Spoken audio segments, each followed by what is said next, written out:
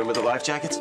Two old school friends decide a fishing trip to Mexico would be a great way to repair their rocky relationships with their dads. Getting all this, Dad? Beautiful. I hadn't seen my dad in quite a while. I didn't have the kind of father-son relationship typically at that point in your life that you have. What promises to be the ultimate male bonding holiday soon turns into a nightmare. What did you do? Mayday, mayday, mayday. As they are forced to ditch their plane in the middle of the sea.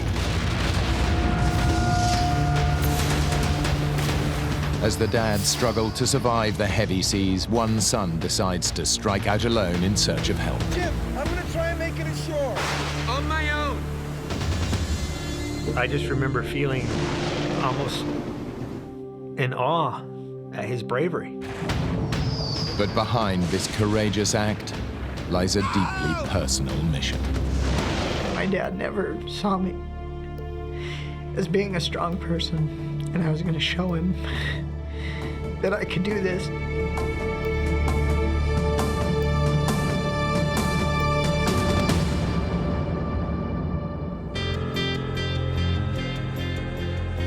Jim Hawley and Jens Lundy have known each other practically all their lives.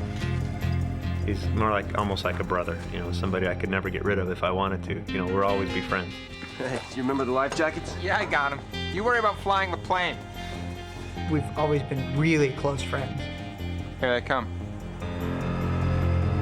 The friends have asked their fathers to join them for a weekend of fishing in Mexico. They hope that the trip will prove a turning point in their relationships. I hadn't seen Jens probably in 3 or 4 years. We kind of drifted apart. When I called my dad, I don't know that he put as much thought into, I'll get to hang out with my kid. Hi, Dad. And really just have that dad-kid friend relationship that I was looking for. But he was real receptive because I had said the magic word fishing. Jim gets off to a good start with his dad. So I finally get to see the aviator in action.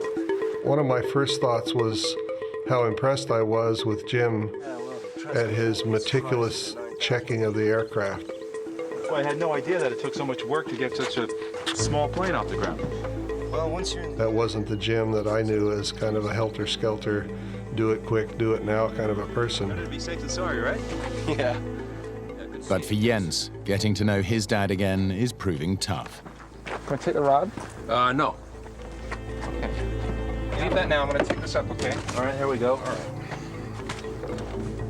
Is it gonna fit? Yeah, that'll fit, okay. You sure it's gonna fit through there? Easy does it. All right, I need the life preservers now, Dad, okay? Life preserver. It wasn't a real organized trip. The life jackets that I purchased were cheap inshore life jackets.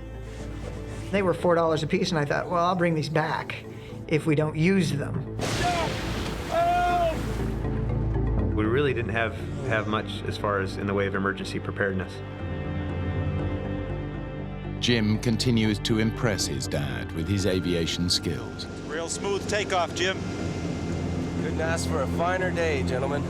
The fun things that I saw out of the trip was to be able to go with Jim and have him be able to fly the plane down there, and that he was showing that part of his success in life.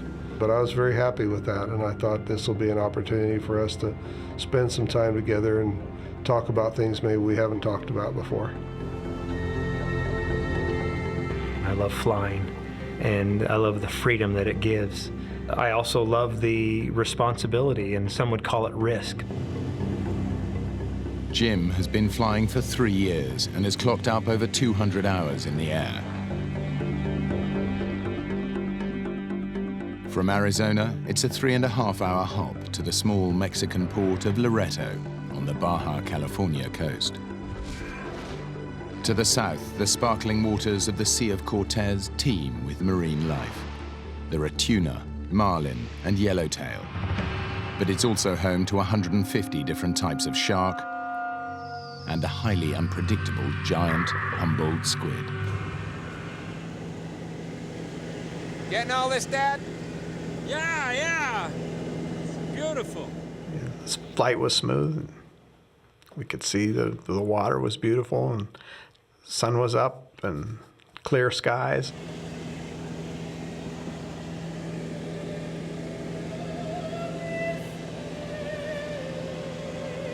As I got ready to take a nap, I put opera on my Walkman to sleep to. It's real comforting, and it's a great opera, The Marriage of Figaro. 3 hours later, the plane is 30 minutes from touchdown, directly over the Sea of Cortez.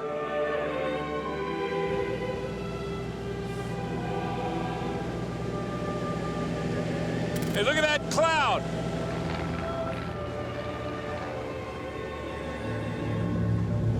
Loretta Tower, Mooney, November 201, Juliet Mike. I'm about 30 miles out. I see a lot of weather building in front of me. Can you give me an idea of the weather at the airport? I had kind of a premonition that something was going to go on with this, something was going to happen. I was beginning to get pretty concerned. I couldn't raise anyone. Okay, guys, I'm gonna take us through this. We'll make better time. Jim thinks it's just a squall, but he's actually flying into a violent storm. It was just a real weird mix of waking up and trying to figure out where in the story I was in the opera and what was going on in the plane at that point. It was alarming because it was so sudden. I didn't see any indications that it was that severe until we were in it. Jim, what's happening? It was one of those types of storms that it was getting worse by the second. And then it started to get turbulent, and I think I saw a lightning strike or two really close. We're in the storm and there's no up, there's no down. I looked at everybody else's faces. They kind of had a look of concern, but they're looking at me to see if I have a look of concern.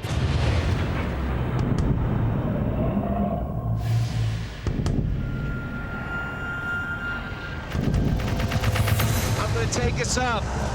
Good, good! I'd like to have my stomach back!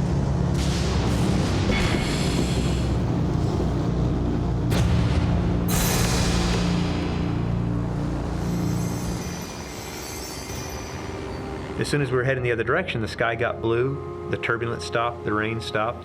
Everybody okay? I didn't think you felt the bumps in first class. Their sense of relief doesn't last long. It was very alarming when the engine quit. It just sort of grenaded. What's happened, son? I don't know. There's a single propeller blade stuck in the vertical position right in front of us. It was like the hand of God reached up and shook the plane. What did you do? I didn't do anything. What? And he kind of gave me the, hang on, let's figure this out. Can you get it started? And there was kind of silence in the plane for a few minutes. I can't.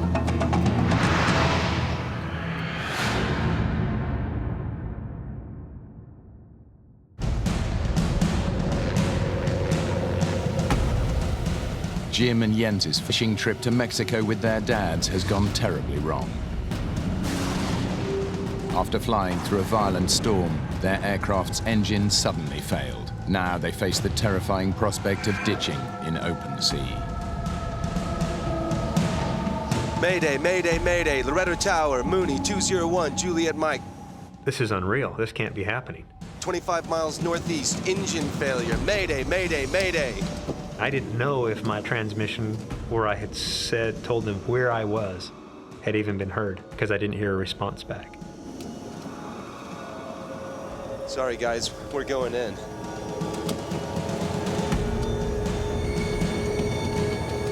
I could see part of the Baja shoreline. I could see, the other direction, nothing but ocean. And I just thought, well, we really don't have any place to go. Okay, guys, I'm taking us back into the storm. The headwind will slow us down. Jim's plan to slow the plane down will help reduce their impact with the water, but it's a risky strategy. If the airspeed drops too far, the plane will simply drop out of the sky.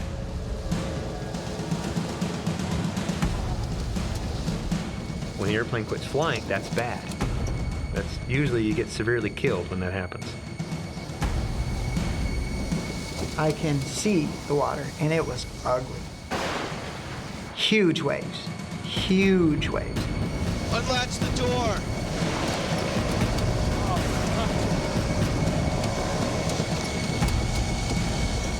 Brace yourselves. I was ready. I had the headrest in my hands. If that was the last thing I ever saw, I wanted to see what happened to me. Are we going to be knocked unconscious and die, or is it just going to be, boom and lights out?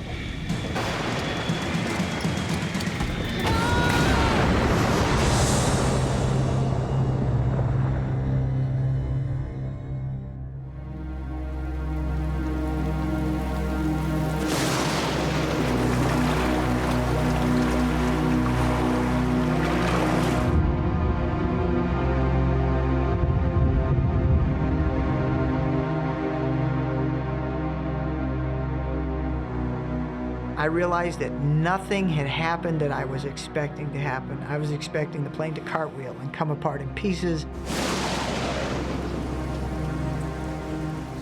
We're alive. A plane was not meant to float. It was gonna sink. I was getting out of the plane. I opened the handle and kicked the door open. And I just undid my seatbelt and jumped out. Decided to better get the hell out of the aircraft. Jim was still in the pilot seat, and I was reaching in going, come on, come on, come on, come on, get out, get out, get out. It was so stormy. I mean, the wind was blowing so hard, the waves were so big and crashing, and it seemed like the sea was going to swallow anything, including us. The airplane began to sit lower and lower into the water within just a few moments. The men have no choice. They grab hold of anything that will keep them afloat and jump into the terrifying seas.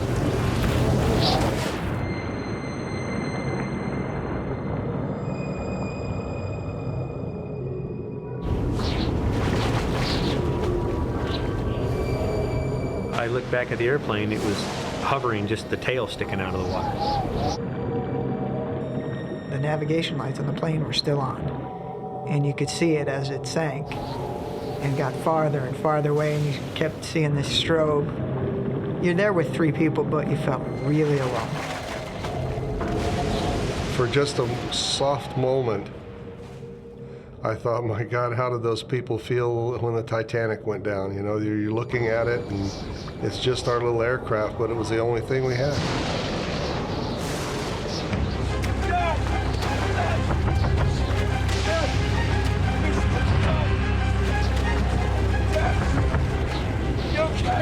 He couldn't breathe, and the whole time he's trying to get his life vest on, and there wasn't anything we could do to help him. The life jackets that I purchased were approximately for children aged 12 to 15, 100 pounds. Jens is bitterly regretting his bid to save money on life jackets. Jim and I were fine in the smaller life jackets, but our dads were not. Jim's dad, 58-year-old John, is the one who's struggling most. I was able to get my shoulders through the straps of the little life jacket, and it kind of ended up being on my back like a backpack. They may have survived the ditching, but their fight for life is only just beginning.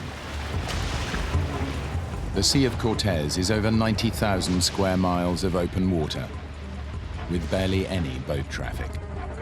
And it's constantly patrolled by dangerous predators like sharks and giant squid. But right now, the men face a more immediate danger. The storm was terrible. The wind was blowing. Lightning, tons of lightning. And John was really scared of the lightning. The lightning looked like telephone poles, and they would hit the water, and I was thinking, how close does that have to get to us to be a danger to us. Each bolt carries up to 100 million volts, and the salt in the water actually helps to conduct the electricity. If a bolt strikes the water even several feet away from the men, the shock could still kill them. Okay. Jim is getting increasingly anxious about his father. My dad had now become very quiet. He was just sort of staring straight ahead, almost like he's in a daze. It's an hour since they ditched, and their situation is becoming desperate.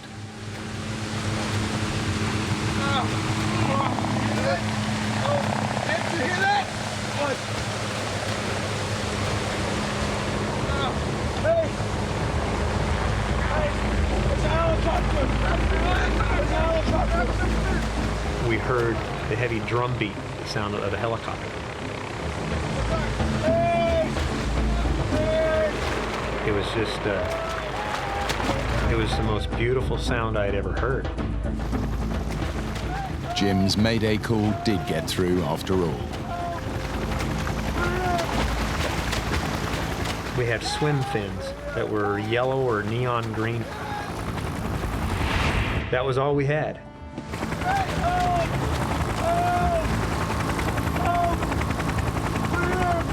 And then the noise got quieter and quieter and quieter.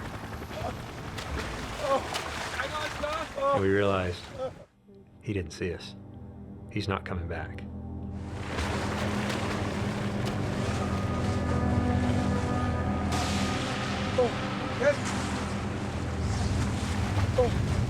How much investment does it take to have some flare guns? You know, you can pull them out, pop, and all of a sudden now, you're an instant target to your would-be rescuer. It was just terribly disappointing because by that time it was now late in the afternoon. The prospects of being out there all night were really frightening.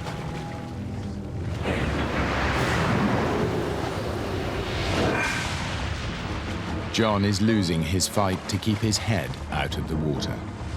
The waves kept crashing over the top, and I swallowed a lot of salt water, and everything I had came up. It just made me violently ill. Dad! Are you okay? I just was totally out of control, and I felt in my mind, I'm losing control of the situation. As Jim was trying to comfort me, I was trying to assure him to get that guilt off of his mind, because I think he was guilty, felt guilty because we were in the water, he felt guilty because I was sick, he felt guilty because he thought maybe I wasn't going to survive or I wasn't going to make it.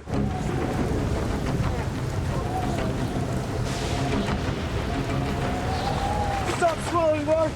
It was frightening. It was very frightening. I didn't want to watch my dad die, especially didn't want to watch him die just because of, you know, drowning or asphyxiation right there in front of us, and there's nothing we could do about it. Dad, please hold on! John's vomiting is rapidly dehydrating him. If it doesn't stop, it could prove fatal.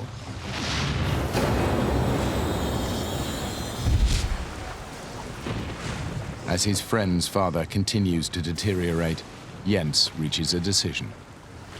I was worried about John. I couldn't handle watching John die. I didn't want to be there for that. Jim! Jim!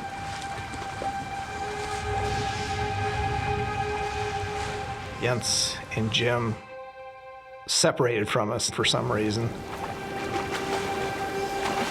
We need to get help for your dad! I don't think anyone's coming! I'm gonna try and make it ashore! My plan at that point was to leave Jim with my dad to care for my dad in case something happened. Okay, let's do it! No, Jim! On my own! And I said, come on, that's... Are you gonna swim you gonna swim alone? You're just gonna leave us and swim alone? That doesn't make sense! We should swim together! I had already made up my mind at that point that I was leaving. Jim, I need you to stay here. I need you to look after your dad. He's sick, Jim. He might not make it. And if he goes, I need you to take care of my dad. I don't want him to be on his own. Look, I need to go get help. I need to go now. Okay. Jens was so insistent, and his logic seemed sound. We'll all make it out of this, I promise. My concern at that point was that my dad would recognize that I was leaving before I was far enough away. Okay. I don't want my dad coming after me. You stay here until I'm out of sight, and then go back and tell him. I said, I'll see you later on tonight or tomorrow, and you know, you just keep swimming in that direction, and I'll do the same. And if they find me before they find you, I'll know where you're at, and vice versa. We'll all make it out of this alive. I could see him, and then I couldn't see him because of the waves, and then I could see him, and I couldn't see him. They were one wave farther away, and then 2 waves farther away, and 3, and it just kept going until 300 yards away, you couldn't see him anymore. Jens has only a vague idea in which direction the land lies. If he gets it wrong, he could end up swimming further out to sea. He finally disappeared from my sight. It was kind of a lonely feeling at that point because I was by myself then too. I think I would have been so frightened to swim by myself. I just remember feeling almost in awe at his bravery.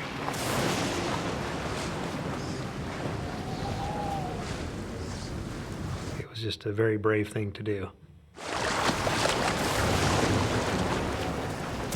Jim knows it may be the last time he sees his friend. Now he has to break the news to Jens's father. Where's Jens? He's going for help. Why'd you let him go by himself? You shouldn't have let him go by himself. That's my son. And he said that they had decided that somebody needed to go for help.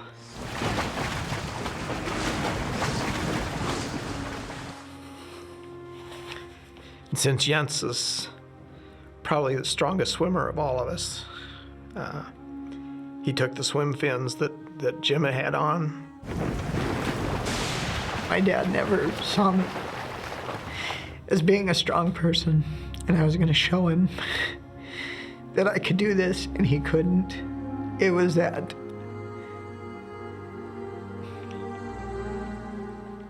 It was that I've grown up, and I'm going to show you.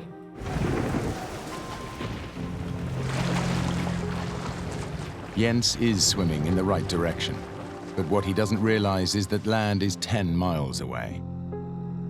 An almost impossible swim through such heavy seas.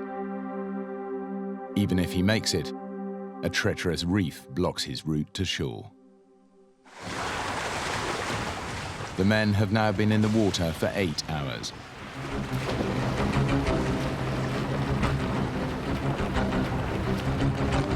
I was wondering how far has he made it? How far has he made it? And I remember looking at my watch and trying to calculate in my head how much speed he could be making through the water to shore and just, peering off into the distance and wondering, did he make it there?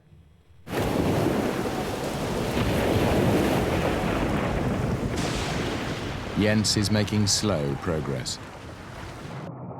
He has no idea how far away land is, or if he even has the strength to make it there alive. I was just done. I didn't feel that I was going to be able to actually make it to shore at that point, because I was fighting these waves and just swim uphill and then downhill and uphill.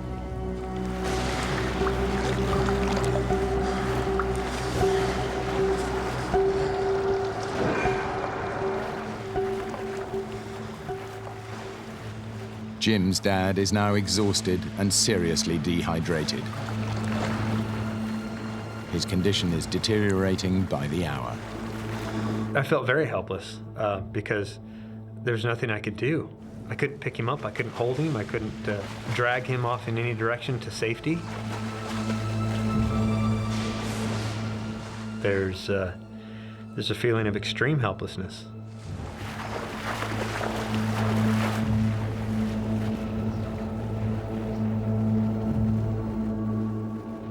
As night falls, an exhausted Jens swims on.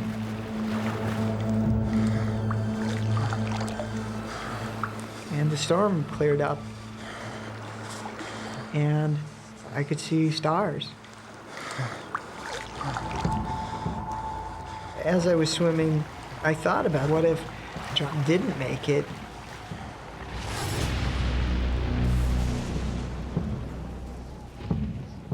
There was a shooting star, and you always hear that that's the representative of an angel, and I thought John had died.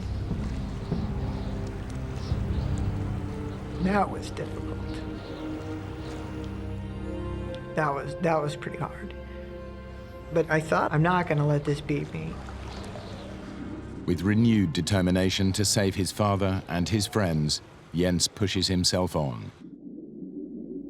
But then he gets a shock. I felt there were things around me, and I started feeling kind of pinprick sensations every once in a while and could not figure out why that was happening. Jens realizes, to his horror, that he is not alone in the water. Jens has ditched in the Sea of Cortez with his best friend and their fathers. In a desperate effort to save them, he struck out alone for the shore. We had to let somebody know that we were alive and that we needed to be rescued. As night fell, the storm subsided. But Jens still has many hours swimming ahead of him before he can reach land and raise the alarm. I'd been swimming for nearly 6 hours. I was thirsty, really thirsty.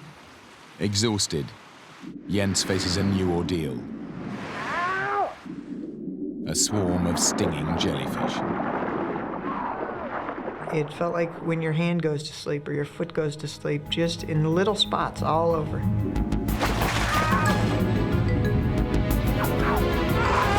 And they were getting in my shorts, which is not a place you really want jellyfish. The barrage of stings push Jens's already exhausted body to the verge of total collapse.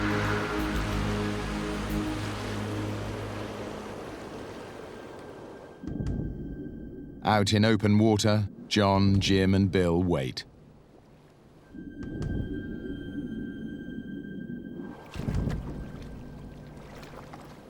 The men have no idea what lurks beneath them.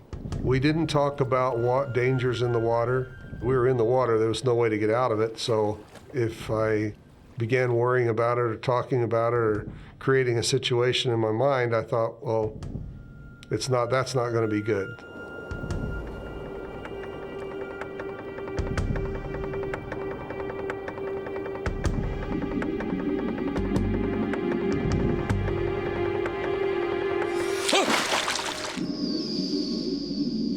What the hell was that? What? I felt something. It felt warm. It brushed against my legs. I knew for sure there was something else in the water with us then. Are you okay? I don't know. It brought back also to the reality that, hey, maybe something is stalking us. Jim knows these waters are full of dangerous predators. One of the most feared is the giant Humboldt squid. The squid are very aggressive, and they're very large, and they're very capable of killing a person. They are very easily provoked into a frenzy. And if you're in the water during that time, it could be very dangerous. Mexican fishermen call the jumbo squid Diablos Rojos, red devils. They can grow up to 7 feet long and weigh more than 100 pounds. The squid's powerful tentacles pull the prey into its mouth, where it tears it to shreds with its razor-sharp beak.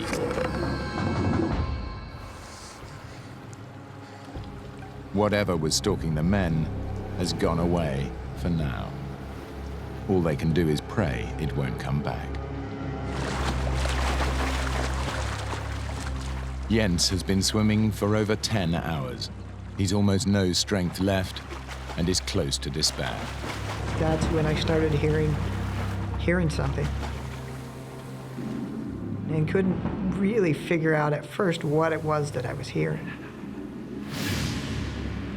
and would stop and just be as quiet as possible and try to control my breathing and try to slow down my heartbeat so I could hear this noise that was happening every couple seconds.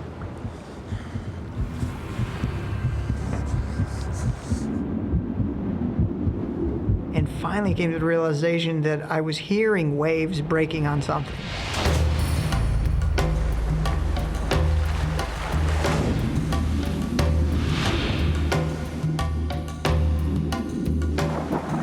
And the closer I got, the louder they got.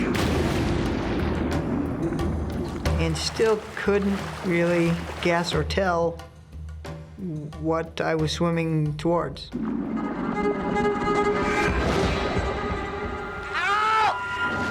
I smashed my knee on something solid. It cut me right where my knee hit the rock. And then the rock is covered in sea urchins.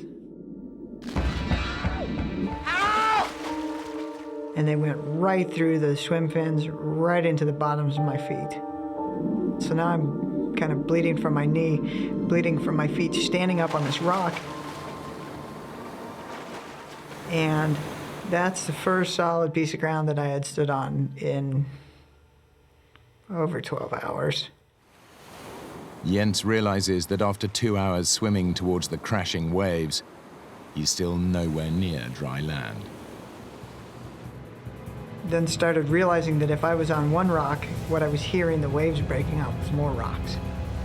And that I was headed right into a washing machine full of sharp rocks. Jens has reached the dangerous reef. A whirlpool of surf and treacherous rocks bars his way to shore. He has just one option. I knew that I had to swim back the way that I came. It was heart-wrenching to know that I had to push off of this solid piece of ground and swim back out into the ocean. In the open sea, John has stopped vomiting. Ironically, it's Jim, the youngest and fittest of all of them, who is now in the most danger. He is feeling the first effects of hypothermia. Here I am, I'm 24 hours without sleep. It's 3 o'clock in the morning.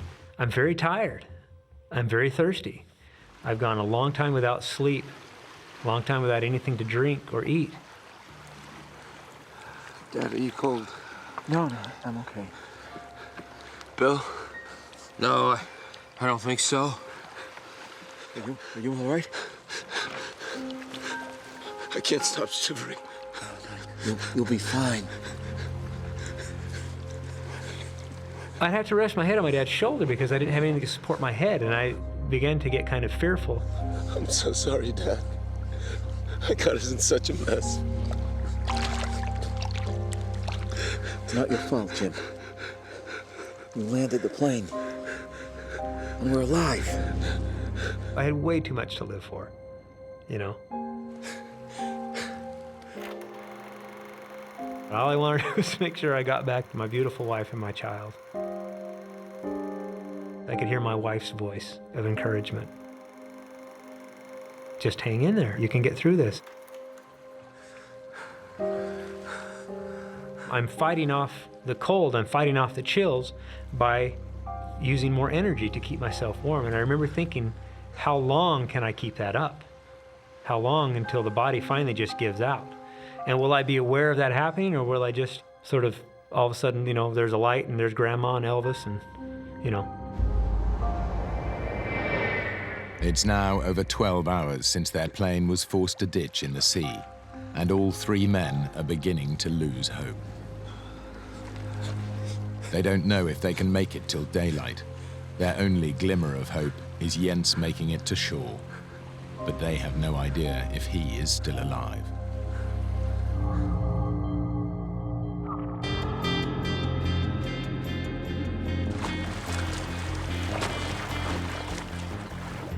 Jens is still struggling to find his way through the hazardous reef. Finally, after 2 hours, he sees something. It was just, it was amazing. As I swam farther and farther south, I saw a light on the beach. It was a Mexican fisherman that had camped out on this beach. He doesn't get the reaction he was expecting. The fishermen are wary. People coming ashore in the middle of the night are often drug smugglers. I'm sorry, I don't understand. No hablo español. The fisherman spoke no English. Not enough to communicate what happened and what I needed. Mi amigo, they're still out there. No, I don't understand. Cálmate.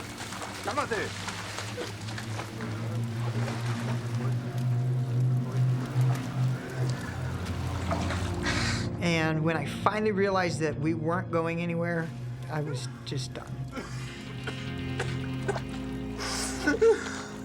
And just started crying.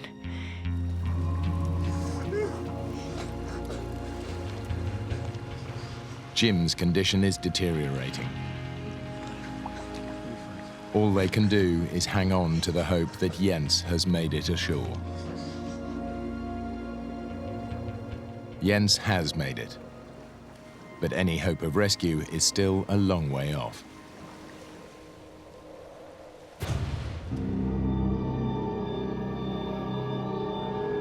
Dawn.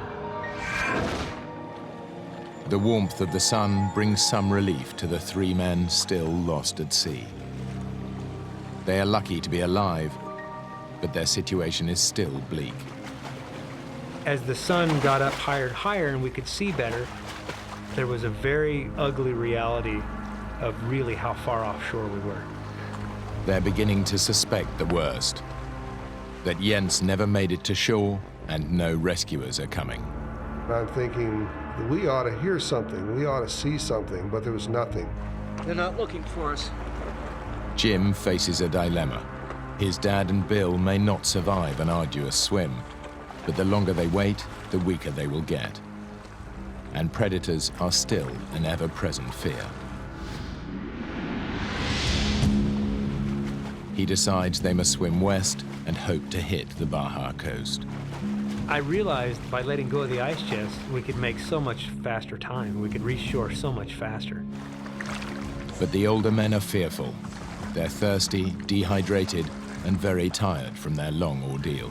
Dad, Bill, let go of the chest. We can swim much faster without it. And I remember the look on my dad's face. Once he let go of that ice chest, he had to let go of it mentally as well as physically.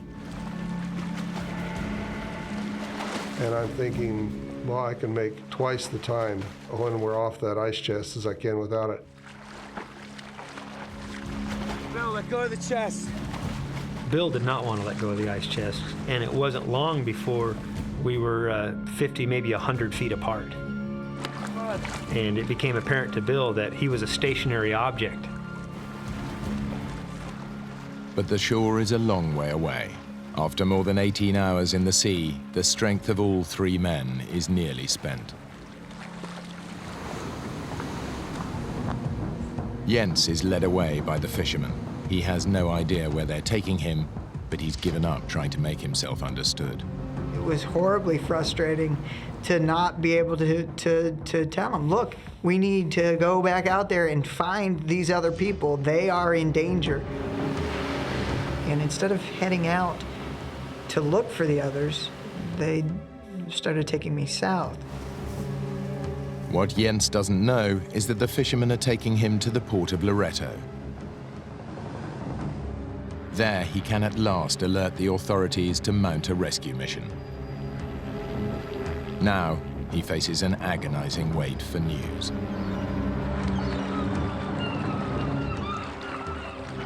There was a curious bunch of seagulls. They would come out and kind of hover over us and then fly back to shore. I think they were monitoring our progress or seeing if one of us was going to die so they could get an easy meal. But I remember one of the seagulls came so close to me, I actually swung at it with my hand.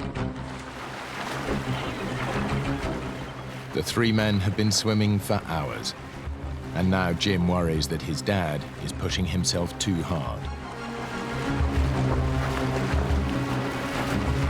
I remember my dad behaving odd. My dad wanted to get to shore, die trying. He was focused like a laser beam on getting to shore. I gave up in my mind that they were looking for us. I didn't believe they were looking for us. I felt like we had to get to shore.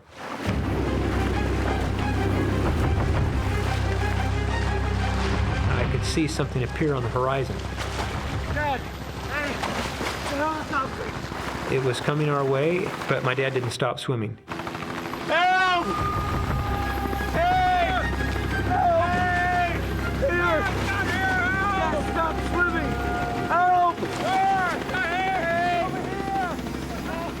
Help! We were all waving and screaming and hollering and everything in the water. It circled around us. We're here! Help! And then as soon as it circled around us, it headed off back from the direction which it came.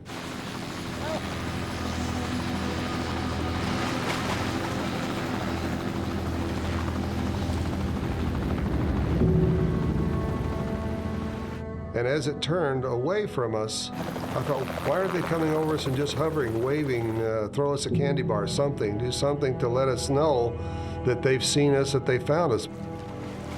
We thought for sure we were going to have to do our own rescue and go on into shore on our own, that nobody was going to take care of us.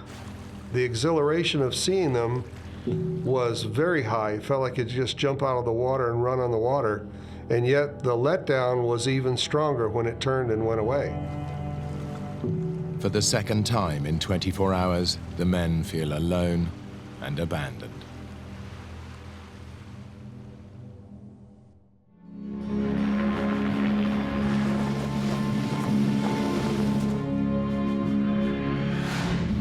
While Jens waits for news, he has to make the toughest call of his life, to Jim's wife. And he doesn't even know if Jim is dead or alive. She answered the phone, and I gave her, "Hey, Cheryl, how you doing?" Hey, Cheryl, how you doing? She said, I'm fine." This might not shock you, but things didn't quite turn out the way we planned. And she said, "What do you mean?" And I said, "Well, We had to ditch the plane in the ocean. and she said, "Where's Jim?"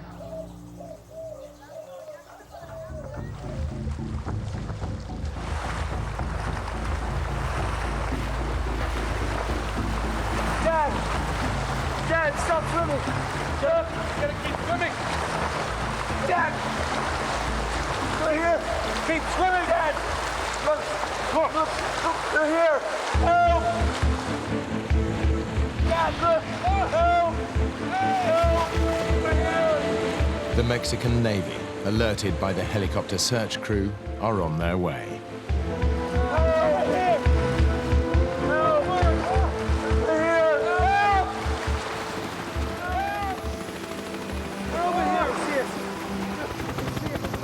Jens' epic swim has saved their lives.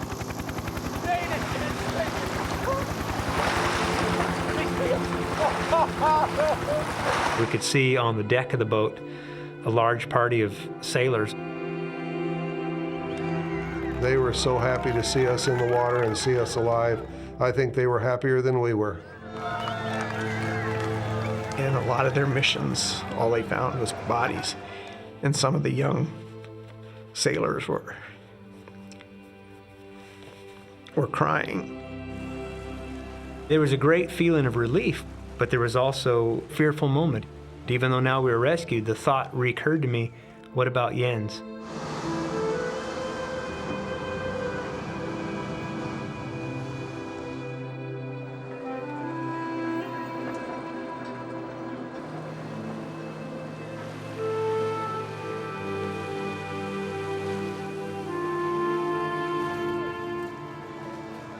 There was this crowd mulling around at the dock. And all these people that were there waiting just started clapping. And they all were kind of looking at me, looking in my face. It was kind of guy. Up until that point, I didn't realize that I was that guy. I could see Jensen walking towards us. There was my buddy. It was a great moment. It was so great to see him in person, and it's like, thank God, thank you, you know, that you allowed him to survive. And Jim was the first one off the boat. And he hugged me. I thought you were dead. There was a huge sense of relief for the both of us to see each other again. Yes. And my dad came over and hugged me and told me he loved me. And that's the first time my dad had said that in years. At that point, I really felt that he did. I felt that he was proud of me. And I still think of him as a hero.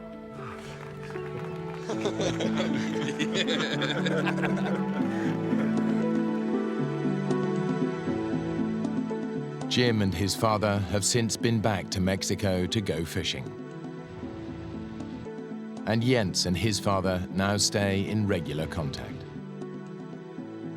Despite their ordeal, Jim and Jens still go flying together. Why the aircraft's engine failed is a mystery that has never been solved.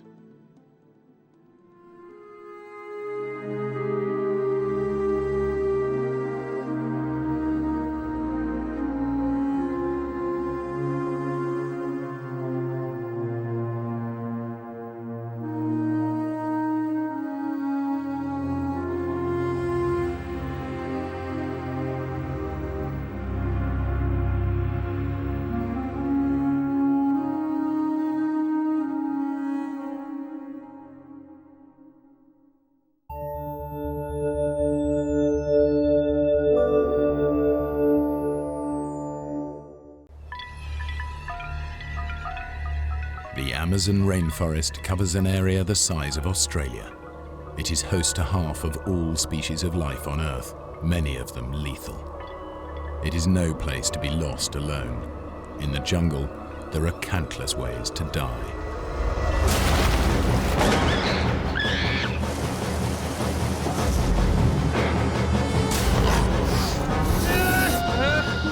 This is a true story of a fatal decision that betrayed a friendship and turned the adventure of a lifetime into a deadly struggle for survival.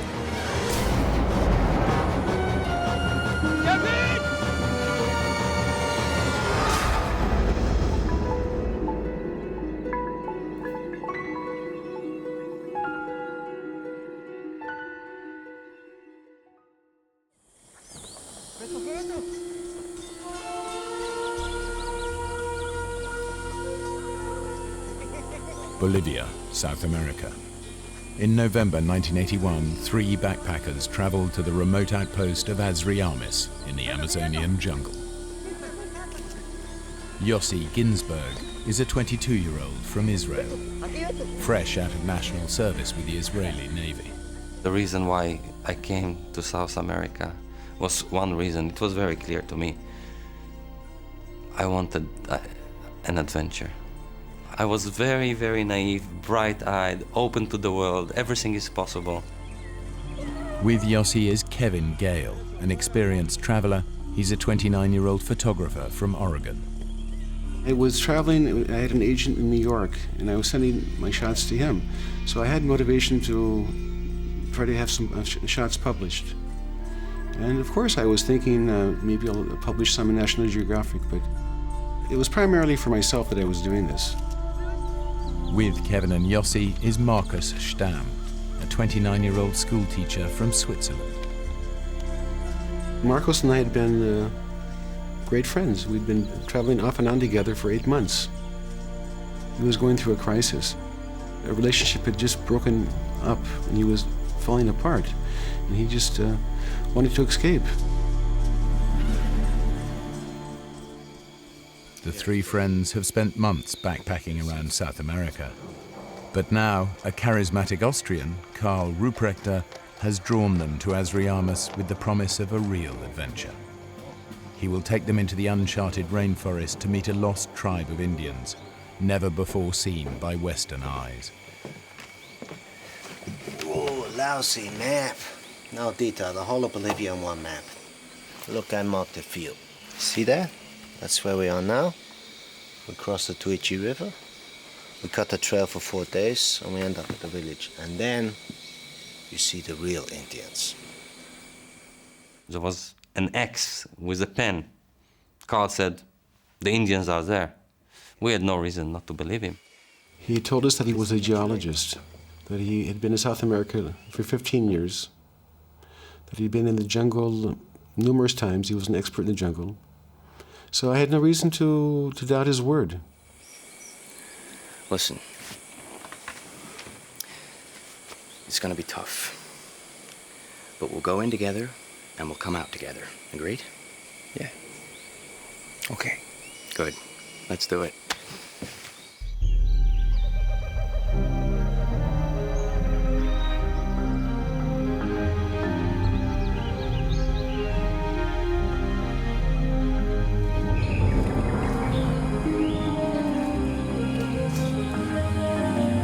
Guys. As we set off from Asariamas, we started seeing, like things were changing, and we weren't exactly the same people already. And I think the reason for it was that we knew we're leaving civilization behind, and this is it, just the 4 of us. Up, Marcus. It's a jungle. The friends follow their guide into the rainforest. Ahead of them lies a week-long hike to the Indian village. From there, Carl has told them they will return to civilization by rafting down the Tuichi River. It was a different world, and we could hear animal life all over the place. Monkeys were howling, screaming, and I could see birds, numerous varieties, all over the place. It was like a picture.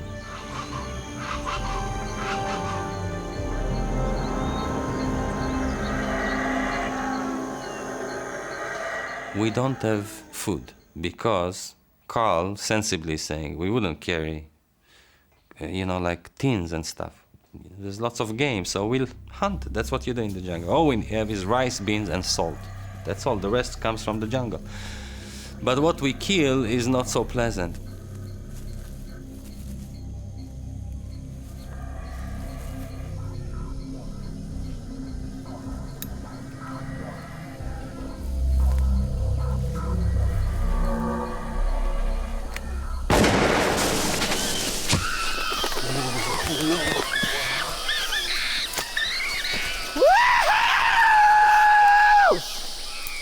To the pot!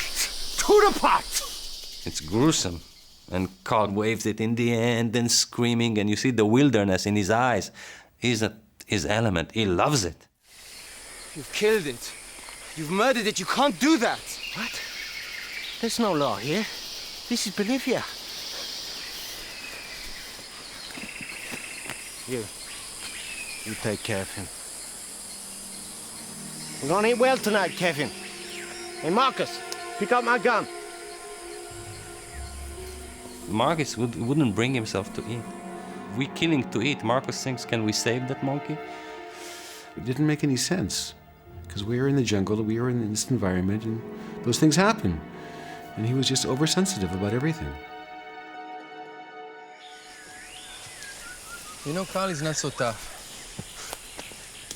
What would you know about it, Yossi? You were never in nature like this before? Well, I was in the military. Yeah, that was the Navy. This is the jungle. Where's this damn village? Oh, this is bad, my friend. You gotta be careful with this. You see the saws?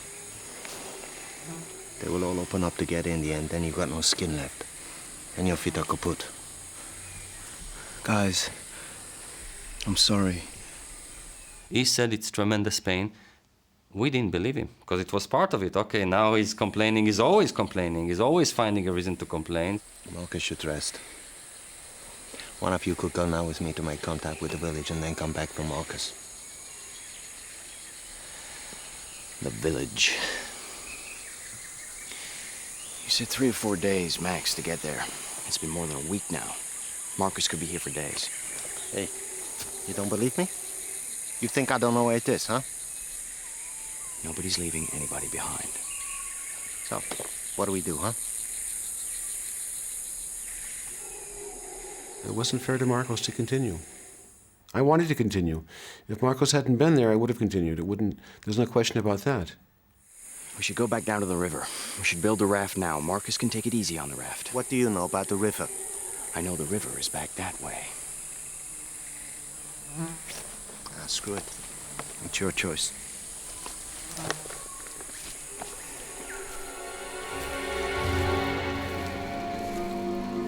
Forced to abandon their dream of visiting the Indian village, the adventurers head back to the Tuichi River. Now they will raft out of the jungle. My dream had been shattered, and I was very upset. And I knew I wouldn't have another chance. So I was in a pretty foul mood. I was very upset because my dream, to make contact with the Indians, that dream was gone. And, it was mainly because of Marcus. But ahead of them lies nearly 100 miles of river before the nearest settlement and the airstrip home. Immediately, we knew it's a mistake. Left! Left! Go left! What left? Easy, Carl. On. Good line. We're on the Carl line. We're right on course. Go deep! In the rainforest, Carl was the authority, and rightly so. But not anymore, because on the river, Kevin saw immediately that Carl is no authority. It was ridiculous, because Carl didn't know how to swim. It was very obvious to me that Carl didn't know what he was doing in the raft. And I let him know. I told him that he was doing everything backwards. Listen to me, we do okay. Carl, nobody's gonna drown. I think we are okay. Maybe it's my imagination. So now there was like fighting on the raft. They were fighting because Carl said, we have to pull to the left. And Kevin said, nonsense, you have to go to the other side. Come on, pull you! Whoa. Carl would scream and curse. Don't listen to me, look what happens, huh? What'd I tell you?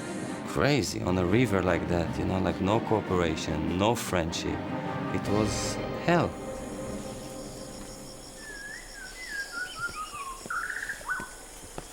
We're pretty close to the canyon. Huh? I told you. You gotta forget the raft now. Look. We are here. Almost the Cape Down River. It's the Malpaso San Pedro Falls. He called us and he said, down from here.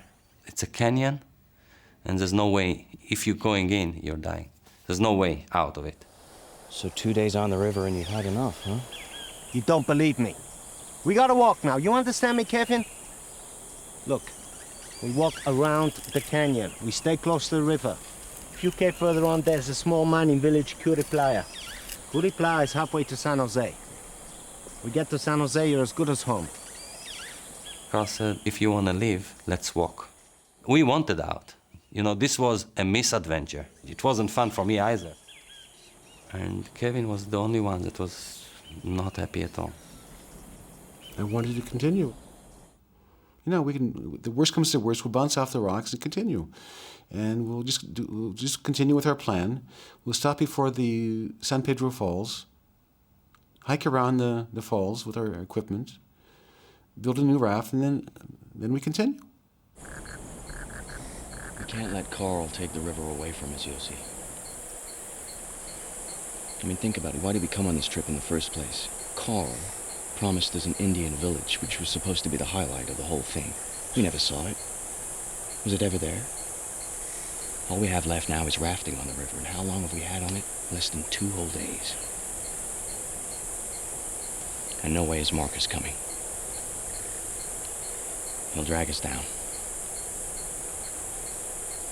We could do it. We could go it alone.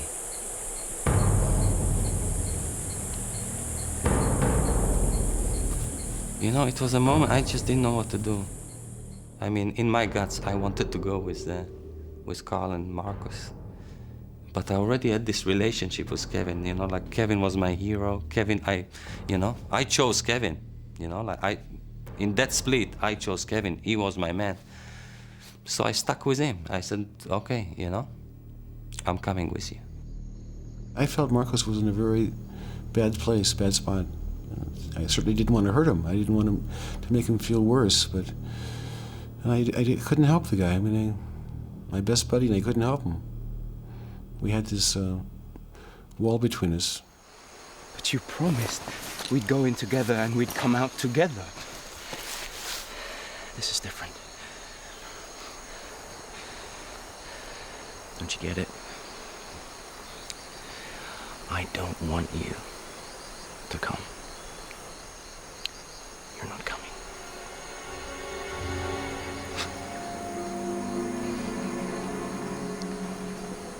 So this is it? Yeah, I guess it is.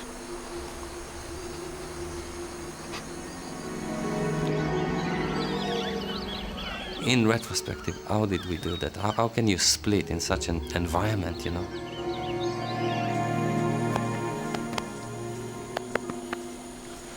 I know you'll be all right.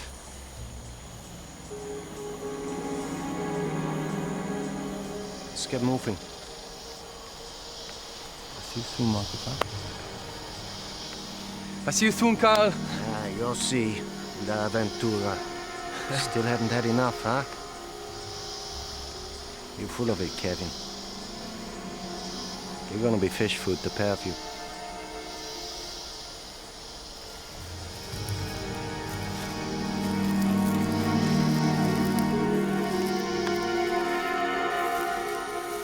It was heart-wrenching. It was like a betrayal, and it was a terrible feeling. I really felt ashamed. It should take little more than a week for Carl and Marcus to hike out to the nearest village. But now Yossi and Kevin face the dangers of the river alone. Kevin and I went into full excitement into let's the adventure begin. A new chapter, no more 4 people. Kevin became the authority, and I accepted his authority. I guess part of it was an issue of age, but other part was that I didn't know rivers. All right, get it dead straight. Go. Keep in time with my rhythm. Almost immediately, we entered a series of roller coaster waves. Hard your side. It was a different river. Paddle hard. It's becoming much more intense. You know, like the river is getting narrow, the water swifter. And certainly it was a bad decision to continue. That was a major mistake.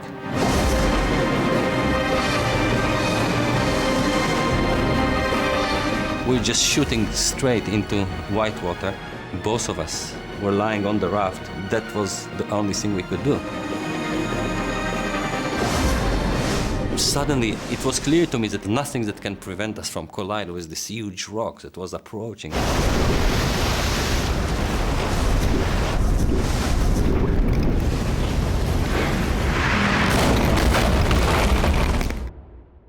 And that's what happened. We hit the rock.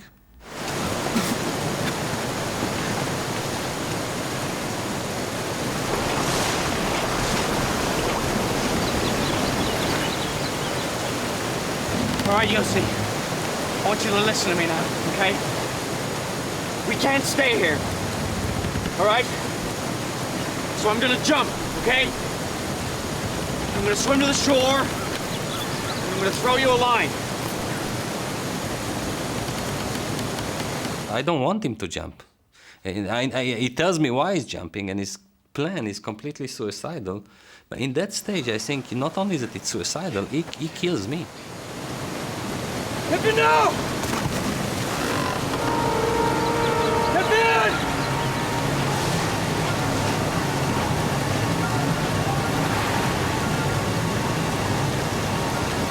Hit me in!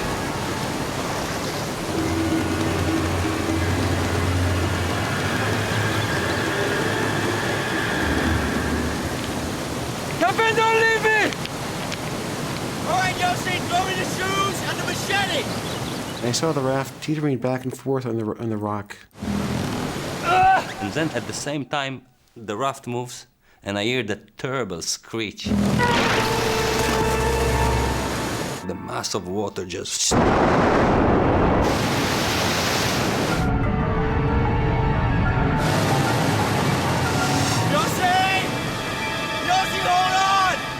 He entered the rapids, and I saw him go through 2 or 3 rapids, a couple drops, and around the bend he went, and I didn't see him again.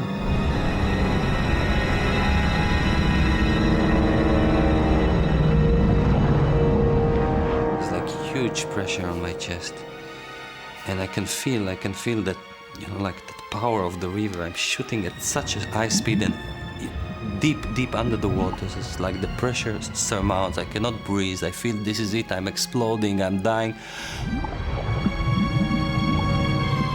And I knew this is my end.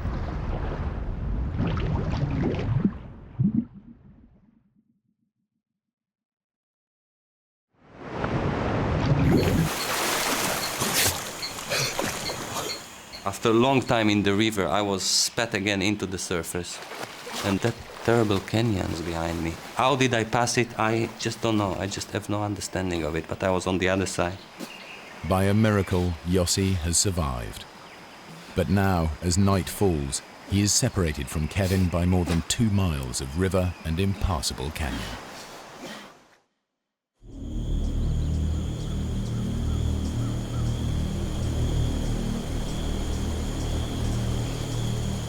The next morning, Kevin starts to search for Yossi.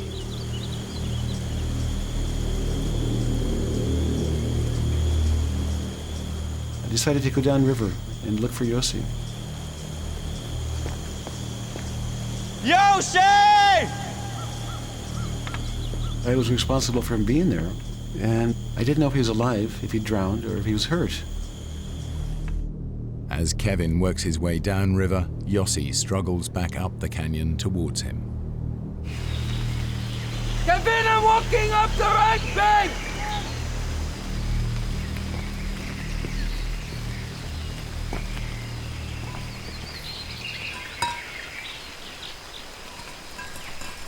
Early morning of the day after this tragedy, this disaster, I hear this scratch, this metallic scratch. Behind the rock, there's a small pool. In the middle there, the backpack is waiting. Yes! When Kevin made this bag, he said, "Give me everything important to you, because this is the life bag." He tied 2 empty things to have it float. The life bag contains vital supplies: a flashlight, a waterproof poncho, a few ounces of rice, and, crucially, the map that promises Yossi's best chance of survival. I put the backpack on my back, and now with a new spirit, I climbed up thinking that it's gonna be easy now. Kevin and I get together, and it's gonna be over. We've got the equipment. It's gonna be a good story.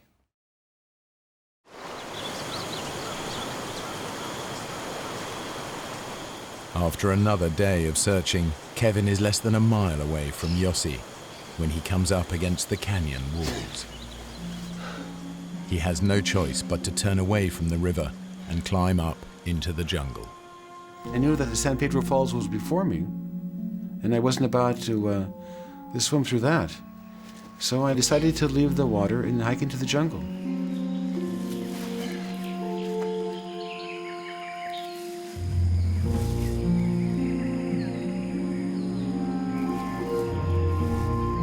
Now it's clear that when I was walking behind the ridge or the bluff in the jungle, Yossi was walking upriver, not very far away.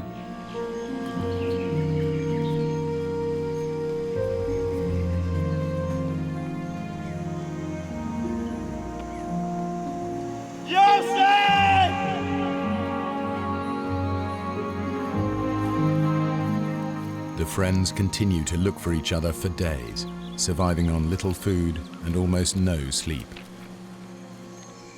They're unaware that every step is taking them further apart.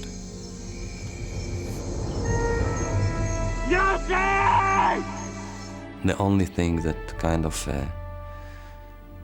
kept me going was the notion that Kevin is running after me and he will follow me and things will be fine when Kevin comes.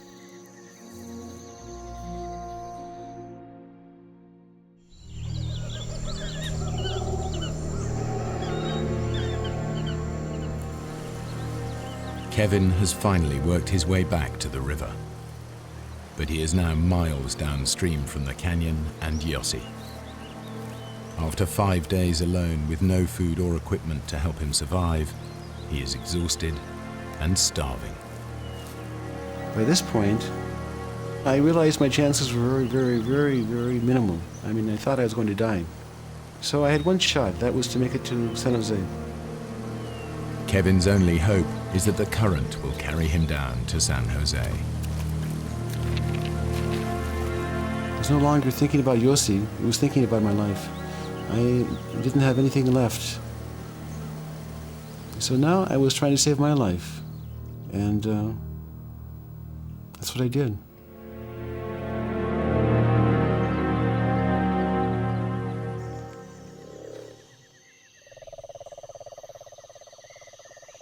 That night, the fear was so big that every minute, every little thing I'll hear, I'll just jump and I'll start looking around to make sure there's no animal coming.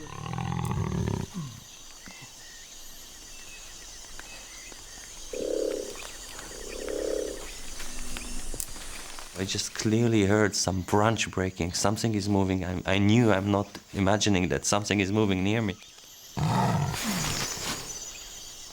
I look with the flashlight around. But the moment I put the beam on, I see the face of a jaguar.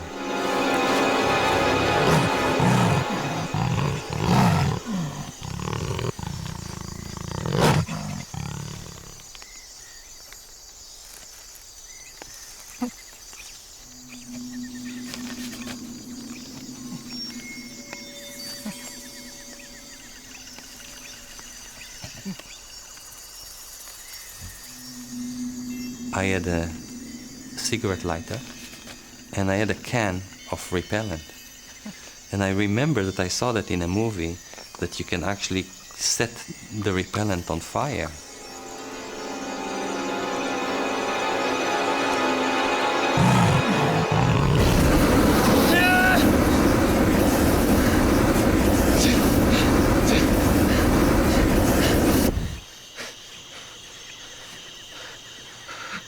The flame died, and there was no jaguar. You know, like I managed to scare him. I sat there for the rest of the night, and you know, I started crying and screaming and trembling. It was consuming, that fear.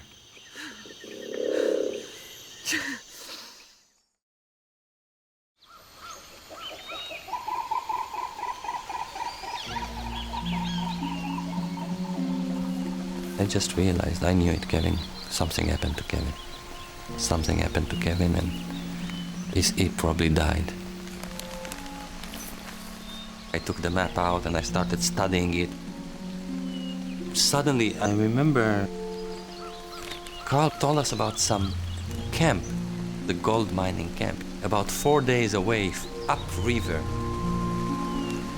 Playa. So now I had like an idea. I have to walk, and looking at the map, it was very hard to work it out, but I thought within 2, 3, 4 days maximum I'm making it to the camp. And once I made it to the camp, I'll have a trail to follow, and I'll make it out.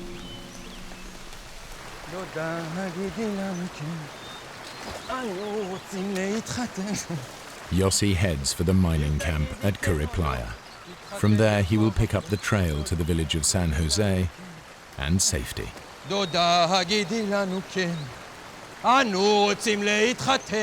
And here I am singing out loud, my chest open, enjoying the scenery and fully trusting I'm gonna make it.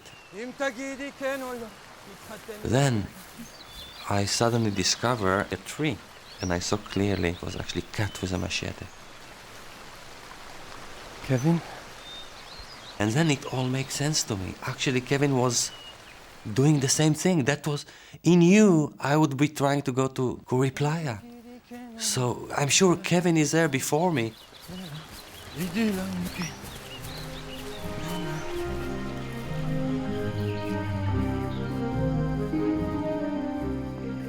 kept on walking along that trail, and it started being a bit strange because the marks weren't as clear as before.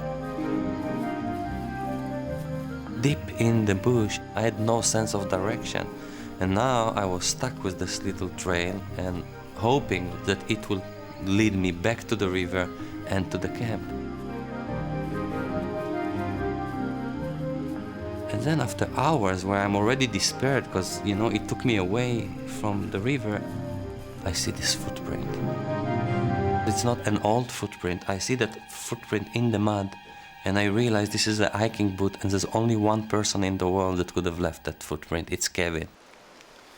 Kevin!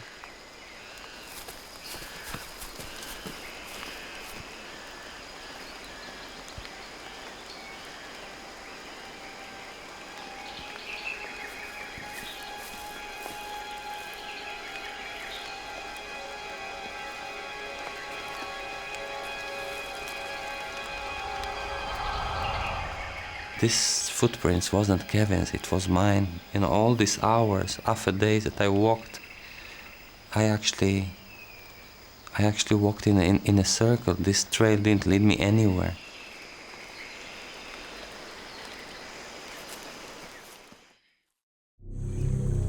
After hours on the river, Kevin's condition is critical. He's barely conscious and has no idea if he has passed San Jose or not.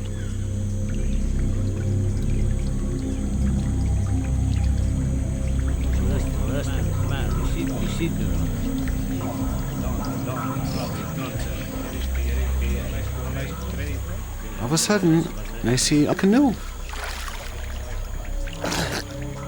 The current is swift, so it's taking me downriver quite a ways.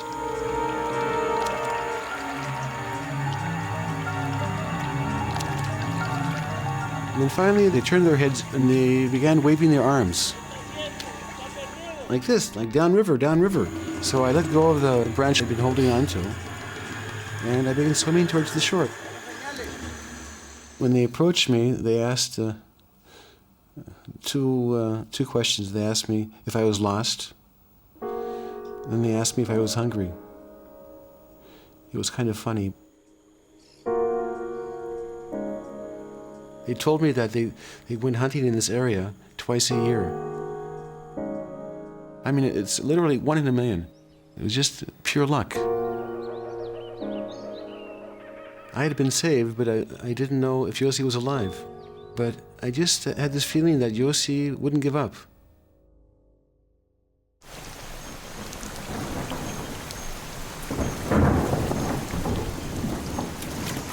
Yossi pushes on towards the old mining camp. With the rice gone, he's surviving on little more than scraps of fruit scavenged from the jungle floor. I just made it a rule. I'm not gonna lose the river again. Suddenly, there was this opening along the river and I saw the hut. Gold player.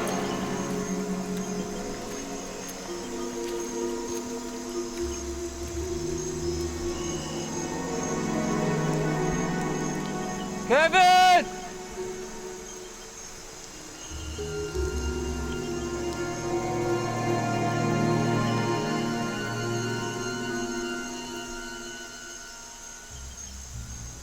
I was so hurt. The disease on my feet, this fungus, reached my hands as well, and my hands were raw as well. And I felt that not only the pain that was so excruciating, but I actually remembered how Marcus had that. And I remember that I actually didn't believe him, and I thought that he's a wimp. And for a second I was thinking that maybe what has happened to me was directly related to the way I behaved to him, to my friend. And now I know, because I suffer myself.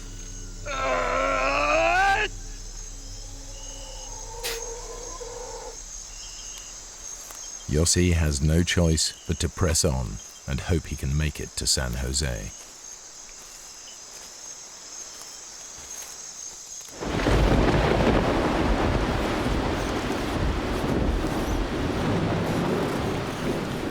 The rain was merciless. It was so tough. The night came and it was very hard to escape. What happened is quite unbelievable. I didn't know of that phenomena, but literally the jungle started collapsing.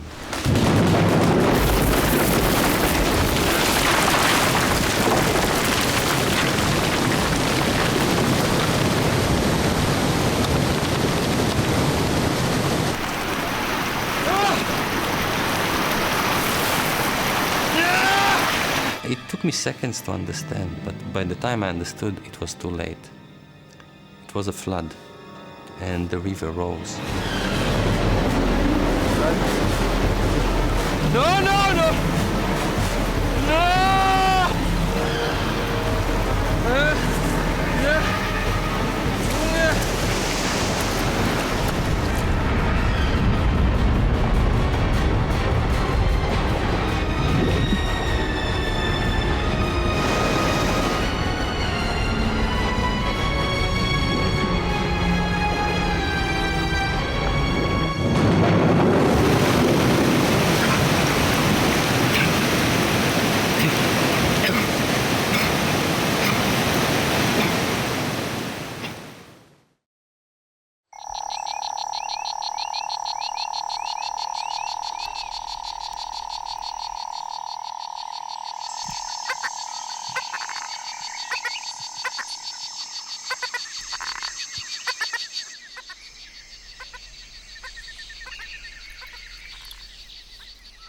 By morning, the flash flood has subsided, but Yossi has been washed far away from the river.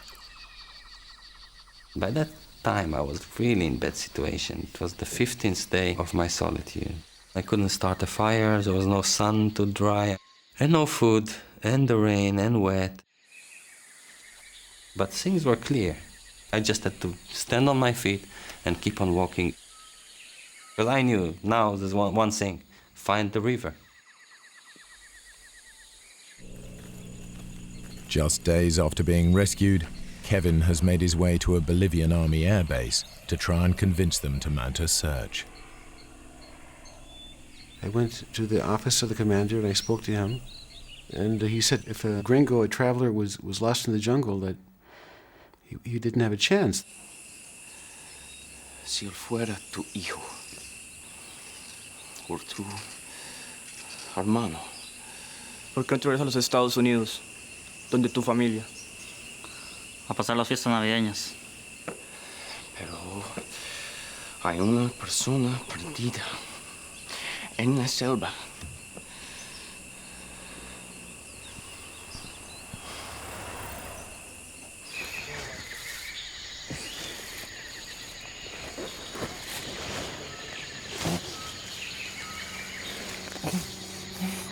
I hear that noise, and I listen to that noise because it's so foreign, and I start realizing it's an airplane. I'm saved, and I know everything now. I know also that Kevin is in the plane. I know it's a plane after me. I know it's Kevin there, and I'm just jumping on my feet, and I'm running, and I'm screaming, Kevin! Kevin! Kevin! What don't say?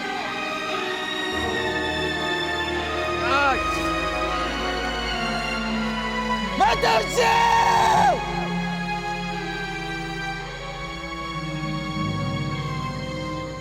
You know, as soon as I realized this airplane was just oblivious to me, I just collapsed.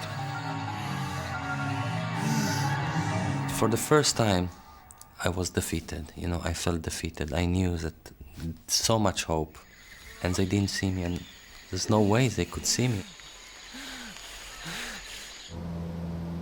Flying just a few hundred feet above, in a Bolivian army spotter plane, Kevin shares Yossi's sense of defeat. I realized that we couldn't see much. And I asked him to fly lower, and he wouldn't. He said it was too dangerous. And on top of that, we were flying in a straight line. He wasn't following the contour of the river. It didn't have a chance to find Yossi this way.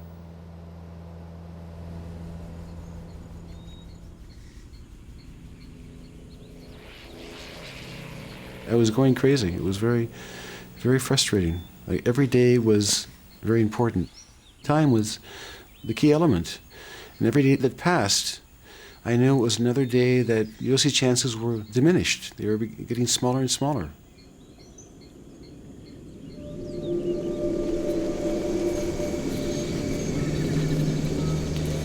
Yossi has now spent 17 days alone in the jungle.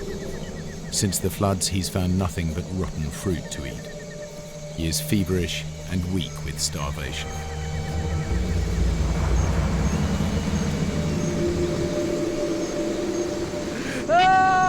I was famined, I was diseased, I was injured and weak.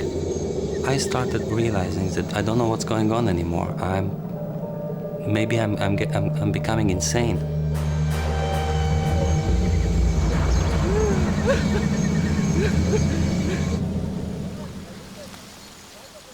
I thought that Yossi wouldn't give up, so I began thinking about the next steps.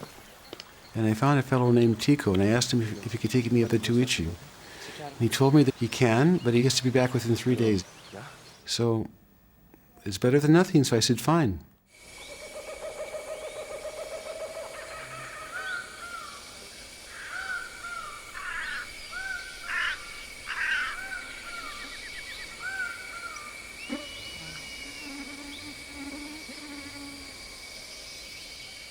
Something bit me. It was a strong bite.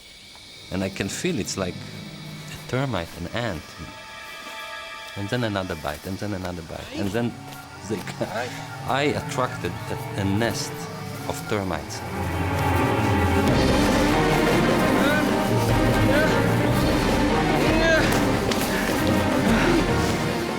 And there were like hundreds of them, and then thousands of them, and I couldn't escape. There were no way I could escape.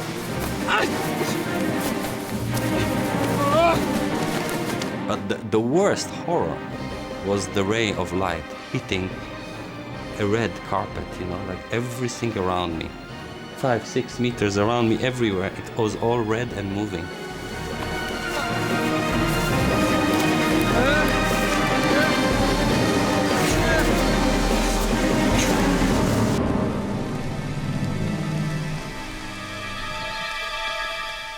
My body was like a colander. There was no place in my body that wasn't bleeding. And I just had to escape now. And I stood on my feet and I kept on walking.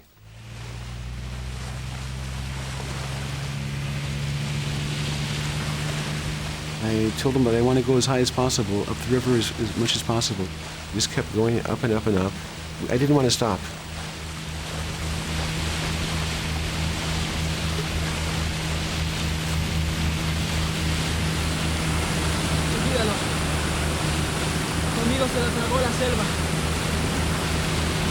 The jungle is just the jungle.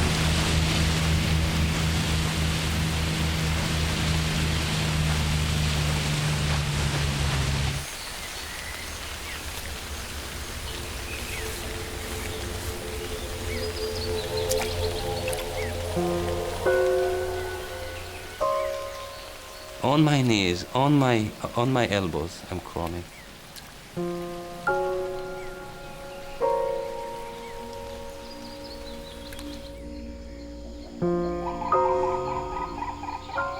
Suddenly I started seeing a few things that I recognized, and it was actually Kuriplaya. I went all the way back to that deserted mining camp.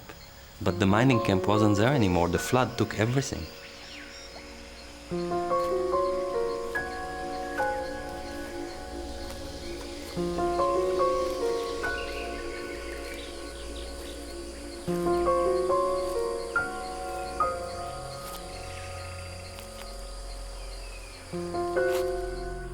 My feet weren't feet anymore. They were like two lumps, two chunks of blood and pus. I gave up. I prayed to God, just allow me to die. All I want is to rest. Let me die.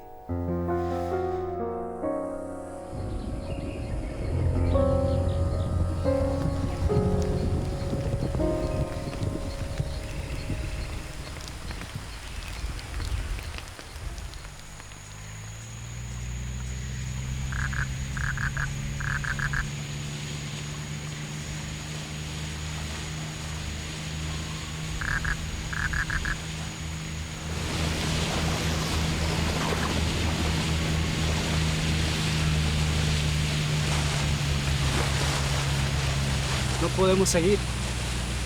Mira, el río está creciendo de nuevo. Hay rápidos arriba.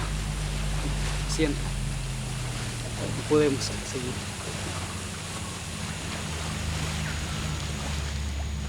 I knew that was it for Yossi. It would take weeks, if not a month, to get back to the jungle. And there's no way that he could survive another month in the jungle. And I just felt this heavy feeling, and this sense of loss, and this terrible sense of guilt that I'd caused his death.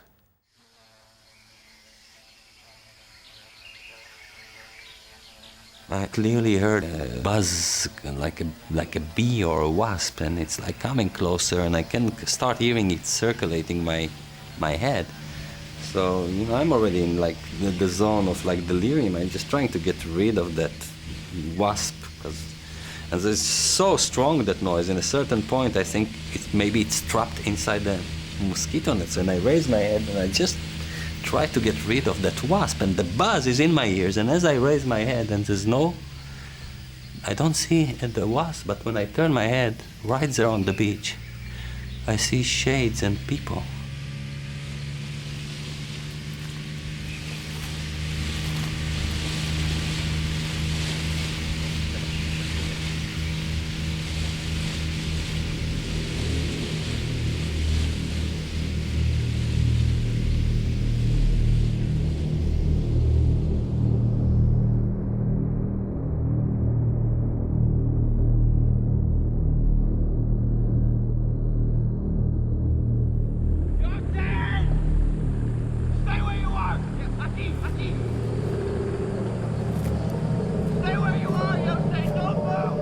I mean, it's like at that stage, I don't know what's going on. Just, you know, like Kevin, like a flesh is already there, and I'm collapsing in his arms, and we just hold each other and hold each other. It's now just emotion. We cry and cry and cry.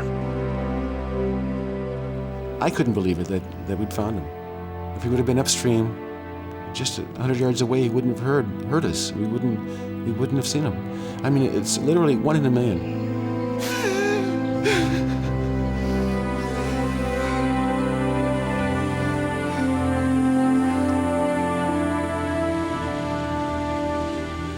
My life was spared. I mean, I know Kevin saved my life, but it was a miracle. For sure, it was a miracle. I think that Yossi saved my life, because if we hadn't found him, if he would have perished in the jungle, I would have had a very heavy burden to bear, knowing that I caused his death. Because I put him in the situation, and I was entirely responsible. So I think that's how I see it.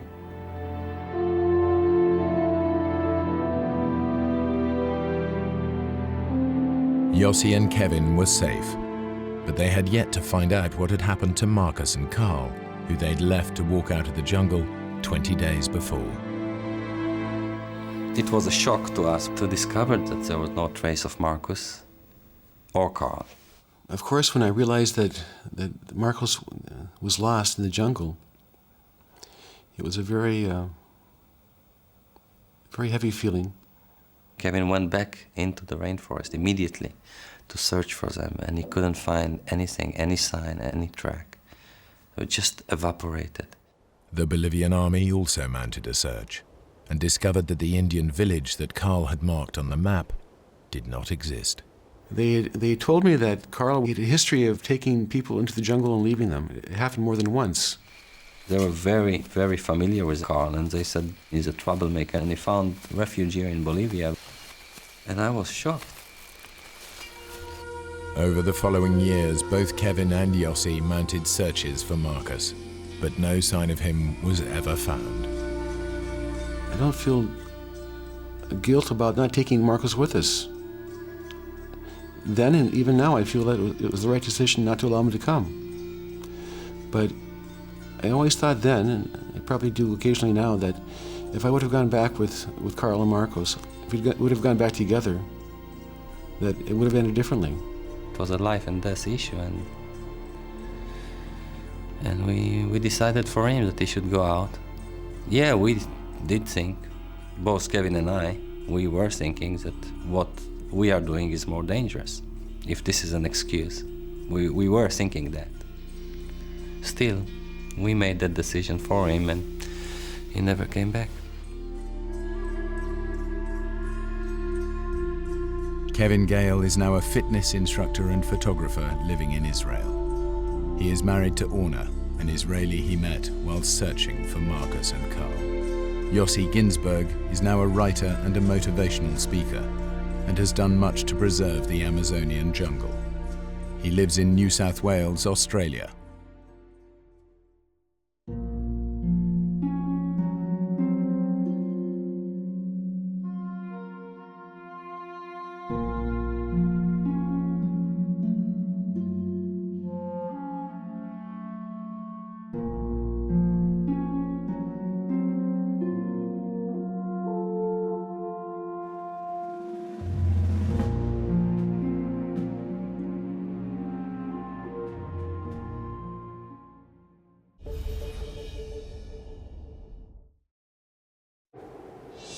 Two friends attempt one of the toughest climbs in Alaska. Yeah? One is horribly injured. Do they wait for rescue or risk a treacherous descent? Do you want it? The choice is tearing them apart. I want off this mountain! Help isn't coming. And the mountain is trying to kill them any way it can. Avalanches are roaring everywhere. It's bad. It's war.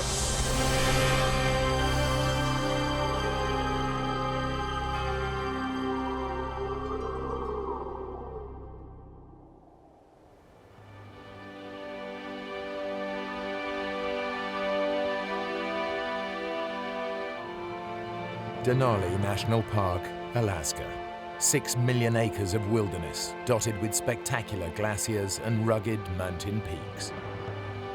It's a magnet for extreme climbers like Dave Nyman and Jim Sweeney.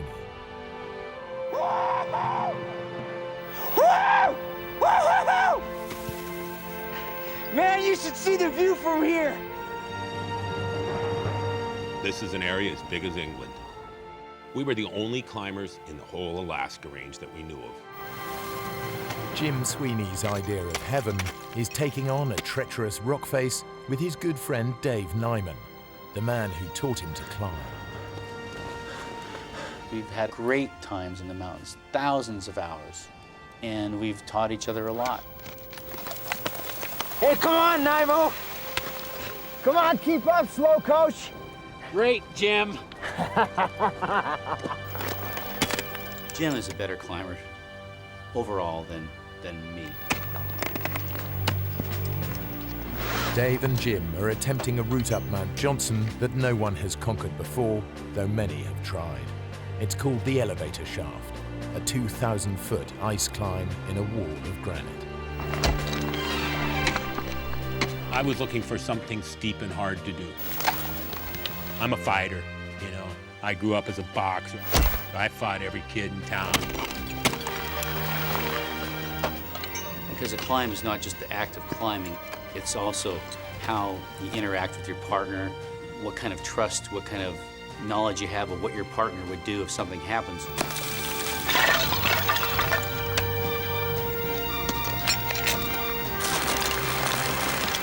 Jim's taking out the rope and he's moving fast. He gets up to the end of each length of rope and he keeps pulling me up behind him.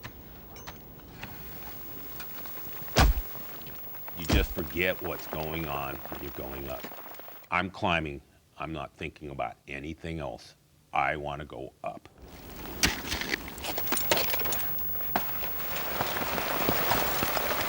Hang on, Dave.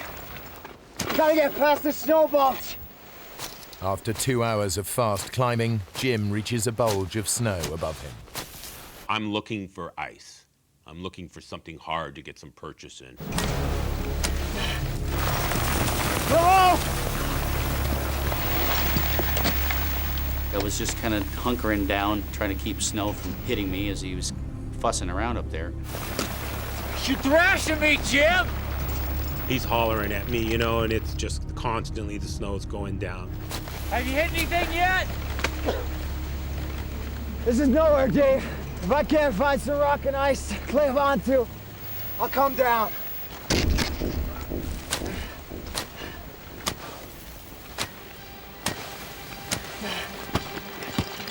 Ah!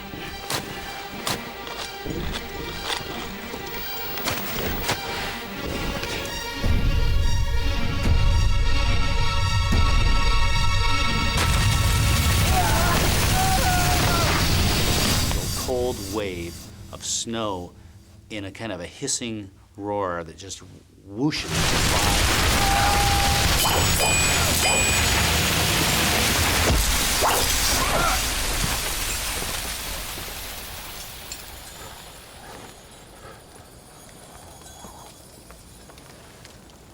He's not moving. Jim! I'm coming, Jim. Just hold on. He's about 100 feet down below me. I knew I had to work fast. At this point, I don't know what kind of shape he's in. I don't know if he's choking, if he can't breathe.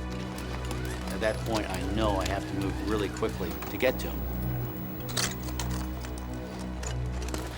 Jim? I can see blood trickling out of his nose and his mouth and his ear.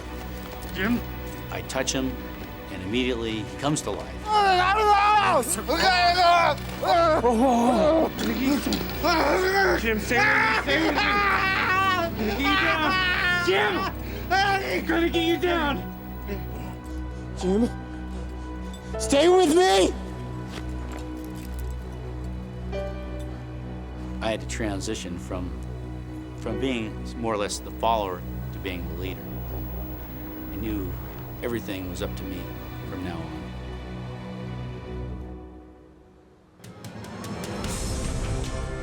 Dave's first task is to get Jim out of danger. He has to lower Jim's dead weight 1,000 feet down the near vertical rock face of the elevator shaft. Over several hours, I would lower him below me, and I'd drop Jim down another full length of rope, maybe 165 feet. Jim, I need you to wake up! Jim!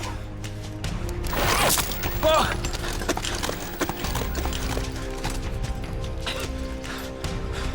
Okay, here we go. We're going again. It takes Dave the best part of 5 hours to lower Jim down to relative safety. Last bit, Jim.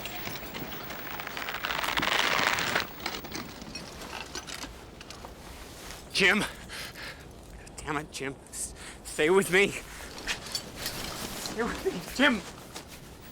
I have no memories of the fall whatsoever. None. The first thing real I remember was Dave screaming at me. Wake up! Come on. Stay with me. Dave and Jim are still 5,500 feet up Mount Johnson, in an area rife with avalanches.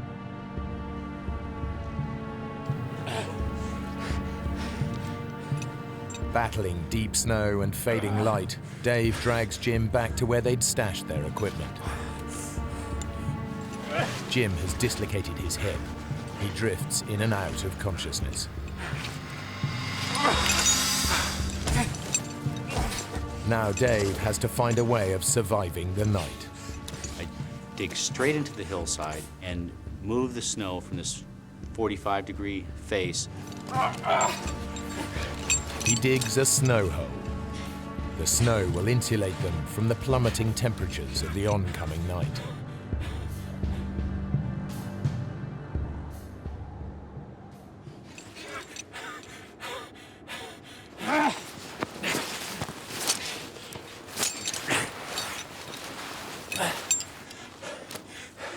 Okay, Jim, let's get you safe.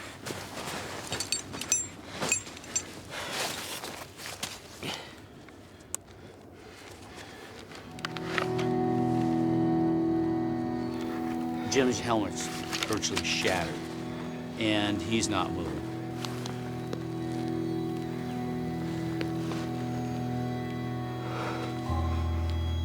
Oh, no. At that point, I realized this has gone from bad to even worse.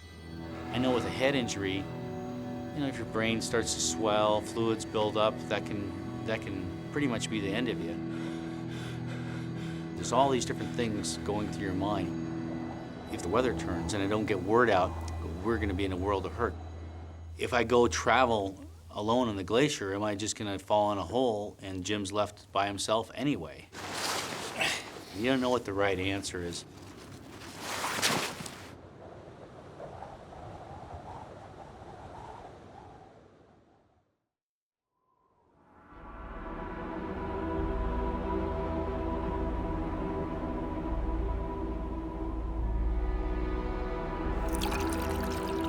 By morning, Jim is semi-conscious and Dave has made a decision.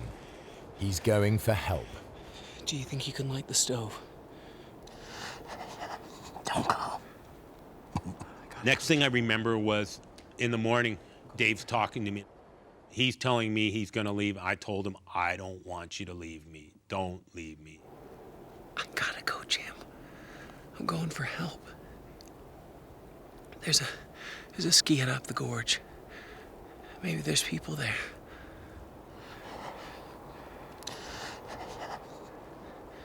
They might have a radio.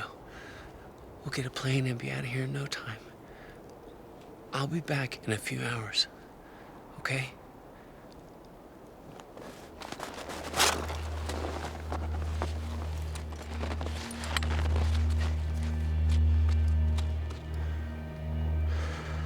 Leaving a partner in that kind of situation is, you might come back and he'll be buried or he'll be dead.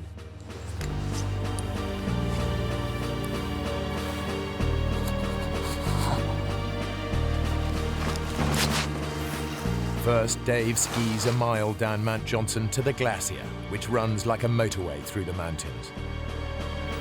The ski hut is then a 7-mile struggle uphill, a dangerous route across crevasse-cracked terrain. Generally, if you fall in a crevasse on that glacier, there's really no hope for you. You're gone. You're gone from the world. You might end up 1,000, 2,000 feet down, straight down. It's pretty frightening.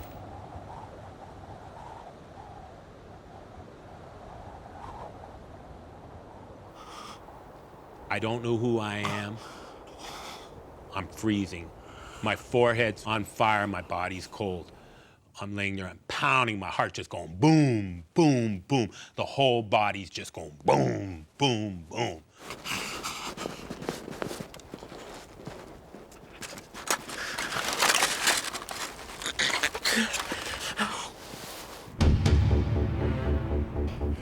After 6 hours hard skiing, Dave reaches the ski hut. Help!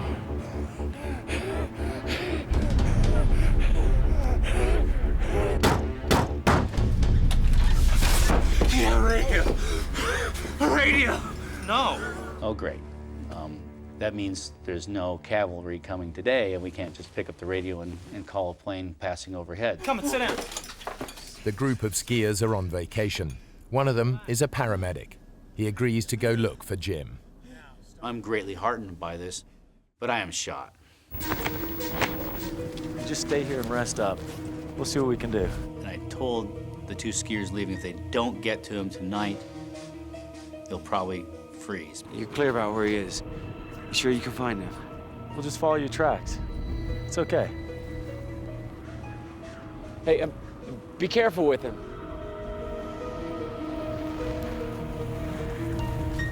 Unable to radio for help, Dave and one of the skiers tramp out a giant SOS in the snow.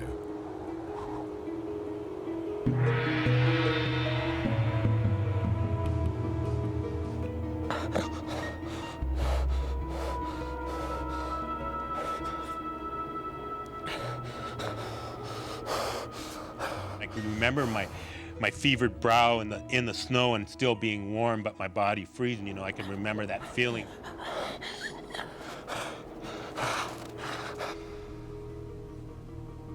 We spent a lot of time together. We've been through a lot of different things. Hang in there, buddy. Jim would never give up. Miles away, alone and exposed on the mountain, Jim is losing his grip on reality again.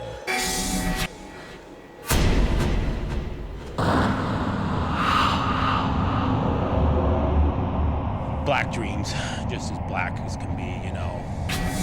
I didn't know who I was with, where I was at. I didn't even know I was a climber.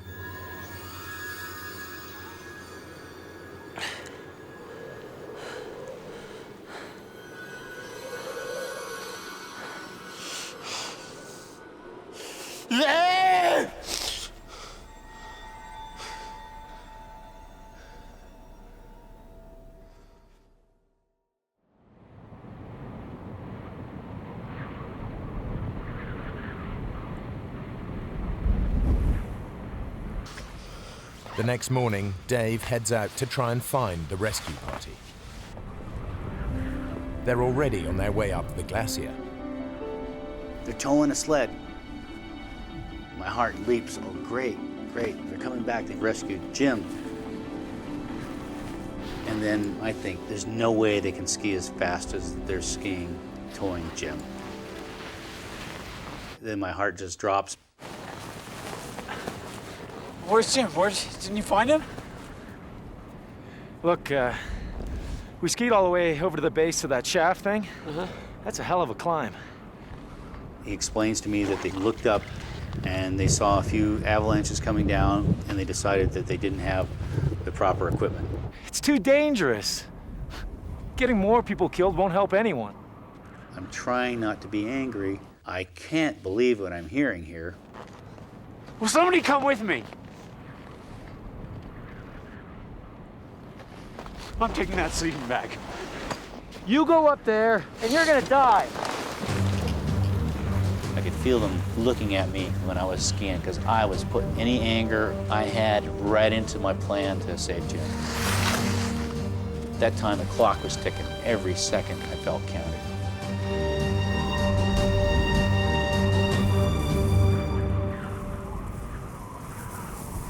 "8 miles away, Jim is being buried by snowslides. I'd realized I was somewhere bad. I'm totally encased in snow. I'm going, where the hell's Dave? I raced down the glacier. Maybe what I covered in 6 hours took a half hour, going downhill. And so I made it in no time down to the camp and just started grabbing gear. Dave heads back up to Mount Johnson, to the snow hole where he'd left Jim 30 hours earlier.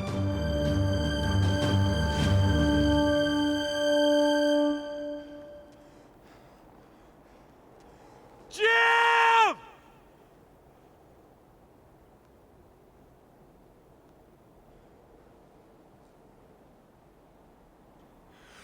Jim! I heard probably the most beautiful sound I've ever heard. Oh!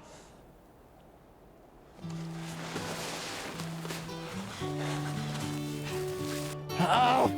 And I'm screaming, and I hear Dave. Jim? Jim? He was buried in a snowslide.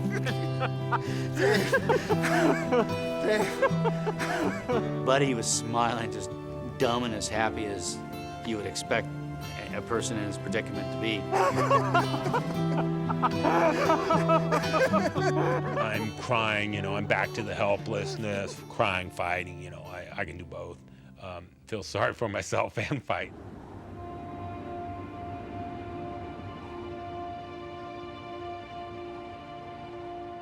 Dave pitches the tent near the snow hole, and at last Jim gets the opportunity to warm up. This is a nice, big, warm sleeping bag. Jim, I need to take a look at your hip.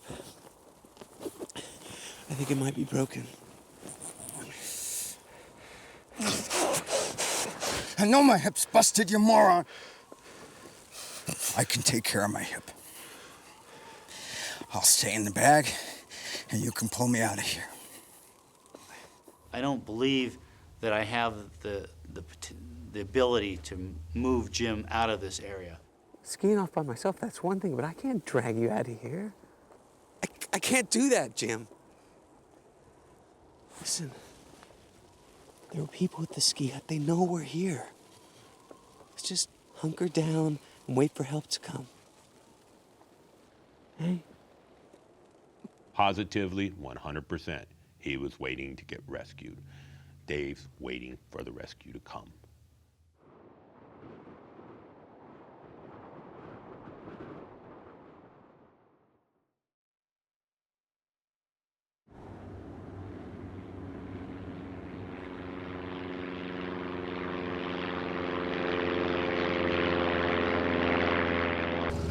Mark Niver and his wife Roberta are flying over the Ruth Glacier looking for a place to land for a romantic picnic. It was the place that Mark had proposed to me. It was our anniversary, so we decided to go up there. That was our plan. Stay up there for an hour or two and have some lunch and kind of walk around and we wanted to enjoy the sights because it's just such a gorgeous area up there. As we turned, I could see that the weather doesn't look all that great. I don't think we should land. I think we better go home. Okay, hon.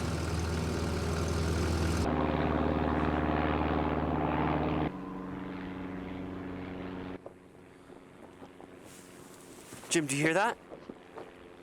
Jim, come on, man, there's a plane. And I figured it'll see the SOS. We'll be out of here in no time.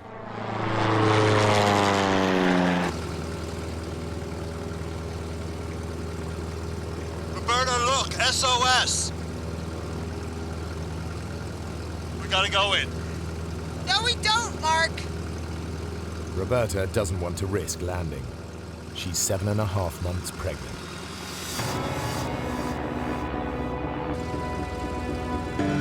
What are you doing? You just said we shouldn't land here. It's an SOS, we have to land. She's nervous, obviously, and she's telling me, Mark, we can't land. She's kind of hollering at me. It's somewhat distractive as I'm lining up to land.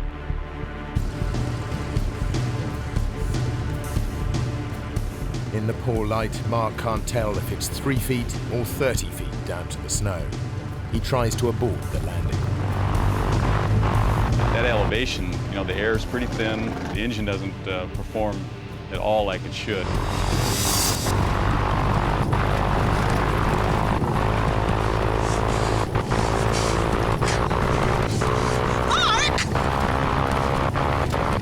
So I grabbed my stomach and held on.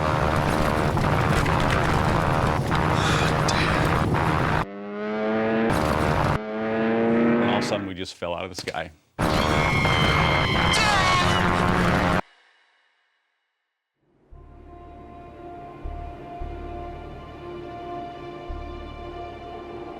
Dave and Jim remain stranded halfway up Mount Johnson. Unbeknownst to them, Mark and Roberta Niver's plane has crashed 8 miles away. Their attempt to help has only made things worse. Fortunately, the shelter of the ski hut is close at hand. Living in Alaska, things happen. You just have to adapt to what your situation is. Whoa, where'd you come? Can you help, please? The baby is still moving, but Roberta has ruptured 2 discs in her back. I had to pull within myself. It's already a very scary situation. Tried to remain calm and tried not to dwell on what if. I was afraid if I started to think what if, I'd be in trouble. We saw that SOS. Is it yours? No. Hey, sit down.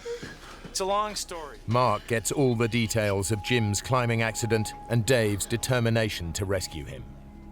Immediately, I'm thinking of those guys. I mean, the snow's falling, the wind's blowing.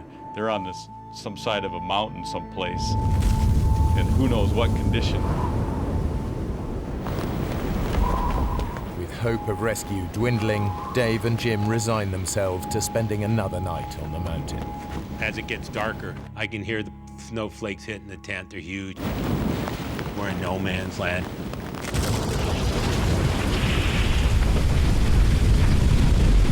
Maybe before midnight, we started hearing activity of avalanches in the area.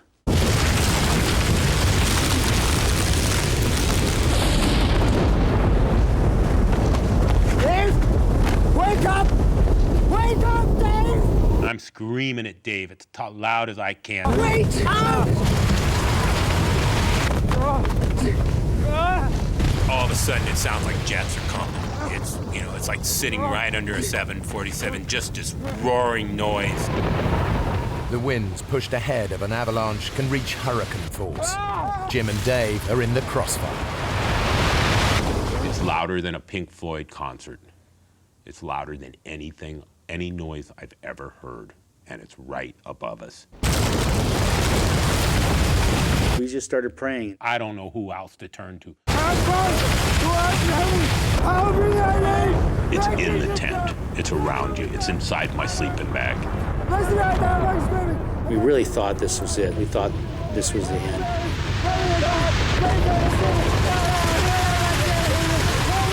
But we're saying these prayers just constantly, you know, 3 every minute for, you know, for hours.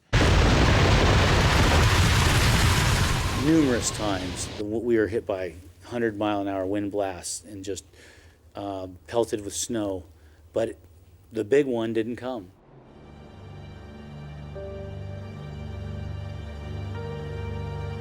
Mayday, mayday, mayday. This is Piper 173 Alpha.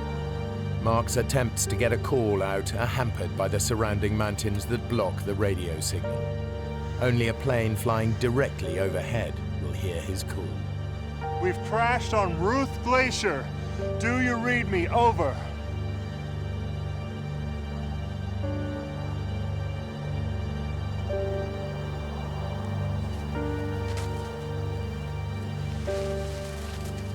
I'm still amazed to this date that we're still around after that night.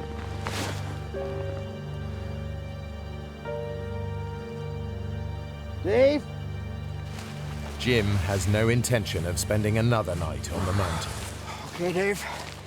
I'm ready to go. Let's go. We can't just stay here. We're sitting ducks. You gotta haul me out.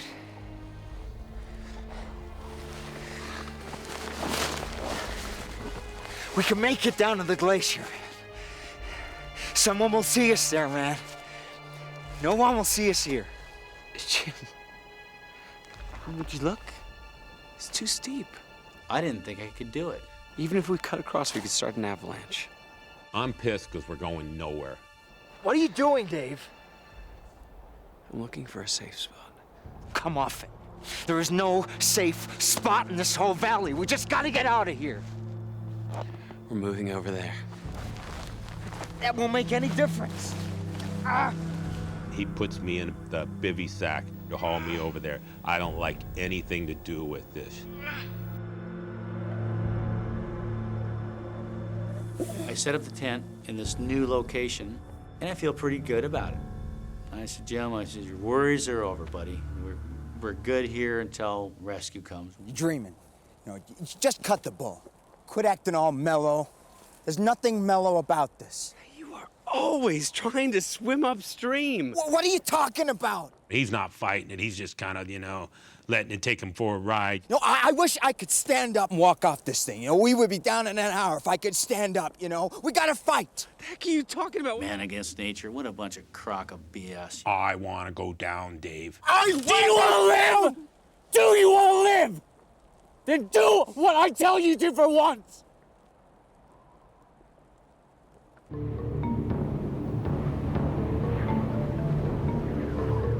At the ski hut, they're no closer to alerting a rescue party. The food supply is running low, and the strain is beginning to show. There is nothing. Nobody there. I don't know how much longer I can do this, Mark. I'm sure somebody's made contact that we're missing, but they don't know if we're dead or alive. This is the 6th night on the mountain, and it's still snowing heavily. Jim and Dave are now holed up in what Dave believes to be a sheltered spot. And we might get a little bit of a blast. Nothing like the night before. Just feeling good. Yeah, I was right with my assessment. I put us in a safe place.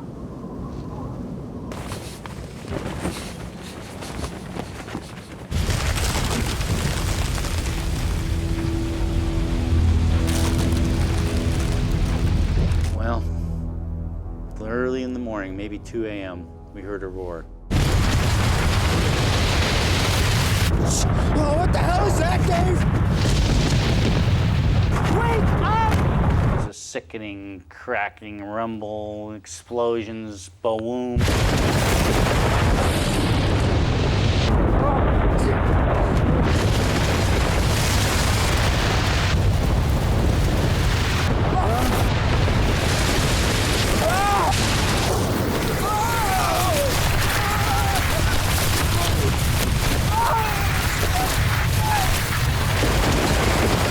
Fly downhill 200 feet, 300 feet.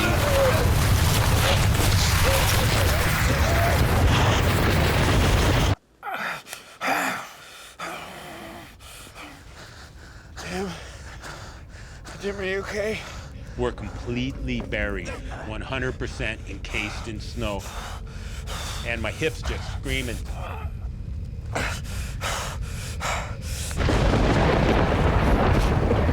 I can feel the pocket.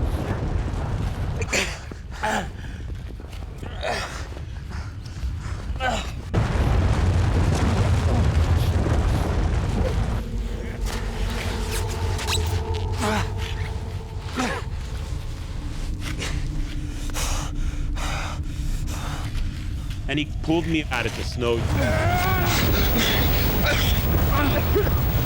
He lays me out on the ground in the sleeping bag, and I'm just laying there. The avalanches are roaring everywhere. It's just as bad, you know, bad. It's war.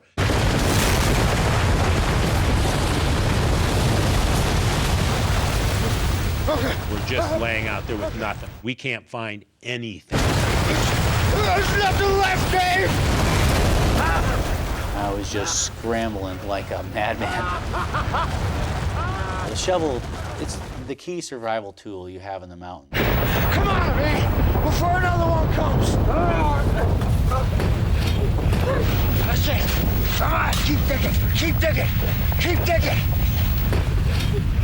I'm just thinking the next avalanche is coming and the next one's taking us down the hill.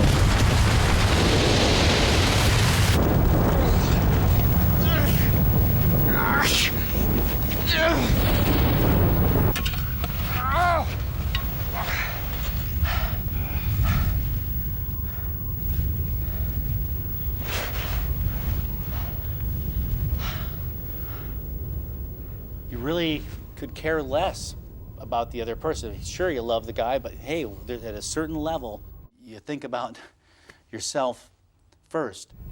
I will clamp myself, I'll chain myself to a leg, I'll bite it off, I'll crawl down here and kick his ass if he leaves me. There's dark thoughts, darkness that creeps in a survival situation. I don't have to be here. I'm mobile. Why the hell don't I just get out of here?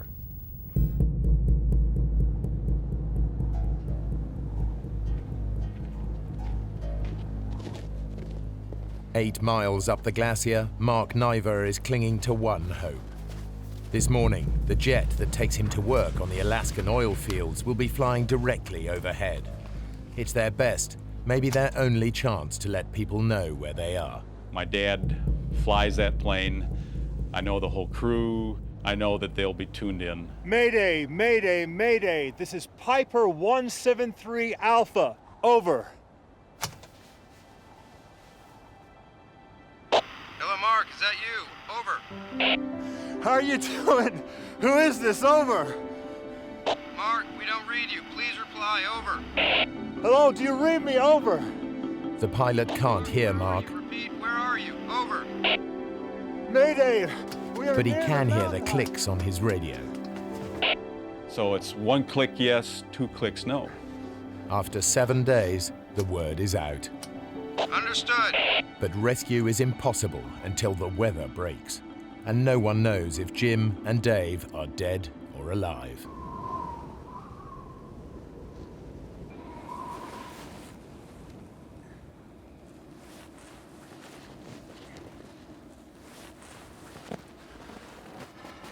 I was so whooped by the avalanches from the night before.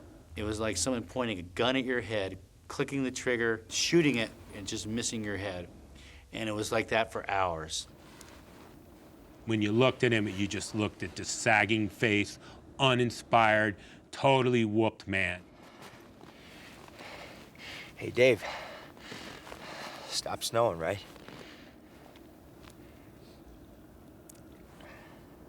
It's time for me to take over and tell Dave what to start doing.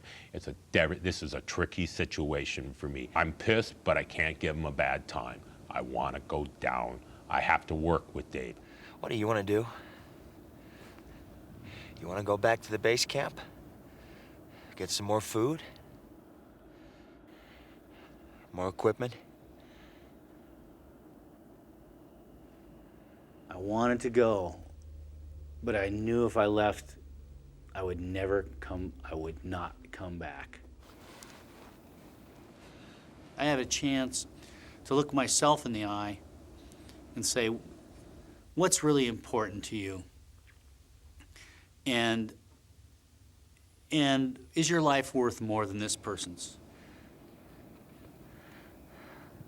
What's happened to you, Dave?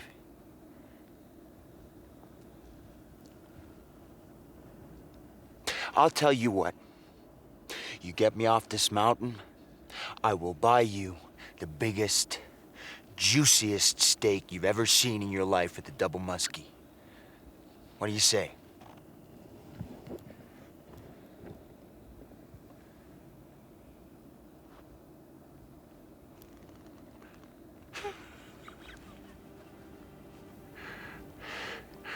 I want a 36-ounce filet mignon.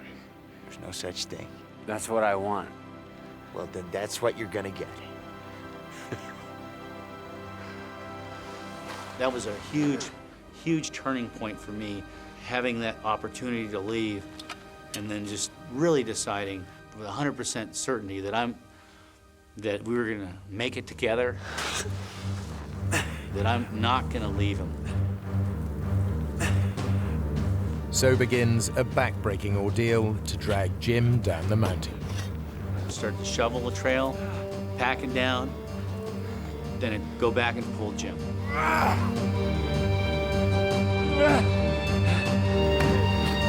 Doing it. See, I told you you could do it. I love you, Dave. This is the most focused I've ever seen Dave in his life. He's really getting it together.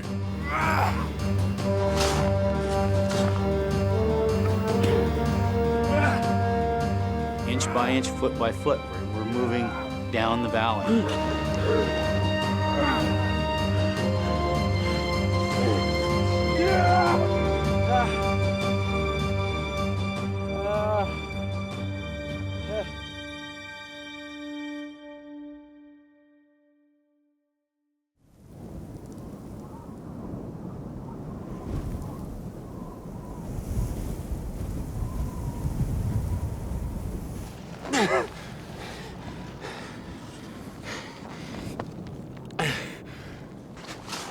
After 17 hours, they've gone less than half a mile closer to the glacier.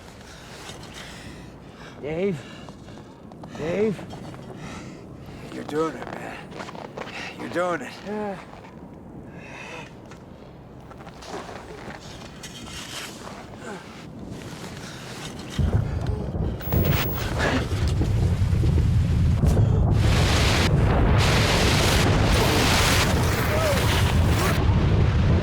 All of a sudden, we're flying downhill. I'm screaming bloody murder. And I pick up speed, and this is it. I'm falling. Free fall. Backwards. This is it.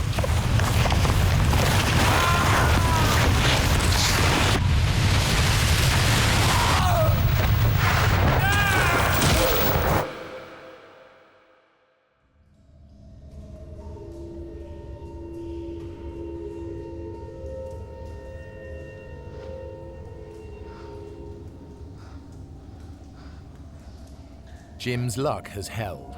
He's been caught on a ledge 30 feet below the surface.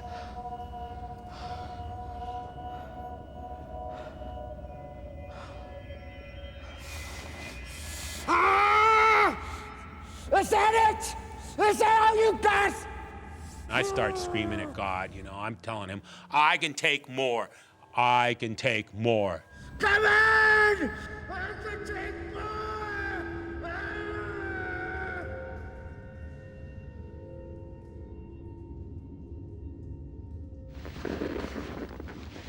Dave has been swept far deeper into the 500-foot crevasse.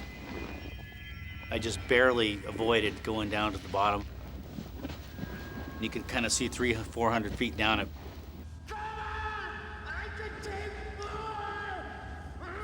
Jim.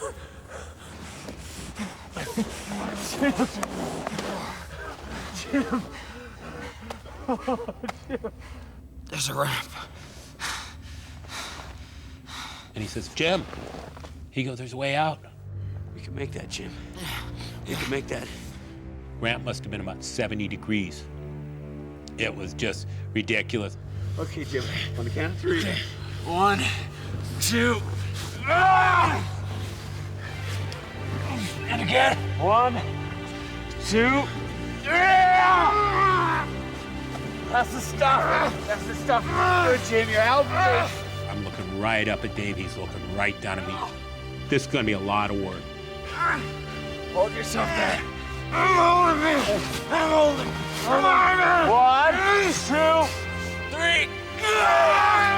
It's total team effort. Total us working together. I had to try to get him up this ramp. Jim, you gotta help me. I didn't have an ice axe, didn't have a shovel. Now my precious shovel is gone. Get hold of it, man. I'm holding. We're probably moving a foot at a time. Sometimes we're probably only making 4 inches on a pull.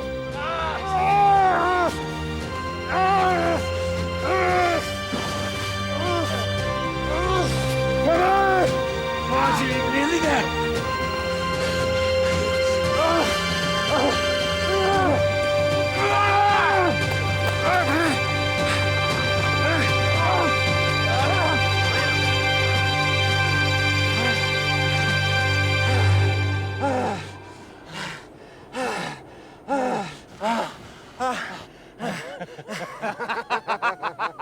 We're laughing. We're out of the crevasse. We're laughing.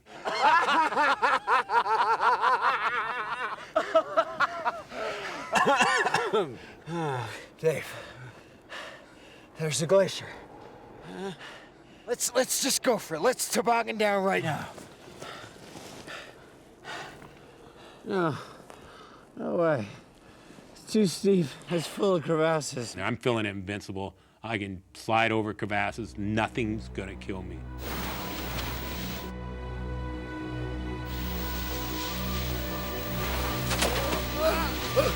I'm sliding out of control down the gorge. I feel like I'm sledding as a kid. As soon as I got over 1 mile an hour, it just took off like a rocket.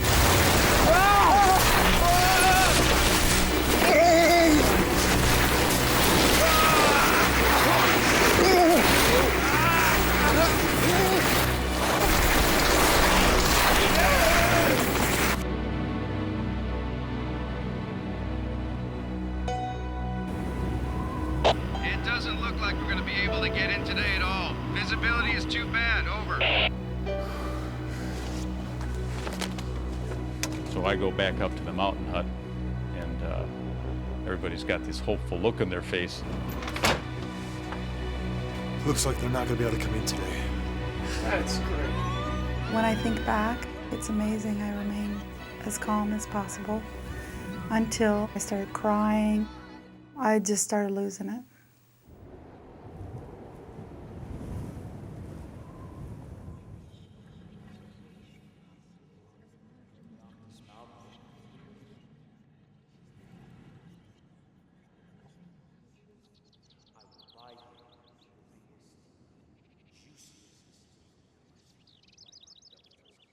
I swore I could hear voices. And I don't know if I'm going crazy.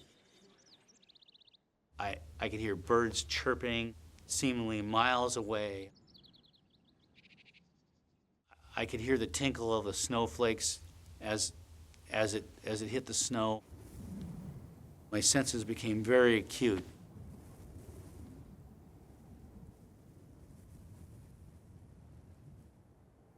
Jim and Dave have finally made it to the glacier where they can be seen. It may be too late. I am starving. I haven't eaten but a few tablespoons in the week and maybe had a couple sips of water. If we don't get picked up now, I'm gonna die soon.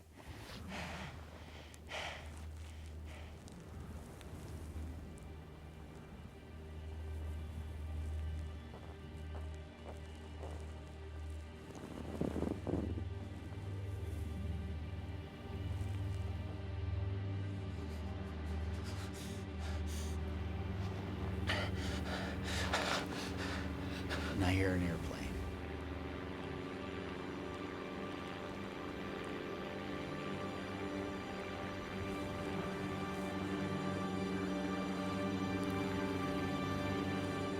And then I see a little red dot coming up the glacier.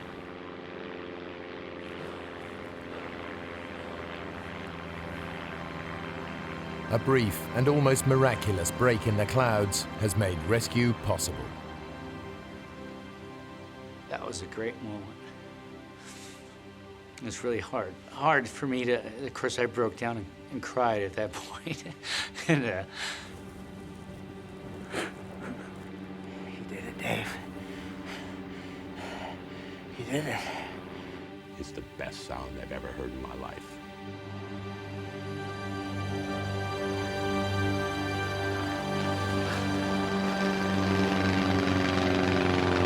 God, it's like we're at the pearly gates. I mean, he's right there. He's circling over us. He keeps tilting his wings at us. Get your act together. he's saying, "Don't cry, stand up, you're a hero." And so he's telling me all this stuff of how to act, you know. You saved my life, you're a hero. You don't want to be blubbering when the helicopter comes. Shut up, Jim.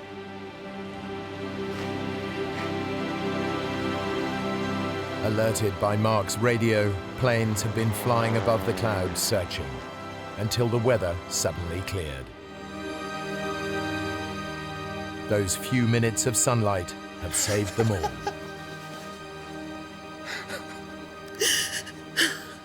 And when I got off the helicopter at the hospital, we could see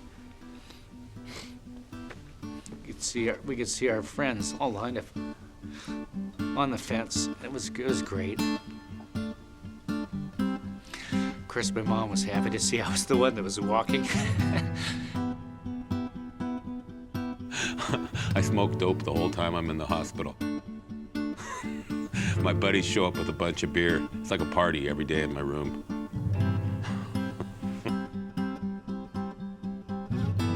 8 weeks later, Roberta gave birth to a healthy baby boy.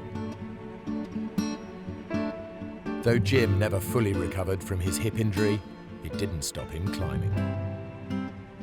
Dave is now a father and doesn't climb as much as he'd like to.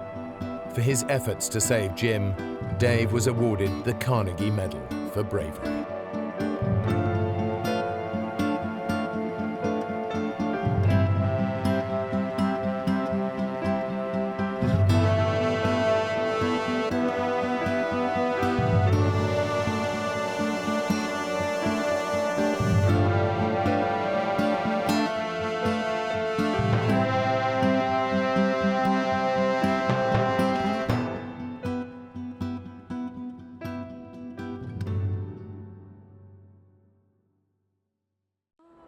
The open sea, its mystery and beauty have always been irresistible.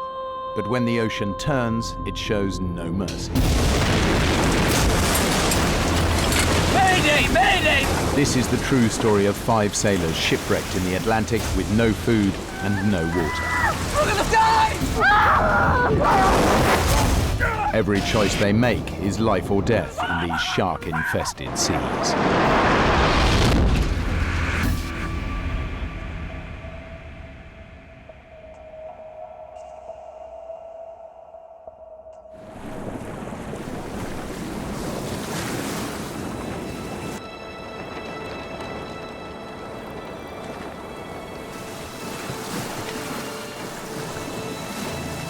the brand new 58-foot luxury yacht Trashman surges through the Atlantic. Her owner made his millions in the rubbish business, and a hastily assembled crew who've never sailed together before are delivering the yacht to his home in Florida. The 6-day voyage begins in Bar Harbor, Maine. The crew will sail 1,300 miles down the eastern seaboard of the United States to Fort Lauderdale.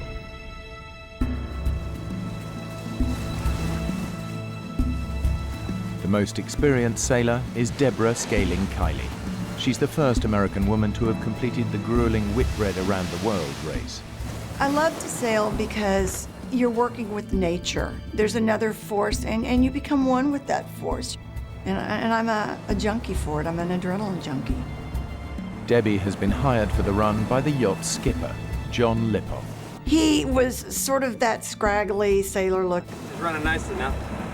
Head back inland, hire some more crew, yeah? The first thing that I noticed about him Cheers. That I thought was kind of wild was that he liked to celebrate everything. He wanted to have a beer the minute I met him. Problemo, Debs. Problemo. He showed me his resume, and it was quite impressive. He had actually been on a boat called Black Knight, which was the committee boat for the America's Cup. And you know, to be the skipper of that boat, you can't be all bad. You got to be a pretty good boatman. Is everything all right? John's brought along his girlfriend, Meg Mooney. She's no sailor, just along for the ride and looking forward to parties, calm waters, and sunshine.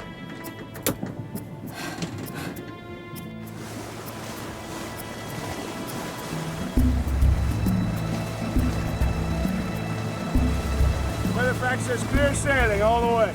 Brad Kavanagh's the youngest crew member. He signed up because Debbie's on board. All right, why don't you go to sleep now? I'll take the next watch with John. Ask him to come up. Brad's a decent sailor, although he's not yet in Debbie's league.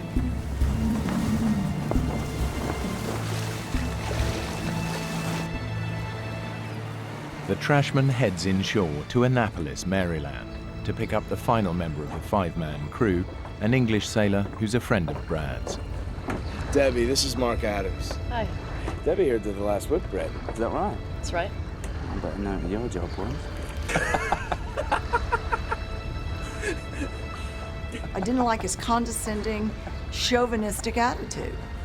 Every minute that his mouth was moving, he was saying stuff just to be outrageous and to get people going. That was his MO. When we left Annapolis, I was in heaven. I was on the big version of my parents' boat with these nice new people heading to Fort Lauderdale, and I couldn't have been happier. There's something about pushing off and being back on the ocean. Everybody was getting along, and it was exciting.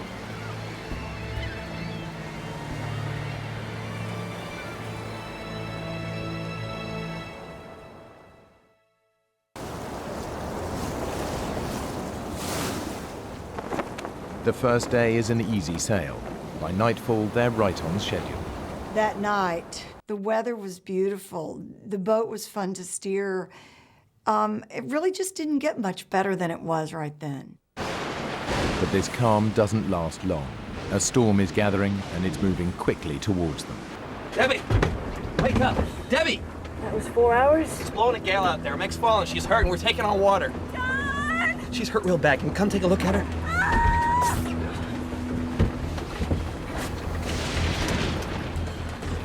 Where the hell did this storm come from? Usually, if it's a squall, it comes in and it blows through and it's over. But this was not a squall. This was something that was building momentum. I couldn't believe the conditions had deteriorated so much.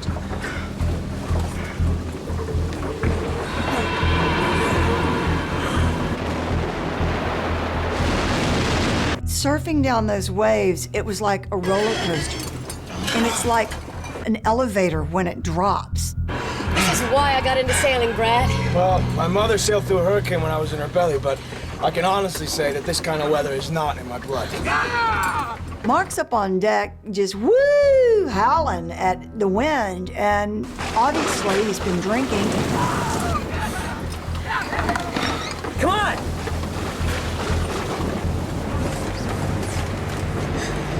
Gotta help her. She fell on her back. Well, I'll take a look. Meg had gone up on deck, and when the boat fell and wiped out, her tether didn't keep her from falling. I was like, what was Meg doing on deck to begin with? She has no business out in this kind of weather. Debbie, leave it. Just help her, okay? But John... Debbie, for once, would you just do what I say? She rolled over slightly, and you could see the bruising begin, and it was all through the kidney area. I could just tell she was in so much pain. I want to go home, John. Take me home. Okay, Ellie. I'll get some help.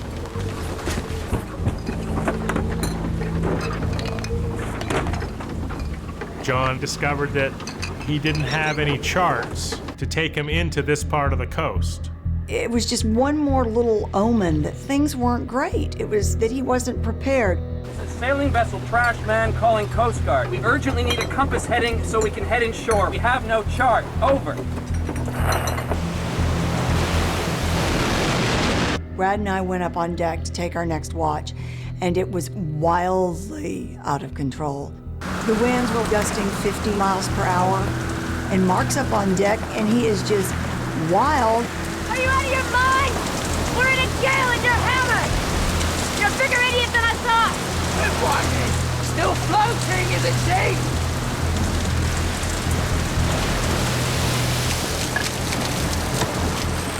The Coast Guard advised us that we should go to Wilmington, North Carolina. But when we altered course and headed into the coast, those waves just started smashing into the boat and impacting us. And it was like one of those amusement park rides that, you know, kind of jerks you up, but it wouldn't go over and jerks you up. The yacht's sails are ripped off in the storm, so John turns to the engine in a last-ditch attempt to power through the waves. The alarms all went off and the engine overheated. The engine was gone, and that was the end of our ability to charge the batteries. We were quickly going to be running out of power to speak to anybody from off the vessel. Now we had no engine, no sail, and we were just floating out there in the ocean. Not knowing what else to do, John makes a decision the others find hard to take. He radios for help. Yes, we're running on emergency power. We need assistance immediately. We're in trouble. Our engine is down. Our sails are damaged. We need immediate rescue. Over. Need rescuing. I'd never been on a boat that had requested assistance, and it was really odd for me because it was like giving up. But John's big issue there was getting Meg off the boat. You have no right calling the Coast Guard! He's a skipper, Mark! He called the shots, don't forget that! He was angry. You know, he believes that a sailor should be self-reliant and only that, you know, only wusses would call the Coast Guard. Uh-huh. Roger that. 2 ships, Exxon, Huntington, and Gypsum King. 4 hours away. Since the 2 merchant vessels are the closest ships to the trash man, the Coast Guard requests that they head towards the yacht to assist. Help is at last on its way. It gave us this false sense of security, and I think that's probably the kiss of death. They will rendezvous. Roger that. Over. Come in, please, Coast Guard. This is Trashman. Are you still there? Over. Anybody there? Anybody there? Over. Anybody? Anybody? Powerless, the yacht is battered by the enormous waves. But after 12 hours on watch and with help on its way, Debbie and Brad decide to get some rest. I crawled in. I was so exhausted.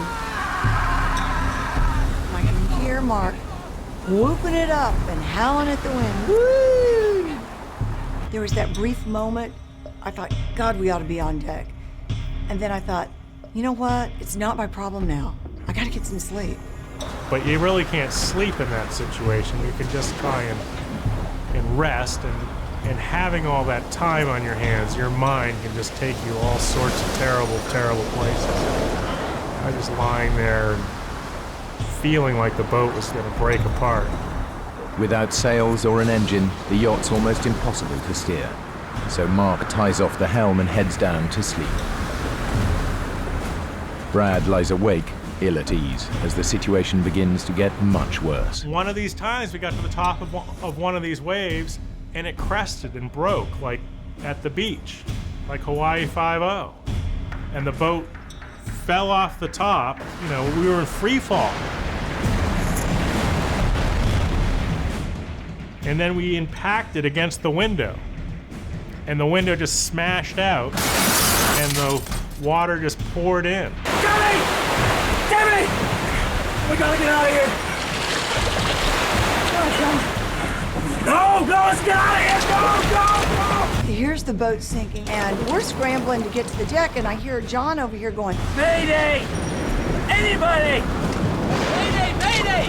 We're sinking! We're sinking! We're sunk! Anybody! and I get up on that deck, and it was just like a slow motion drink. I don't even know how to describe it. It was just gray, and it was crazy, and it was tumultuous. And I look around, and there is nothing. And we're going down, and we're going down fast.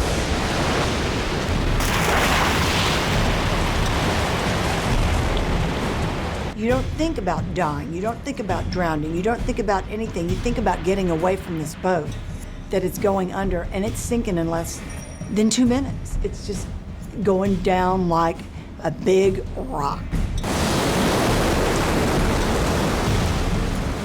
Mark frantically struggles to undo the pressurized canister holding the life raft and survival gear. Brad heads for the only other option, a tiny, inflatable dinghy.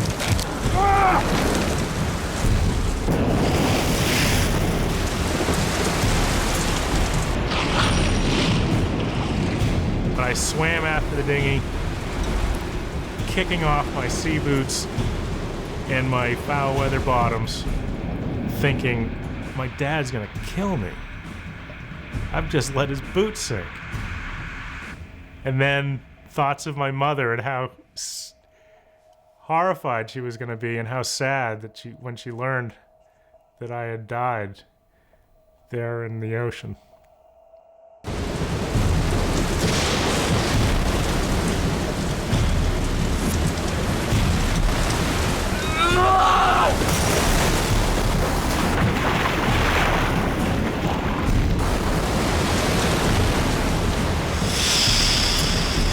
The canister inflates, and he's still holding on, and eventually he just lets go.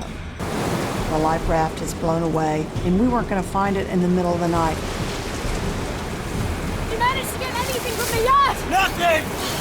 We're dead! Inside that life raft was everything that we needed to live, to survive what we were going through.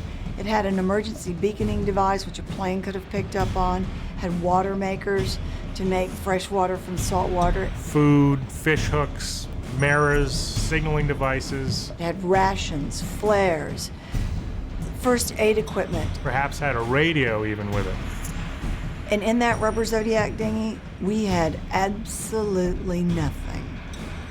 Absolutely nothing. I'm so sorry I lost the life raft! Our chances for survival were 0.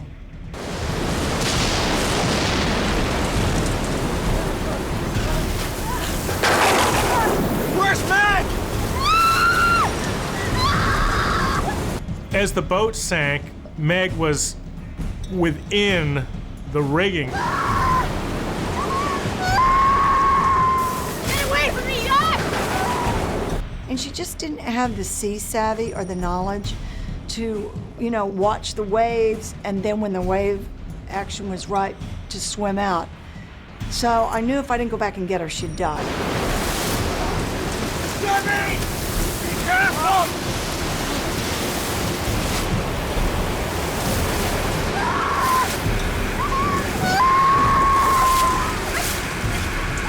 Hey, you gotta keep your head, okay?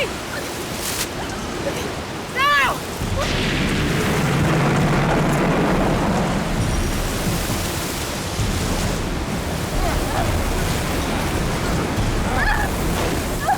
We're all gathered around the rubber Zodiac dinghy, and I remember watching Trash Man as the last little foot of her mast slipped under the water, and it was the most devastatingly lonely feeling that I've ever felt in my life.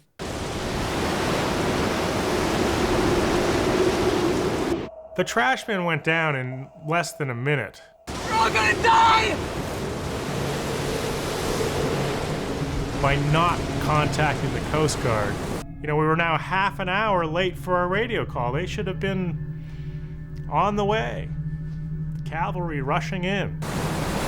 All we needed to do was stay afloat, and they'd find us.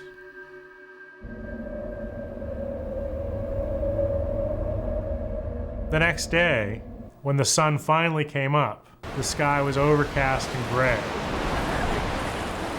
The air temperature being 40, we would definitely succumb to hypothermia. Let's get under the dinghy. There's a shelter. I can't. No. I can't. We'll be out of the wind! Rather than flip the dinghy over, the crew get underneath it, where they'll be sheltered from the bitterly cold wind and rapid hypothermia. Come on, check on you. The sad thing was that Meg just couldn't participate. I think it was too painful for her. But more than anything, Meg was very claustrophobic. Soon, the water begins to have its own chilling effect. Okay, we gotta get out of the water. It's cooling us down. Give me a minute. We devised a system where we positioned our bodies suspended by a line that we'd rigged. Lie down next to me. You two, lie on top of us. By stacking ourselves like a bunch of fuel rods in a nuclear power plant or a bunch of logs in a fire, we were able to share our body heat and to keep ourselves warm. As the storm raged on, you could crawl up underneath the dinghy like that, and it was so quiet and so peaceful. It was so deceptive. It was almost luring you once again into that amniotic state.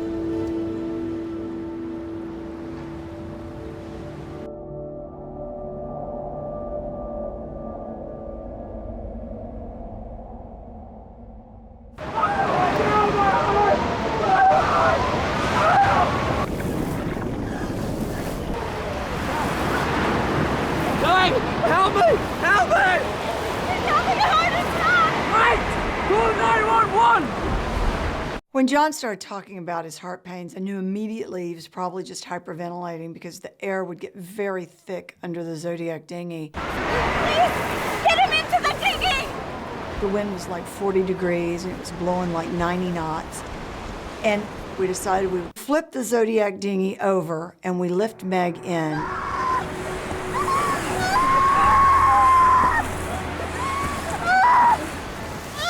I was horrified at her wounds. The wire in the rigging had cut almost all the way to the bone, and she had huge gaping wounds on her legs. It was heartbreaking. Just those wounds alone were a death sentence. It's too bloody cold out here. Let's turn it back over. We're gonna freeze to death. Look, man, you want to go back in the water and help yourself. There's a whole ocean out there.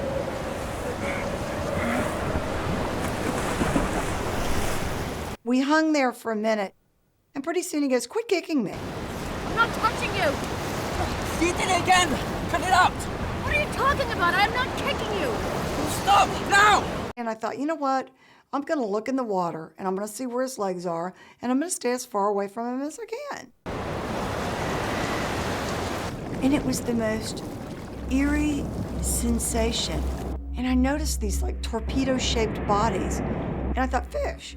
And then all of a sudden one came really close, and I realized it was like hundreds of sharks. They were everywhere.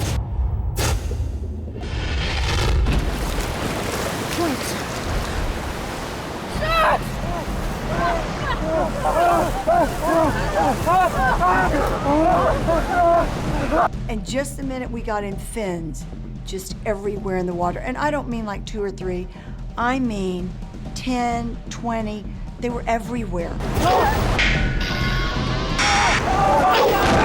Every shark in the ocean!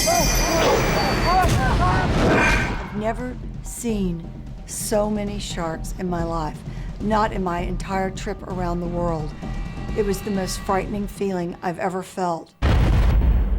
To this day, I don't know why the sharks didn't attack us that night, with all of us treading water, with Meg's legs bleeding.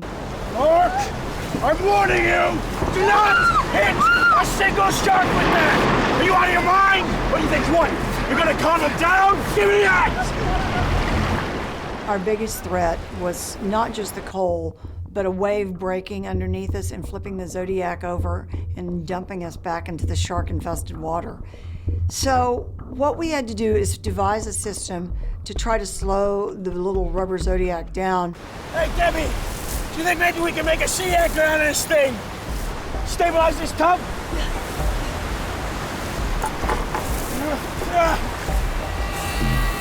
But as soon as we threw the piece of plywood over the front of the boat, the shark swam up and grabbed it in its mouth. These were not little sharks. And this one was big enough to pull a 13-foot rubber Zodiac dinghy with 5 people in it, which is at least, 700 pounds, wildly through the water.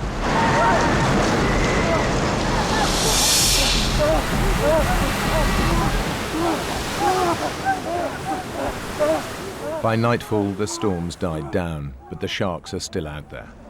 The crew's hungry and thirsty, and the night air begins to freeze their wet bodies.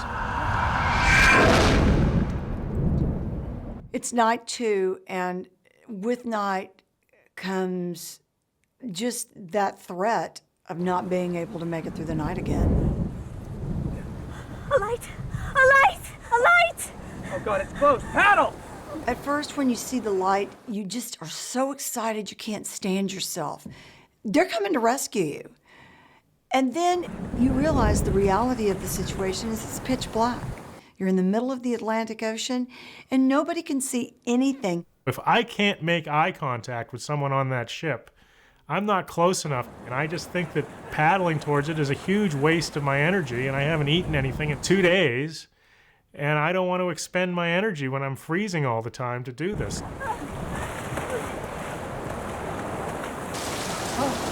The craving for water is like nothing I've ever felt. It's as if every cell in your body needs it, and it's crying out for it. You haven't had water in 24 hours, almost 48 hours. But all I got was the wind blowing through my mouth and actually drying my mouth and my tongue more than the moisture coming in from the rain. Damn! It was as if God was spitting on us, laughing at our situation. All of a sudden, we remembered about the ship, and we looked out, and the ship was gone. Maybe that was a chance for survival. It's the ultimate despair.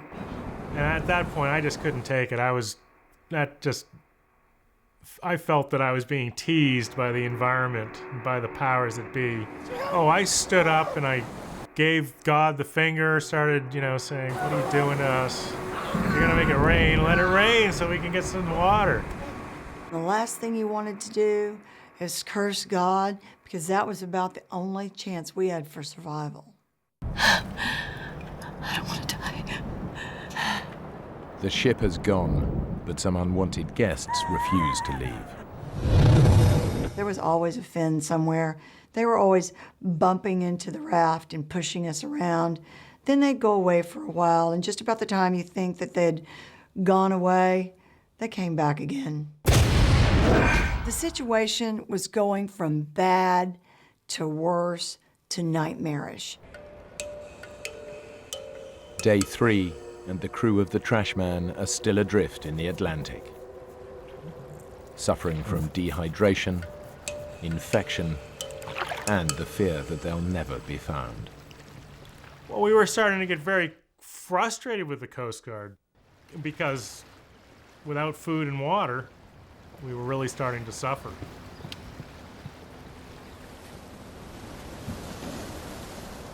Hey, do you think a ship will rescue us before the Coast Guard finds us? Coast Guard's on its way. Yeah, sure, of course. Coast Guard's on. Hey, guys, I got news for you. The Coast Guard ain't coming. They never were. They forgot about us. We're on our own. Thanks a lot, Debbie. It was as if I had dropped the final curtain on the show. They just all kind of sat back and looked at me like I'd lost my mind. Hey, Brad, where do you think we are? Well, from roughly where we went down, we're anywhere between 35 and 135 miles off the coast. What? Is that far? We could still be blown to shore, right? Guys? My God. The crew have no idea where they are, but the dinghy's now 140 miles from shore and heading out into the Atlantic. The dynamics of the group begin to change, and partnerships form as the survival instinct starts to take hold.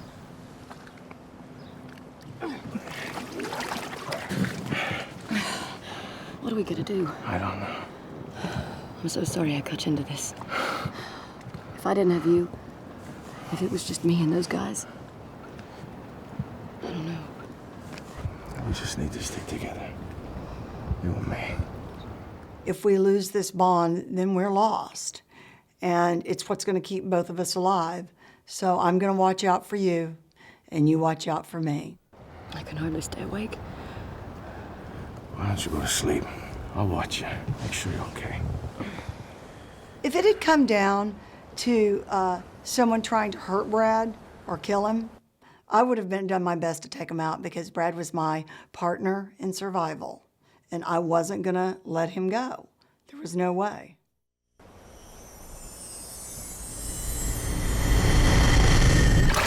The bottom of the boat was fetid. It had a mixture of urine and blood and pus.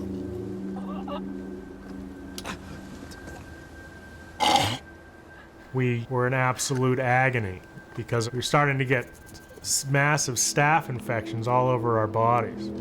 These staphylococcal infections are caused by bacteria entering cuts in the skin. They can soon attack the heart and lungs, and Meg is at particular risk because of her open wound. I felt so bad. She was dying of blood poisoning, and we were sitting there watching Meg die. It was just tragic.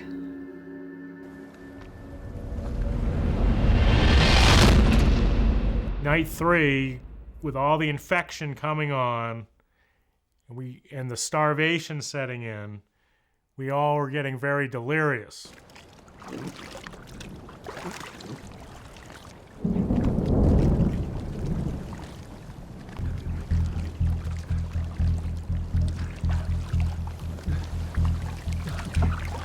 What are you doing?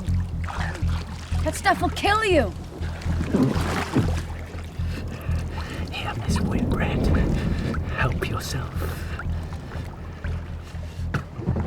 Everyone knows that you're not supposed to drink seawater. They tell us that from the time we're little kids, and that's one of the things you just don't do. Drinking salt water dehydrates your body even more, and it causes kidneys to shut down, and you begin to have delusions. And ultimately, if you drink salt water, it will kill you if you don't kill yourself first from the delusions. I didn't really know how long it would be before we saw the effects of the salt water, but it stood to reason to me that it would be probably, 7 hours or so. And I was right. It didn't take all that long.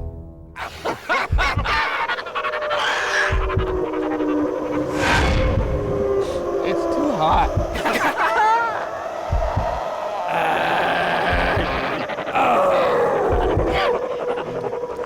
Where's everybody?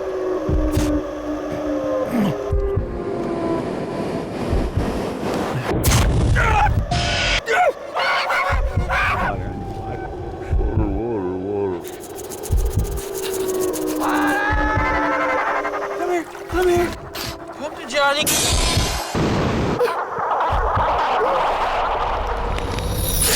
Where's everybody? It was just like I was watching some crazy play. I want my bags! Wait. I see land. I see land! I see land!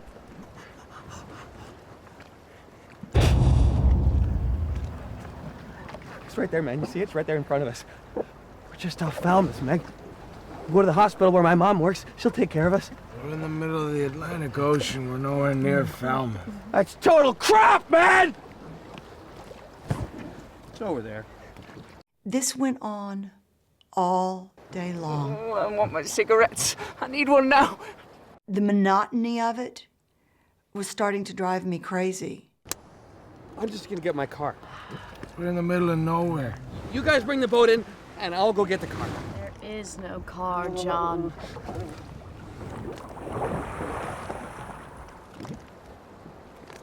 There it is. I see it. I'm just gonna get the car. And then all of a sudden, he jumps off the side of the boat. John. And we're like, where the are you going? There is no land, there is no Falmouth, and there are a lot of sharks out there. You need to come back. Get back in the boat, John. John, go back in the boat. Get back in the boat, John. He's coming back. Brad, do something. I can't. I just don't have the energy, Debbie. Look how far away he is. There's just physically not enough strength in me to force him not to go.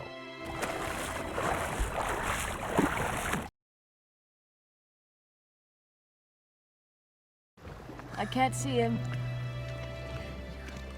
All of a sudden, we just hear this shrill scream. I mean, blood-curdling. And it was over. And then silence. And it was like there was no crying. There was no nothing. Meg just said, He's gone. There wasn't any doubt what had happened to him. The sharks got him. The sharks never left.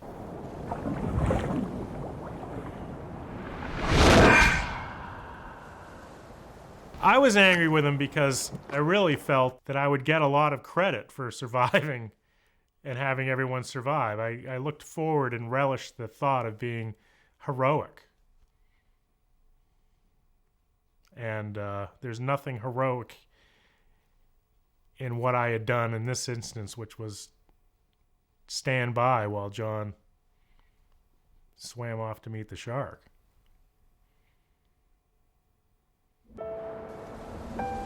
The 4 remaining survivors of the trash man cling to life as they drift helplessly in the Atlantic.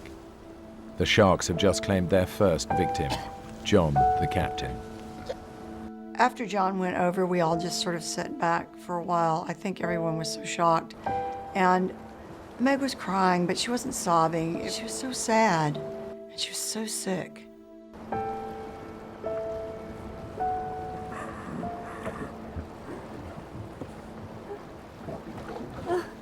Hey, gorgeous. I know how to make you feel better. Take your mind off John. Promise. He says, "Hey, lady, I think it's about time you and me had sex." And that just, like, hit me over the head with a 2x4, and I woke up Brad, and Brad. We've got to stop this. Hey, let's just see how she deals with it.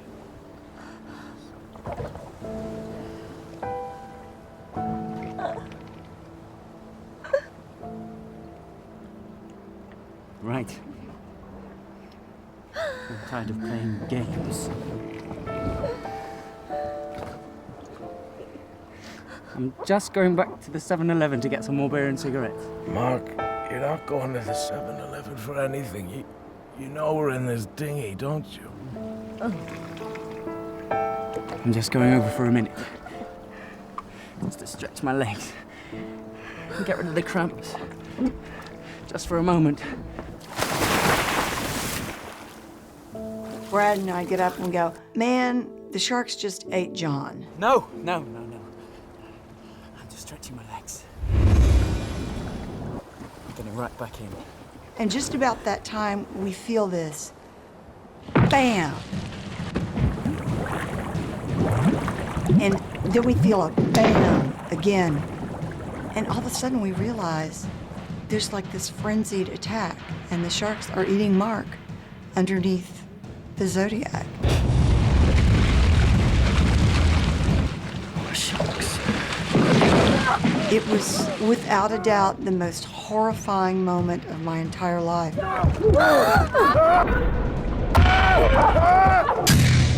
The sharks now had a taste of what they'd been following for days, and they wanted more. So they tried to tip the boat over with Meg, Debbie, and I in the raft. What would it feel like once they had begun to drag you under? What would it feel like with that first bite?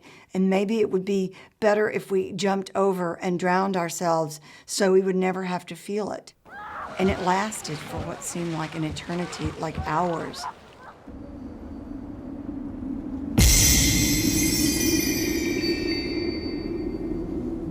That night, I remember waking up and looking up, and there were stars everywhere. It was like a starry night. And then I began to hear Meg moan in the dinghy.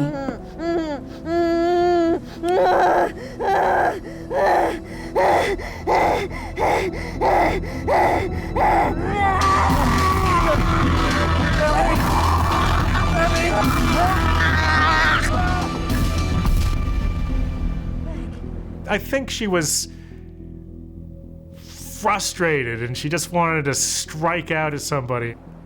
I mean, John really did her a dirty trick, leaving her there in the raft. It was really weird. She took her hands and started moving them in the air like a Spanish dancer, like she was in completely some other world. And then, out of the blue, she just started talking. What did she say? I don't know.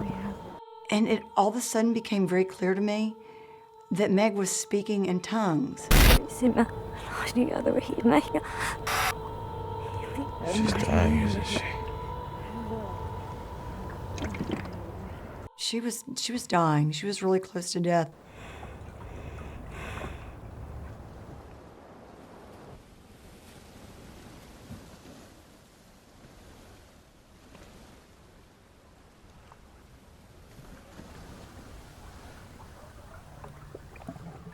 Meg?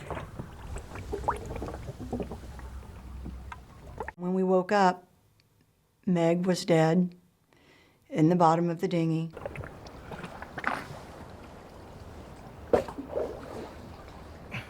All that fetid mixture that was left over from the seaweed and the urine and the pus and...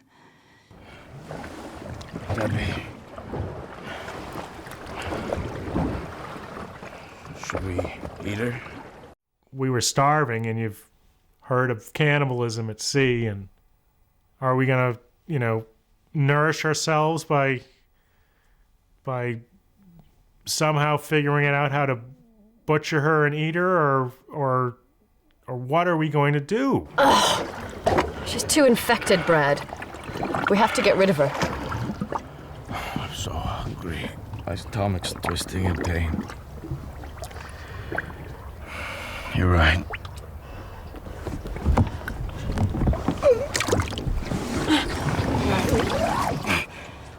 And so we decided that we would take off her shirt and all of her jewelry so that we could give those to her family.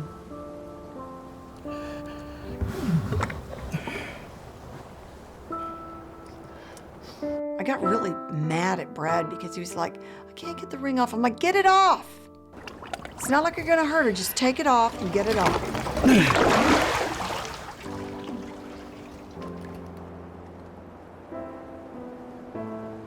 It was such a sad moment because we laid her body, naked body, on the side of the raft, And then we decided that we couldn't just push her over, that we had to give some kind of a funeral. And so we said the Lord's Prayer and Psalm 23, and then we just gently pushed her body overboard. And we decided then that we would just go back to sleep so that if the sharks attacked her, we wouldn't have to see it. And so that's what we did.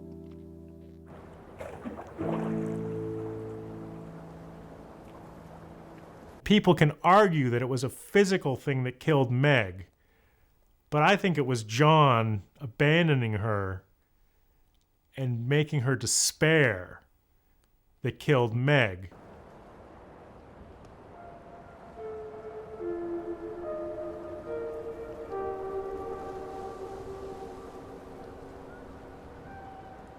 Are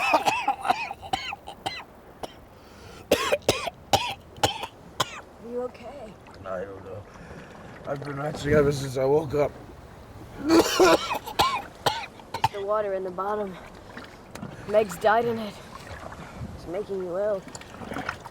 The sun's only making it worse. We gotta wash the dinghy out. I can't. I don't have the energy. Yes, you do. We're turning this thing over right now. What about the sharks? I haven't seen sharks for hours. Come on, Brad. Don't give up on me. And it really scared me because I did not want to have to live in that life raft, in that little rubber Zodiac dinghy, alone. I gave it a few good pops and I almost got the boat over, and then I lost my grip on the line and I fell over the side of the boat.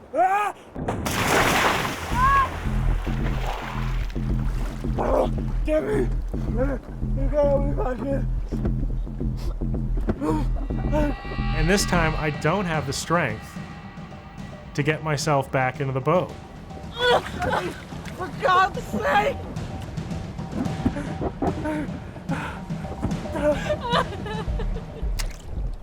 I sobbed. I felt like I had just doomed Brad to death. If the sharks showed up, we were screwed. And I just went on and I just burst into tears and I fell back against the seat and I couldn't do it. I could give a crap about what Debbie's thinking this time. She's just sitting there being completely useless and I'm still alive and she won't help me climb in the raft. For God's sake! She's finding it impossible to help me to climb into the raft. And I don't know what's on her mind, but she's not thinking straight. It was life and death, and I pulled myself into the boat while she sat 3 feet away from me just crying.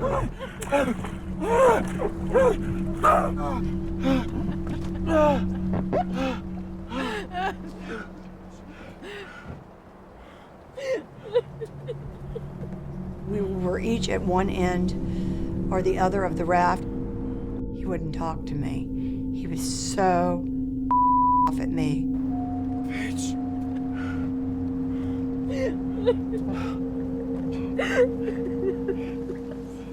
I'm so sorry, Brad. I just want to relax because of all this death that's been happening for the past 12, 15 hours.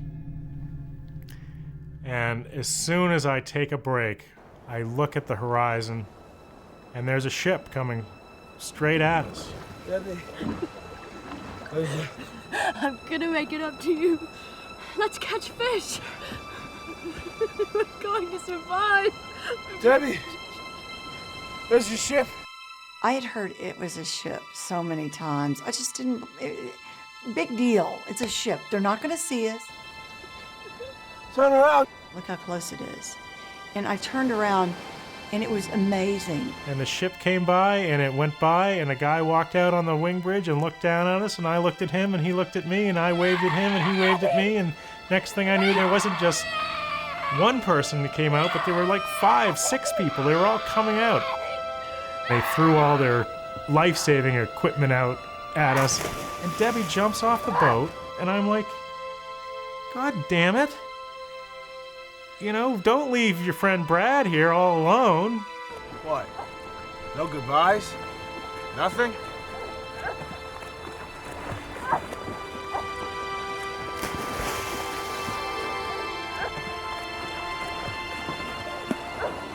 I was holding the rope that held the life ring, and they started winching us in.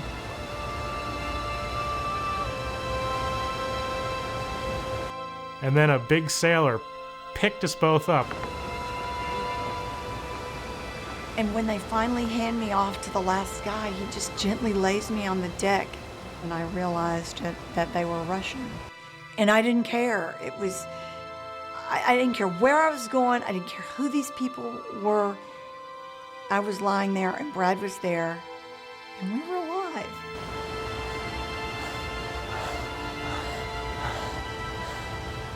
These guys did a fantastic job getting us on board the vessel, and oh, it was just so great. I mean, the whole thing was just so great. That was just wonderful. And then, you know, but it was just the start of our journey back to life. There's never a day that you're more thankful for life than the day you almost die.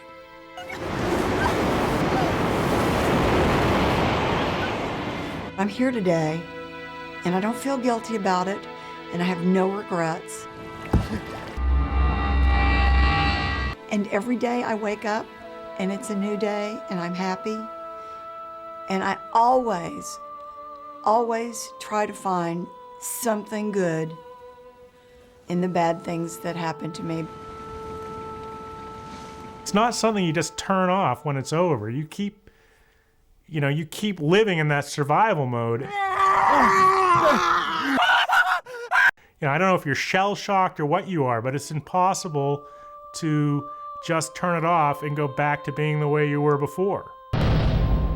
In their 5 days at sea, the dinghy had drifted 140 miles from where the yacht sank and was heading further and further away from land. With no beacon on the dinghy, the two merchant ships were unable to find it. The Coast Guard called off the search for Trashman because it received a call stating the yacht had made it safely into port during the storm. Who made that phone call remains a mystery. I believe that, you know, John and Mark could have pulled through, but I think with these guys, the real problem was that they had just reached the end of their rope and it was not worth it for them to put up with the pain and continue living. But for me, I'm not going to take myself out of the game before it's over. Brad and Debbie have no idea how much longer they could have hung on. What they do know is they had an unshakable will to survive.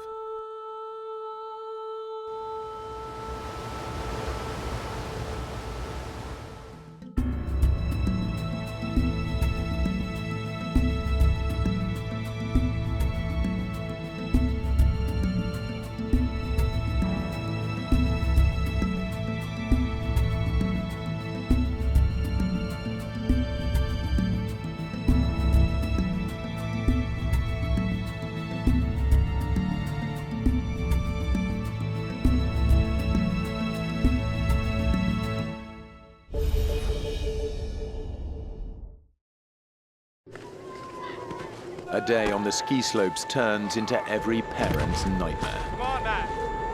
Let's go. Stranded in an icy wilderness, hopes of rescue fade.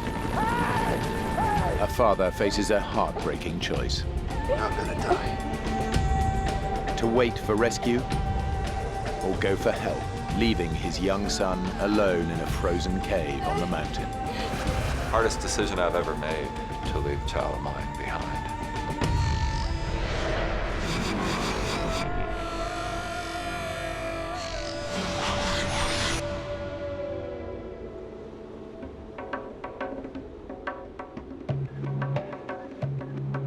Kartal Kaya, a mountain ski resort in northwest Turkey. We had boots that you laced up. U.S. Air Force Lieutenant Colonel Mike Couillard is taking a few hours off to go skiing with his two sons. I hope we have a lot of snowball fights. Mark is 12 years old. Don't hit me in the head. Matthew is 10. The family is based in Turkey, where Mike is part of Operation Provide Comfort. After the first Gulf War, the American Air Force flew thousands of missions to protect the Kurds of northern Iraq.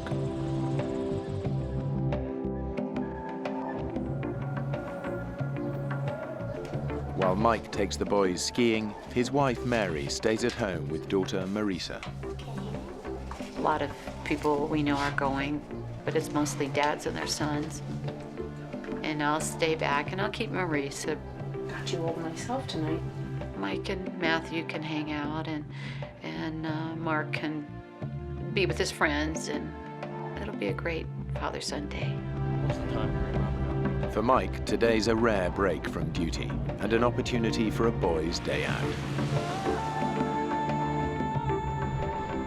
He and the boys are traveling from their home in the Turkish capital, Ankara, up to the remote mountain resort of Kartalkaya.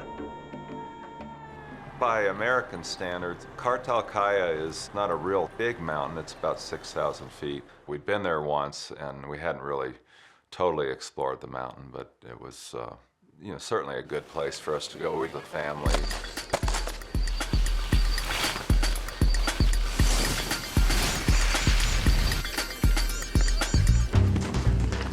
I thought, well, what a great time for my sons and I to get some bonding time. Get out of it. Matthew's got a quiet strength and heart of gold, and just cares about people. Mark's always been a very curious one, very adventurous.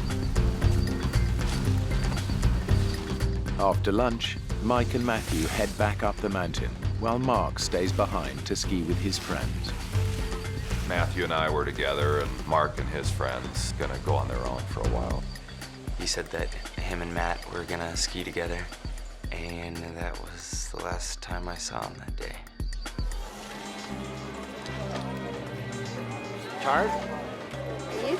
We were pretty tired from skiing all day, and the resort was about to close, so we decided to go on one last run and take 3 different lifts all the way up to the top of the mountain.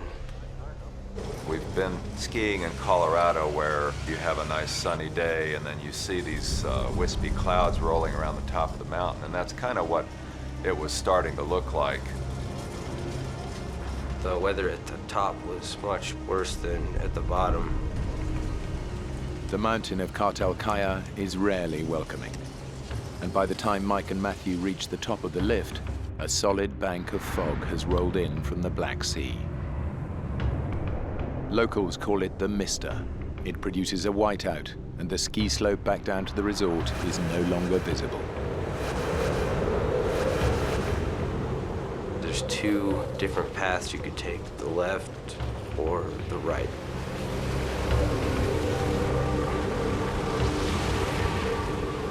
It just was getting harder and harder to keep sight of the trail. Snow just kept getting thicker and thicker. We started to realize that no one skied down this hill in quite some time. We've lost the lift. I think it's over there. We'll have to sidestep up the slope. Realizing that they've skied down the wrong way, Mike and Matthew start climbing back up the hill. I kept thinking that we would get to the top of the hill, we'd look down and see the resort, the hotel, the wide open expanse, and we just found another hill up in front of us. Dad, we're so lost. Instead of going back up the way they came down, Mike has led his son round to the far side of the mountain. They're heading away from the ski resort into an icy wilderness.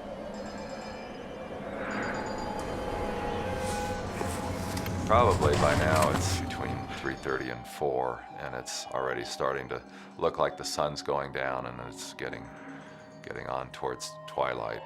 Dad, you okay? It's okay. I'm good. Down at the ski resort, the bus home is about to leave. You see my dad? Mark hasn't seen his dad and brother since lunchtime. When I got to the bus, my brother and dad weren't there. So I figure, you know, the bus will have to wait a minute, but they'll show up, and they didn't. We've gone miles by now. I just knew he couldn't go on. Matthew was just totally exhausted, cold and soaking wet. We were in a complete whiteout and the temperature was dropping by the minute. I just couldn't believe the situation I'd gotten myself into. I mean, it was like one moment we were having a nice time skiing in the sun, and then the next we were facing this terrible situation. We're already looking at darkness, and we're still not anywhere close to being able to connect with this bus. Close to exhaustion, Mike and Matthew struggle on through heavy snow for 7 hours. As the temperature on the mountain drops, hypothermia and frostbite become a real danger.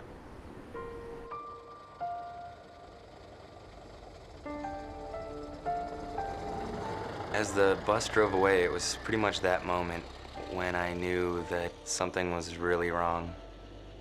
And I didn't know if I would see them ever again.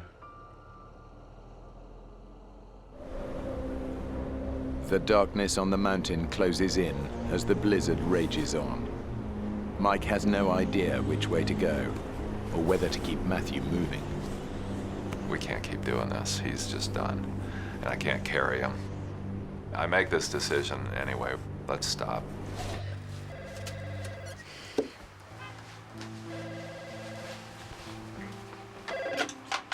Hello? Hello, Mary. It's Wanda. At the ski resort, Mike's colleague, Major Wanda Villiers, is looking after Mark. Look, Mary, there's a bit of a problem. My friend Wanda was on the phone, and she said that Mike and Matthew had not come down off the mountain. Well, where are they? Well, we just don't know.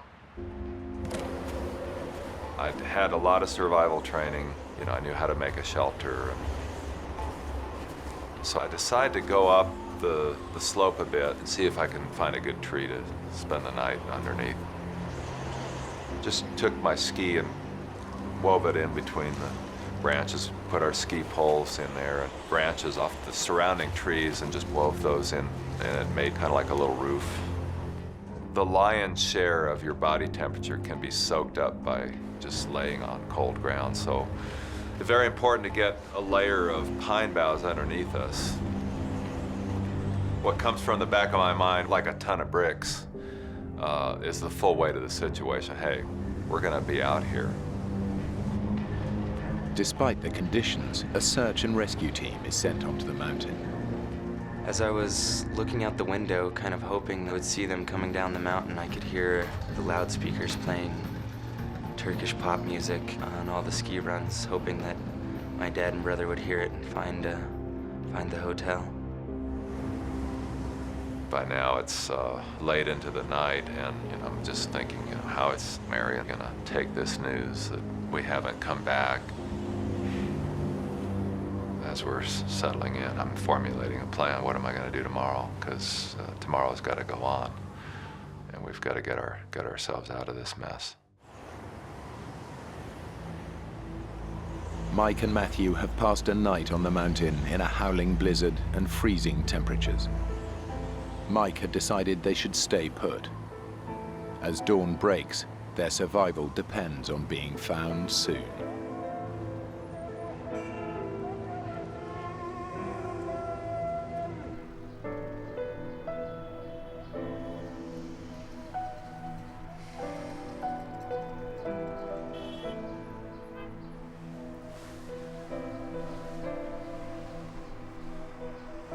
I've sort of kept it from Marisa that they didn't come down off the mountain.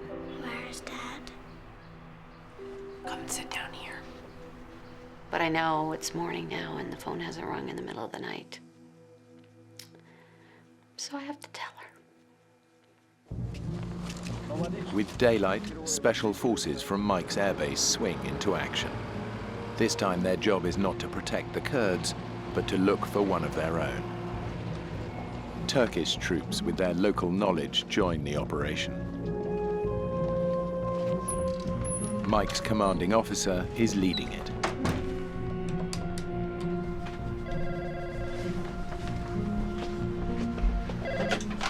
Hello? Mary, it's Ed Fitzgerald here. I just wanted to update you on the situation. Mike's colonel lets me know that the search has already started, that people are actually looking for them. He's going to coordinate the search from the lodge there at the ski resort. The search makes national news, but it's focusing on the area surrounding the ski slopes. Mike and Matthew are in fact miles away. After an uncomfortable night, Matthew awakes cold, wet, and still exhausted. We woke up kind of groggy that morning. I think because we had slept off and on the whole night. In the daylight, I was able to see there was like an opening in the rock. Mike's survival training kicks in. When lost, find shelter and stay where you are. It's a cave. We've been sitting on top of it all night. Come on, son. They can stay in the cave and wait to be rescued.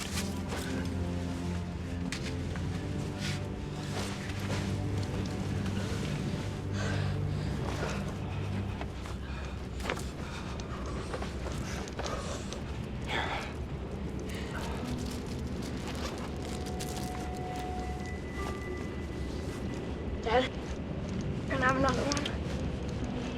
I should save it for later. Here, get this off.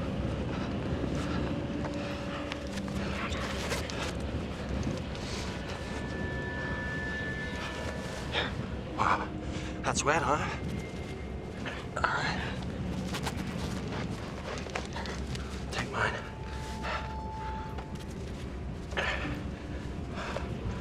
Put that on.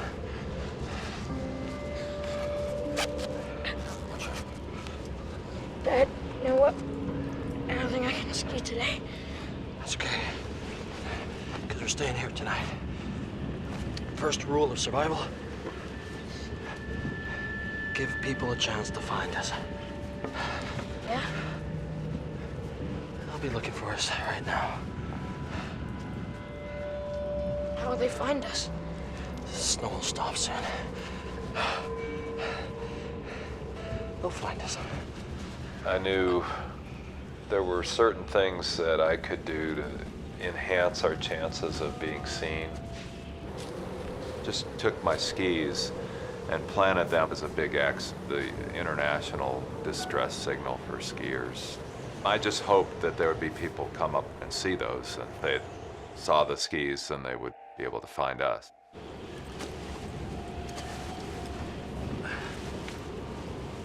Mike and Matthew have been in freezing temperatures for 24 hours. The cave offers protection from the blizzard outside, but little else. It was at that point I realized I was already getting that first warning sign of frostbite, which is this little white callus buildup on your hands, kind of a waxy look. Get this off. These boots were not doing a good job of keeping our feet warm. Let's get the wet sock off. Having looked at my own hands and seen the condition I was in, I decided, maybe I'd investigate Matthew's feet. Dad, I can't feel my toes.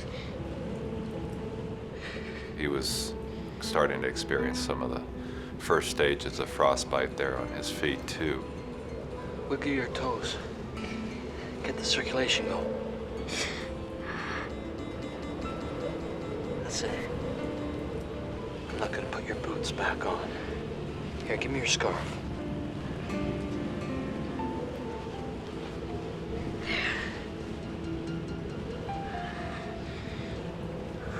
Inside the cave, it was cold enough for water to freeze. The temperature dropped below freezing. Let's get this one off.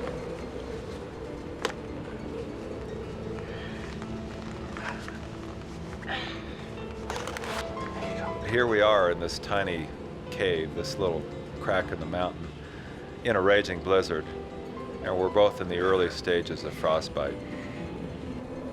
If we didn't get help, we were just going to die on this mountain. The ground search is called off as night falls. It can't begin again until morning. Thanks a lot. All right, bye. I'm getting phone calls. Well, it started out once a day, but that just wasn't enough. No news yet, honey. There's just too many hours where we didn't know what was going on, and so you get your hopes tweaked every once in a while, and it just seems like all the little hopes just keep getting put out.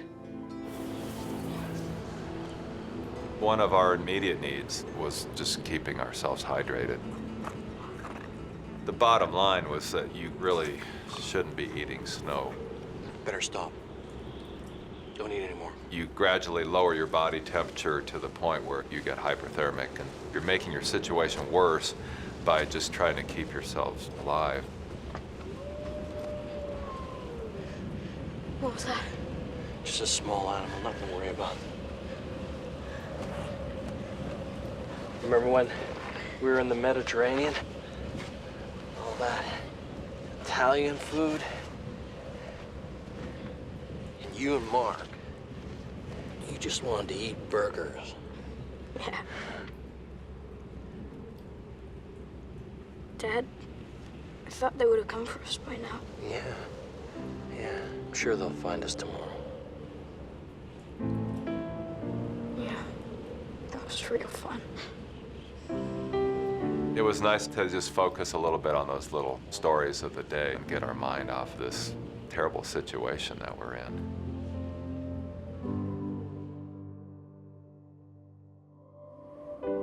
As dawn breaks on the mountain, the storm clears. Thanks. I will. See you, Mark. Snowplows have opened the way to the resort, and Mark is able to get home. I'm keeping sane because I'm thinking Mike would never leave Matthew. I'm thinking he's had survival training. Dad, I'm real hungry. I'm realizing they probably don't have food, but maybe some of the snacks they took, they just had stuffed in their pockets. It's our last one.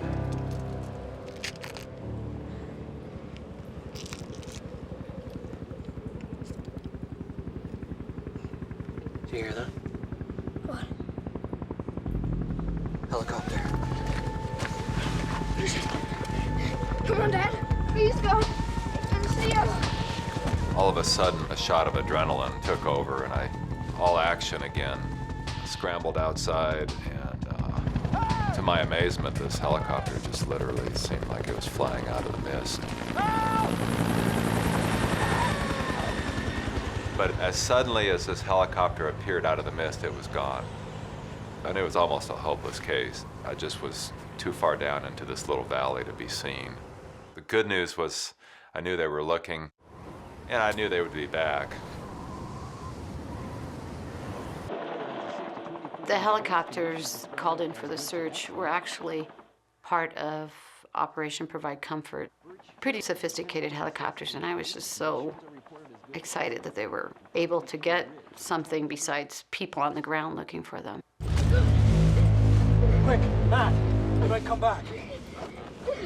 Dad, I can't get my boot on. It won't fit. I'll help you.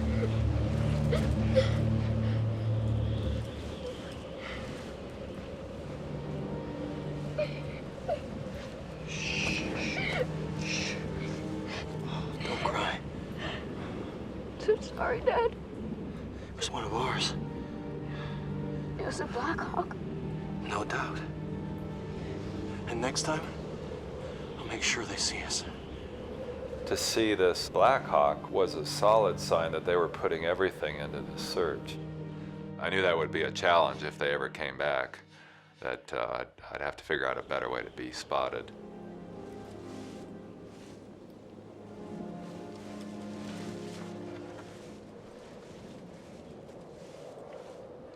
How's your feet? I can't feel them. About every 30 minutes to an hour, I would take his feet and put him on my belly and let the core body temperature warm him up. It was also an opportunity to periodically check and see how his feet were doing, and I could see that they were still getting worse. How about that? You want to try standing up, get the circulation going?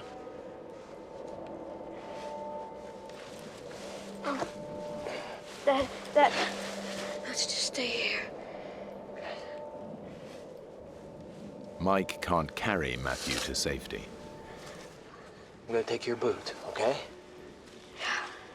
So he pins all his hopes on rescue. I figured, use these boots that he's probably not going to use. It's bright and sunny outside, and it just seemed like now might be a good time to go and do a little more exploring. Mike knows that the improved weather will make the search easier, but they're hard to spot down amongst the trees. I had to do everything in my power to get them to see me. And if I was to be seen, I needed to get up above where we were. And I thought, you know, if I could go across the stream and climb up on top of that ridge, I figured it'd be a lot easier to be spotted. But climbing to the top of the ridge would mean leaving Matthew alone, and Mike's not prepared to consider doing that yet. The search is still concentrated around the resort. Mike and Matthew are miles away, on the other side of the mountain. It's the fourth day, and all of a sudden we heard this helicopter sound. Helicopter. I didn't have much time to get outside. I didn't even have time to put my boots on.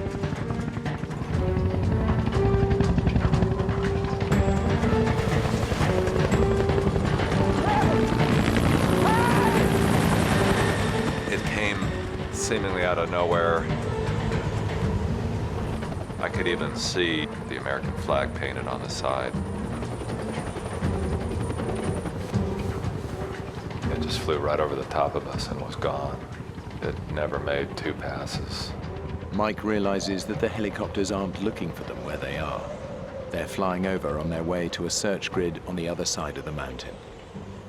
My hopes took a plunge into despair. They're never gonna find us, Dad. Matt, listen.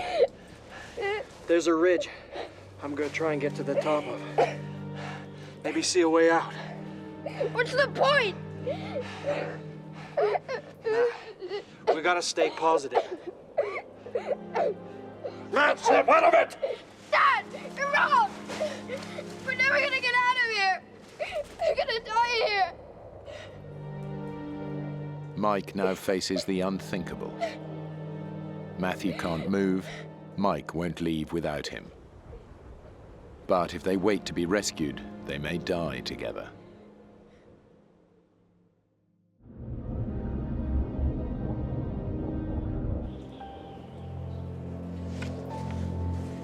Mike's survival strategy is to wait to be found.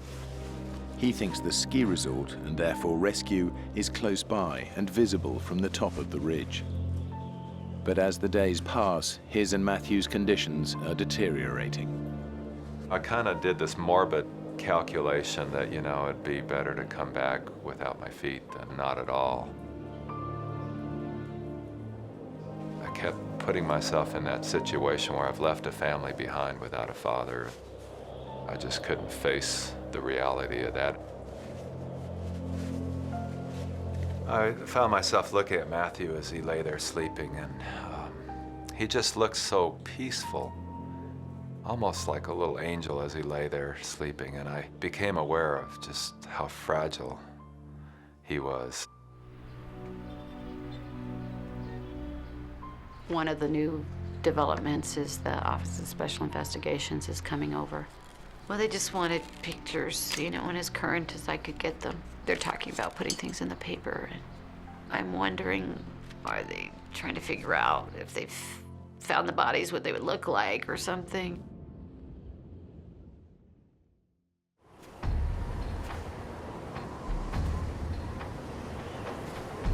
Next morning, during his daily explorations, Mike, though weakened by the cold and lack of food, decides to tackle the ridge.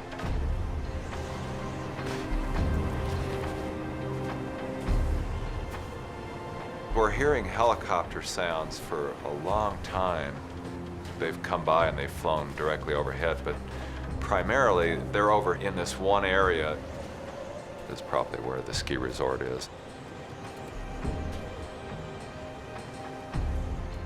They've done the calculation, how far is a father and a 10-year-old child gonna go?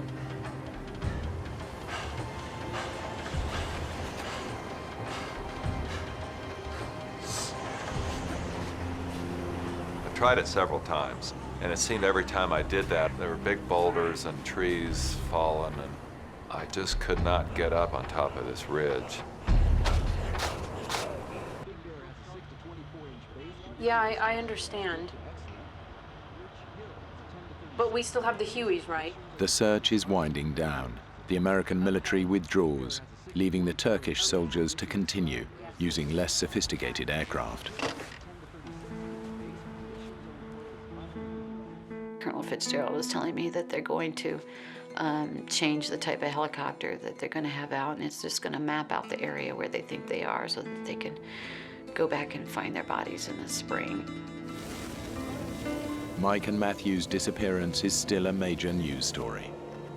Colonel Fitzgerald calls a press conference in the resort hotel.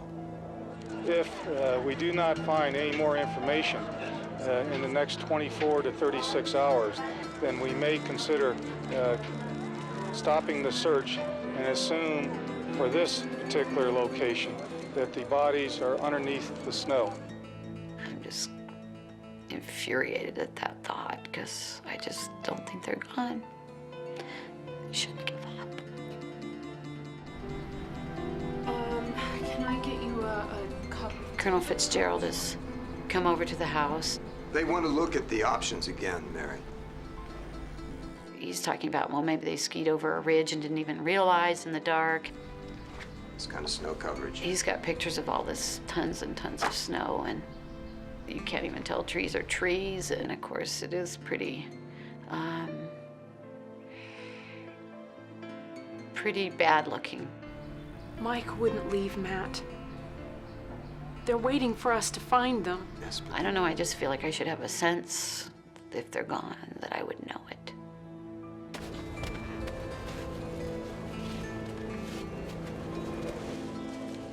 Mike's first attempt to reach the top of the ridge has failed.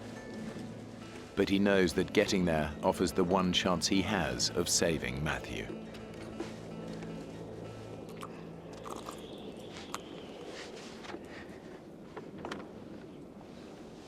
They didn't come. When we get out of here, I'm gonna buy you the biggest hamburger you've ever seen.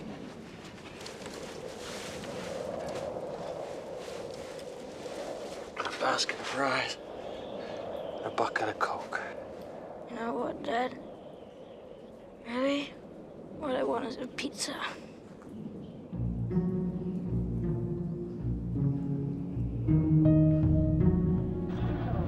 Well, the Turkish government had decided to do one last big push, and they were going to send out 500 Turkish commandos to search for Mike and Matthew. I just can't believe the amount of people involved in searching for them, and on the other hand, I'm worried if they think they're just looking for bodies, and it's hard to keep being hopeful. Silence on the mountain. There's been no sign of rescue helicopters for days. Mike realizes that staying put is not going to get them rescued. But Matthew can't move, and his condition is getting even worse. I was not pleased with what I saw. Even more of this waxy gray flesh that was not good. As careful as I was being, it was still not enough. How about that? Can you feel that? No, I can't feel anything.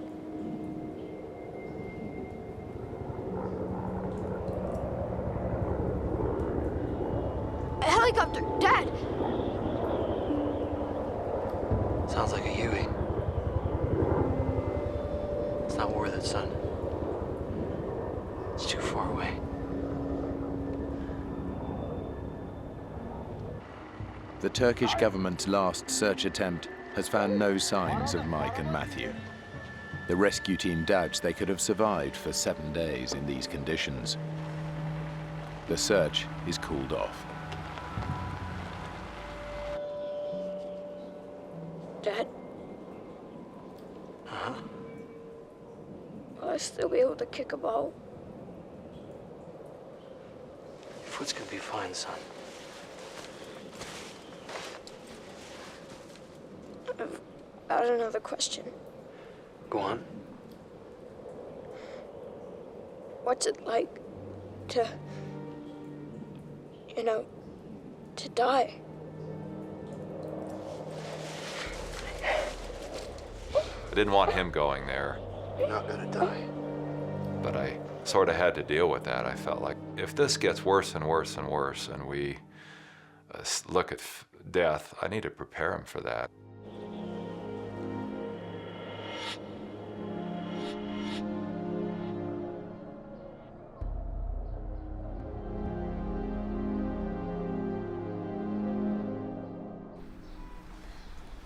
Friday afternoon, my friend Wanda comes in, and she says that they're thinking of sending Mark and Marisa and I back to the States. Maybe it's time we think about getting you guys home. To be near family. This is my family, Wanda. I'm adamant that I'm not going.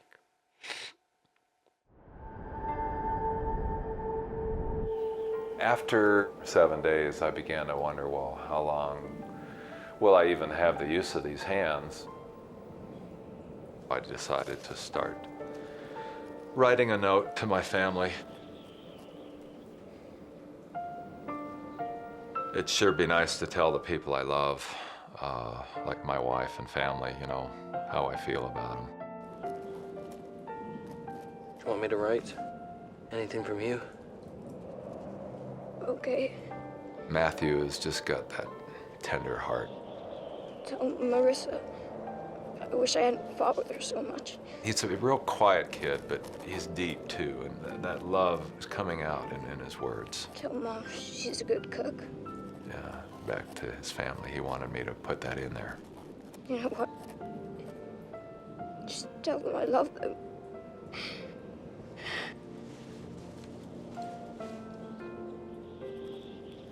Dad, leave it. We don't have to do it today.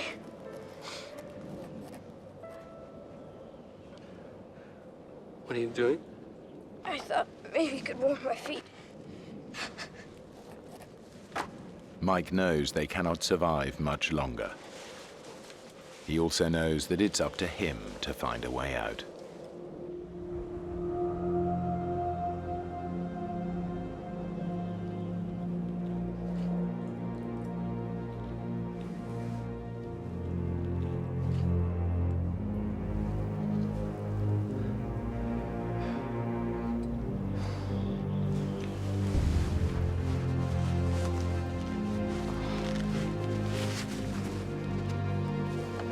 I knew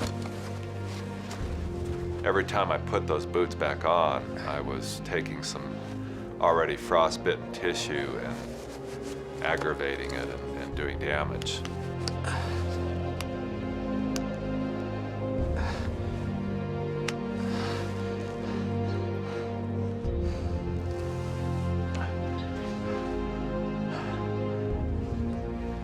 I'm gonna go back up onto the ridge and take another look.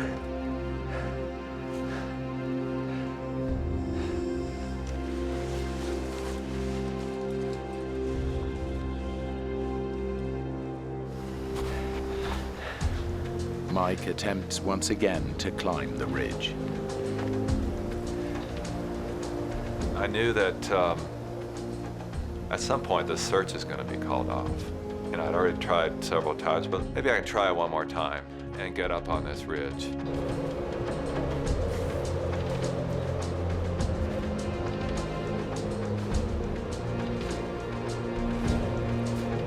from the top, Mike hopes to get a sense of where he and Matthew are.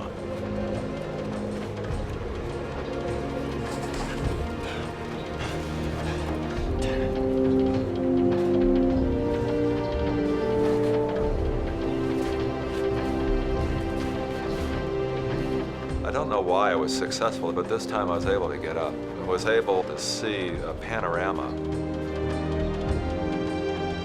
To Mike's surprise, the view doesn't reveal the ski resort. Instead, he sees a distant clump of cabins. But to go down to them might mean there was no way back up to Matthew. I had this debate.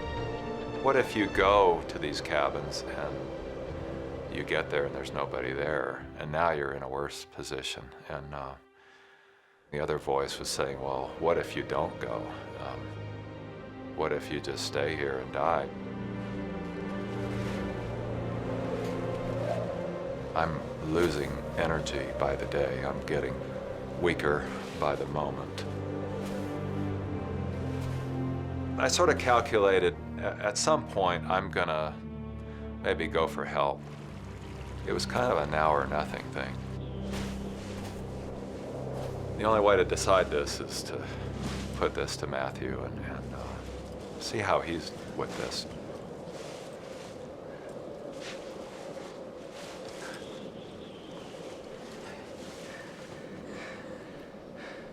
Matthew, listen. I've seen some cabins I think I can get to. I'm just not sure I can leave you behind.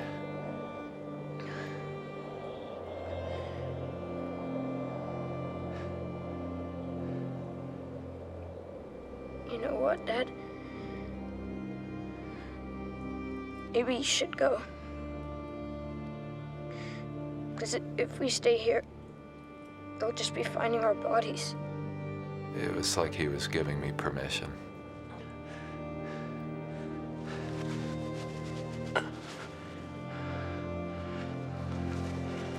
I'm gonna leave you my coat, okay?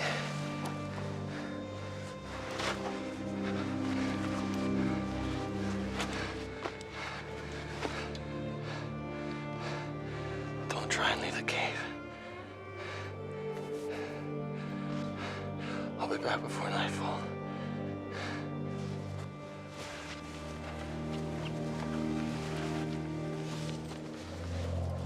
Hardest decision I've ever made, to leave this child of mine behind.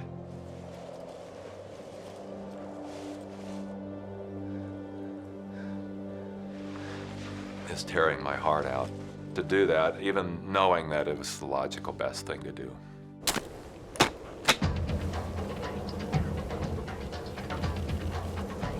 Mike skis down to a trail he spotted from the top of the ridge. Now I was finally getting up and doing something about this. That was an awesome adrenaline rush, if you will. Just the physical act of moving myself down this trail was carrying me along, mentally as well.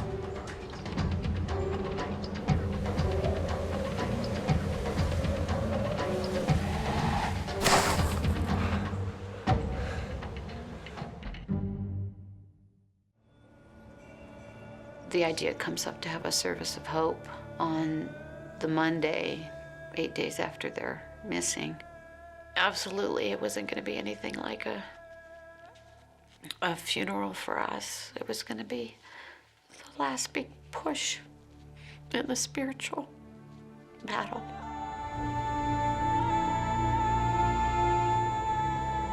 Boy, I was really tired. I'd have to stop every 5 minutes just to catch my breath. It was much more weakened state than I thought.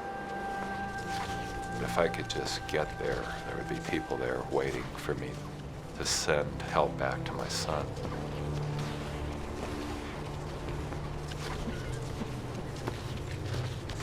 Well, as I get closer to this village, I'm looking for telephone lines, power lines, signs that there really are people there. I don't see smoke coming out of the chimneys. I don't see any snowmobiles. All I see is animal tracks. It's pretty obvious that there's nobody there.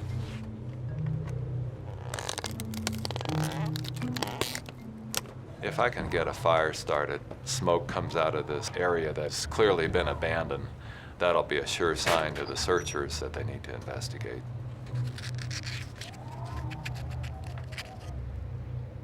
I found a box and it had one match in it. And it was like, this is my one chance. I only get one.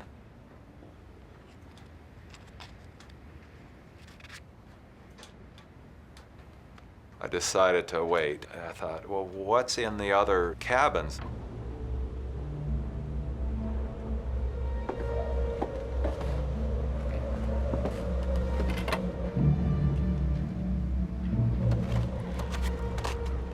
I found a bottle of kerosene, but I found no matches there either. I went back, got ready to strike my one match. Every strike I took, it was fizzling and it was not igniting. And when I finally wore out all the sulfur on that match, it was like my hopes just fizzled with that last attempt. And I knew I wasn't going to get that fire started. I'm tortured by the thought of my son alone in this cave, you know, and it's dark, and I'm picturing what he's going through. And my worst fears is he's, you know, maybe he's just lost it. The wildlife was pretty noisy. I just tried not to think about it as much as possible. I tried sleeping as long as I could.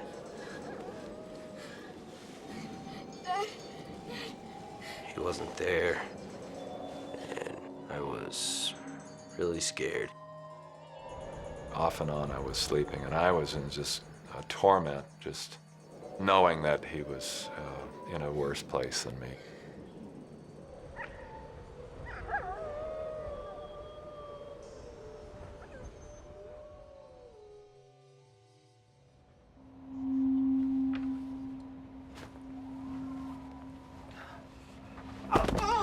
I woke up in such excruciating pain, and I imagine what it must be like to be burned, because frostbite is very much like a freezer burn. My feet had thawed and expanded to a third bigger. There's no way I could physically get these boots back on. I felt like a helpless child, you know.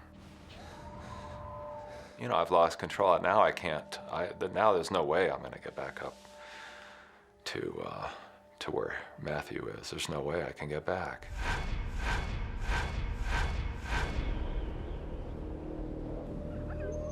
Matthew is alone in the cave. Now Mike, too, is trapped, alone, exhausted, and unable to move. I drifted off to sleep with this prayer on my lips, like, God, just help us, because it doesn't seem like anything I've done is getting it done.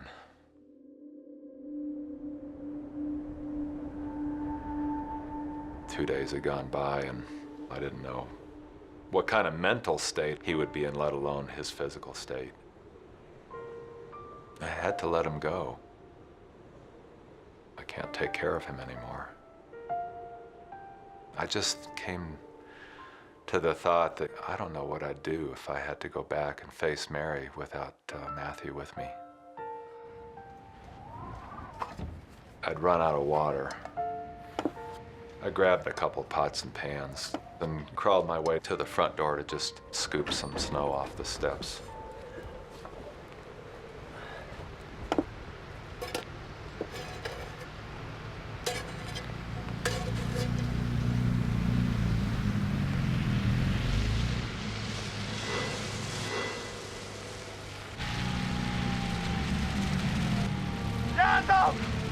Yard up!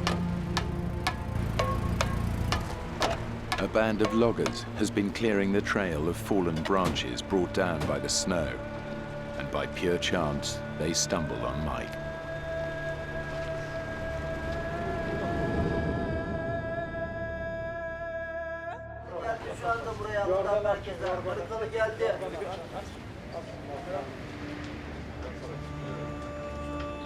There was a man at a shortwave radio, and they were telling me, well, we're in contact with these people that are out looking for your son.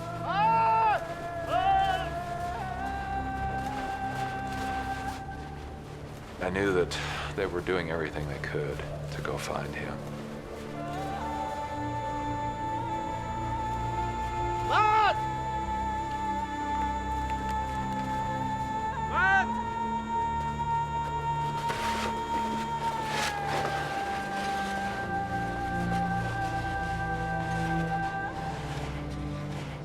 By now, I mean, it's a sea of humanity. People are just flooding around this little cabin. And I can see the sea of people parting. And they're carrying this little package that was my son. Hi, Dad.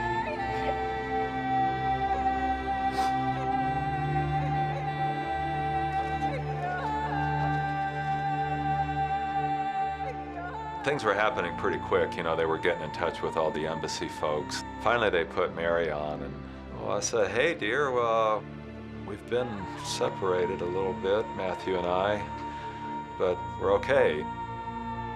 Little did I know, she had no idea that we'd been separated for days. It was probably just as well. After an operation to remove one toe and part of another, Matthew's feet were saved. He and Mike made a full recovery. The family now lives in Colorado Springs.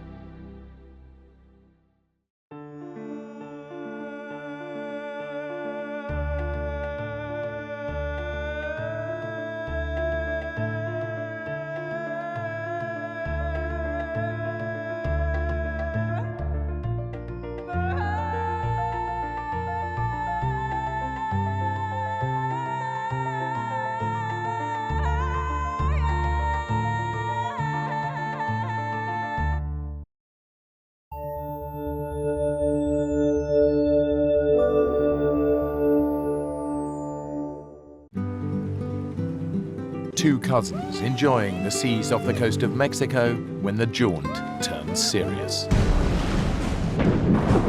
Washed up on a barren island, they wait for rescue. You'll be home in time for dinner. Like some cruel joke, just 12 miles of sea lie between them and safety. But this sea is impossible to cross. Hammerheads are one of the few species of known man-eaters. And the boats do not come. Exposed to searing temperatures, without water they have just days to live.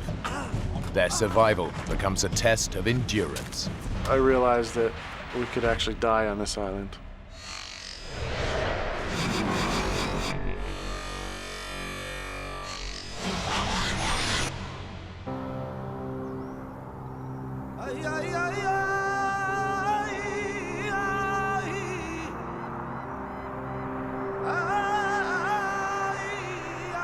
After a tiring 10-hour drive through the desert, Mark Sorensen and Rob Rusnak have almost reached the coast. From here, these young adventurers will begin the sailing trip of a lifetime. Hey, how about a good song? Something nice. Something appropriate to this beautiful Mexican landscape. Driving down, you know, we were joking, lighthearted, excited, all the things that you would think you would be when you're heading into an adventure. La cucaracha, la cucaracha. No. Ya no puedo caminar. Don't. I was really excited. You know, I had all these thoughts of how this was all gonna happen. So it was very exciting. Well, if you're gonna do it, sing it like you mean it. You sing it with me. La cucaracha, la cucaracha. Ya no puedo caminar. La cucaracha, la cucaracha.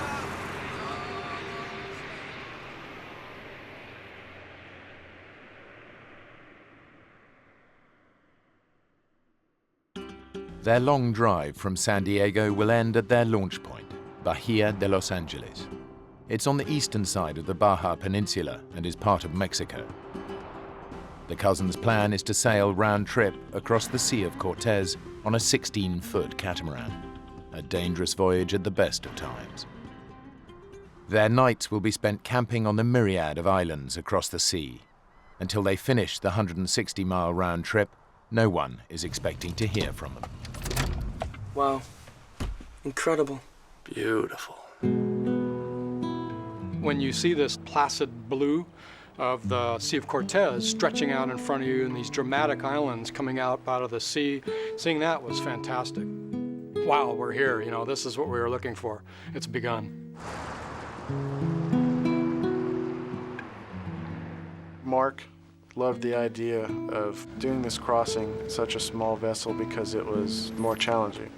He doesn't think probably anybody had ever tried it in a 16-foot cat before.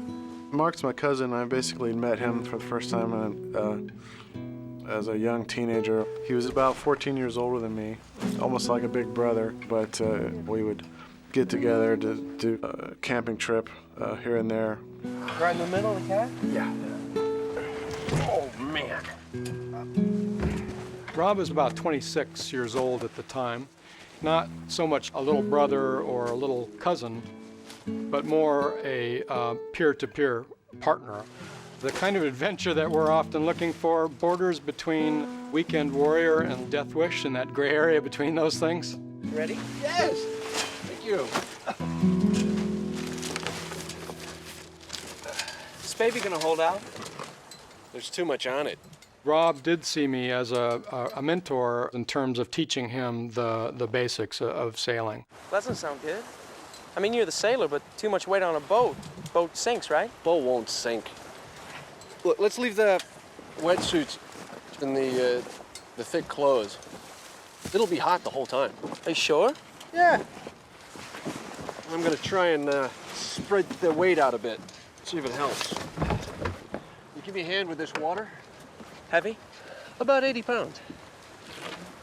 The 8-gallon tank is almost like another person, especially when you consider the other gear that we had tied down.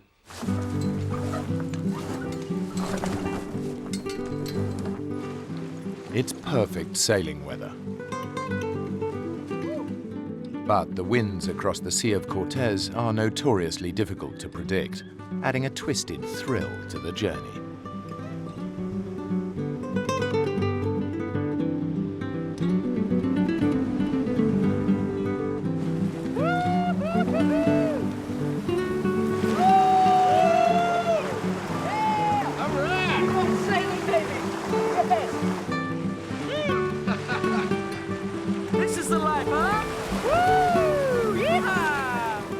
I love sailing because of the sense of freedom, of being out on the open water.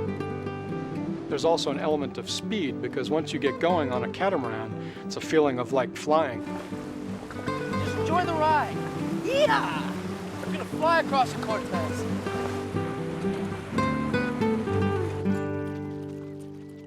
What happened to the wind? No, it happens. I read about it. 60 miles an hour to zero like that. I think it's because we're like in a canyon. The wind rattles down here like an alley and then woof, it's gone. In the dead calm, the heat builds to over 120 degrees. And there's no chance to cool down in this sea.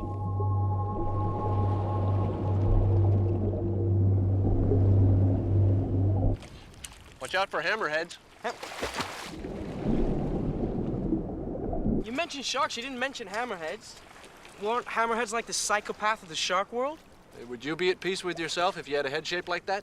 The Sea of Cortez is not a place to be taken lightly.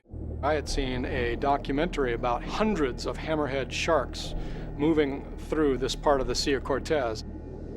Hammerheads are one of the few species of known man-eaters in the world and are known to be aggressive. This is something we want to keep our eyes open for. You imagine catching one of those on the end of your line? Yeah, maybe drag us into the nearest island. Be like Jaws. 3 hours later, the wind picks up as swiftly as it disappeared. But the dead calm was a warning, a forerunner to something much more sinister on the horizon. Don't like the look of those clouds. Something's kicking up over there.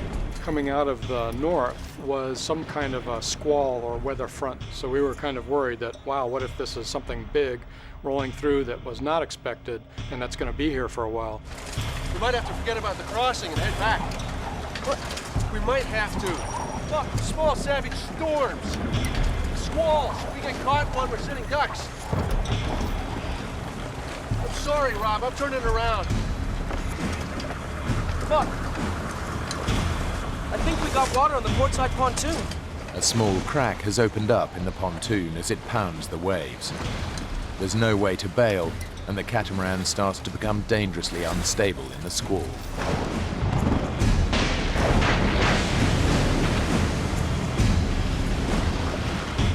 One big gust of wind, which was probably approaching about 60 or so miles per hour, hit us. We ended up in the water, tangled up in the sheets, with tattered sails in the water and, rigging everywhere. I thought, oh my God, this thing is going to crush my head. And so I thought for sure this boat's going to take my head off. Absolutely, I was scared.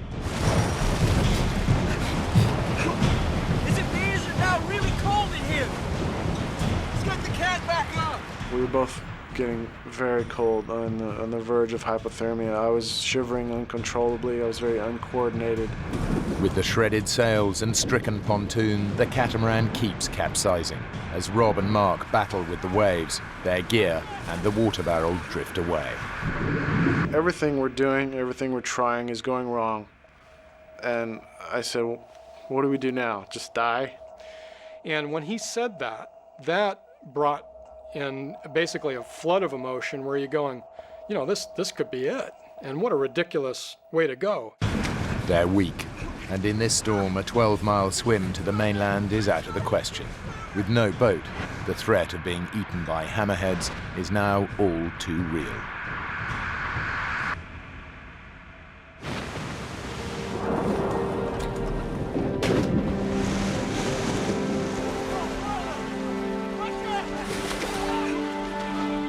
Using every last ounce of energy they possess, Mark and Rob head for the closest island.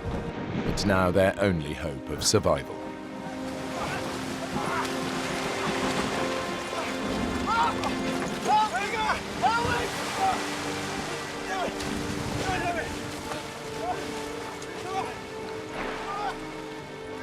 Getting up onto the shore was so incredible in terms of just the mental relief of having dry land under your feet.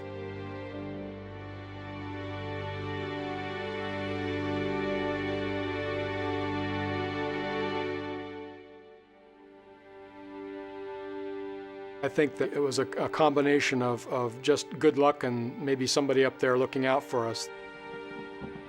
Safe, for the moment, on an island called Guardian Angel.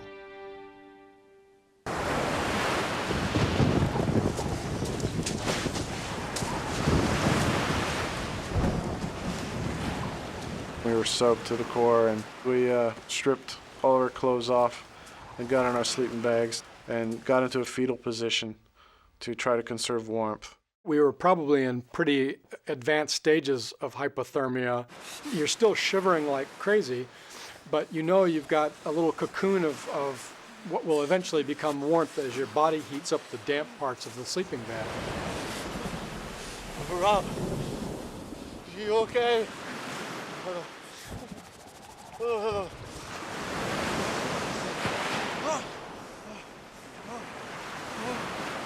At this point, your mind is playing tricks on you. You're not thinking clearly.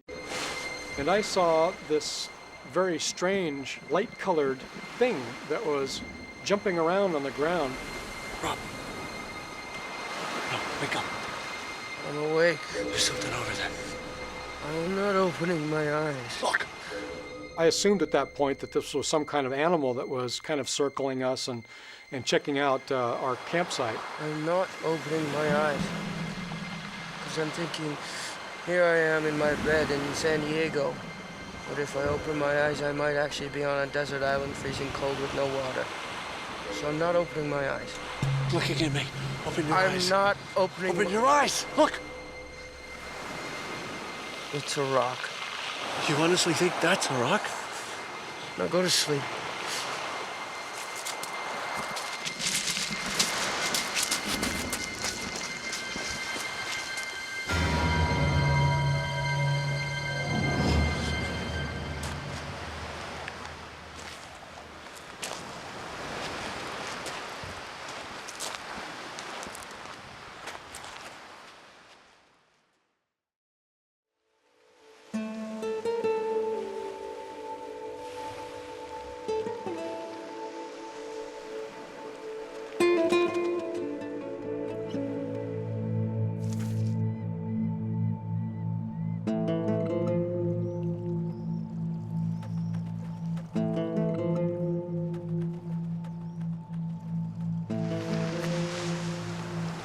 Wake up, dude. Wake up. The good news is the catamaran's sitting on the beach. Yeah? The bad news is it's in a million pieces. Must have taken a hell of a beating against the rocks.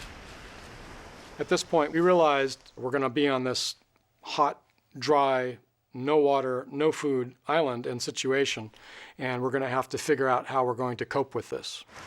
You want to try and swim it? Gonna be eaten by a hammerhead? We could climb out. Oh, this cliff's gotta be 100 feet high.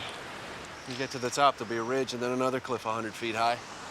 It's gonna be over 110 degrees by midday. Without water, you wouldn't make it 50 feet, and then I'd have to watch your dead body fall back to the beach, so no thanks, bud. So we're trapped.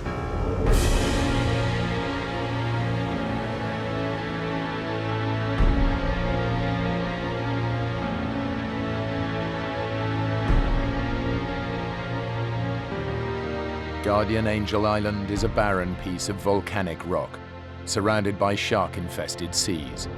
It's 40 miles long and 5 miles wide, and the high cliffs mean that Mark and Rob can't escape from their narrow piece of shoreline.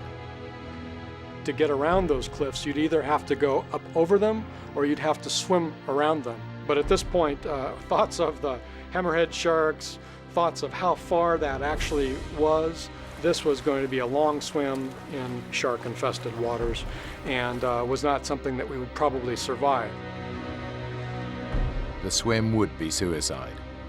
And with nowhere to climb to, Mark and Rob are in a prison with sand at their feet and the sun in the sky.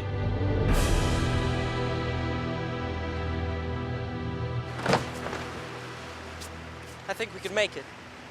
It might take a day, but we can do it. We'd never make it. It's got to be 12 miles away. Our splashing would attract the hammerheads and who knows what else. We're weak, dehydrated, and if the sharks don't get you, the current will. Let's build a raft then. With what? There's no trees, no wood. We're on a desert island, my friend. There's usually an oasis, isn't there? Well, not on this one. This is a desert island. Typical. Of all the islands to get washed up on. I'm gonna try it.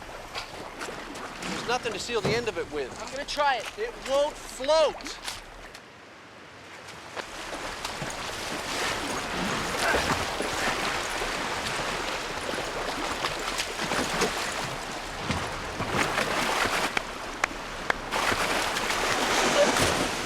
Damn it!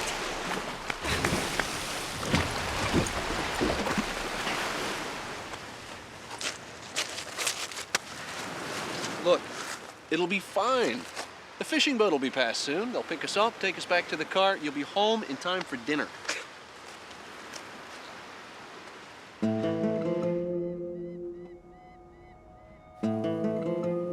The only things that we didn't lose in the water were the items that were in our dry bags. Well, we've got a book, well, half of, a knife, about 20 matches, and some soaking wet cookies. Hey, I think I found that animal that was stalking you last night. You did? Yeah, kind of reddish in color. Moved up and down in a strange way. Yeah.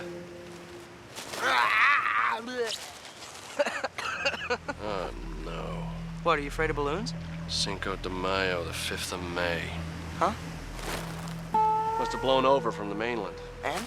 It's a Mexican holiday. It's like Independence Day. It's a national holiday that lasts 4 or 5 days. Everyone takes part. Cool. Even the fishermen. Shit. No one will be on the sea for a few days. We don't have enough to last, do we?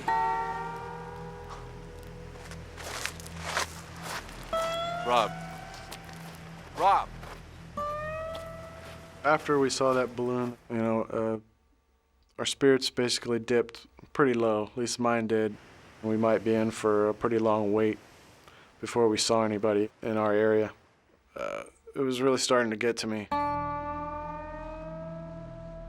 The two men are very exposed on their island. Just a day without water in this heat, and they'll be dead. After the sun came up on the island, there was a limited breeze coming through there. So you can just feel the heat, you know, 110, 120 degrees. And you can just feel this heat getting hotter and hotter all morning long. And the sun was just beating on you all day. There was no shade to be had anywhere. Much better. I basically stayed completely clothed, but even doing all that, you know, a few parts of my skin that were exposed got burned. How you doing?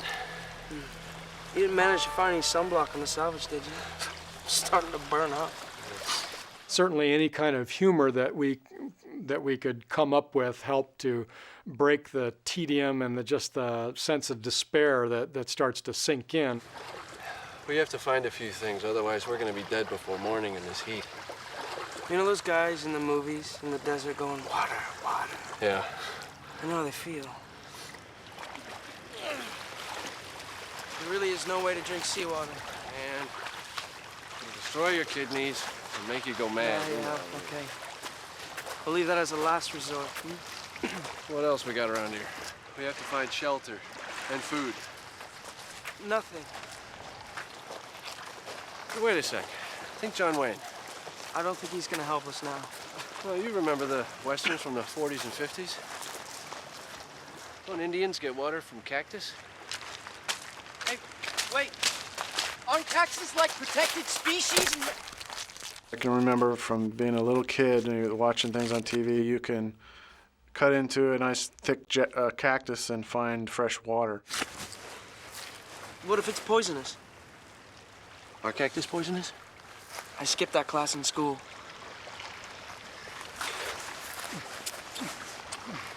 Yes! Huh? Nothing. What? Nothing's coming out. Maybe we gotta suck the pulp. Get the juice that way.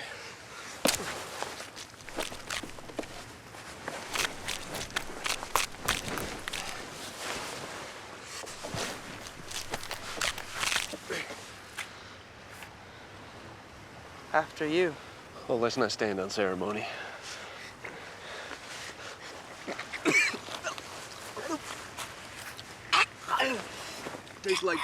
Tastes like warm bile. I can't handle this. No, keep going. This is for the water. Our tongues were swelling, and it was, you know, very parched throat, and it gets kind of hard to breathe. And this immediately cleared up that. The taste was just very nasty, bitter, but the moisture was definitely a relief. We tried to experiment with different parts of the cactus. The lower on the base we went, it became woody, so there was not much moisture. Nothing. Are you sucking hard enough? I'm giving it all I got. So the base is too dry. Let's try the tips. What's it like? It's a little sour. Maybe we just stick to the middle. So we had to basically stick with the chest-high part of the cactus. Now the men have some form of moisture, they need to get out of the sun's burning rays. What little shade there was came from the cactus, which was, you know, yay wide, and you could catch a little bit of shade. My turn. We still have more time.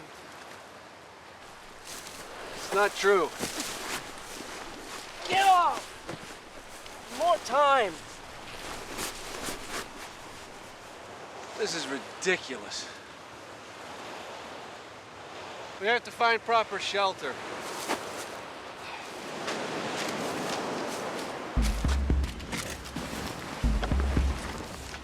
There was no shade to be had anywhere, so we were able to salvage enough of the boat, the trampoline part of the boat, as well as the sails and the boom, and we were able to basically make a tent shelter. Well, that's done. 5-star.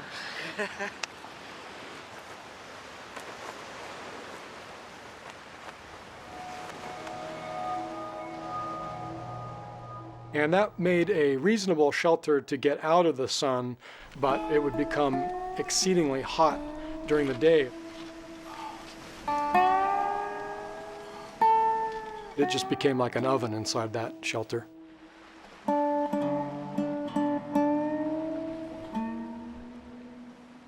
With shelter in place, protecting them from the sun, it's now time to deal with the increasing hunger pains. We did still have the possibility of fishing, but we definitely stayed in the shallow parts because obviously there were sharks out there.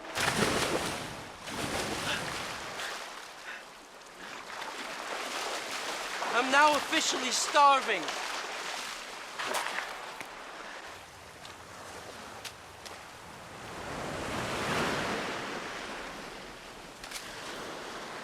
Don't make it too obvious. Take a look to your left, 2 o'clock. See what I see? I see lunch. You think it's seen us? I don't know. What? Head towards it. Let's see what it does. They're pretty stupid. They got a brain the size of a pea.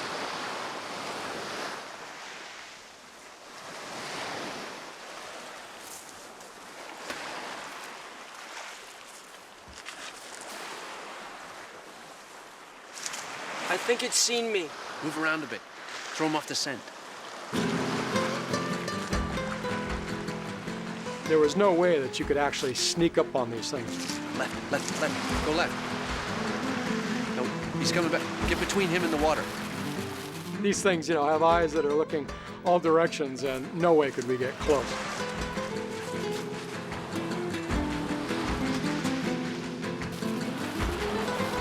Oh, just jump for it! Man! That was pathetic. It's got like 10 legs, I've only got 2.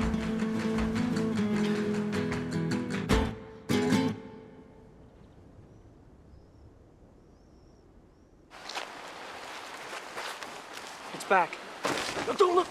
Pretend like we haven't seen it. How do you know it's the same one? I know that crab anyway.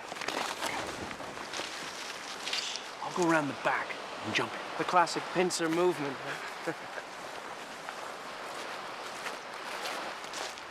Hey, partner. Remember me? Yeah.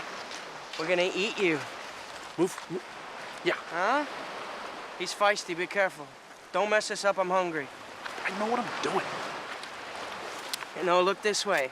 Look this way. Yeah, Grubby. It's me. How can something so small run so fast? Not so easy, huh?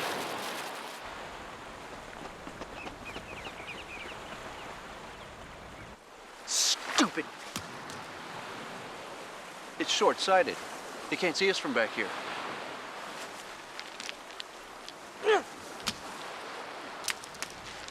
So we kept throwing rocks, and he did not move until one just hit him on the head. Bingo! And we thought, wow, we found the way to get food. This is not your average sushi. It was kind of like a really bad oyster. We would have been grateful for anything that could have killed the basic taste of that crab, anything that would allow you to choke it down. But at that point, we were hungry and thirsty enough that it just didn't matter. There was not enough crabs that we would be able to survive on them more than a few days, and that if we weren't able to find some other food source in the vicinity, that eventually we'd die from hunger.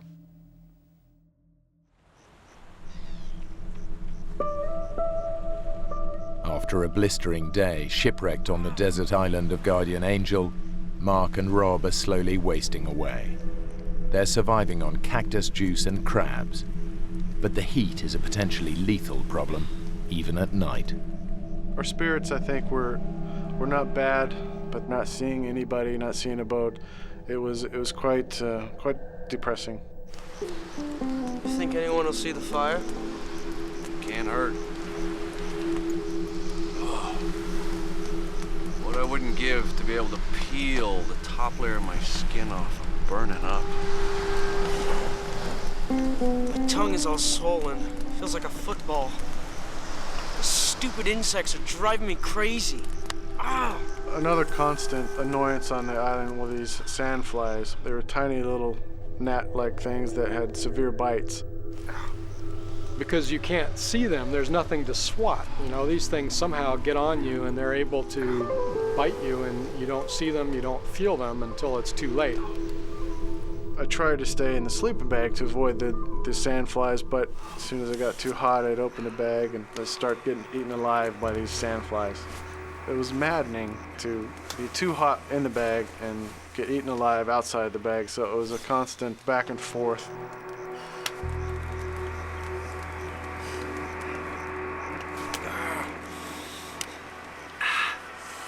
If you fell asleep with the sleeping bag wide open, it was a big mistake.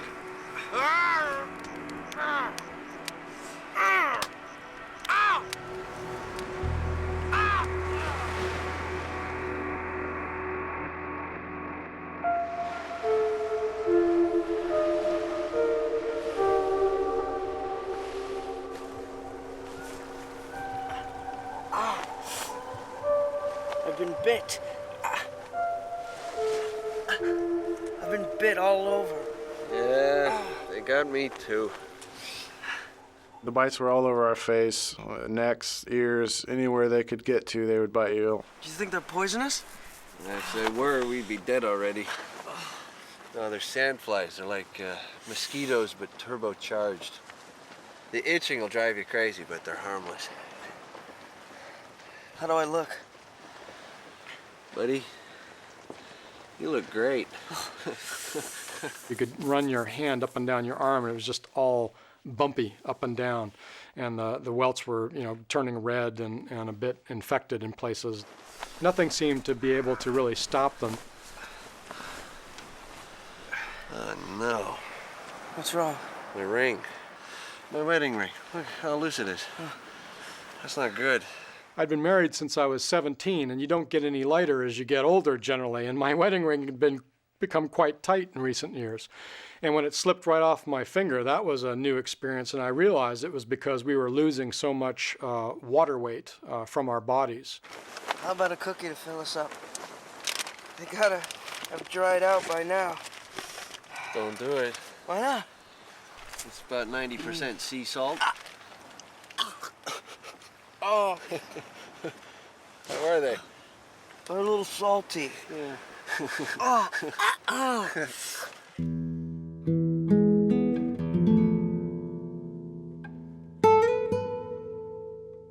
Increasingly, when you're dehydrated and your mind is just not working right, the harumphing sound of the waves started to sound like a jet.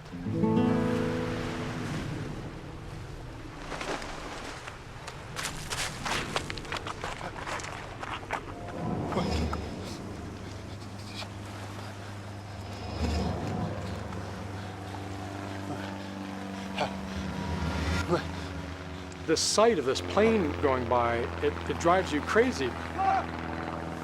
Something emotionally starts to tear you apart. I can't tell those people I'm down here that I exist, that I'm in trouble. There's something reflective. We'll try to signal it. We have nothing that reflects. The knife blade. No, it's too dull. It's messed up. Well, keep moving your arms then.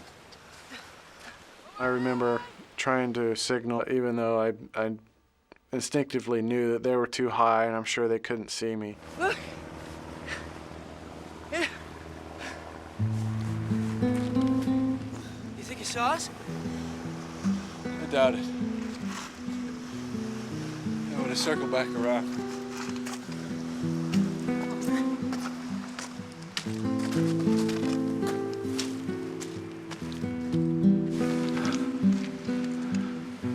saw a few jet airliners going probably 30,000 feet or above, speeding along, and there's these people up there nice and comfortable in their seats and probably eating peanuts and drinking their martinis and having a good old time while we're down here, you know, wishing that we could somehow signal them.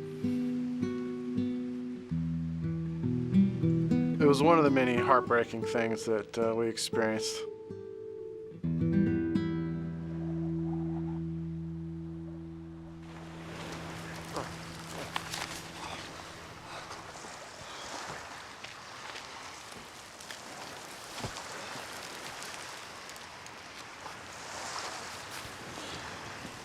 What are you doing? What does it look like I'm doing? I'm trying to do something. I'm gonna find out what's at the top of these cliffs. Look, you have no water. We need to do something, Mark. Anything. And as fun as it is burning to death on this beach, eating You'll cactus be dead before you reach the top. I didn't know what was on the island or what was back up above those walls. I wanted to do something, just about anything. Rob, get out! No! It'll kill you! I can do this! Get up! It was very frustrating for me.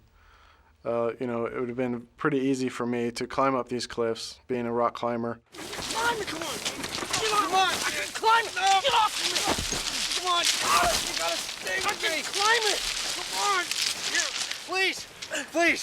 Believe me when I tell you that there's nothing at the top of these cliffs except more cliffs. And maybe a Club Med. With one of those pool bars, you know the type. With the bar stools actually in the water. I'll get him to send down a couple of margaritas later. Tell him to go easy on the salt.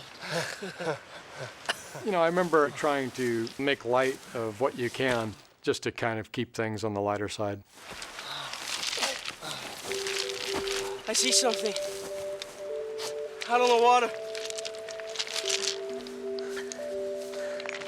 What is that?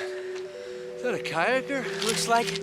And we could see every once in a while kind of something come up and slap the water, and we're both saying, oh my gosh, you know, is this a kayaker that's coming across the midriff area? Over here! Hey! This way! Do you think he's seen us? I can't tell if he's coming toward us or not. Hey! Look this way!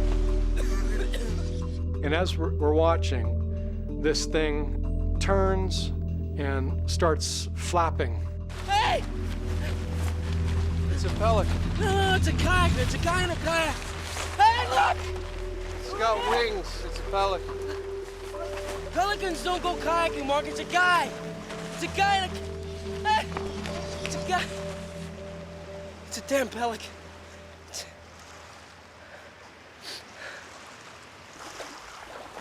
Talk about a sinking feeling. You know, we had all this hope that was coming up, and now the hope sort of flew south. Then our chances of getting off this island are not looking good.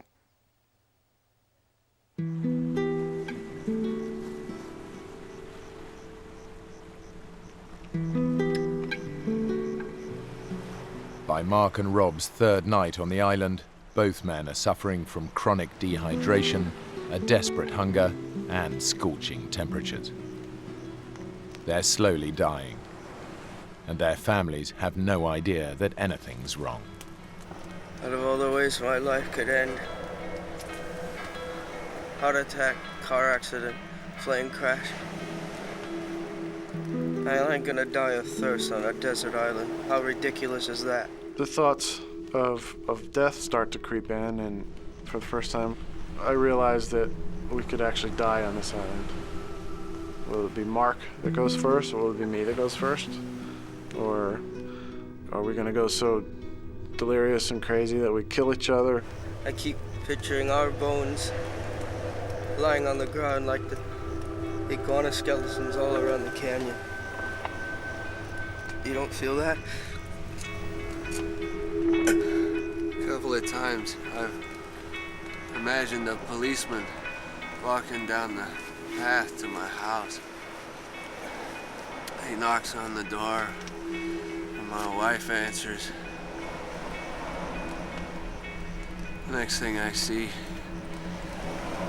she's crying. I really hate that my family now is going to start being concerned that they haven't heard from us. Yeah, it enters my mind, but then I push it out. We are going to survive. What if we're here for 2 weeks or a month? Look, we'll be rescued. I promise. It would have been devastating, of course, if Rob had come to any serious harm. I would almost rather not have come home myself than to have faced his mother to tell her that I had lost her son.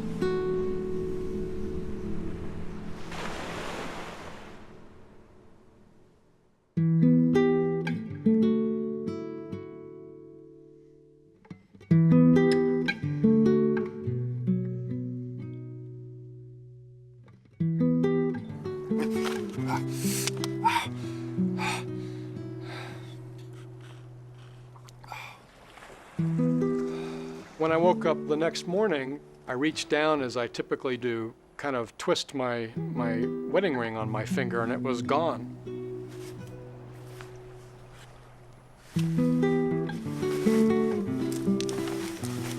I realized that this thing had actually just fallen off my finger during the night.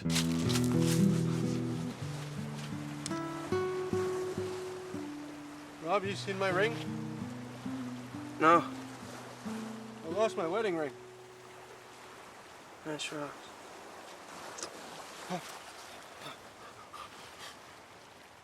When it slipped right off my finger, that was, to me, an indicator that things were starting to get very critical. Got it.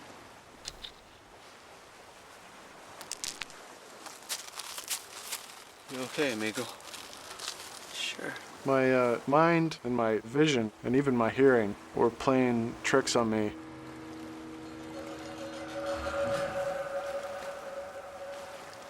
You see something out there? No. The dehydration was definitely the major culprit in causing delirium and the mind tricks.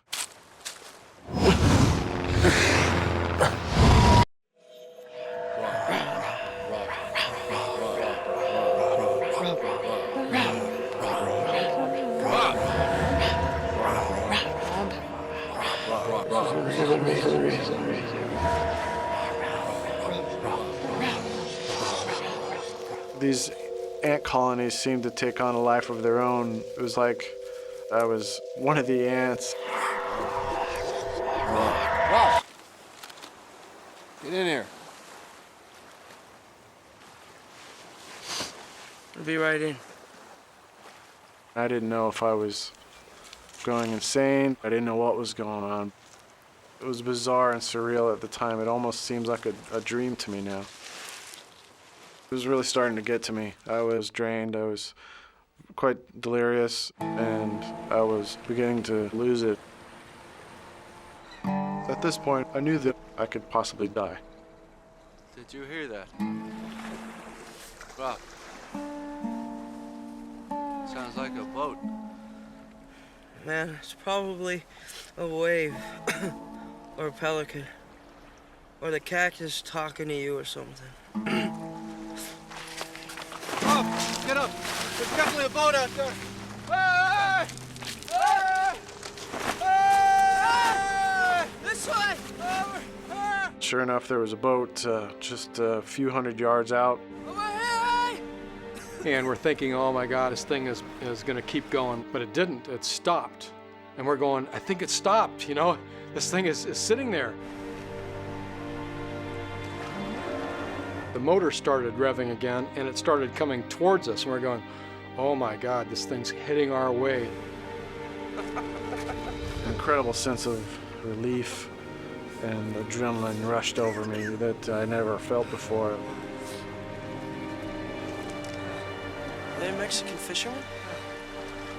Why have they stopped? I couldn't tell what they were saying, but they seemed pretty suspicious.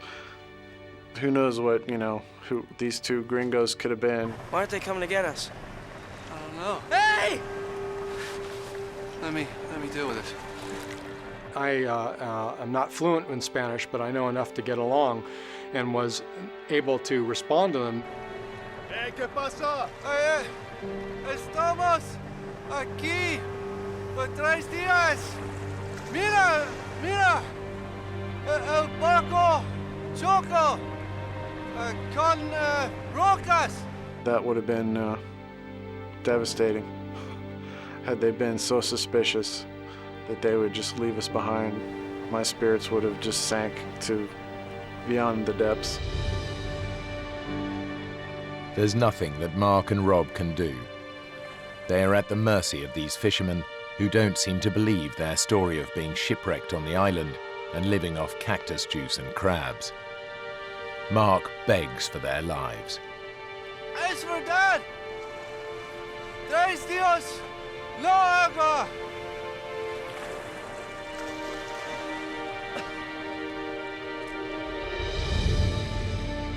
Gracias.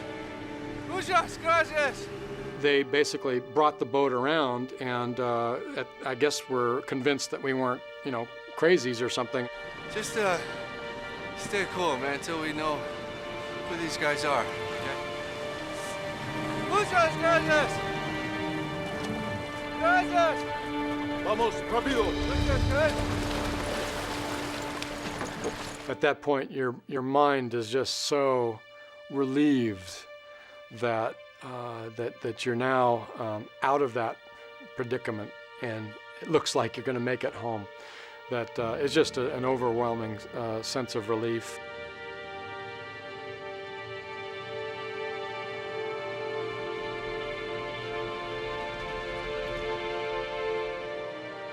Glad to be alive and glad that we didn't die. They pulled up a 1-gallon container of water and headed directly towards Bahia de Los Angeles. The feeling of having gulps of water actually go down your throat was just incredible. It was a bizarre feeling to feel your body hydrate almost instantaneously. You could almost feel it pumping out through all of your limbs and all of your veins. It was the best water I've ever swallowed. The people in the boat brought us up to the actual town of Bahia de Los Angeles and gave us a gallon of water and said, "Good luck." Muchas gracias. And they turned around and they were gone.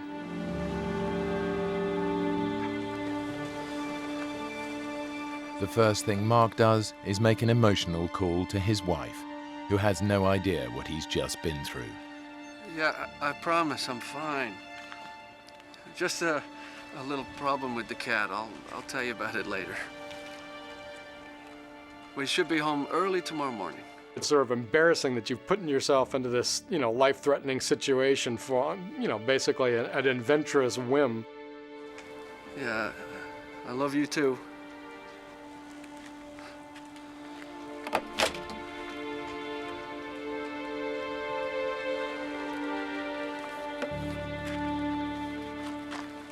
Before taking off, Rob and I at the general store basically loaded up on all the things your body is craving at that point. Things that are fatty, things that have some taste to them, things that are liquid, and kind of gorged ourselves.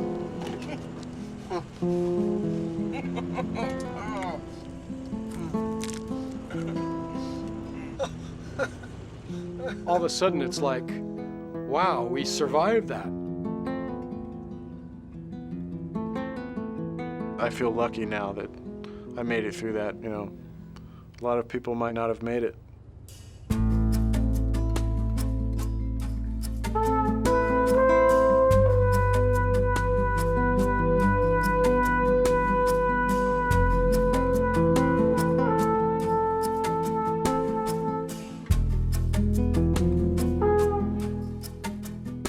What started as a joke ended as a nightmare. Severe dehydration, vicious insect bites, sunburn and starvation combined to take these cousins close to death and back again. When you come out of the tail end of this alive, that establishes a kind of a bond that is different than, you know, a family bond. We share this common experience, but I'm not sure that he'd ever go sailing with me again.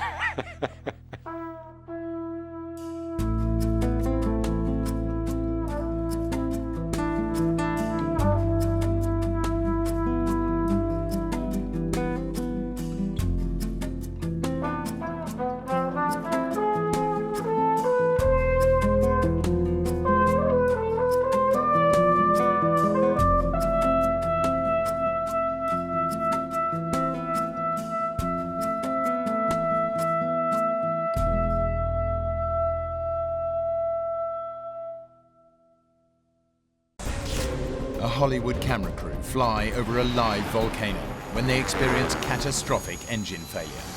Their helicopter crash lands inside the volcano, and the three men find themselves hundreds of feet below the crater rim, next to deadly pools of lava and suffocating in toxic gases. I can't breathe, I need oxygen. They are separated, and it's every man for themselves if they are to survive. In their escape attempts, each man must operate at the very limits of human endurance, all the while believing that their companions are dead. The biggest thing I think about is I can't believe that God put me on Earth to die in the volcano.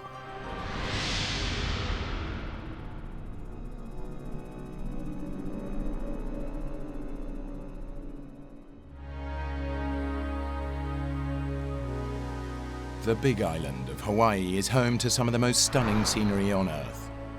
The island, with its exquisite beaches, dramatic waterfalls and dense tropical jungles, has been formed over millions of years by volcanic activity. And Kilauea remains one of the world's most active volcanoes.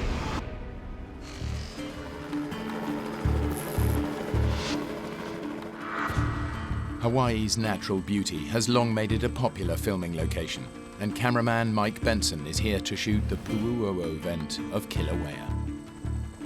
I love doing aerial photography. It's a real passion of mine. I love to fly. Every time I get in a helicopter, I'm always excited about doing it. I love everything there is about it. Mike's persuaded his assistant, Chris Duddy, to come along for the ride. I was Mike's camera assistant. So my job was to, mount the camera, prepare the camera for filming.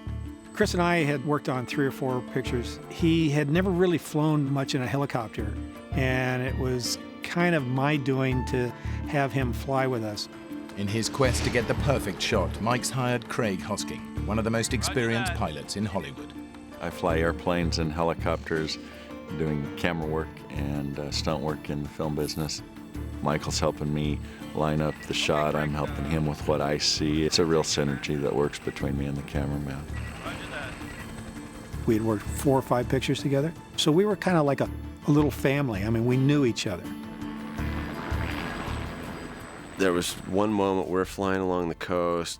The waves are crashing on the black lava flow that goes down to the ocean. And there's one point where a lava tube opens up, and there was actually lava shooting into the ocean, and there was this great white plume coming up. And I was just like, this is unbelievable. And I'm getting paid. The crew were shooting the end sequence for the big-budget Hollywood thriller Sliver, in which a helicopter seems to descend directly into the Pu'uo'o vent. Legend has it that the vent is home to the most powerful of all the Hawaiian gods, Madame Pele. And local superstition dictates that you pay homage to her by dropping a bottle of gin into the volcano, ensuring that no harm will come to you. Well, Chris had the bottle. I yelled to him, I said, when we get over the volcano, I'll tell you when to throw it in. Chris, you set? Yeah. Now. And he did kind of a wussy throw. The air coming up out of the cone is pretty turbulent, and it caught the bottle and it kind of blew it back out, so it didn't actually make it in the cone. You totally missed. How could you do that? The crater is about 2.5 miles across. I mean, it's like hitting the Pacific Ocean. I mean, it's huge. He thinks it's funny. I don't really find it that funny, but... So my comment was, well, that's okay, she'll get the idea. Even though the offering hasn't been received, Mike, Chris, and Craig go for a take. Okay, Craig, let's line up for the crater. Craig lowers the helicopter as they skim towards the edge of the crater. And rolling. Even a couple 100 feet up in the helicopter, one could feel the heat coming up off of it. It's incredible. As we arrived near the edge of the crater, we would tilt the camera down and zoom to create the look down, the drop down into the crater.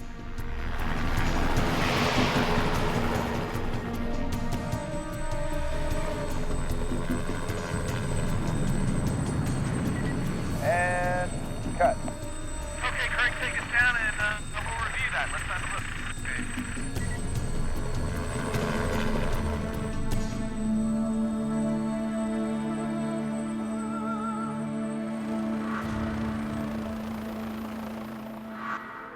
I noticed that the length of film was real short. It was only like 3 or 4 seconds. Nah, it's not quite there. You want to see it again? Yeah, sure.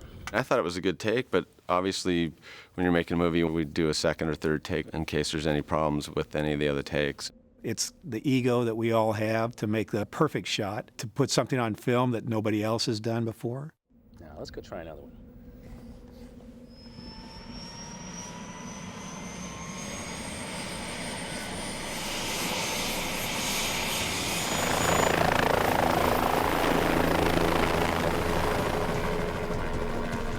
You feel when you're filming that nothing's going to happen, that you're encased in this piece of metal of a helicopter, and that it's kind of a safe zone.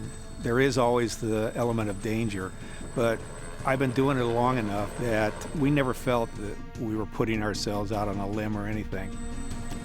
I get more concerned about the traffic in LA than I do about the traffic in the sky. Okay, Craig, for this next pass, I want to try and take it a little lower and a little faster, if that's all right. Roger that. We weren't doing stunt flying. It wasn't any acrobatic aerial work. It was pretty straightforward flying. And rolling. It might have seemed straightforward, but as the chopper passes over the crater rim, it experiences catastrophic engine failure. The first thing you hear and feel is the RPM decreasing. Usually in an engine failure, you have a quick deceleration. This, it was just kind of slowly spooling down. What's happening? There's a sound that beeps. I'll never forget that. The beep, beep, beep, beep. At that point, we're in kind of a whiteout where the plume comes up out of the cone. Oh, man, no way. And then the next thing he said was, we're going down. And that's something you don't want to hear a pilot say ever. Sierra Hotel, engine failure, going down in a minute. Hang on! You get about a second or two of recognition, and then you go right into the emergency procedures. What made this one challenging was the choices I had to make about where to land.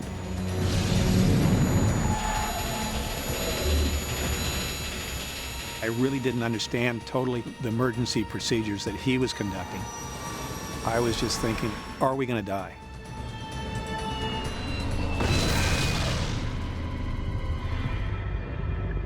By a miracle, Mike, Chris, and Craig survive the crash, but their troubles are just beginning.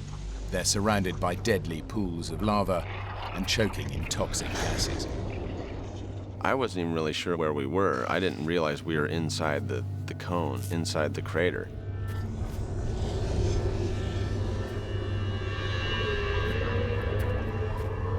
You okay, Mike? Chris? Yeah, I think so. We looked each other over, and Chris was fine, I was fine. Craig was the only one that had a laceration over his eye. You're bleeding! What? You're bleeding! I'll get the first aid kit. Fortunately, we missed a steam crater by a couple of 100 yards, and we missed a lava pool. So of all the places in the volcano, it was probably the safest place, if you can call it the bottom of a volcano a safe place. The crew is on the crater floor in a thick cloud of VOG, a poisonous mix of carbon dioxide, sulfur dioxide, and hydrogen chloride. If they don't get out fast, they'll suffocate. It had this terrible taste. When you go to take a breath, your lungs would burn. We're thinking that we've got to get out of here because we're going to have a difficult time in trying to get any fresh oxygen. We were probably about 50 yards from the existing lava pool, and it was hot on our feet. You'd hear it bubbling and gurgling and spitting.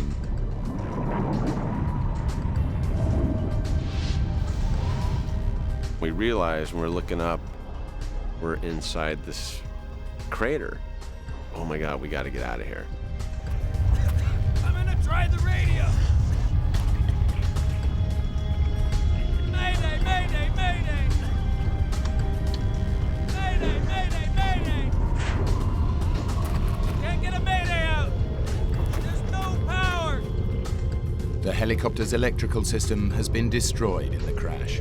With no radio to call for help, climbing out is their only chance of survival. We kind of explored going to the north, but that was near the live part of the volcano, and the air was really horrible that direction.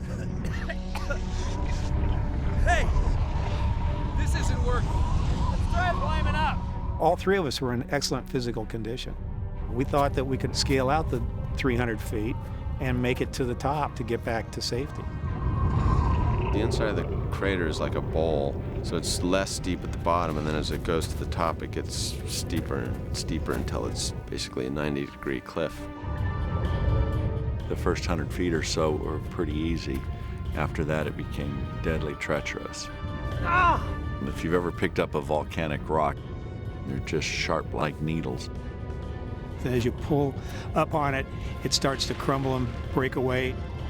As we're doing this, you're hot and you're sweaty from expelling all this energy.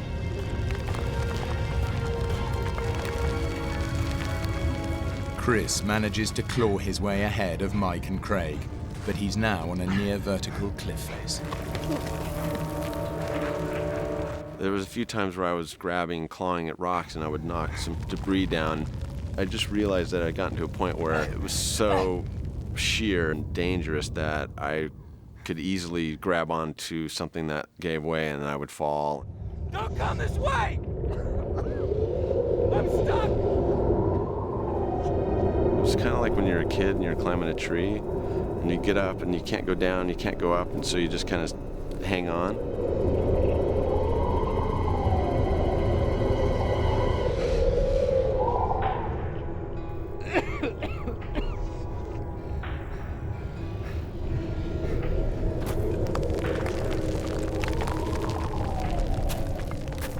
Mike and Craig are 50 feet below Chris. They lose him in the smoke. Chris! Where are you? Craig and I are standing on this little ledge. It's probably about 3 feet long and maybe 18 inches wide. The air was better, and that's where we could really sit down and digest what had just happened and come up with a plan. Climbing out isn't working. Craig realizes that the only chance of survival lies in getting power back into the radio. He must return to the crash site. I knew how the helicopter electrical system worked. There was no need for all three of us to go back down into the potentially deadly gases. I have to try to go back and try the radio. Okay. When he went back down, he really was risking a lot.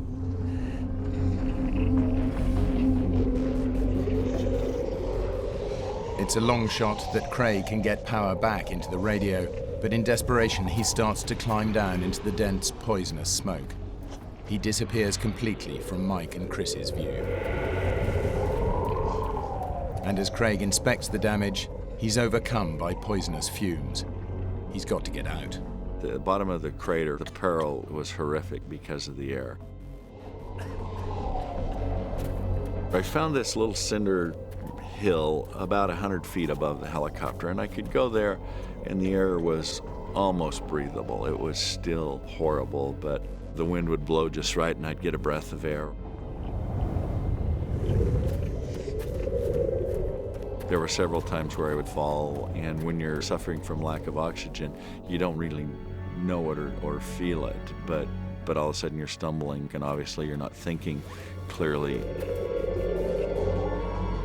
Eventually what I found was a camera battery. The camera that we were using uses a 24-volt battery, which is the same voltage that the helicopter electrical system uses.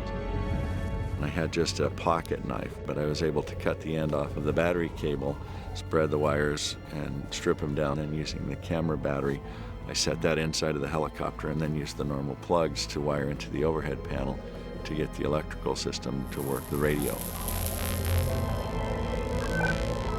Mayday, mayday, mayday! This is 2 Sierra Hotel! Can anybody hear me? Craig's repeated mayday calls are interrupted by scrambles for fresh air. I'd have 3 or 4 breaths at a time where I get no oxygen at all, and it was just gasping.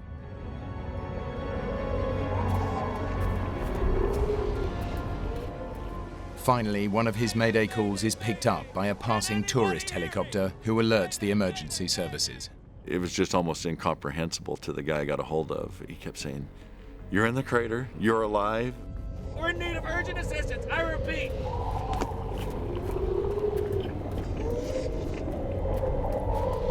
Mike! Chris! I got a mayday out! They're coming for us! He yells back that he got a mayday out to base camp, and he said, "We'll be back in Hilo for dinner." He was coughing and yelling that he couldn't breathe, and he was having a hard time down there. Next thing I hear from Craig is, "Don't come down here, don't come down here. I can't breathe, I can't breathe, I need oxygen." And then we didn't hear anything from him again.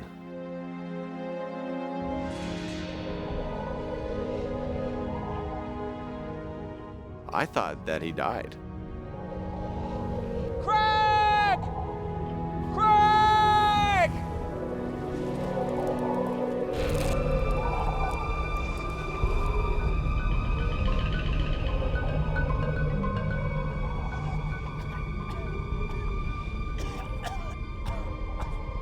Craig has managed to get back on the radio and establish contact with the pilot of the rescue helicopter.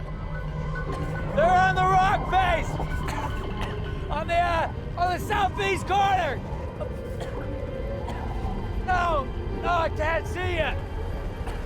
Poor visibility makes it impossible to conduct an air rescue attempt, but the pilot helps coordinate a ground rescue team. The ground rescue team struggle through dangerous terrain, eventually making it to the crater rim, far from Mike and Chris. They can just make out Craig and the crashed helicopter through the fog. Can you make it over to where I'm standing? I was able to make verbal as well as visual contact with their lead climber. He felt that he needed to conduct the rescue from where they were, very near the lava flow. We need you to come over here, Craig. We can't go around there. I can't. The air's too bad. And I told him, if I come down to where you are, that it's a one-way trip for me. And it was basically 1, 2, 3, here I come. And then I took off towards him. Craig makes a desperate run towards the rescuers, but the dangerous conditions have forced them back from the crater rim. I looked up to the top, and they had disappeared and simply were not there. Are you there?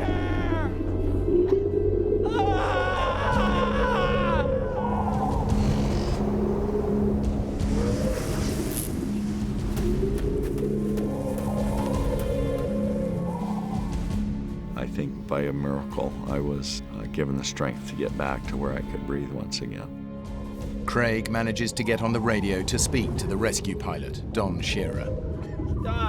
Don, can you read me? At that point, I sounded quite weak. He could tell I was dying.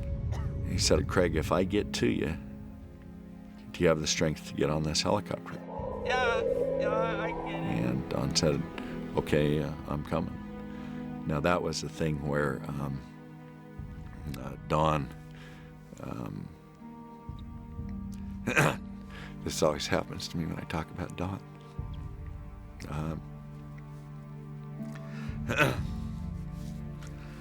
but Don made a life or death decision right then, too. I can't breathe. All that Don knew is that I was dying, and he was willing to go for it. Don now lowers his helicopter down into the swirling clouds. He has zero visibility, and there's a real danger of the Vogue starving his engine of oxygen and causing it to fail.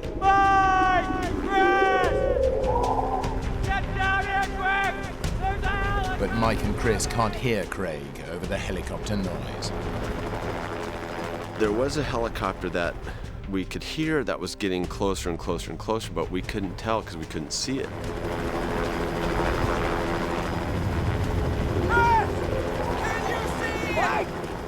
The helicopter's drowning out Mike and I yelling.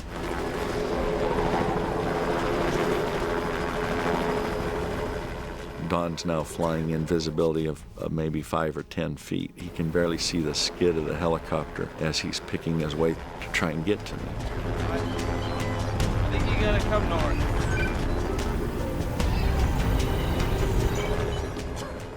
I then waited, probably at that point, in and out of consciousness.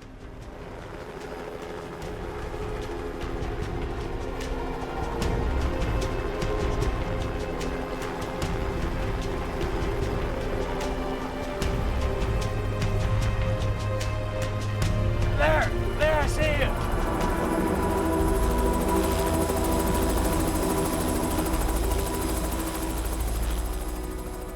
I was able to get on the skid, and I believe with probably the last ounce of energy I had in this earth, I was able to pull up and get into the backseat of the helicopter. And Don, he was now pretty wide-eyed because he had just gone to the brink of his own life. Because he'd had 10 minutes of, I would dare say, the worst flying that any pilot has ever had in the history of flying. Mike! Mike! What's going on? For Chris and Mike, it seems like the helicopter rescue has been aborted. The helicopter was getting stronger and stronger, then suddenly started to fade and fade until it disappeared, and we heard nothing.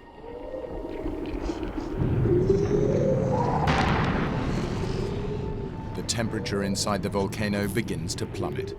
Mike and Chris are now in grave danger of succumbing to hypothermia. It's starting to get a little cooler. It's cold. Our throats were constricted, and it was hard to talk. I thought we were going to suffocate if we had to stay in there overnight. As well as having difficulty breathing, Mike and Chris are also suffering from dehydration.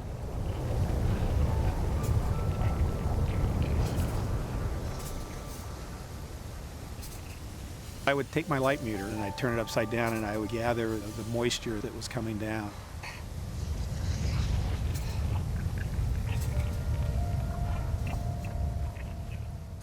It tasted like sulfur, and it was just a vile, disgusting taste. As darkness sets in, Chris has given up any hope of ever seeing a rescue party. I was soaking wet, and I was shivering. I wasn't even sure the rock I was sitting on was stable and was going to hold me all night. Finally, the rescue team returns.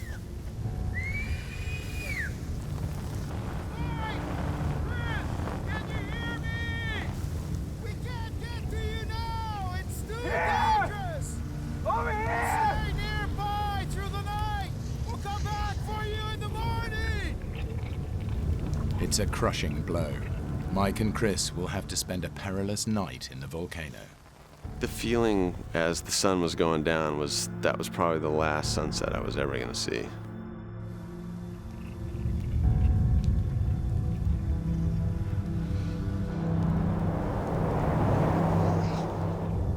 It was really difficult to breathe. It was really difficult to keep my eyes open for more than a few seconds at a time, so I just kind of made a little tent out of my sweatshirt and just tried to breathe, shallow breathing.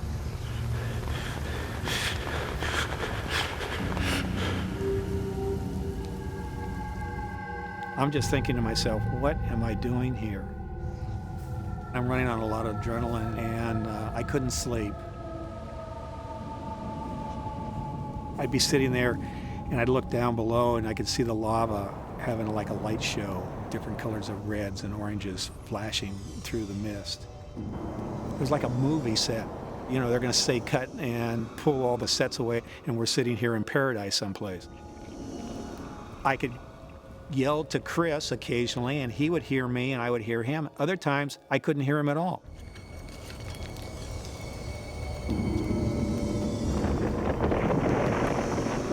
You could hear landslides all around us. Any moment, we felt like we could just be in the avalanche or just slide off the side of the cliff. I would have put our odds at about maybe 20–30% survival at that point. I was probably going to die. Chris was really despondent. He thought that there was no way that either one of us was going to get out of here. Chris! I was really concerned that he was ready to jump and to just end it all. Chris! Chris! Chris!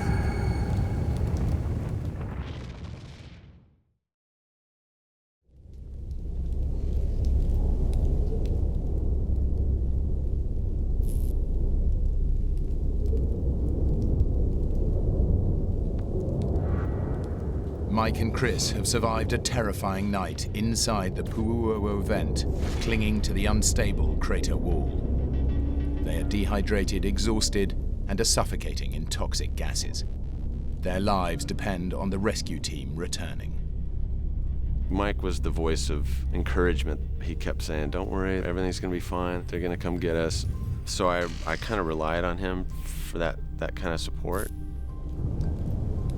Bottom line is that I possibly caused his death because I was the one that told him, come on, jump in the back of the helicopter and go for a ride with us. We're sitting there and just waiting and waiting and waiting.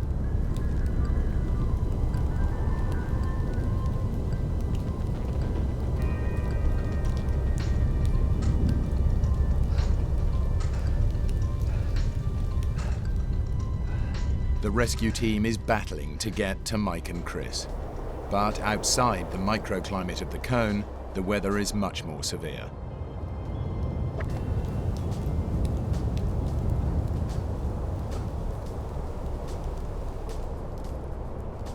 Despite the dangerous weather conditions above, they've made it over to their side of the crater. More to the left! The first one I saw was like about 15 feet away, and I couldn't believe that it was a rope. And then I thought, well, should I try for it, try to dive for it, try to go for it? No, it'll probably get closer. More to the left! The edge of the volcano is extremely unstable, so the rescuers are forced to stay back. They can't see Mike or Chris, and they can barely hear them.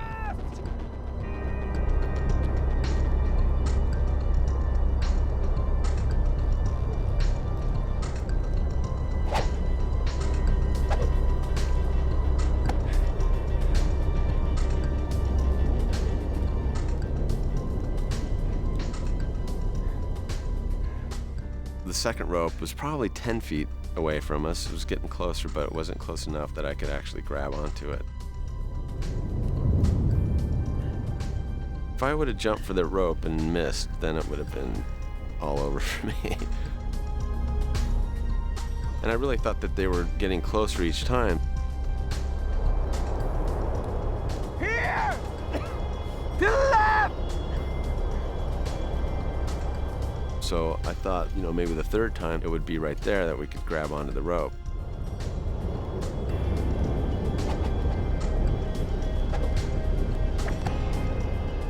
The third time it came, and it was like 6 feet away.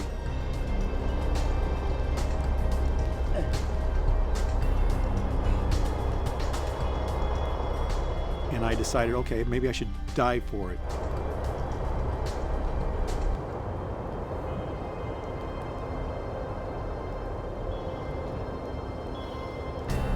No, wait! Wait! Wait! The worsening weather above has forced the team to retreat. The attempted ground rescue is over.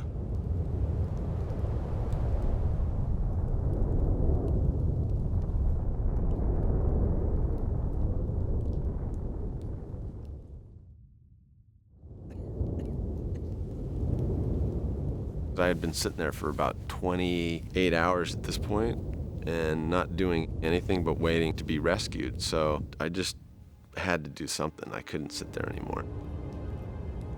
Chris said to me, I have to leave. I have to try to scale out.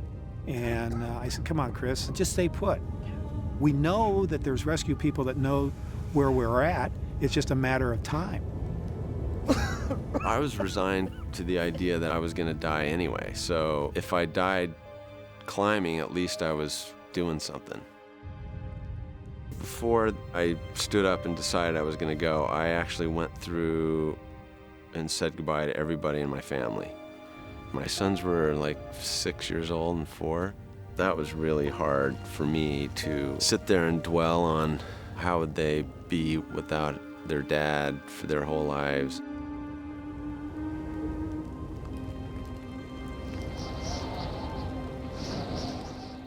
If I fell off that cliff, you know, there was no chance for survival.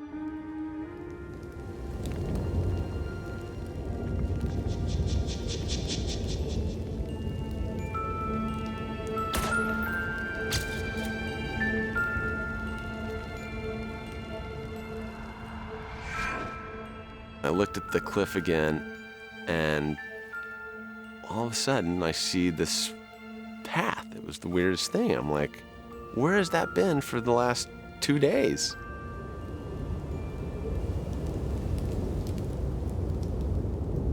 Mike! I'm gonna go for it! Be careful!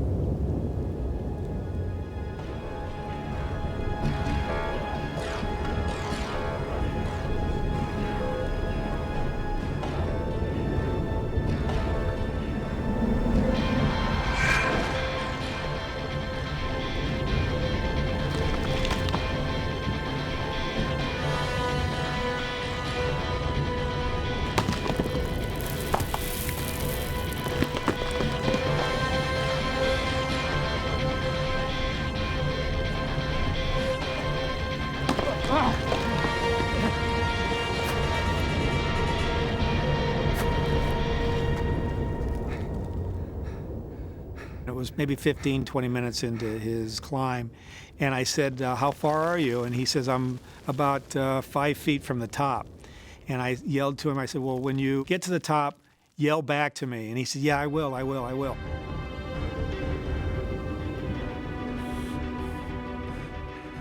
About 10 or 15 minutes goes by, and I don't hear another thing from him.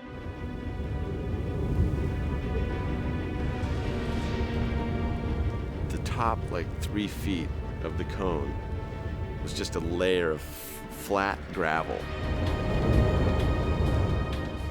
And there was no big chunks to grab onto.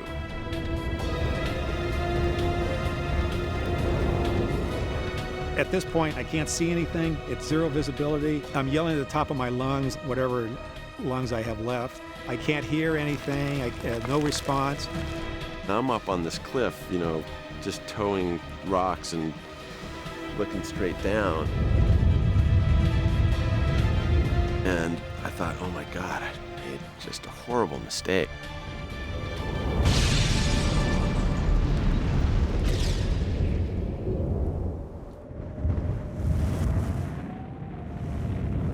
Chris Duddy has almost climbed out of the volcano, but the loose rock above means he can't climb any further. And if he can't hold on, he'll plummet hundreds of feet into molten lava. I don't know what made me think of this, but I just dug both my arms into this gravel to try to get some leverage. So I dug my arms into this gravel up to my elbows. And it was like sticking your arms into broken glass. I mean, I was just cutting my arms up to get it in there, but I knew I had to get some leverage. So I got my arms wedged into this gravel, count to 3, and I just did a lunge. And I flipped myself onto the top, onto the lip of the crater, and then just rolled over. And I was out.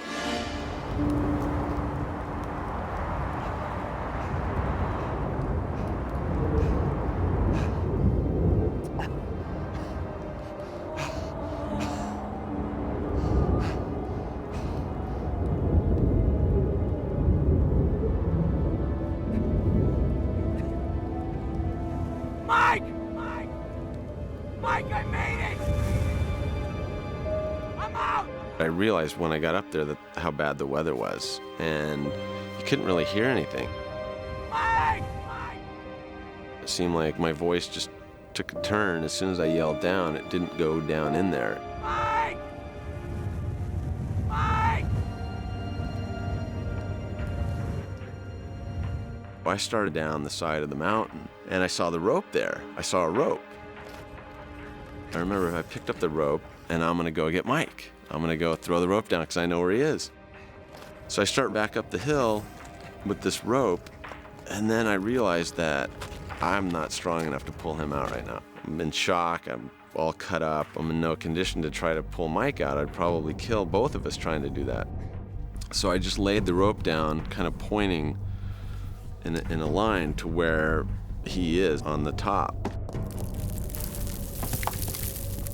Then I started to run down the side of the crater. I'm standing on the ledge, and all of a sudden, from over my head comes this brown and black object wailing down through the smoke. And I hear this thud. And I think that Chris has fallen and plummeted to his death. Chris! I don't get any response, and now I think that Craig has died, Chris has died, and now I'm left all by myself.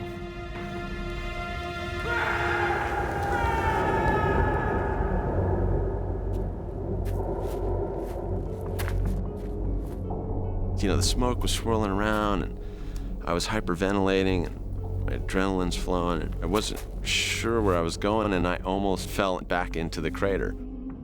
I was so disoriented because of the smoke swirling around.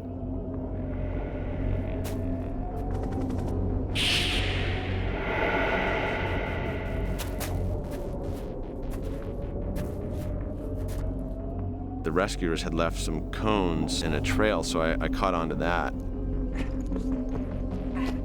And I came upon their base camp where they had stayed that night. But nobody was there, it was empty.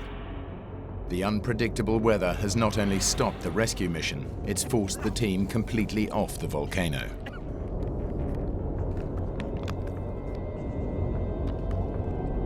I tried to drink water, it wouldn't even go down my throat because my throat was so swollen. It was almost swollen shut.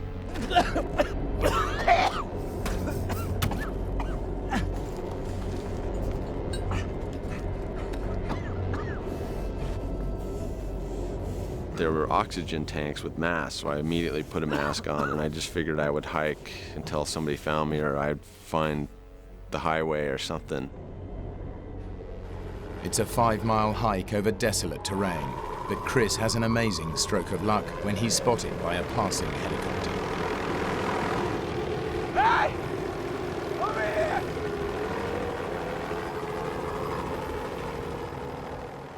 As soon as they grabbed my arms, my whole body went completely limp.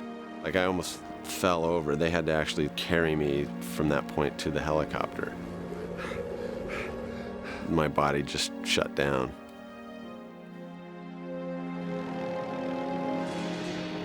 Chris tells the rescuers that Mike is still alive, but the extreme weather conditions mean they can't make another rescue attempt today. Mike Benson is facing a second night in the volcano.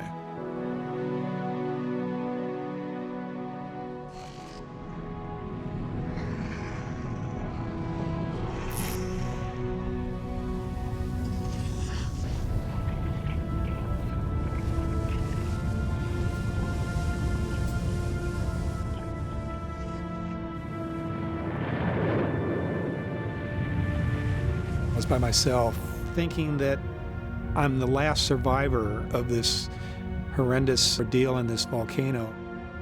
And I kind of just gave up hope for a while. I just thought that the only peace that I would get would be if I just passed away quietly.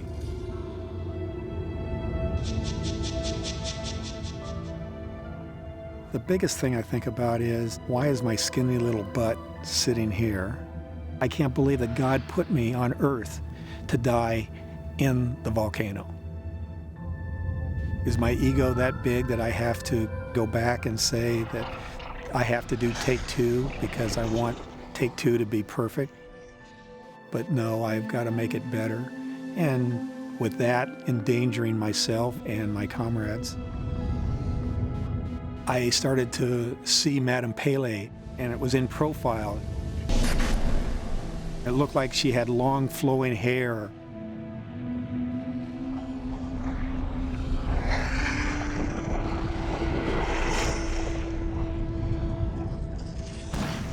Probably around 3 o'clock in the morning, I felt like that there was nobody supporting me, nobody around. My life was coming to an end. So I took a rock and etched on the side of another rock, this big, huge rock, in fact, I love you, Stephanie. I just felt that the end was coming quickly and that there wasn't any other reason to live.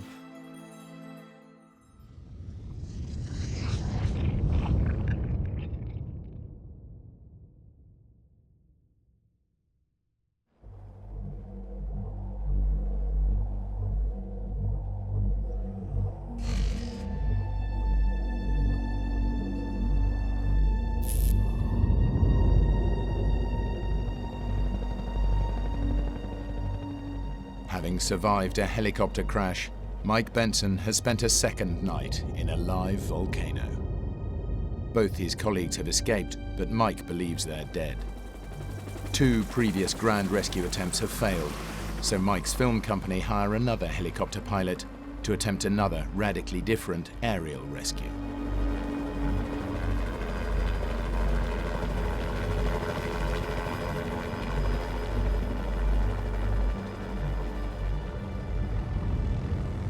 All of a sudden I hear this helicopter flying overhead, and I start to see the tail rotor. I'm still looking up, and I start to see the fuselage.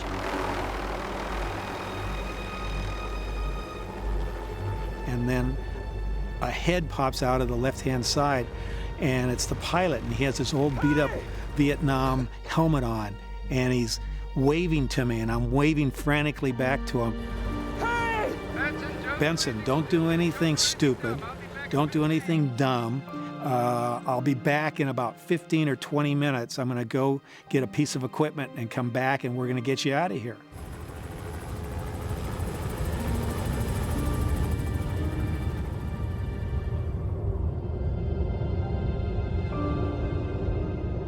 About a half hour goes by, and I'm thinking, what's going on? They can't find me, or are they giving up, or what?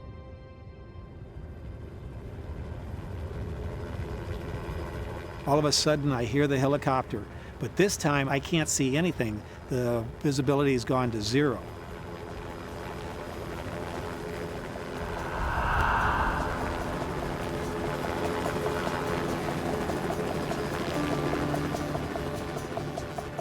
Helicopter comes in, and they were just dropping this net down and just poking it around to where they thought I was. The second time I saw it was like 10 or 12 feet, and with that it got lodged on this big huge rock, and it got caught up in the net, and they thought it was my weight that was in the basket, so they powered up. I'm thinking to myself, oh, they're never going to come back.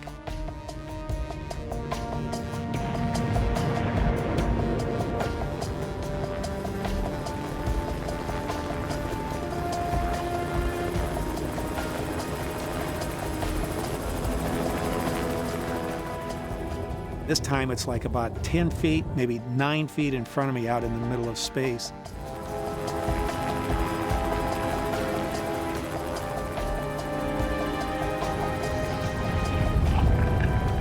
And with that, I just jumped into the net. They felt my weight on it, and they gave full power and took me up.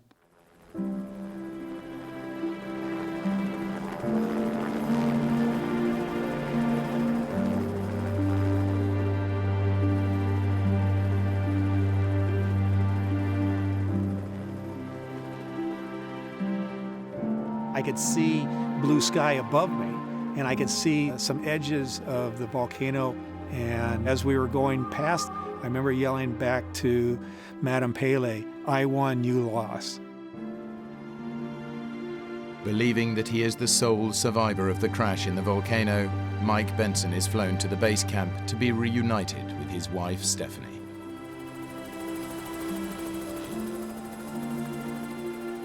It's so hard to describe, to see the people that you love. Then out of the group, I see Craig come walking in, and then I realized that they hadn't died. I came over to greet him. He was pretty dumbfounded and amazed and happy that I was okay. I just couldn't believe that he survived another night in that pit. I was so glad to be alive that I could literally have run a 5K. I had this much adrenaline being pumped into me. After test screenings of Sliver, Paramount Pictures decide to change the ending of the film. Everybody asks when they see the movie, well, there's nothing about the volcano in it. I said, I know, we changed it all. Everything I shot was for naught. Craig Hosking continues to fly helicopters and planes on major feature films and is one of the most in-demand pilots in Hollywood. For a long time, the volcano incident was on my mind a lot. The rescue, the way we did things, and I guess I got to see the core of myself a little bit too. Chris Duddy has risen up through the ranks of the film industry. He's now a director and producer. I don't worry that much about death since the accident, you know? I think you just gotta live your life and things happen. Mike Benson has shot major Hollywood movies. He still loves to fly and now has his own pilot's license. 2 other producers have asked if I wanted to go and do some aerial photography over Kilauea, and I said I don't want to test fate again and be put in a position that I might have to do take 2.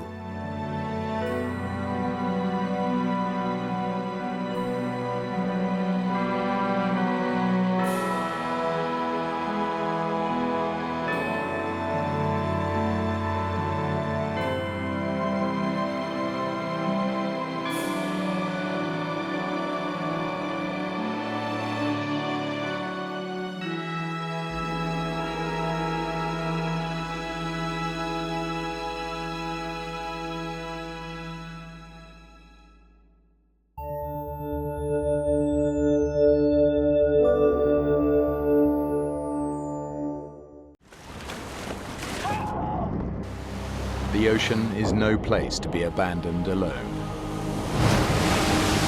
Larry, this current is gonna suck us out to sea!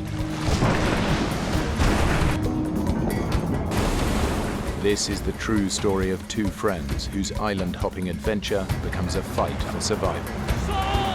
Now one of them has to make the most difficult decision of his life. So do you leave me out here? Await death with his friend or leave him behind and face the ocean alone. You don't leave your buddies. You don't leave your friends behind.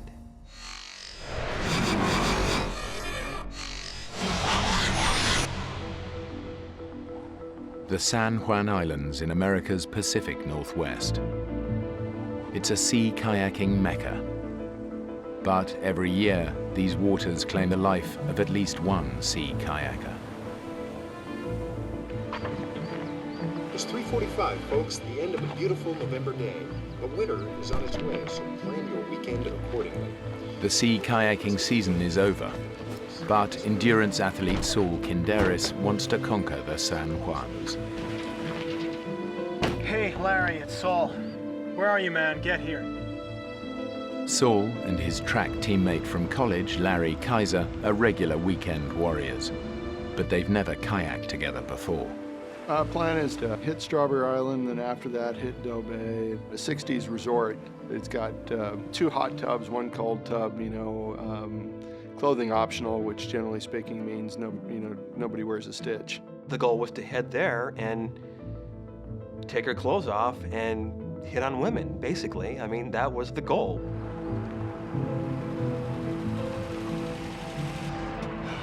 You're late, Marjorie.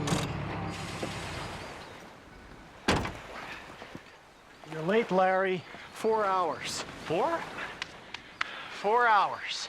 I'm sorry, Saul. I just got stuck in that damn Seattle traffic. So you gonna be up for this? Yeah, I'm up for this. Fat tourist like you can do this sport. I don't see what the problem's gonna be.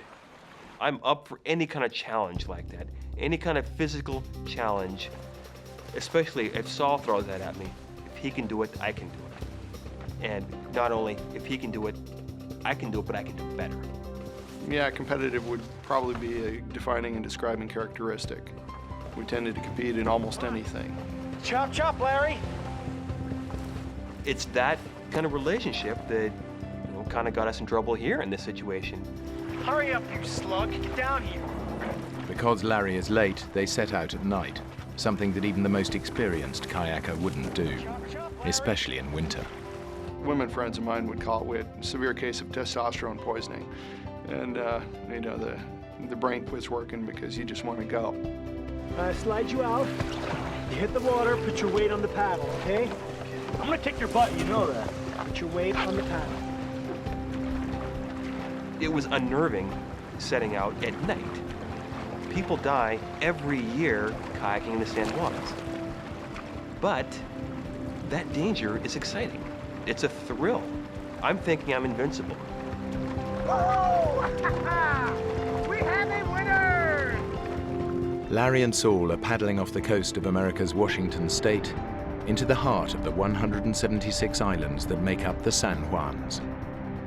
They're crossing a notoriously dangerous stretch of water, the Rosario Strait, on the way to their first destination, Strawberry Island. They need to cross quickly. Soon the tide will turn, making it virtually impossible to land on the far side. I keep going to the left. Huh? I keep going to the left. Yeah, well, adjust your rudder. The rudder? Yeah, with your foot pedals, you know? Foot pedals? What are your feet touching? Nothing. Nothing, are you sure? Yeah, I said nothing. Well, actually, if I stretch out my left Larry, foot... heck, did you even adjust the foot pedals?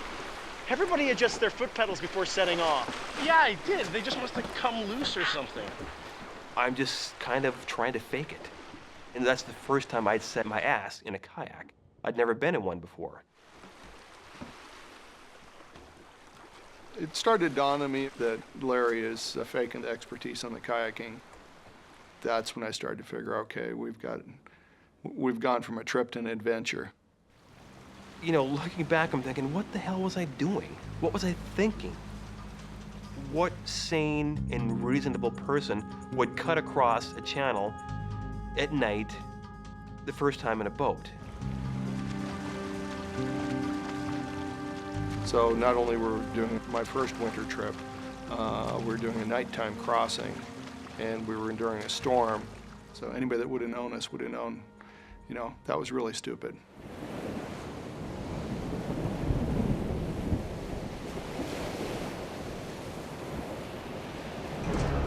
Eventually, Larry and Saul reach Strawberry Island, but they're late.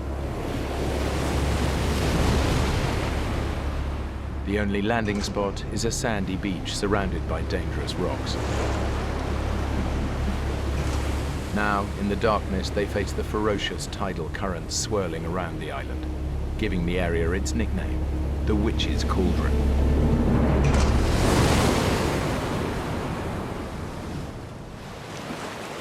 We're here. Witch's Cauldron. What? Strawberry Island is dead ahead. Where? Up ahead, can you hear it? Saul, all I hear is thrashing waves. Waves are smashing and crashing on the rocks up there. The wind is picking up. It's hard to hear. And it's just looking pretty nasty up there, too. And I'm just thinking, well, this doesn't look fun. This is the plan. There is only one beach on this island, only one slot in between the rocks. We can't miss that slot. I'll paddle in first. When I land on the beach, I'll wave my flashlight. That's your signal. We're gonna land on that. Aim for the flashlight and paddle hard. You got it? Larry, you got it! Yeah, aim for the flashlight.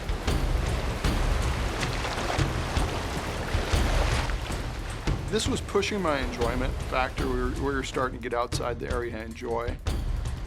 I knew that I needed to hit that beach just right or life was going to truly get miserable. I can see big, jagged rocks that don't look good to land on. It's just really hairy out there.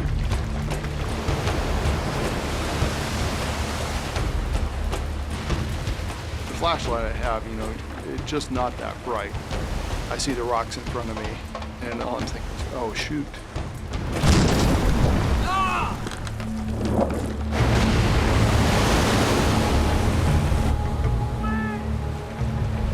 What? Wait! I hear him yelling. I can't tell what he's doing. I'm just like, what? What? What are you saying? I can't hear what you're saying.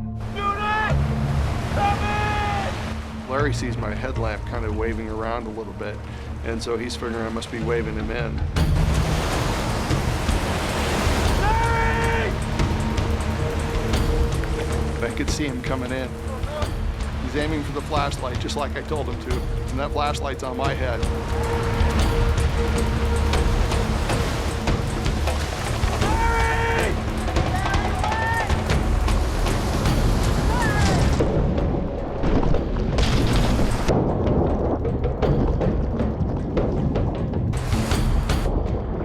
Smashing our boats on top of us and on top of the rocks.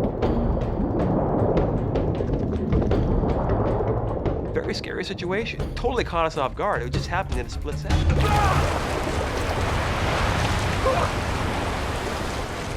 okay? What the hell was that? You tell me that! We crashed! We crashed! I said that! Get me the hell out of here! They gotta reach those boats. You really need the boats. Yes! We need them! Or we're dead! We just get the hell out of here. You don't get it, do you? We're not gonna get out of here! If we don't get there! Get out of here! Get out of here! I'm realizing we're definitely in a survival situation here, and we got to get our stuff up here. We got 4 days worth of food on the boats. Got enough fresh water for maybe 2 or 3 days. Without it, we're screwed. I thought you said there was a beach here. Yeah, well, I lost the beach. Saul, how do you lose a beach? I misjudged it, okay? I got you. Just hours into their sea kayaking adventure, Larry and Saul have shipwrecked on a deserted island.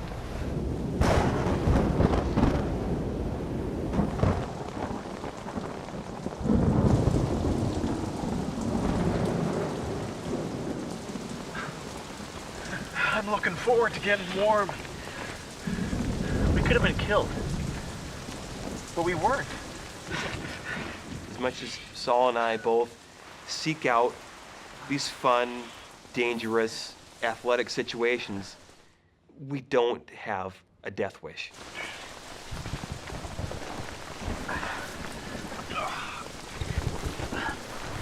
Basically, at this point, I take my dry bag out, and my dry bag is no longer a dry bag. My dry bag is a soaked bag. All my stuff is soaked at this point. Everything. Larry, what happened? All my stuff is wet. Well, obviously. Did you even seal this properly? This is broken. No, it's not broken. You didn't seal it properly. What the hell is all this? This is all cotton. How could you ever think for a winter trip packing all cotton? At that point, he was probably a little angry, and for probably good reason. My sleeping bag, all my clothes, all the gear I had, it's all just drenched. his stuff was fine. Get into this. This is your bed. I have dry clothes. I can sleep in them.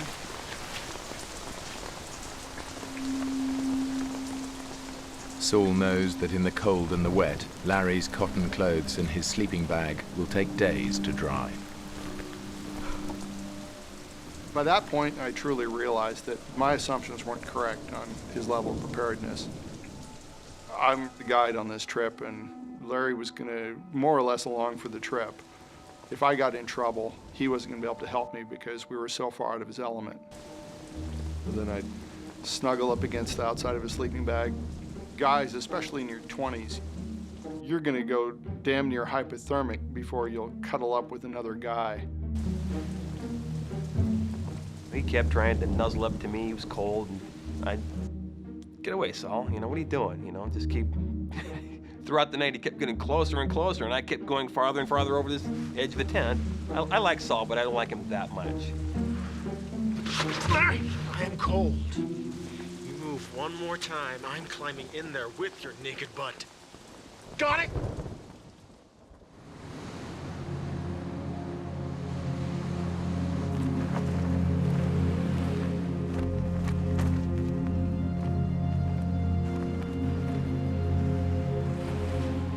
Larry and Saul's adventure was supposed to last 9 days, but the weather is getting worse and Larry's gear isn't drying. So Saul makes a decision. I've rapidly realized the trip I planned isn't within our reach. Not for the two of us together. It's not going to work. It just wouldn't be a prudent thing to do.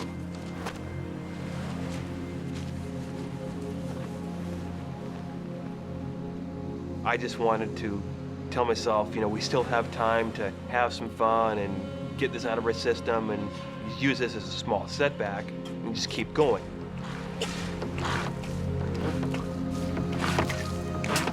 So we're still going to Doe Bay then? The trip is over. Your stuff won't dry. One of us will end up hypothermic.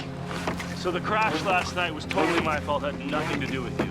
Larry, man, we're bagging it. I agree. Hey, do I get a say in this? Because I agree with you. Start to pack your stuff up. We're leaving. The trip is screwed at this point. But he's the boss. He's the leader. Saul is the expedition leader. That's how he always is. He likes being in charge. Did you seal your dry bag? Yes, I did, Daddy. Okay. Boat's in water. Hey, Saul. I really think I gotta take a number 2. Yeah, there's a tide window. I'm not missing it. The Nazi drill instructor was probably more what I'd become. Okay, I'm gonna give you 4 options, Larry. 4? I don't think I can count that high. Quit joking. Either you listen to me or you're on your own. Ooh. This is Strawberry Island now. This is Washington Park and our trucks. And this is the Rosario Strait between us and home. Option 1. This island back here has a cabin. We knock on their door, ask for help. Option 2. We continue further to Orcas Island here. We stash the boats and take the ferry home. I'll get the boats another day. 3. This is the toughest option. We paddle back the way we came, 3 miles across the Rosario Strait. Now, I can do any of those, so you tell me which one you want to do. You don't tell somebody you've competed with all your life in a variety of sports that I can do any of these. Which one do you want to do? I can do any of those too, so. What's he going to pick? He's going to pick the toughest one. You just told him which one was the toughest, and then he picked it. Let's paddle back. You sure? Yeah, man, paddle back. Bring it on. That was really stupid. What won out in the very end is the same thing that got us in trouble here. It's the same thing that's got us in trouble in other times. It's our competitive nature. If he can paddle across the channel, I can paddle across the channel. I can swim across it. I can cycle 150 miles if I want to. I can run a marathon. I don't care. He's the same way. But when we get us together, maybe we don't make the best decisions. as a team. Larry and Saul are paddling into the jaws of an oncoming storm. Soon they will face 70-mile-an-hour gusts and a huge storm swell rolling in from the ocean. Let me do you, man. Looks pretty ugly. Yeah. Sure you're gonna be up for this? Yeah, I'm up for this. Are you up for this? We got 40 to 45 minutes to make this crossing before the current gets too strong. Yeah, I know. Paddle hard. I'm not an idiot.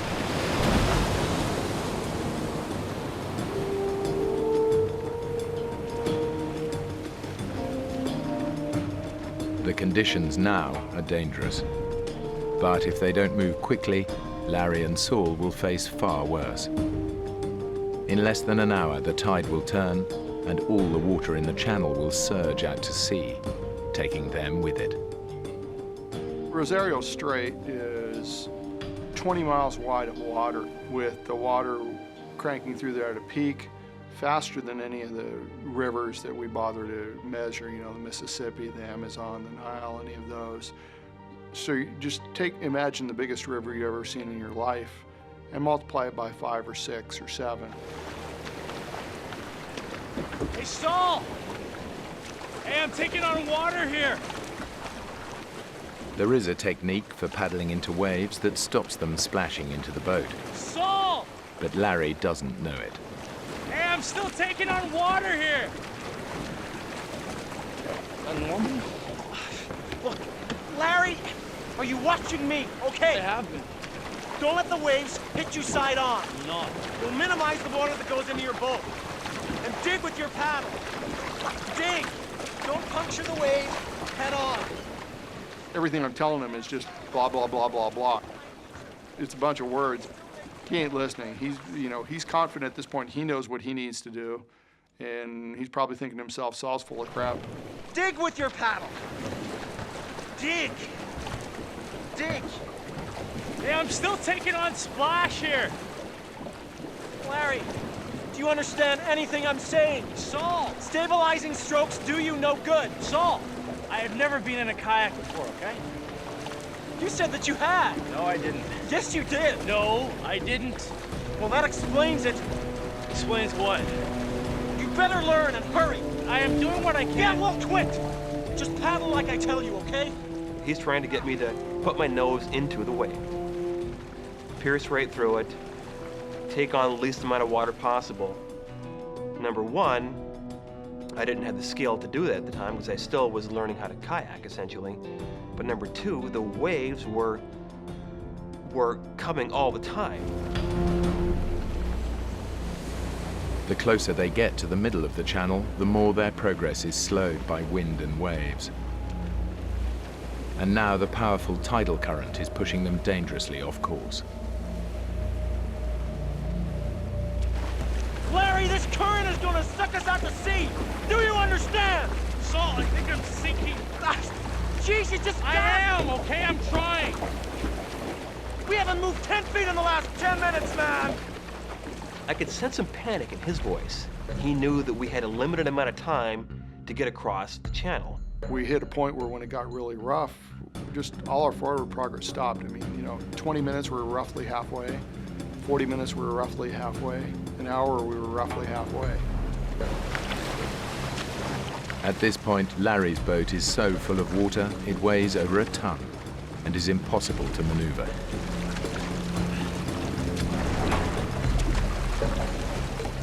Larry, damn it, your shoulders are slack. Paddle. Okay. Balance strokes do you no good. Okay. Forward. Okay. Paddle. Okay, okay, okay. Man, are you a complete idiot? Back off, okay? I am trying. Blood pressure is definitely cranking up there. I figured that it was a good possibility that we could get killed.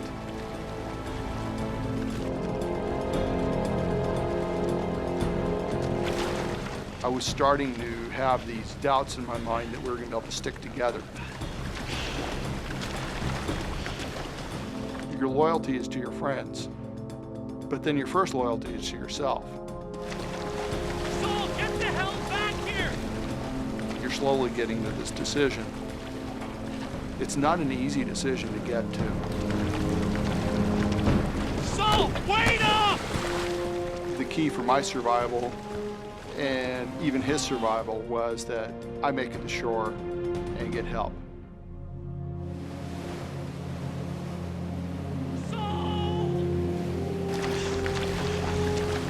Saul! I need that pump! You need to bring me the pump! He's yelling something to me, I'm yelling back to him. I yell at him, I'm going to get help. I'm assuming he can hear me, he's probably assuming I can hear him. We really can't hear much of anything.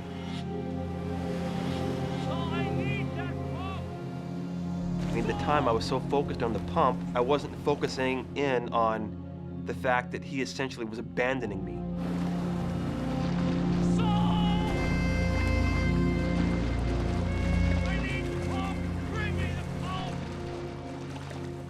I can't see Saul anymore. He's gone. He's just not there. You don't leave your buddies. You don't leave your friends behind.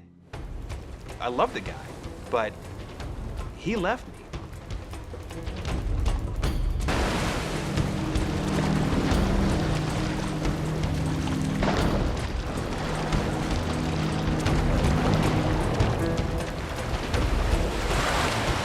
I was just applying as much speed as I could. Just crank it. The faster you can get to somebody to get them to help him, that's the only thing that's going to work. And I was getting more nervous because I've got this big phobia about being swept farther and farther towards the ocean. The ocean's very big. You know, there's lots of mean things out there that will do bad things to you. I'm very aware of two things. The current is moving Larry further and further away. We got darkness at, 3:30, quarter to 4, 4 o'clock in that range. Hey, I need to phone. I need to call 911. My boat was completely full of water at that point. My feet were covered, my shins were covered, it was coming up my legs. And that's when I started to get that sense of panic. And I knew, you're not in Kansas anymore, Toto.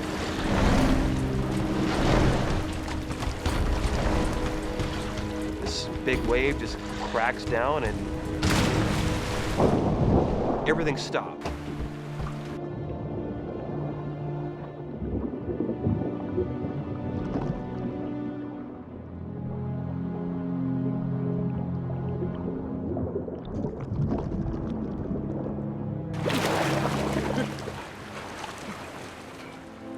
One moment I'm here in this boat full of water, and a second later I'm outside the boat treading water, just like that.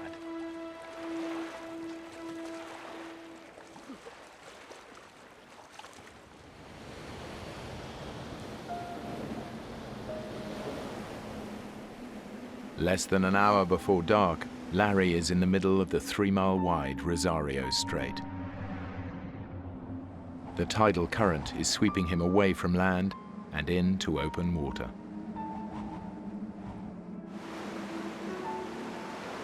I'm in the water now. Not a fun feeling. Looking down and not seeing my feet, not seeing my shins, not seeing my knees, I'm getting scared at that time. Each minute is just, it's like some critical mass building and building and building, and it's not getting any better. It continues to get worse. It's getting dark, and there's no one here to not only save me or rescue me, but no one knows where the hell I'm even at.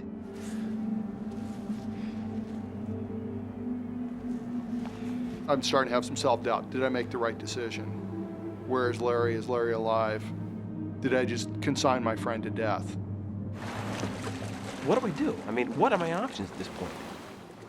His kayak contains vital supplies, fresh water, flares, and a flashlight. But Larry can see the shore, and it doesn't look far. What he doesn't realize is that if he swims, he'll be fighting against a current moving twice the speed that the fastest human can swim. At some point, I'm gonna have to leave this boat, because I'm going nowhere. with this boat right now. It's getting me 0. I'm gonna swim.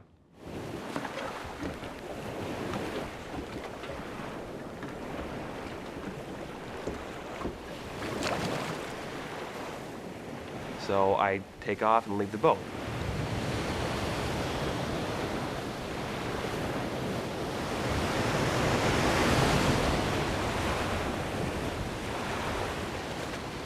I've got a dry suit on. It's end of November, it's cold, but that doesn't throw me. I'm telling myself, I'm an athlete, I can do this. This is no big deal. It's just that Mother Nature and her little currents, they had a whole nother thing to say about that problem.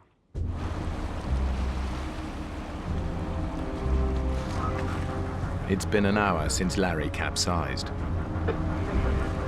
Now, a full-scale rescue operation is underway. But without the lights or flares from his kayak, Larry is all but invisible. I wish I would have grabbed the flashlight I had taped to the bow of my boat, which I didn't do. If I would have grabbed that flashlight, I probably would have been saved in half an hour.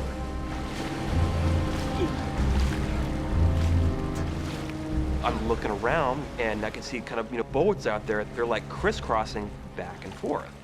Help! Help me! Here! Hey! And I started thinking, I bet they're looking for me. Help! I must have looked like nothing in the water to these people. Hey, over here! Here! Help! Help me! Here! I'd go down on a swell and come up. They're always just right back, searching where I just was.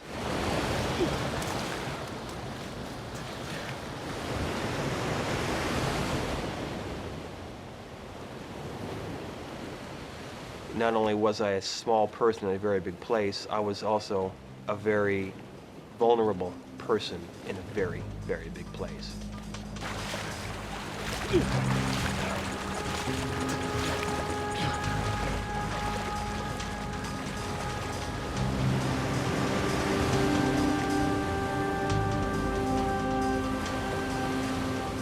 I was thinking, okay, I know me, I know Larry. If there's people that can survive for a long period of time just by being stubborn and being fit enough, we fit that description. Several miles away, a rescue team is scanning the shoreline in the hope that Larry might have made it to one of the islands.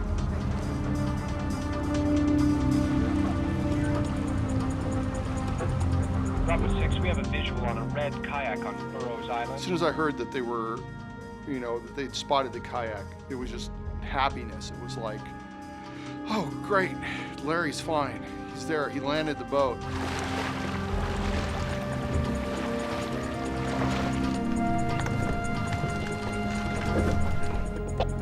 Is there a paddle with the boat? Affirmative.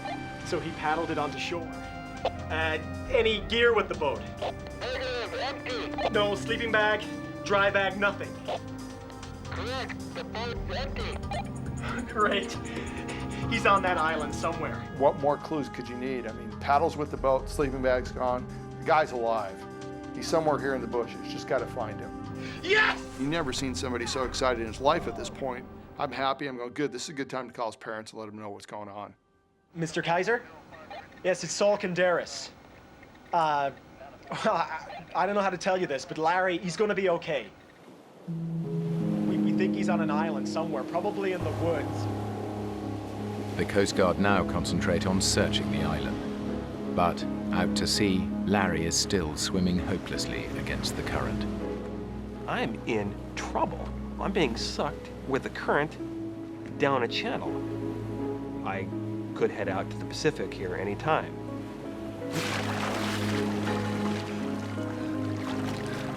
I saw a buoy off to my right. I'm thinking, I'm gonna see if I can maybe latch onto this buoy and not get dragged out to the ocean.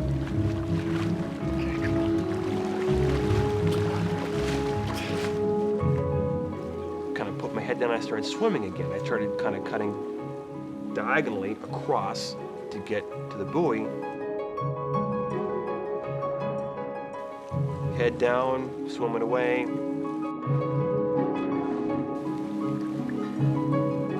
I'd look up to kind of see where I was going.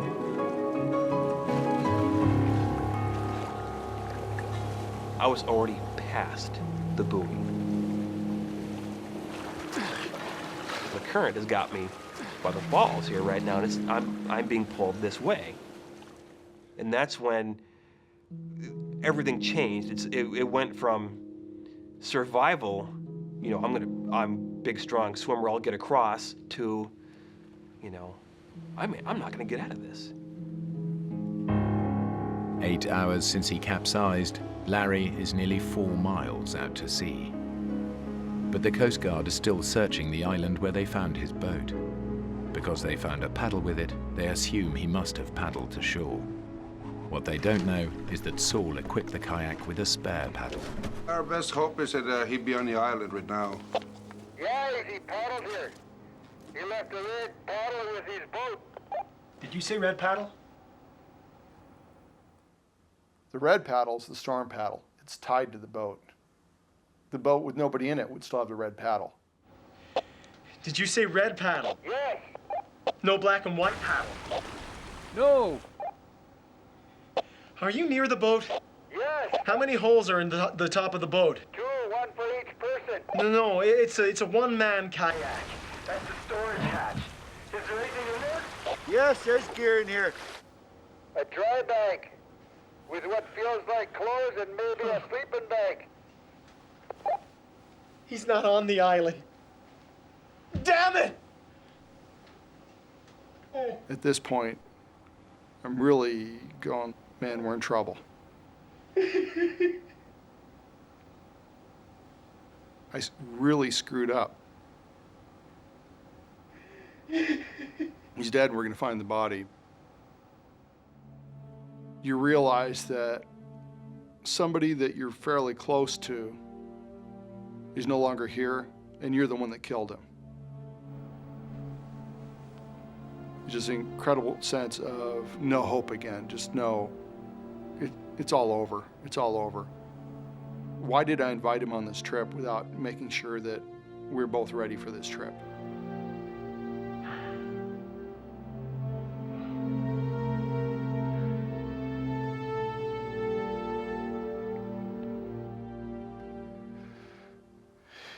It's almost like saying, what the hell was I thinking? Yes, Mrs. Kaiser? It's Saul Kinderis. I'm sorry to call you so late. It was the hardest phone call I've ever made. It was nothing that in my life I'd ever expected myself to have to do was call somebody and say, hey, I just went out with your son and did something, and as a result of doing something, he's dead. You know, I took your son out, it was supposed to be fun. I got him killed. Shortly after midnight, the Coast Guard call off the search. They assume that in the morning, they will be looking for Larry's body.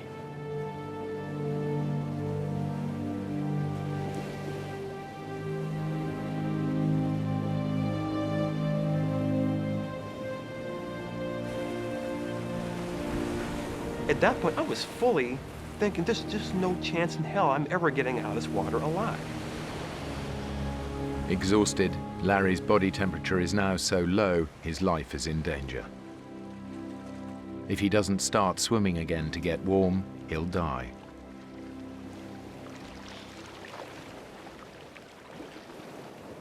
I really thought, just end it now. Why even bother with this? I thought about, you know, trying to essentially drown myself.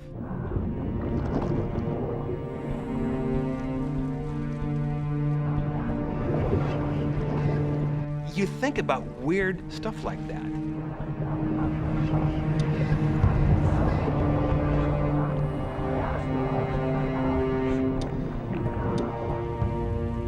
And that's when we start thinking about my mom. And I love my parents, I love my dad, I love my family. What do you say? You know, thanks for, being my mom, quote unquote. I mean,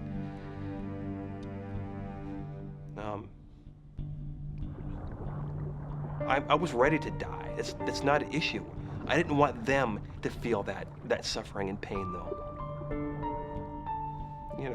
And not know what happened to me.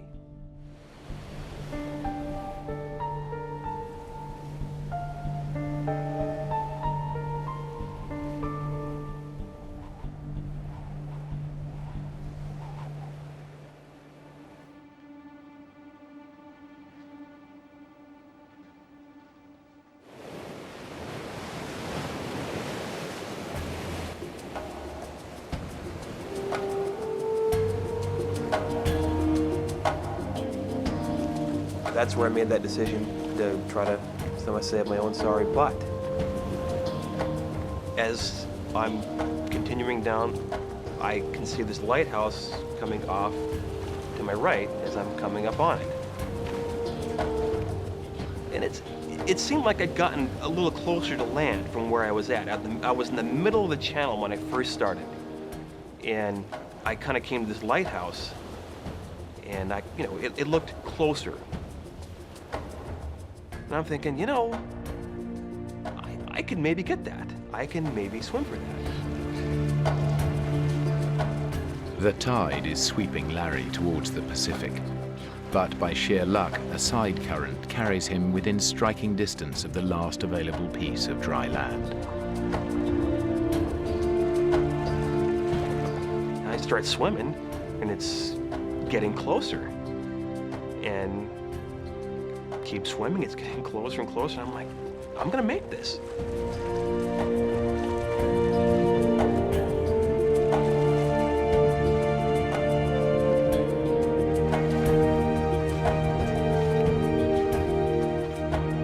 My God, thank you.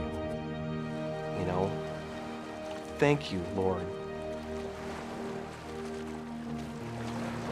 I come up onto shore, and there's this big rock right there, and I just swim up and put my arms around this rock. This is the most beautiful rock I've seen in my life. That's all I could think of. No one else, nothing else, just lie there and enjoy this rock. This stupid rock that was my buddy at the time. A feeling of relief. Everyone knows what relief is, but if you've ever been in a situation where it's literally life and death, and you feel that you've cheated death that one time, it doesn't get much sweeter than that.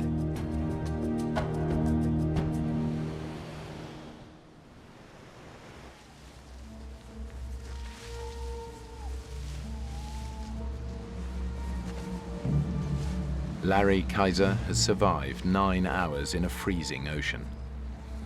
Now, exhausted and dehydrated, he faces an even more desperate fight to stay warm on land.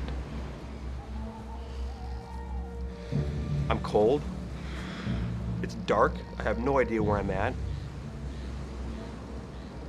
I thought about, what the hell is Saul doing right now? What's he thinking right now? What is this man thinking? Is he thinking that I'm dead? Is he thinking he killed me? Is he thinking he's responsible for killing me? The big difference between him and I is there's just not a chance in hell I would leave someone like that. I wouldn't do that, no matter what happens. If the person I'm with is going to die, I will die with them. 4 hours ago, the Coast Guard assumed Larry was dead and called off the search. Saul is haunted by his decision to leave his friend behind. It wasn't an easy decision to say, hey, I'm just going to leave Larry. It was a survival decision. The key for my survival and even his survival was that I make it to shore and get help. Mike? Mike? What? What time in the morning did they start the search again? We did what we could, okay? You did what you could. Nobody's gonna blame you. What time? I don't know, probably first light, 5:15. Okay. Thanks, Mike.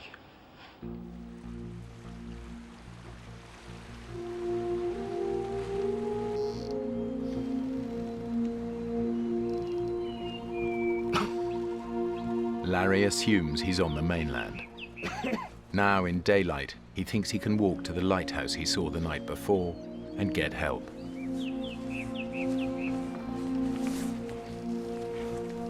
At that point, to me, in my mind, absolutely the worst was over. There's no way I'm going to succumb to anything within the next, 24 hours or something like that, unless a bolt of lightning comes down and nails me.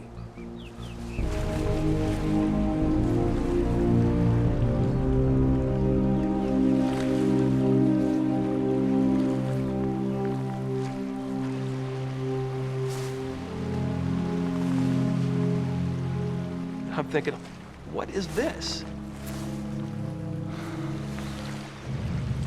I'm on an island right now, and it's another mile across to get to land again. What's the first thing they tell you to do when you're lost? Tell you to stay put. I don't see any helicopters, I don't see any planes, I don't see anything. So I just figured they'd given me up for dead, and I'm on my own again.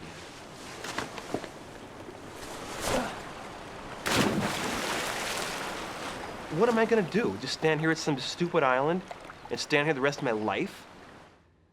It's not gonna work. I'm not Tom Hanks. I gotta go out and get going here, for God's sake. I'm thinking, I'm an athlete, I can do this, I can swim that. I'm gonna swim.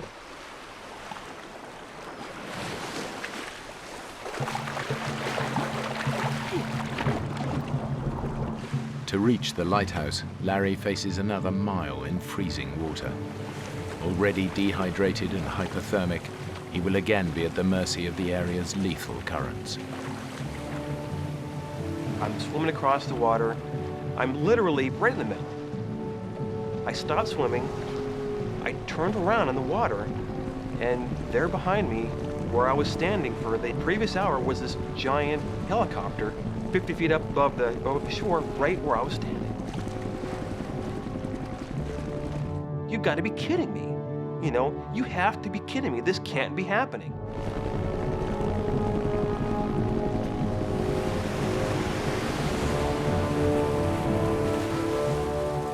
Why can't I get rescued? Why can't they see me?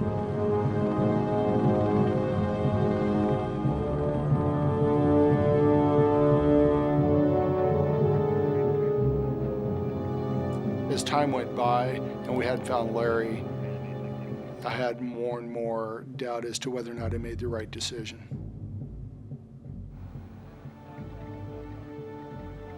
Not only did you get your friend killed, but it's proof you're a failure. Can't you do anything right?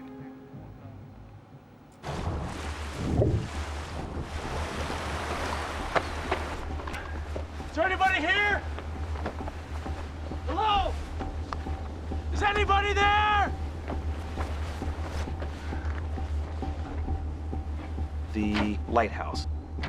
It was uninhabited. Everything I do is not the right decision. Hello?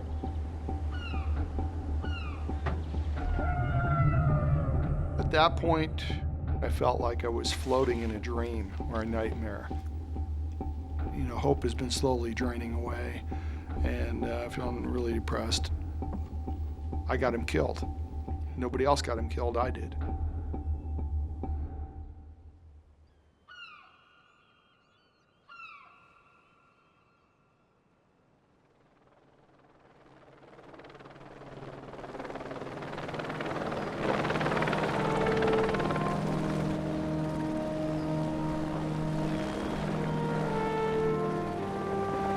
At 11:35 a.m., a rescue helicopter spots Larry and rushes him to the Ana Cortez Hospital ER. Then the helicopter kind of flies overhead, and the guy there crewing the station just jumps up and says, "God, great news for you." He said, "They picked your friend up and they're taking him to the hospital and he's okay." Man, was I happy. Never seen somebody so happy in his life. Like, okay, where's the hospital? Where's the hospital? Where's the hospital?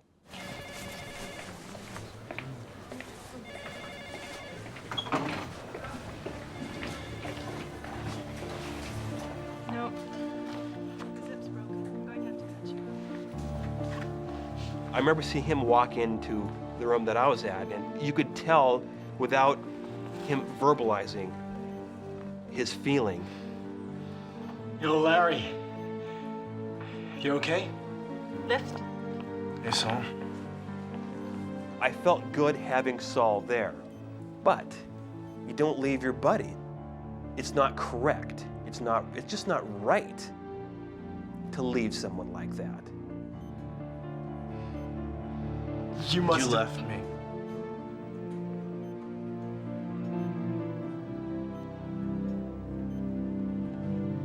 Sorry, go ahead. I'm just glad you're all right. Yeah, me too.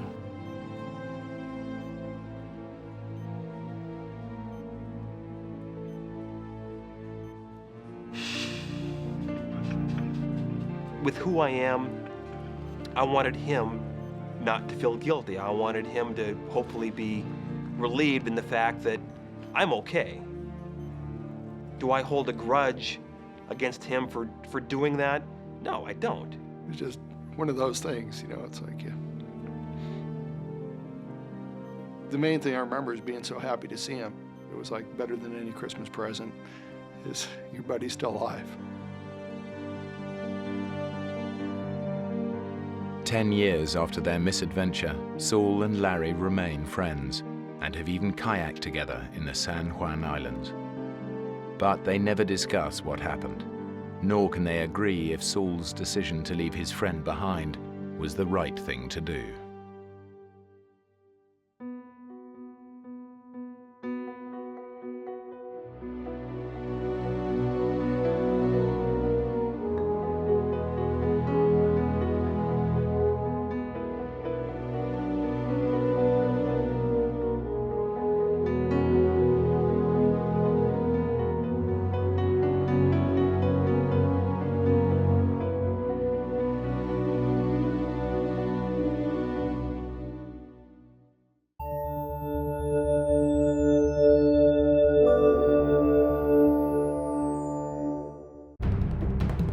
In the vast expanse of the African bush, a British conservationist flying solo crashes his ultralight plane.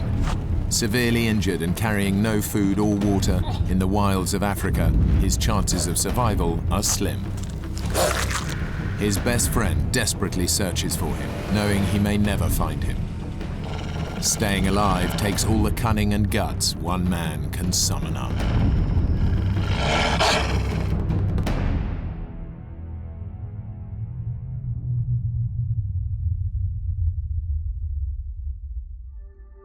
Zimbabwe, Africa, home to some of the most varied animal life in the world, much of it under threat from poachers and encroaching civilization.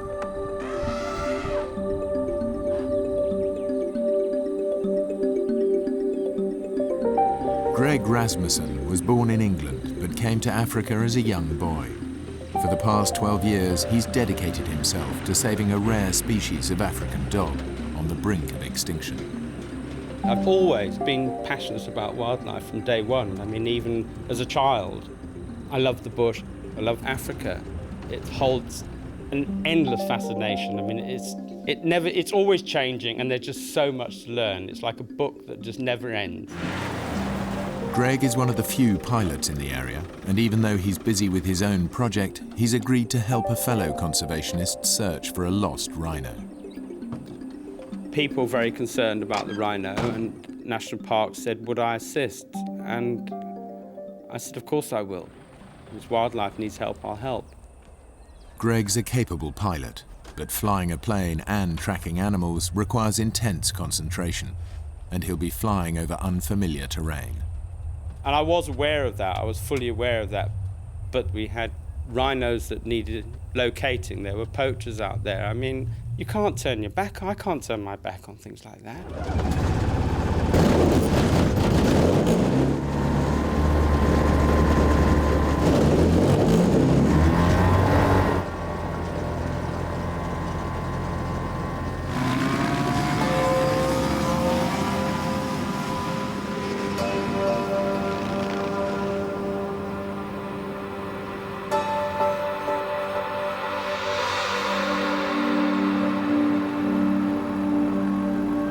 An ultralight plane is a cheap and efficient way to cover the African bush, but is also very dangerous to fly under certain weather conditions.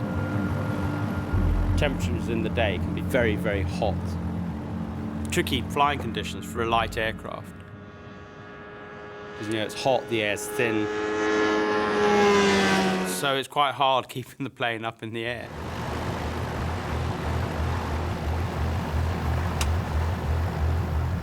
This was a very harsh, dry, rocky, rugged area.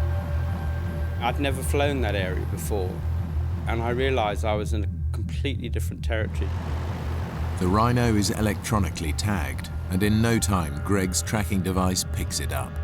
I just found it. I hadn't actually seen it, but I realized that it was alive by this movement signal. And I was just starting to circle out. And as I turned the plane, suddenly I went into something known as a wing stall. Literally, one wing's flying and one wing isn't. Suddenly I had this gut-wrenching feeling.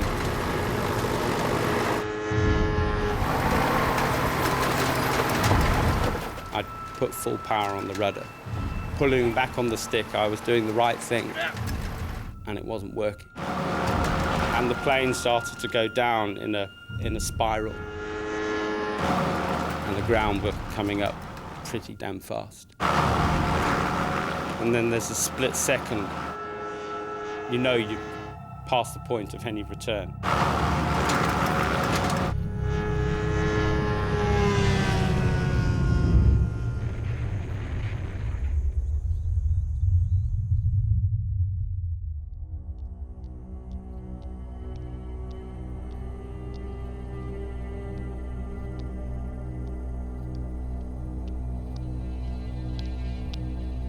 I almost didn't want to open my eyes. I didn't know what I was going to see, what I was going to feel, what I was going to find. I was totally dazed, stunned. And I was like, I'm alive. I'm alive. And at that second, petrol started dripping over me.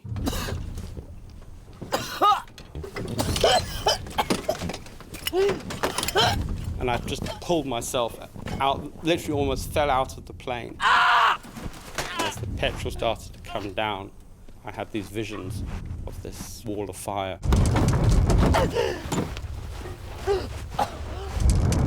And I could just see myself being incinerated alive.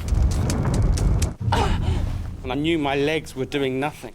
I couldn't do anything with the legs at all, but I just had to get away from this plane. I mean, this thing was a nightmare now.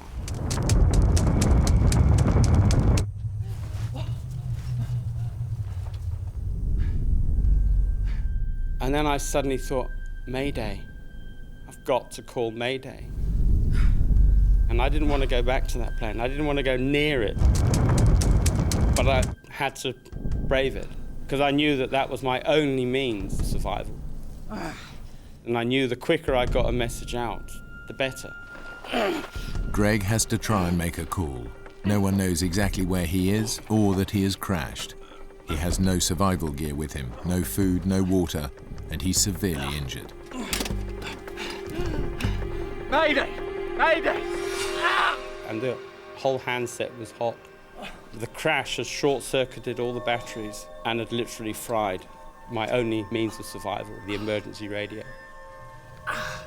And then something happened that literally just changed almost everything. The pain hit because the adrenaline had worn off. On the outside of his body, Greg has only a few superficial scrapes, but inside he is bleeding badly and his legs are broken in 6 different places. That was a pain that I'd never experienced before. Anything like it, anything that even came close to it. My legs felt like they were going to explode from within. My feet were just doing this. My legs were just one big lump of jelly.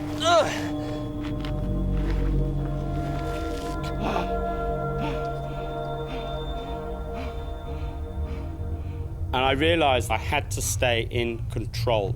You know, I had to be in control of the situation, because if you lose control, that's it. I was going to be a goner.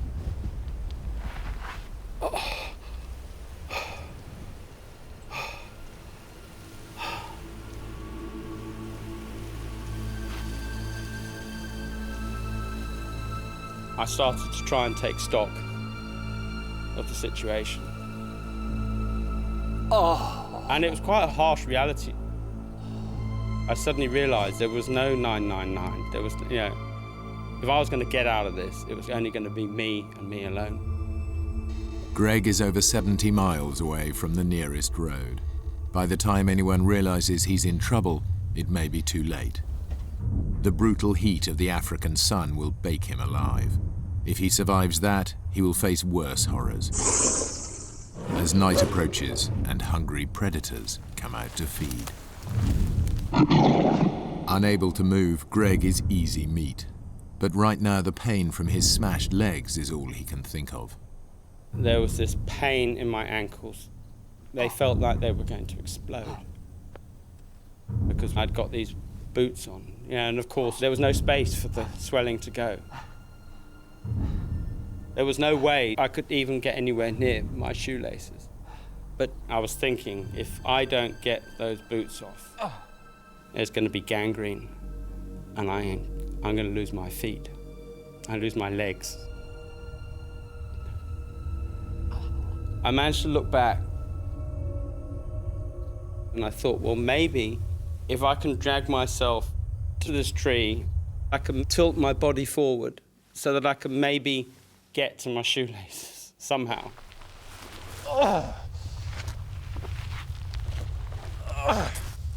I wanted to stop that pain. Because, I mean, it was like my foot was exploding.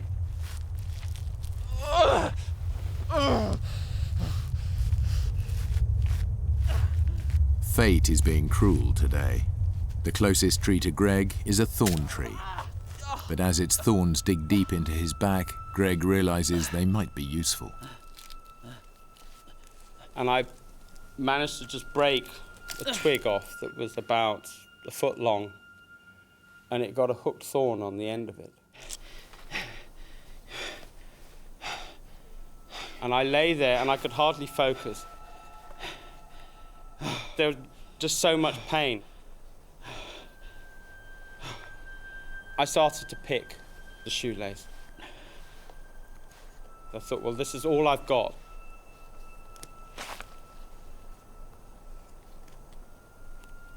And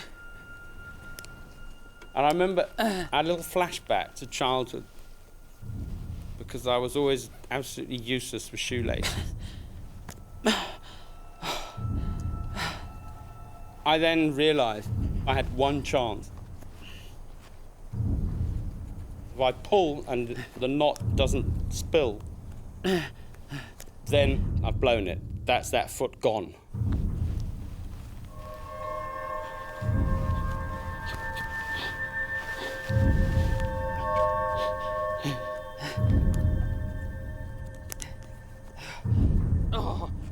Greg manages to loosen the shoelaces and get them both to the same stage, but nothing happens. But the boots remained absolutely solid on my feet.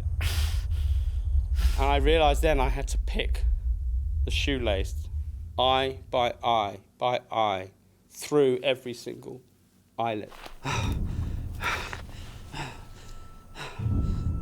And all the time, all I'm thinking of is, if I don't get those boots off, I'm going to lose my feet. And it was almost, it was like a nightmare.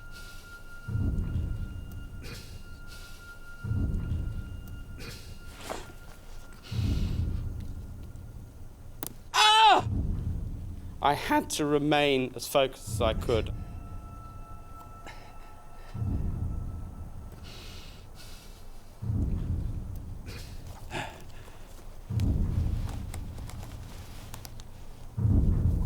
And I picked and I kept on picking until I finally got to the point where the shoelace was free. Ah! Loosening his boots isn't having the effect Greg expected. The pain is just as bad because his feet keep swelling up to fill the newly expanded space. He has to try something else. I saw a stick. And that was all there was. I thought, well, that's the only tool there is that I can see other than rock. I'll go for that. And as I even just touched the shoe, the pain was just, it was terrible. And I thought, oh my God, I'm not, you know, and now I've got to push this. And absolutely bizarre, you know, then I had a flashback to a movie. You know, I mean, ridiculous. It was a John Wayne movie, you know. Oh, well, you bite on that while I cut this. And I grabbed this stick.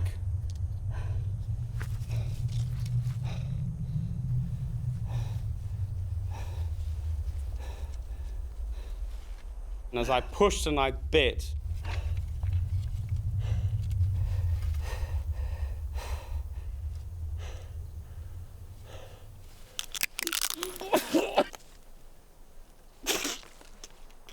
this stick was just rotten. It was full of termites.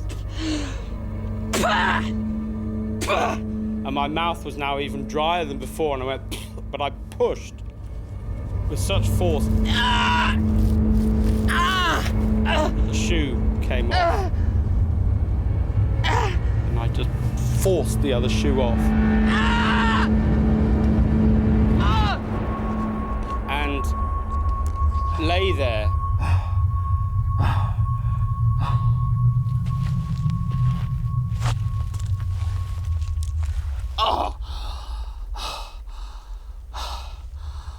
And I looked at my watch.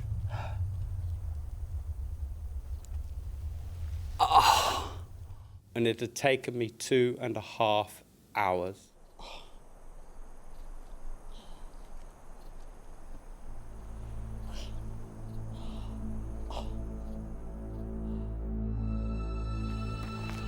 "200 miles away, Greg's best friend and colleague, Peter Blinston, waits for him to return. Together they run a conservation project dedicated to saving the African painted dog, one of the world's most endangered species. We have this same passion for the dogs. We have a lot of belief in each other's abilities. And that just comes through at the end of the day. Peter, phone call, please. The phone rang. I just felt nervous. This kind of sense of something's wrong. Yeah, Peter. It was Norman English, he's the warden over at Cinematella. He said, Greg's missing. People talk about this kind of cold hand or something that grips you, but I really did just go like icy cold. I was then thinking, I have to find him. In the heat of the midday sun, the temperature is now over 100 degrees. Greg hasn't had any water for over 24 hours, and his body is rapidly showing the effects of dehydration. It was hot and it was dry. There wasn't an ounce of moisture in the air. I hadn't drunk the whole day because an elephant had destroyed the water pipes in our area. where I'd taken off from. It wasn't like feeling thirsty at all. It was almost like being tortured. Everything was just so dry, and your skin just didn't feel like skin anymore. There was no texture to anything. You know, you try to touch with your tongue to touch the roof of your mouth. It just felt like it wasn't there. As Greg lies out in the open, a vulture, quick to sense a meal, lands on a nearby tree.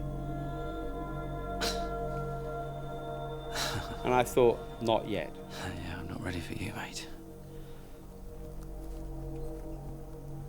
It was scorching hot. You know, dehydration was going to be my next enemy to deal with. But also predators was a major concern of mine. The animals that Greg devotes his life to saving could now turn against him.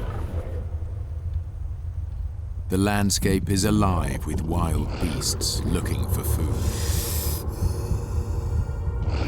They may look sleepy and harmless in a city zoo, but in their natural habitat, they are deadly.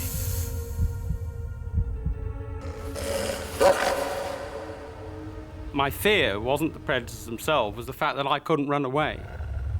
Here was me lying with a pair of legs that were just jelly.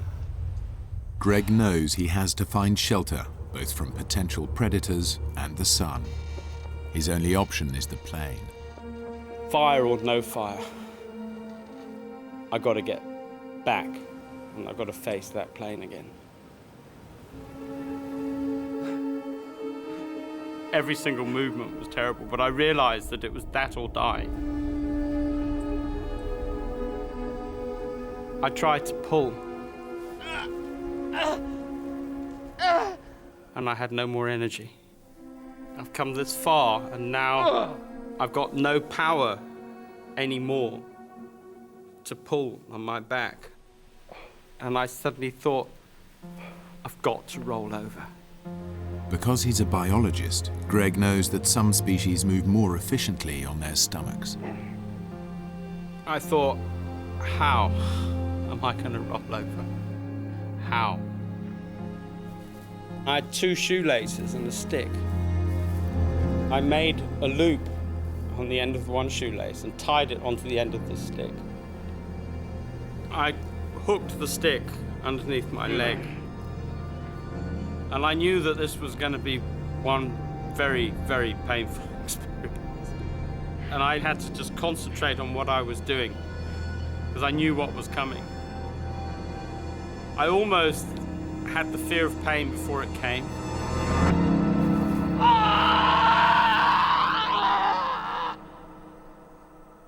Just as I rolled, I heard a crack.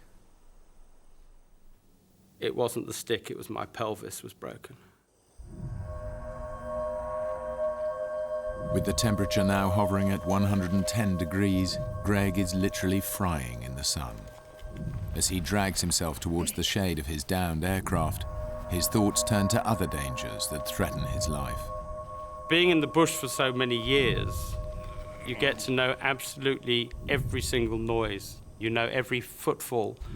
You know which footfall belongs to which animal.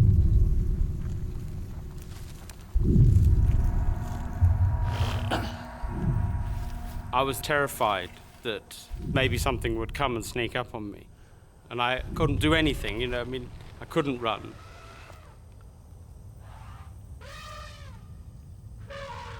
And then I heard elephants, a whole herd. It is in fact an entire herd of elephants, and they're moving right towards him.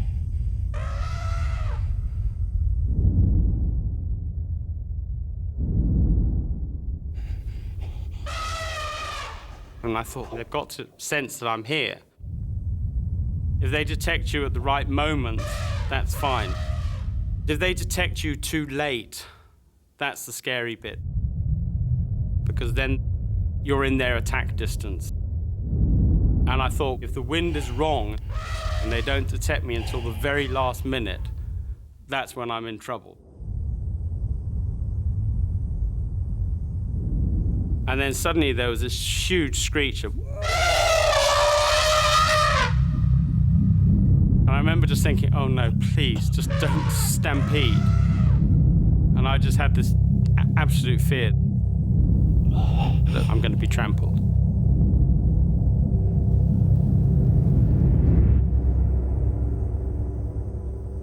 Greg has dodged a bullet. The herd moves on away from him. I wanted to cry at this point. And I realized then that I couldn't have cried even if I wanted to. There was no moisture for me to expend on tears. They wouldn't have come anyway.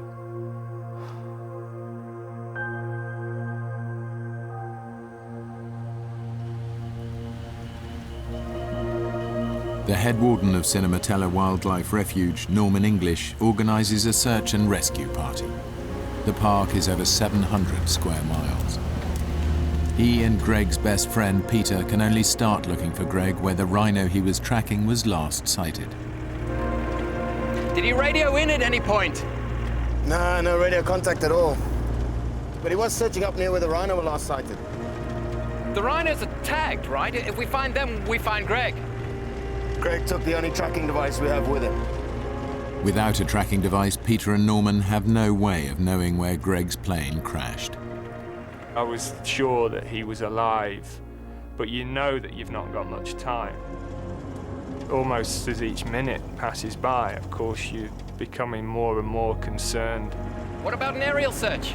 Already started. Pilot from Victoria Falls came up in his Cessna. I was thinking, we have to find him. Even if you've survived the crash, there's animals, there's wildlife that can kill him. The chances of him surviving are getting slimmer and slimmer. Peter and Norman have no idea that Greg is 40 miles from where they think he is. Greg's condition is now critical because of his injuries, exposure in the hot temperatures, and lack of water.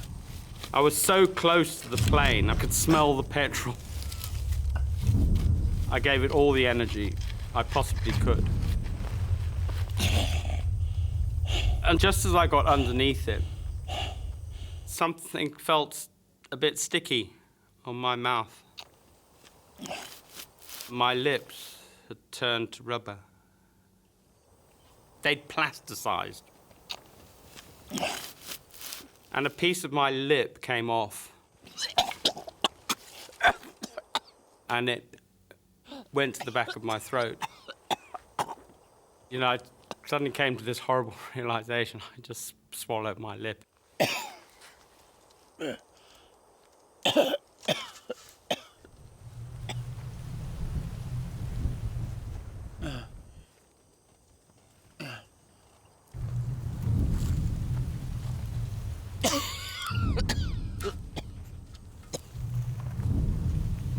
But within moments, Greg has a new worry.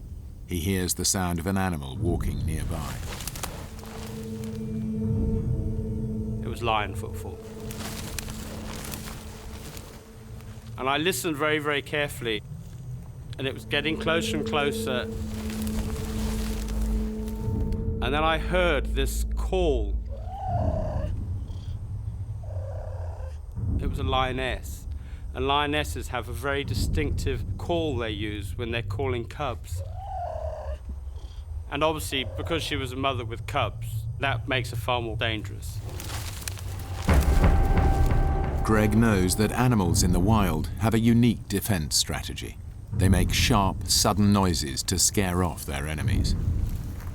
As the lioness moves in closer to Greg, he knows that creating a noise at the right time is his only defense. When he finally sees the big cat's silhouette, he makes his move.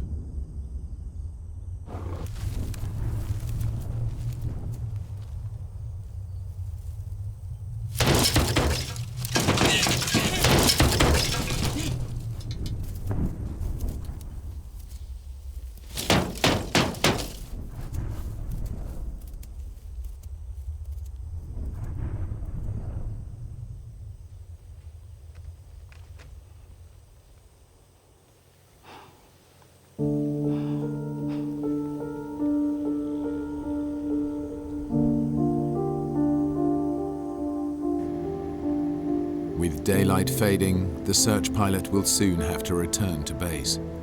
There's still no sign of Greg or the wreckage.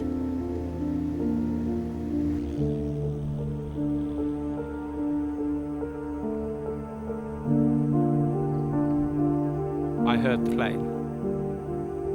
And then I started to get almost excited.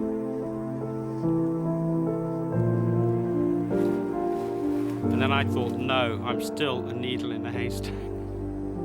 They had an area to search of about 1,000 square kilometers. And I wanted to scream, I'm here, I'm here, I'm here. Hello! Hello! I almost wanted to will the plane in, you know, come my way, I can hear you, please. Hello!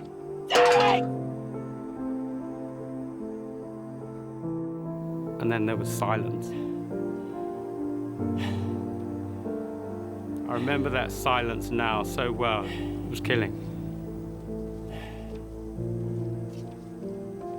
Nothing is going to happen now until tomorrow morning at the very earliest. And I've got to start thinking about the night. And of course, as a biologist, you know the night is always a dangerous time anywhere.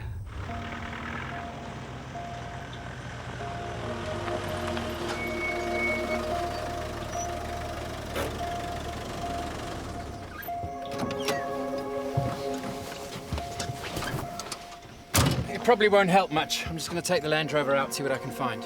There's no way you're gonna find him in the dark. We don't want to lose you too. I won't be long. I'll be back soon.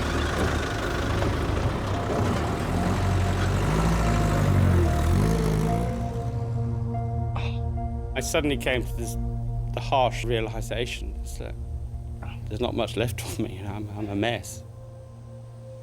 And I actually, at that point, I thought, do I really want to carry on? Did I want to live, or did I want to die?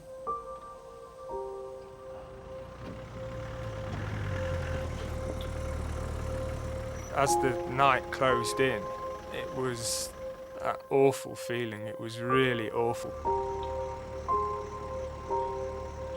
I was trying to imagine what it would be like for him now, still being out there. I thought about my life, and I thought, well, I've had a good life. I have achieved. I was suddenly, for a very short period of time, I was at total peace with myself. I wasn't afraid of it. I wasn't afraid of that death experience. I suddenly realized that I had it in me, the power to just switch off and just let myself go. People started to voice their doubts that he was now alive. I was thinking about what they were saying, and for a moment, you're thinking maybe they're right. But I wouldn't hear that. Greg wouldn't give up, and neither will I.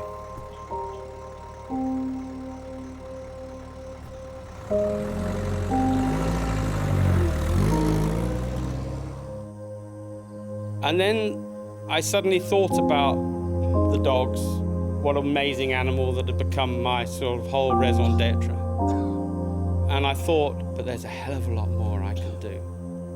And from that second, it was like, right, the fight is on.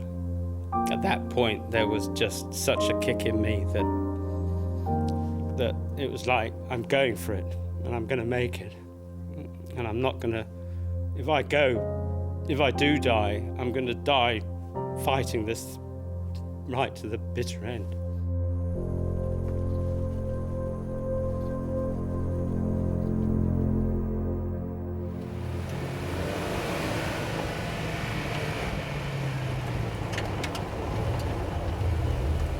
Night comes on very quickly in Africa, and with it a blanket of darkness that provides cover for the predators. This is the time they come out to hunt. I was trying to picture how terrifying, really, it would be, even for somebody like Greg. You would almost wish that he were dead and not have to face a night like that.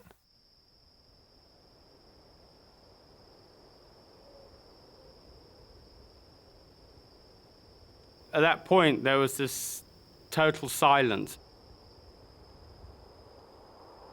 I could hear my heart sort of boom, boom. It was that silent. And it made me very conscious how totally alone I was. All I wanted now was for that night to end.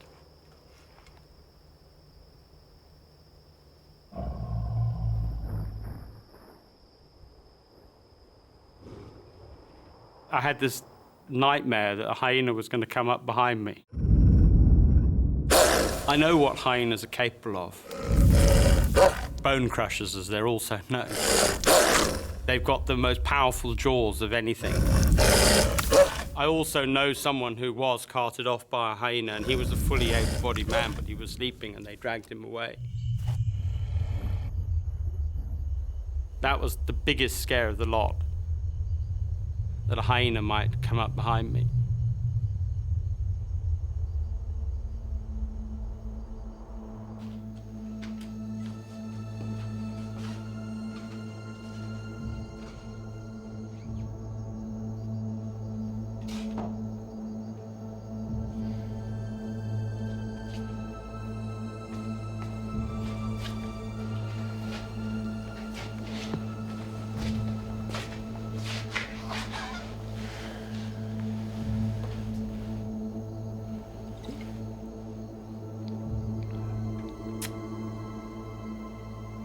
Are you all right? Yeah. Thanks, Norman. Peter, the men feel like Greg may not have made it. You'll get through this. He's a stubborn beggar. Yeah, well, you know him better than they do. They, don't think there's any point in him going out again tomorrow. He's alive, okay? You know Greg. He wouldn't give up. I won't either. I'll talk to the pilot and the others, see if they can give us another morning at least. Thanks.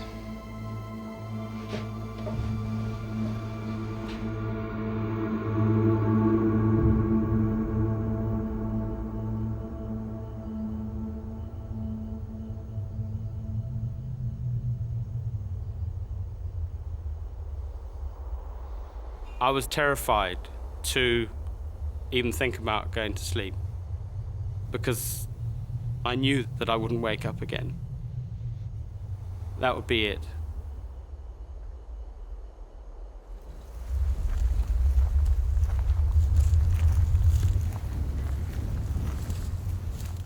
Then Greg's worst nightmare comes to life. Once again, he recognizes an animal by the sound its feet make when they touch the ground. He hears a hyena. And I thought, it's coming behind me. And it's going to come right in the worst spot. It's going to come round the back, which is where I really had absolutely no control.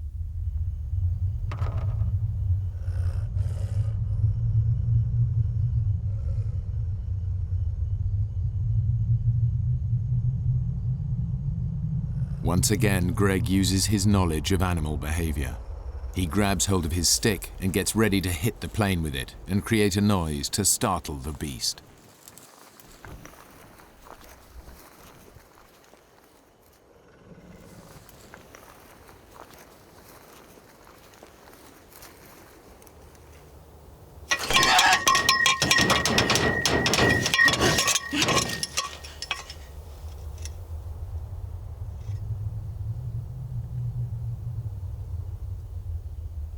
And I waited until it seemed like forever.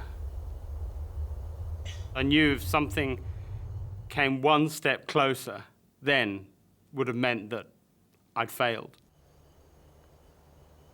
Then I heard this, like, just footfall, just getting less and less and less.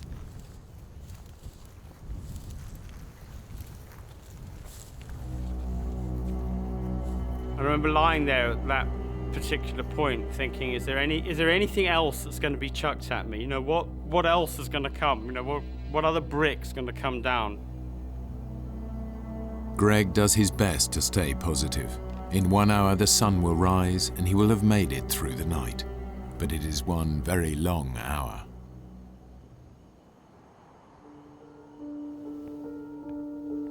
It was very frustrating waiting for the daylight to come. I contacted our office.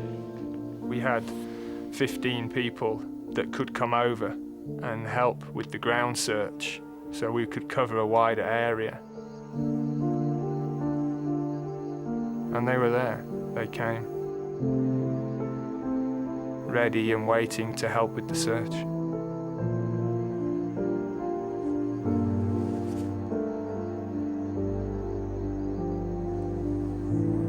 I watched, looking for the sun to come over the horizon.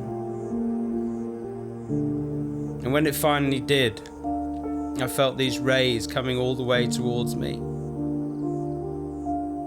And it was an amazing experience. I suddenly felt wonderful. I was bathed in light and heat and warmth. I felt secure for a moment. And then the harsh reality dawned on me that it was that sun, that burning, was going to continue and it was going to kill me.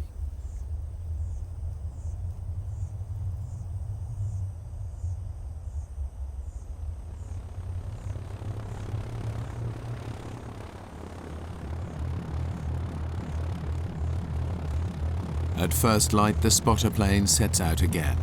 It'll make a systematic search of the places where Greg's plane might have crashed. At Peter's suggestion, Norman is on board. He knew the area better than anybody. I really felt strongly that if anybody was going to find Greg, it would actually be him.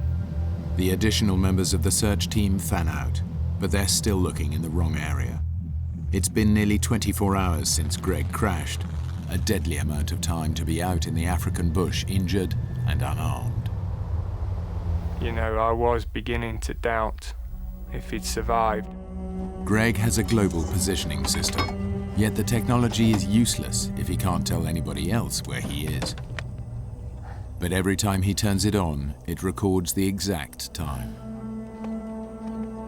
I was checking on the GPS, trying to get the coordinates and times.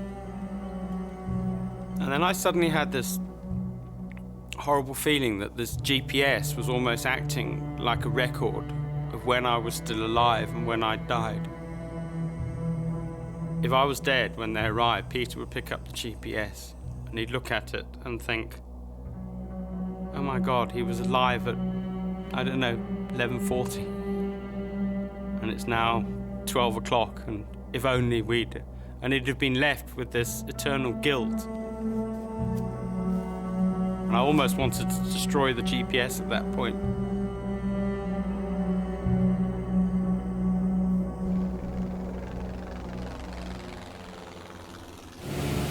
Norman to Peter, can you read me? Over. Norman to Peter, can you read me? Over. Receiving. There's nothing from up here. Even an elephant can merge into this landscape. We're going to try another area. On a hunch, Norman decides to go back and check along the beginning of the route that Greg would have taken. Nearly 24 hours has passed, and Greg's body is desperate for water. I managed to grab a piece of the broken windscreen. I had this mad idea to see if it would collect moisture.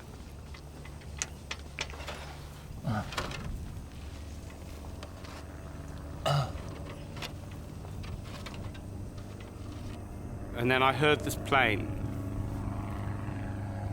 And when I heard the plane get louder and louder, I thought, right. I was going to try to see if I could get something out of that radio. Basically, it was all I had left that I could think of. Even if it gives the weakest signal, it's worth a try. And I gave it all I'd got. I remember it now. This is Zero Mike Echo Bravo calling Mayday. And then my position is 20 miles east-northeast, Cinematella. Mayday. I thought I heard the plane get louder. And I thought, it's worked, it's worked. And I gave myself almost an elated sort of feeling. But that's because that's what I wanted to hear. I knew I was lying to myself. Mentally, I had to stay with it. Because if you get into depression, that's it, the game's over. Not knowing whether he's imagining the search plane or if it's really there, Greg grabs a piece of his wreckage, one of the struts, hoping it will reflect the light and be seen by the plane above.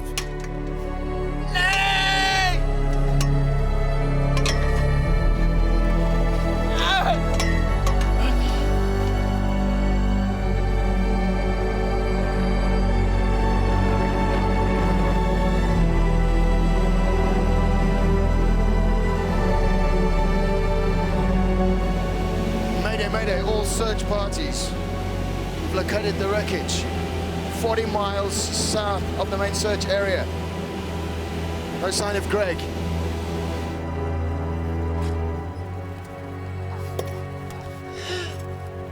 I was trying to keep up the dream that they had really seen me. But I realized I had to keep telling myself this lie. Because I did know that I was reaching the point of no return. If they didn't find me soon, I was going.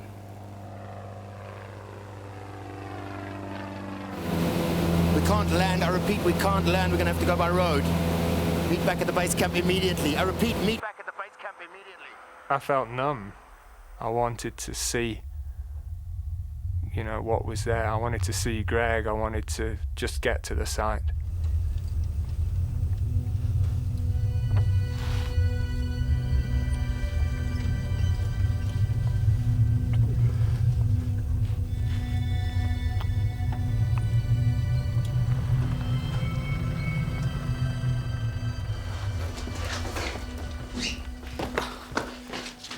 He's here, south of the road. The rhino's obviously moved. Okay, let's move it. Peter, I didn't see any sign of life. I don't know if it's a good idea that you come. I need to see him. I was really afraid.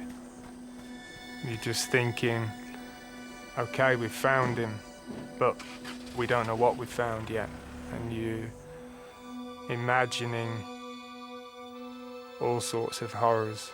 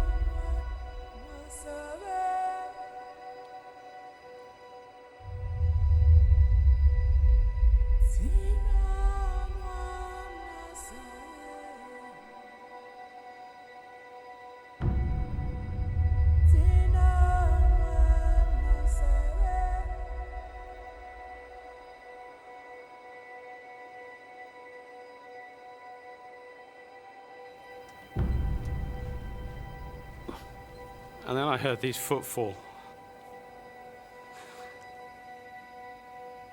I can't describe.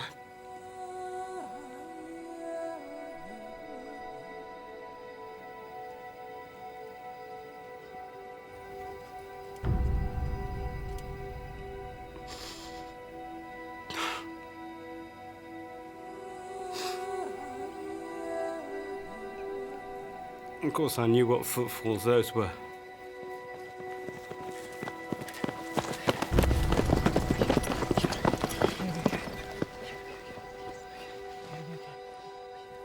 and among them was Peter.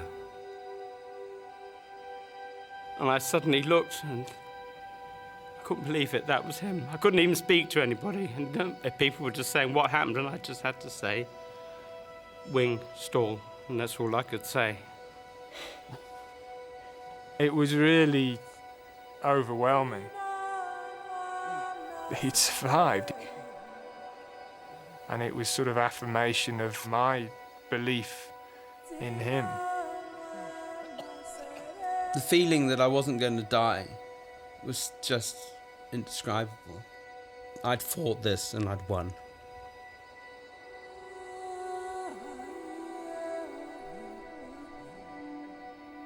And somebody came up, I hadn't got a clue who it was.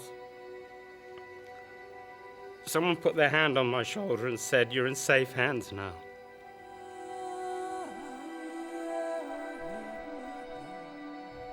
Since the accident, Greg has undergone more than 100 operations to save his legs. Through grit and sheer willpower, he has learnt to walk again. Of course, you don't go through something like this without there being change in who you are.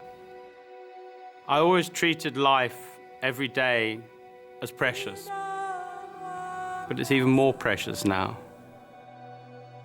I still am dreaming of that day when I go back to Africa, back to the smells, back to the sunrises, the sunsets, and most importantly, the painted dogs and wildlife conservation. Greg has indeed returned to his beloved dogs.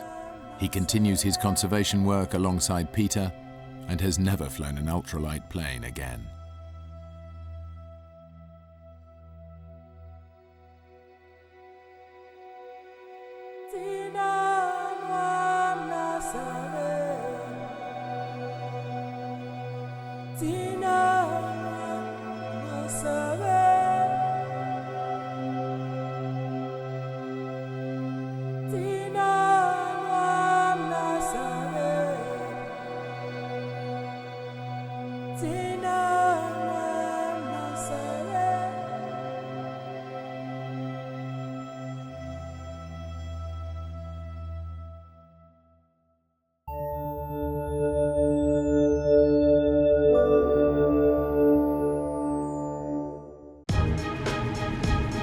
In an island wilderness, a hike through paradise turns into disaster. An horrific accident leaves a man's life resting in the hands of someone he barely knows. See you soon.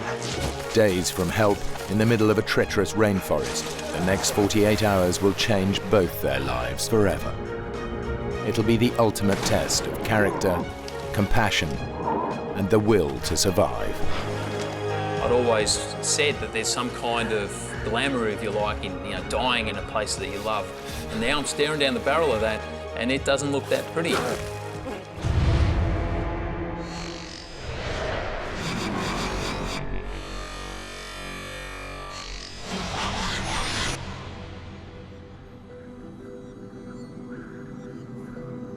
Hinchinbrook Island, at the northern tip of the Great Barrier Reef. 40,000 hectares of dense tropical rainforest, surrounding formidable rocky peaks. A protected wilderness, there are no roads and no inhabitants.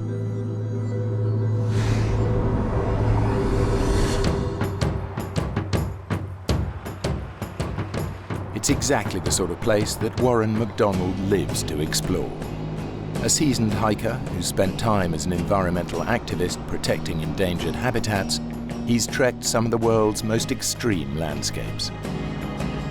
I've been hearing a lot over the years about Hinchinbrook Island and figured being so close, I should go and check it out. But it had always been on my map.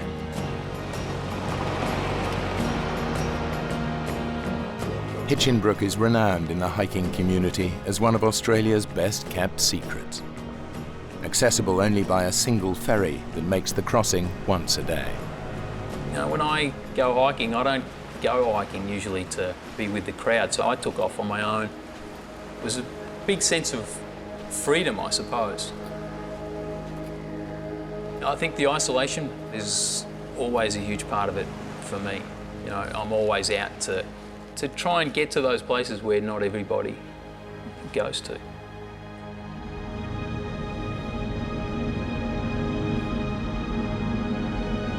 There are rarely more than a handful of hikers on Hinchinbrook, scattered along the island's only established trail.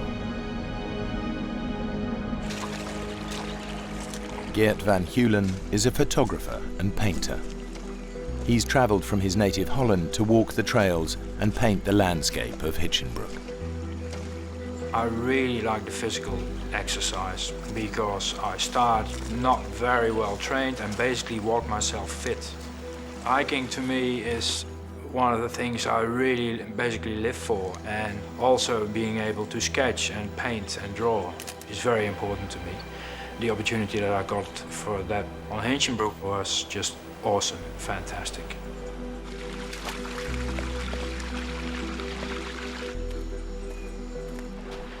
Eventually got towards the end of the day and got to Little Zoe Bay, and first thing I noticed is there's a guy sitting down on the beach wearing a bandana basically, sketching the scene out on the ocean, and I remember thinking, wow, that guy looks pretty chilled out.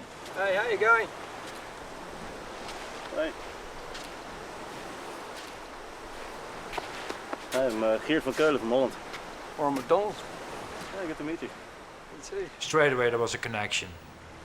It's a beautiful place. You know, I have some friends, got some friends in Townsville. They was talking about the Hinchinbrook, you know? What do you got there? It's the trail notes. Some trail notes for Mount Bowen. I was thinking to climb it, you know? Take a look. Yeah, take a look.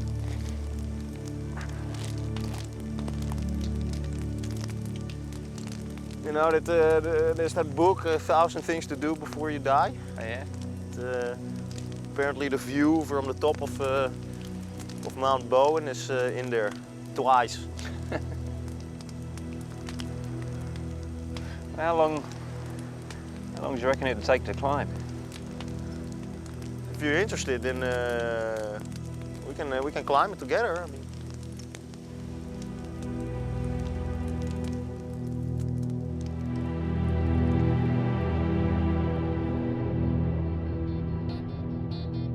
So we made a plan to get an early start in the morning. We started walking out of the campsite and, well, not much was said between the two of us. I straight away noticed that this is a guy who doesn't really dwell on about stuff. Let's get on with the job. That was the type of guy that Warren was. We figured it'd probably take 8 hours to get to a high camp, and from there the next day we'd be able to make the summit and probably come all the way back down to the beach in that day.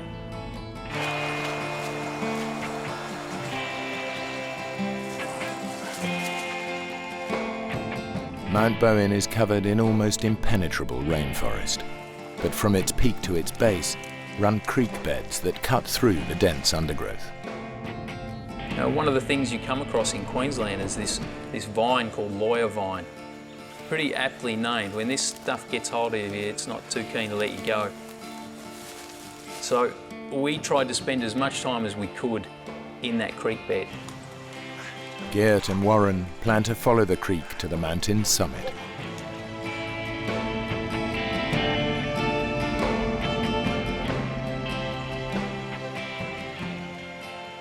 We got to the point where we were basically hopping from boulder to boulder. And every time I saw Warren, without any effort, basically sort of tiptoeing almost over the rocks in front of me, that I had a real battle of getting on with. I don't know where I got it from, but I've got a pack on for the first time in 6 months and I'm bouncing like a gazelle from rock to rock.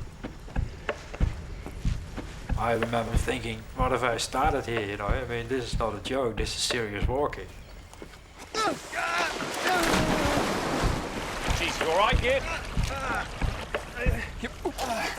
You all right? Yeah, no, fine. Take the camera. Got it. Your legs all right? Yeah. Ah, stupid.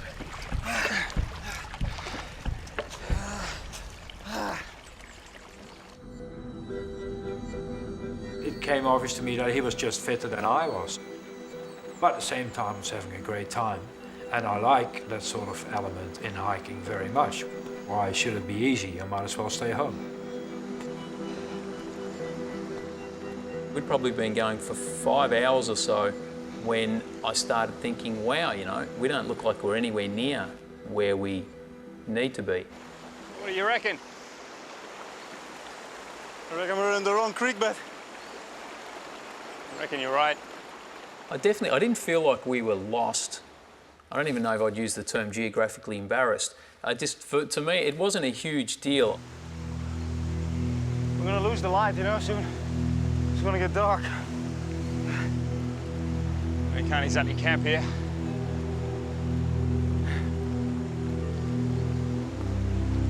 Come on, Git. Come on, Git.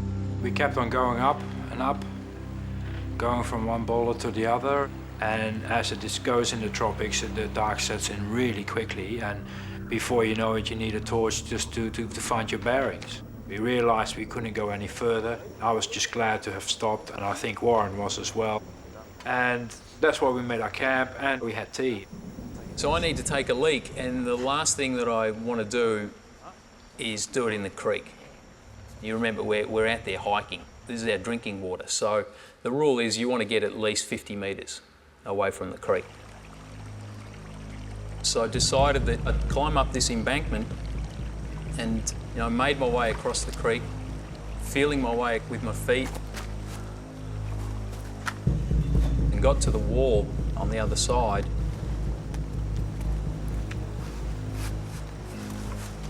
And got my foot up onto the rock. And at that point I heard a huge crack.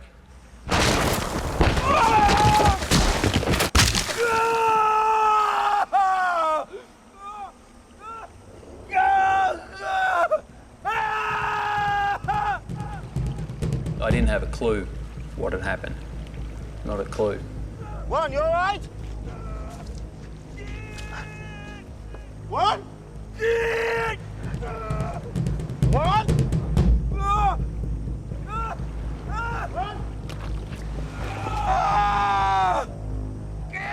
Warren? Jesus, what happened? I shone, and I saw a complete surrealistic scene. It was a human being, and this huge rock was on top of him. At this point, it's totally all about the pain grinding down into my legs, and I need to make it stop. In a freak accident, Warren MacDonald is pinned under a chunk of granite weighing more than a ton. He has no idea how badly he's injured, only that he's trapped.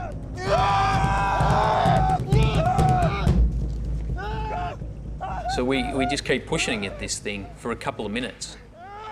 It's incredible the negative energy that the rock actually gave. It was almost as though the rock was pushing me back.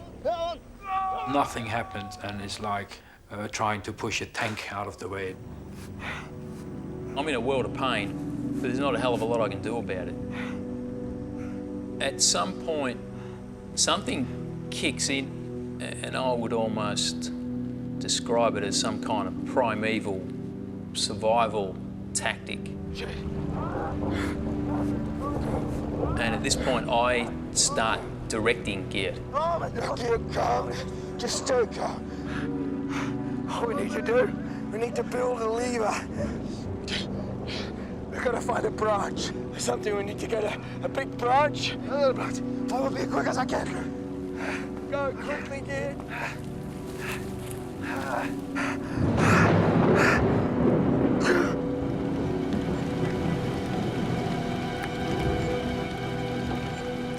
So it started raining. I'm thinking, this is an idea. We don't really need this. The last thing we need right now is rain.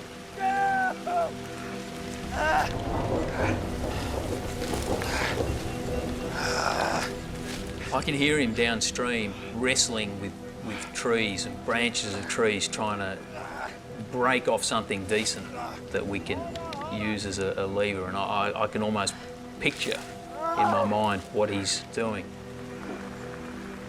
And obviously, I want him to come back as quick as he can. You know, I'm almost trying to will him to hurry up. You'll be okay, man. I think I got it. I'm coming, boy. I'm coming, man.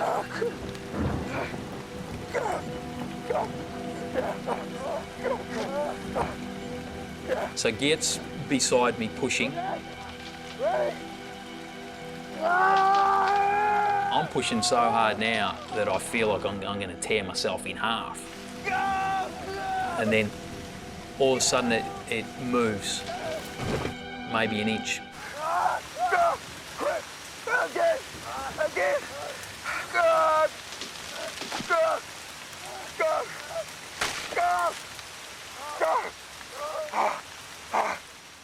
Do you know, all it really did is we helped it settle further onto me. Get it tight. We need a bigger branch. We need a tree. Yeah. You gotta get a tree. Okay. Get a good one. You're gonna be all right, mate. You're a tough bugger. You gotta get a tree. When he leaves, I start thinking about how I'm going to get down.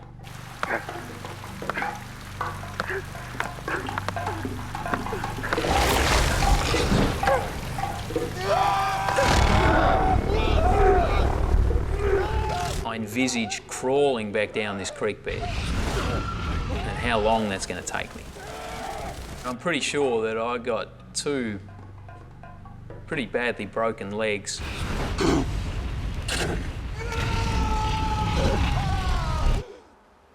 No, I'm not looking forward to it. I'd been given a Swiss Army knife by someone. And with the Swiss Army knife, I decided to start cutting the wood and sawing, as it were. And in the process of doing that, the handles of the Swiss Army knives, I pushed them off and did not realize that the metal bits that kept the handles together had gone into my skin and tore the whole inside of my hand open. I didn't even feel it. You know, you don't feel pain, but... The rain's getting harder and harder. You know, it's getting louder and louder, and this realization hits me that I'm sitting in a creek bed and the water is starting to rise. It's not going to take too long at this rate for it to go over my head.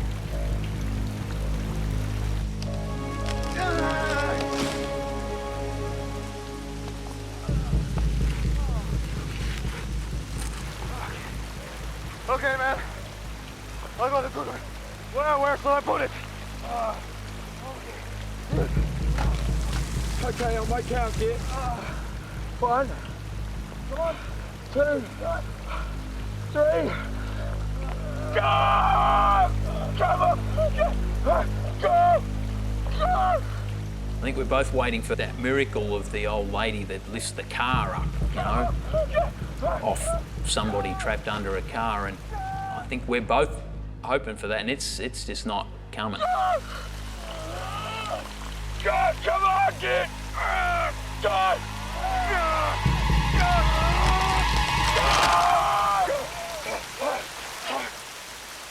Okay.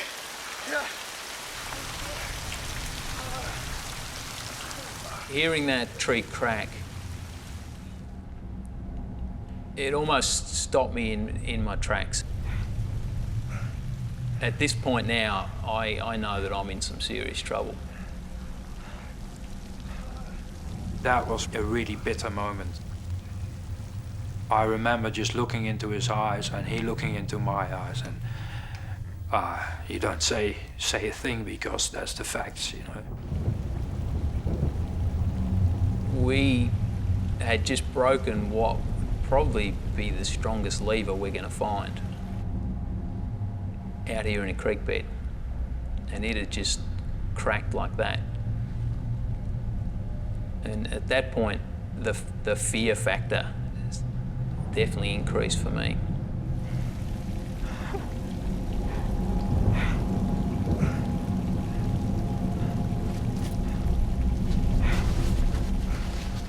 I had this incredible image which will never leave me. I looked in the rain and I saw his silhouette. I saw the silhouette. And the silhouette got exaggerated by the hood of the Gore-Tex jacket that he was wearing. And I could see that his head was to one side. I think that I heard him moan, and I think that I heard him cry. That's the only time that I think that I heard any complaint.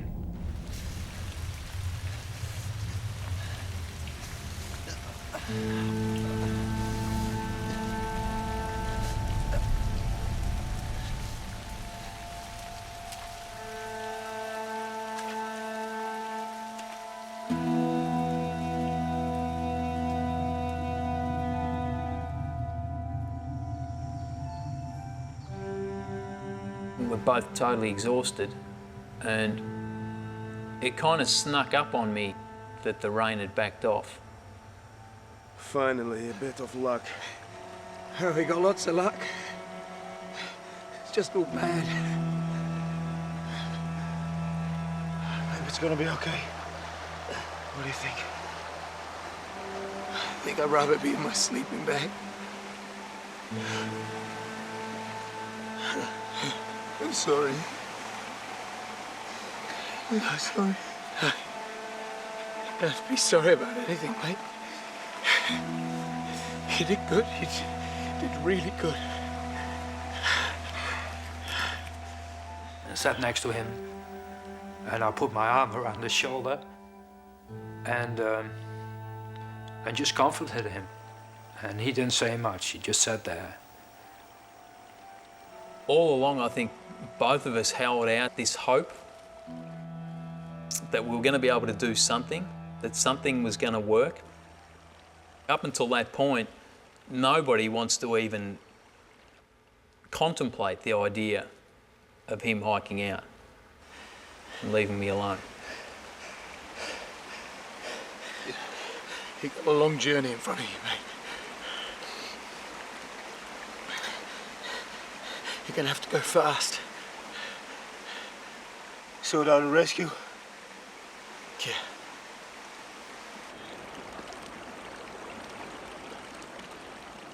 It's impossible to hike out. At that stage, I would have killed myself straight away, I think. So I had to wait until the morning.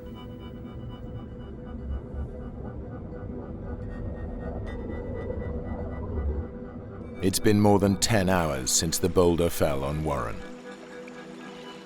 The torrential rain has flooded every creek.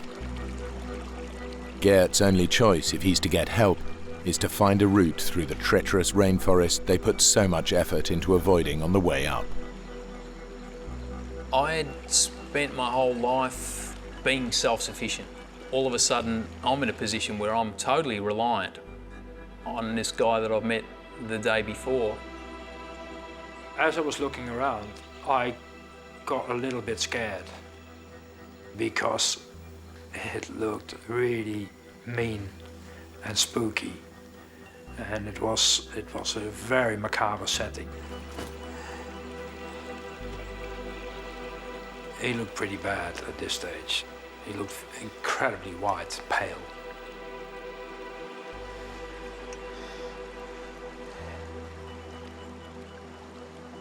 Give you something to do.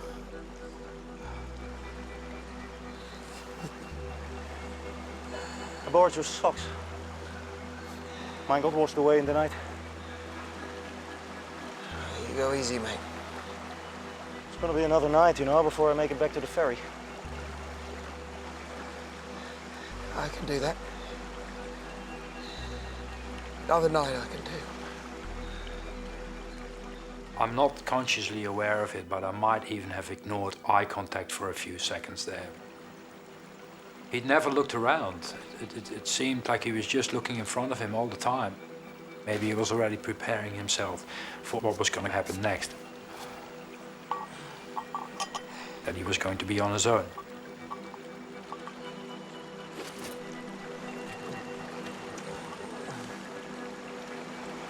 I'll see you soon.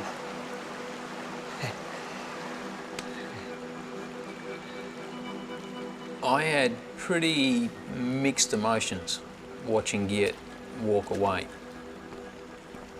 I feel more anxious than anything else. He's my only hope. Geert! I'm okay. I'm okay. I'm good. I'm okay. I realized this must freak Warren out from here to nowhere. And he thought, that's some guy who's gonna get me out of here. Okay, if it gets slippery, just crawl. Just get down there, mate. Okay? Okay? Okay?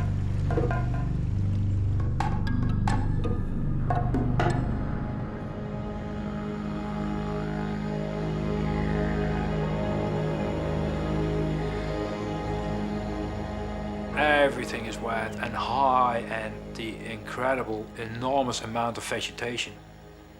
Leaves, plants, creepers, plants with edges that can cut your neck in two pieces. You go through it.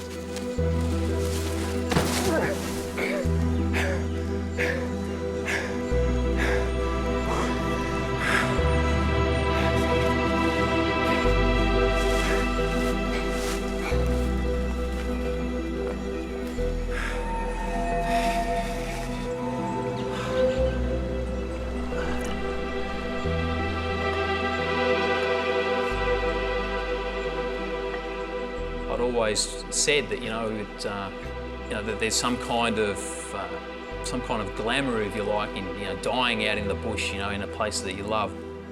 And now I'm staring down the barrel of that, and it doesn't look that pretty.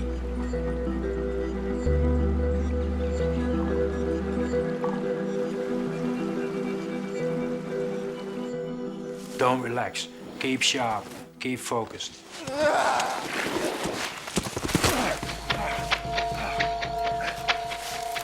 Sometimes I'd hurried it a bit too much.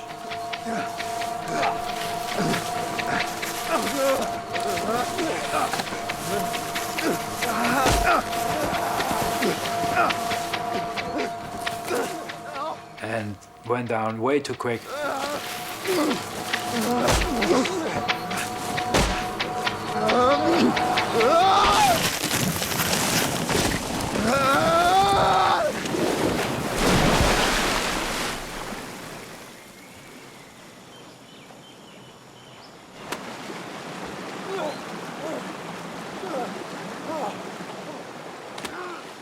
And I'm really angry with myself. I'm thinking, stupid bastard, calm down, take it easy. Warren is not serviced by someone who goes down like an idiot and kills himself. Just get down in one piece. That's important.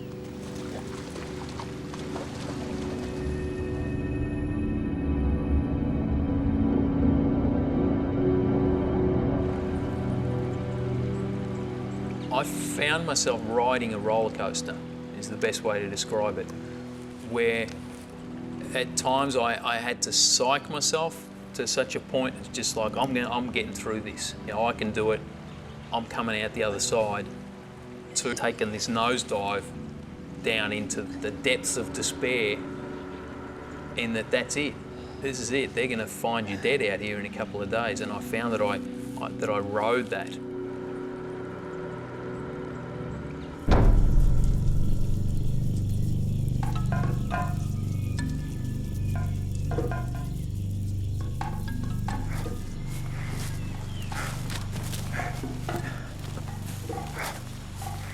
I hit a nest of tree ants. Green as a lime. Oh God, no, no, no, no, no, no, no! No! Get off! And all the ants came out and were all over me within a few seconds. I was covered in ants. And I saw a pool. And I just jumped in it with pack and all.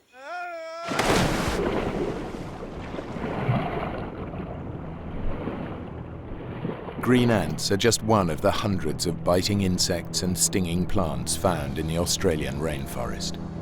It is in fact home to 6 of the world's most deadly animals, including spiders, crocodiles, scorpions, and venomous snakes. Some of the best times in my life had been spent in the wilderness, and I'd spent time as an environmentalist protecting wild places, and the irony was that that same kind of place was now going to be the end of me. I found myself wanting to pick up the notebook that Gerd had left and to start writing a few things down. And I didn't realise it at first, but then it dawned on me that in a sense I was writing my last words and wanting to record that for family and people that I love. And then I realised why Gerd had left it there with me.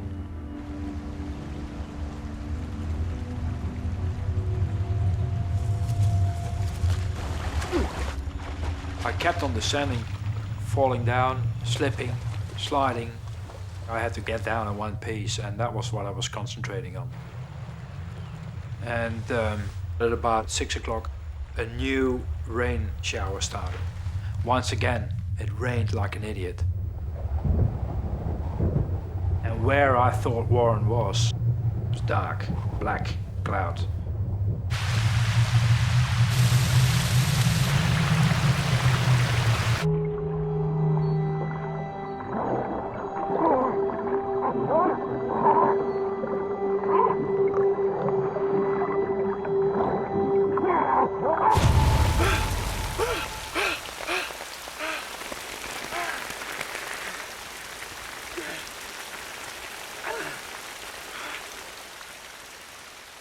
I'd been hallucinating.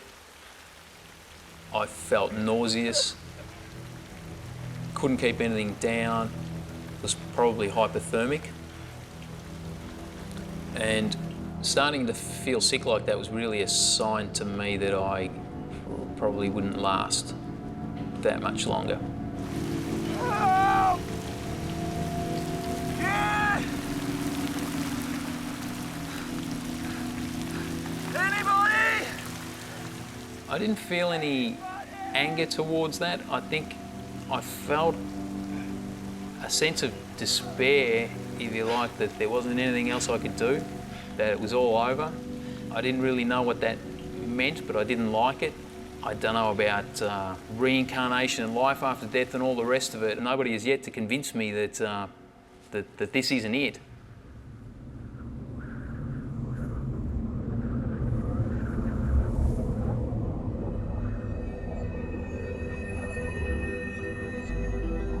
I hadn't slept well. I hardly had slept, and at about 3 or 4 in the morning I started walking. I was extremely tired, and I started to lose it. And I lost the willpower to lift my feet up properly. Just didn't want to walk anymore. I had enough. I couldn't care if there were a few moments there that I couldn't have cared if I just dropped there and fall asleep. What the hell are you doing up here anyway in the first place?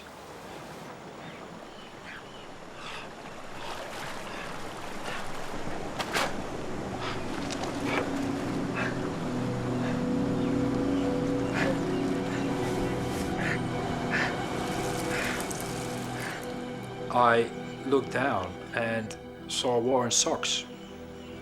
Purple Explorers, never forget it. I looked at them and that reminded me of him being trapped up there. And it's kept me in focus.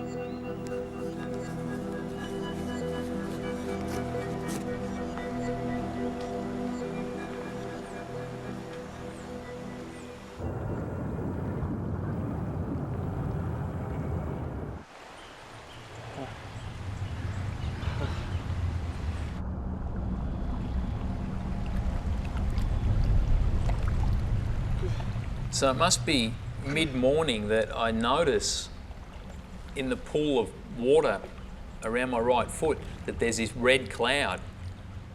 And I'm thinking, what the hell's all that about? It's a little late to start bleeding now. And I'm wondering what to make of it when I notice something moving in the water.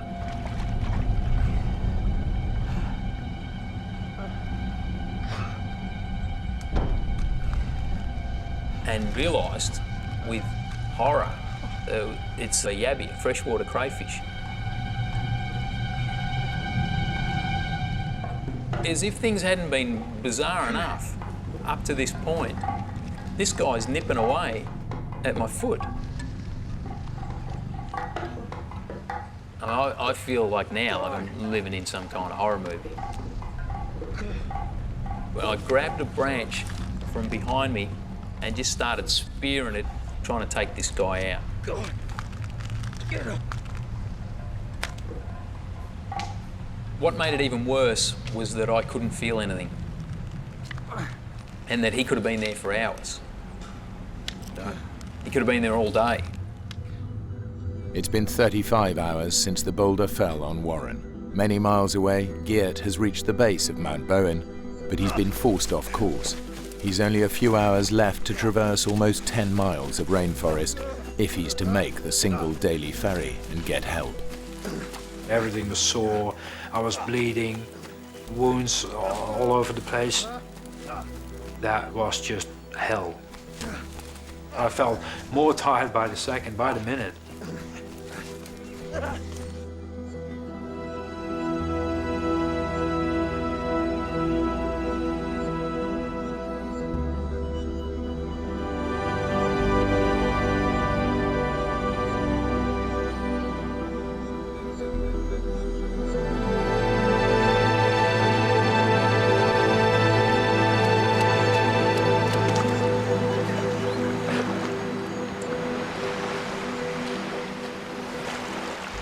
I started vomiting. I sat on my knees and vomited.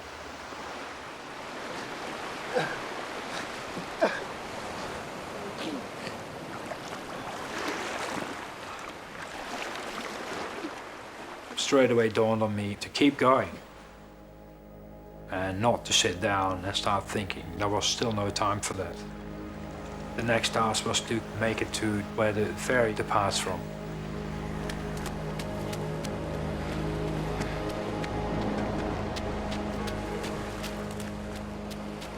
I saw the silhouettes of two people near the spot where you come onto the beach after you get dropped off by the ferry. And that gave me enough energy to actually make it. I had the feeling as though you see in Vietnam films when a veteran comes off the battlefield. All of a sudden it seemed so unreal to me what was happening that I thought, which authority is going to believe me? And how are they going to get a rescue party up here if I come along, because they won't believe me? It's only a short distance from the beach to the ferry, where Geert's efforts are rewarded. The ferry has not yet departed. The ferry captain, from the very second that he saw my eyes, he knew that some serious thing had happened. Yeah, copy that. Just stand by. Mate, the rescue services are on their way. Thank you. They want you to wait on the beach.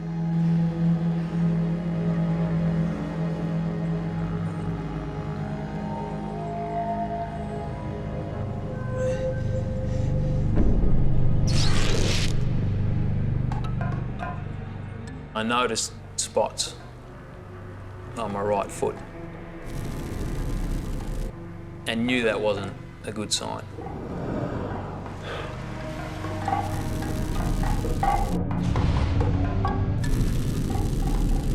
The thought crossed my mind that I would lose that foot, and I thought, don't even go there. You got enough on your plate to deal with right now.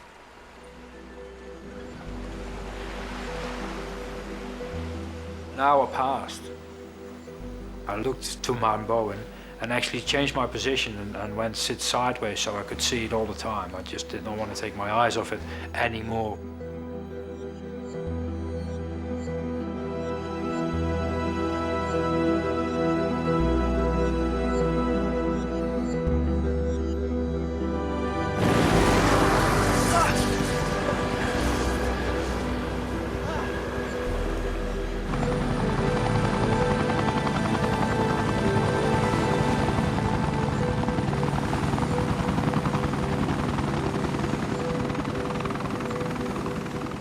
The doctor was very calm, looked at me, and he said, he gave me a very friendly nod.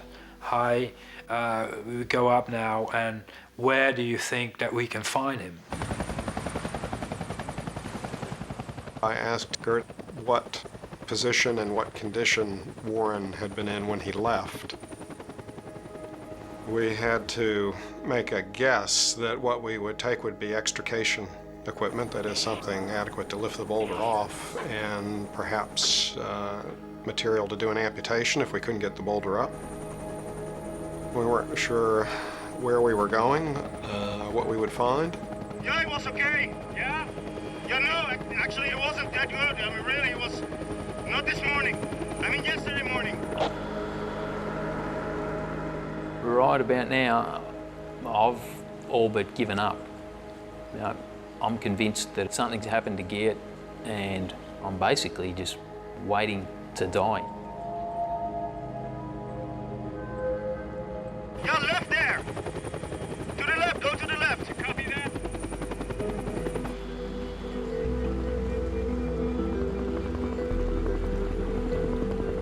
But the instant that I hear that helicopter, I snapped to attention. That's where we went back. This is close. Yeah.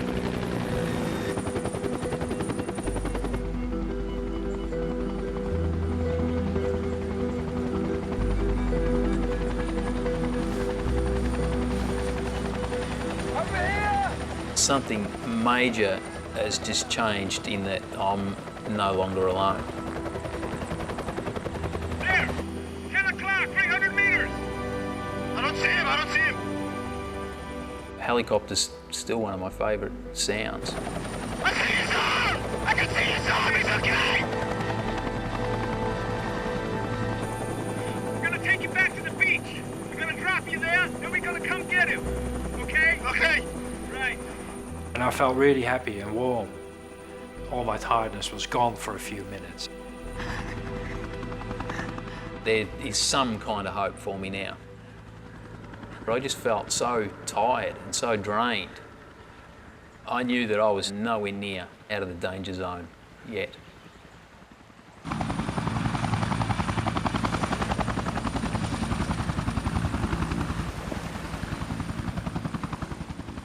They dropped me off on the beach, and I was asked to leave. I had to go and had to wait for a second helicopter. I think we appreciated early on that because this is a very narrow ravine with trees hanging over it, there wasn't even a place to really bring the helicopter in, and we were going to have to go down on wires.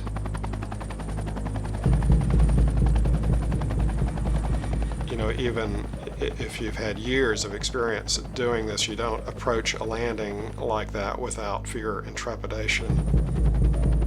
5 mile an hour crosswind. All right, out and clear. 2 meters to canopy. I was at the end. I was at the end of the rope. And I start to slip in and out of consciousness. 1 meter left. 4 degrees. Slow.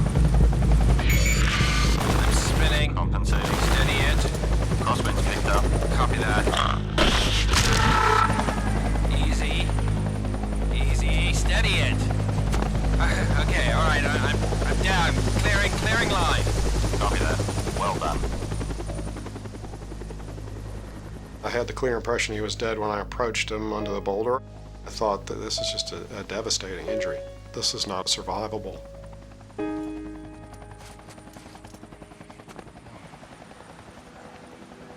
So I was surprised when he responded to me at all. Man, am I glad to see you.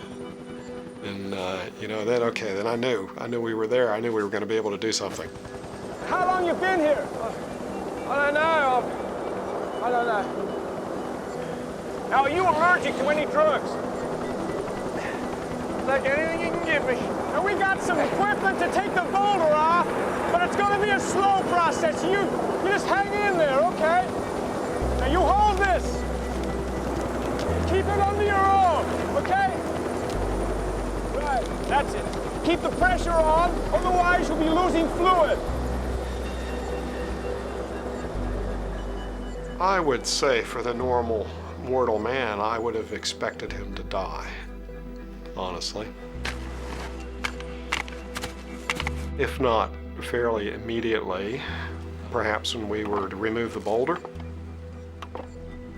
there's a chance that toxins from the necrotic tissue, his legs, would enter his circulation and just push him over the edge as far as acidosis and electrolyte imbalance is concerned.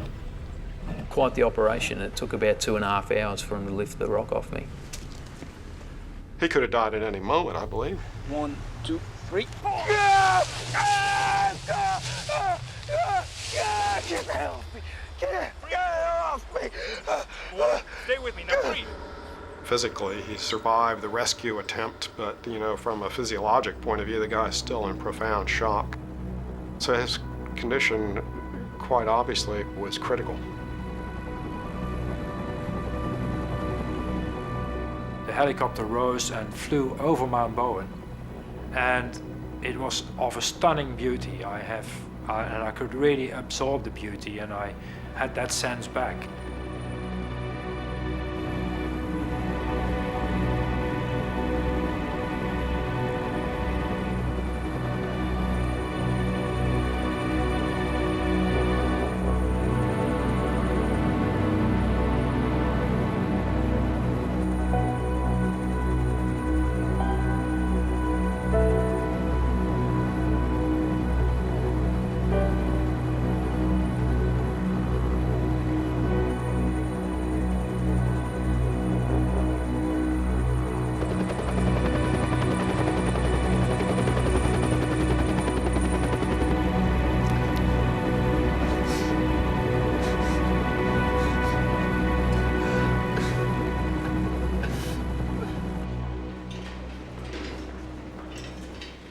As they were wheeling me into the hospital, I knew that I was in incredibly bad shape and nowhere near out of the woods yet.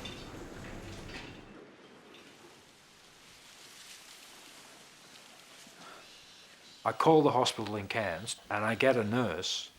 "Ah, you're good. Well, I'm glad he's fine, he's here. Would you like to speak to him?" I said, yeah. I'd like to speak to him, pass on the phone. So I said, "Warren, hi, how you going?" And he said, "Yeah, I'm fine, you know. I was a bit worried that you didn't make it out there, but you finally did it. Hey, thanks, mate, thanks." And then he said, "But I lost my legs, mate. And I didn't even have the guts anymore, I think, to ask what, you know, what?" I said, "You lost your legs?" "Yeah, I lost my legs." And I honestly cannot remember anymore what I said after that, but what I do remember is whacking the camera back through the window and getting really, really, really angry. And I couldn't believe it. I could not believe it. Sorry.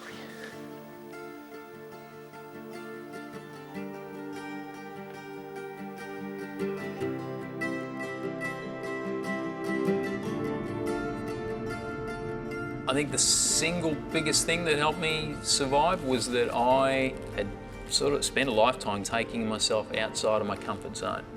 And that definitely helped me get through. And it's helped me deal with life the way that I have to deal with it now.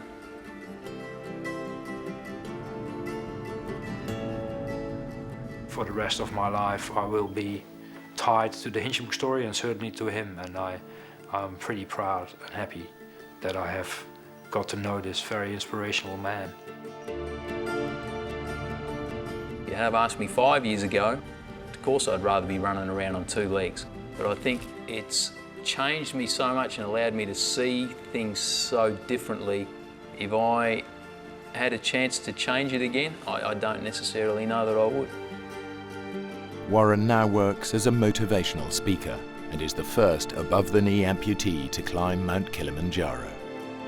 Geert returned permanently to Australia and now lives in Adelaide. He and Warren remain close friends.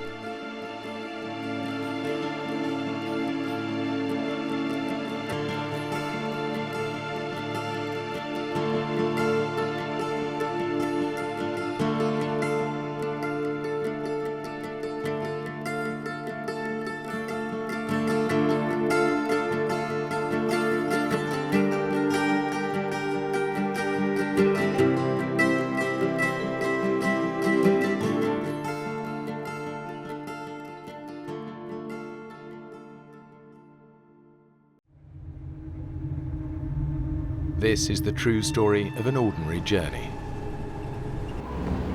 I think we took a wrong turn back there. that becomes a descent into hell. Jim, stop! Oh, God. A family is lost in the wilderness for 9 days, in sub-zero temperatures with no food. Nobody knows where to look for them. A young father faces an agonizing choice: to stay with his family and face certain death, or walk into the unknown to seek help. How the hell are we going to get out of this?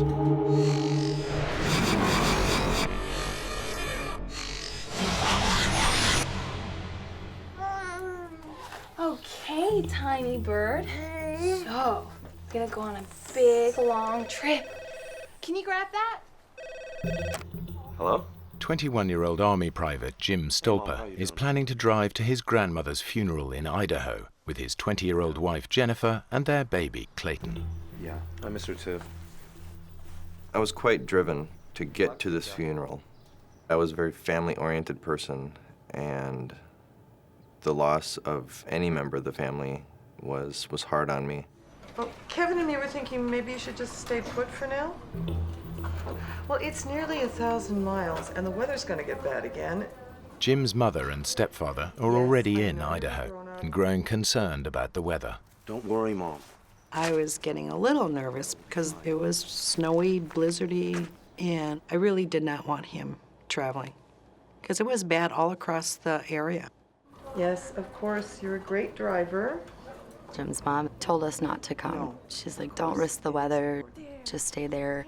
She didn't want us to go for reasons that we didn't think were good enough to stay back, so we decided, nah, we're leaving anyways.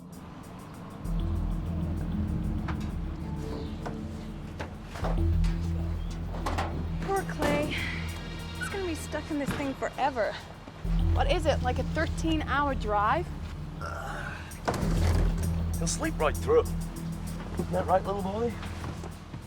Are we good?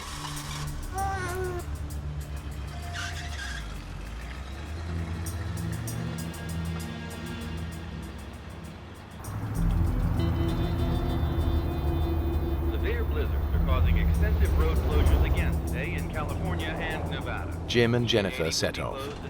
They haven't made the 800-mile journey before, but reckon it'll take at least 12 hours.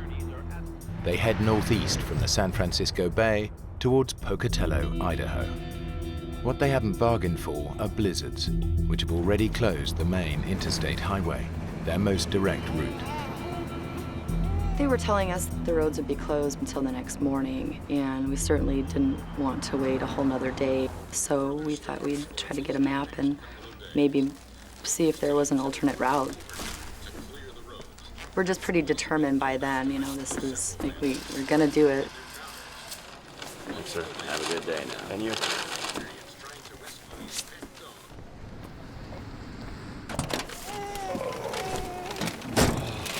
Great.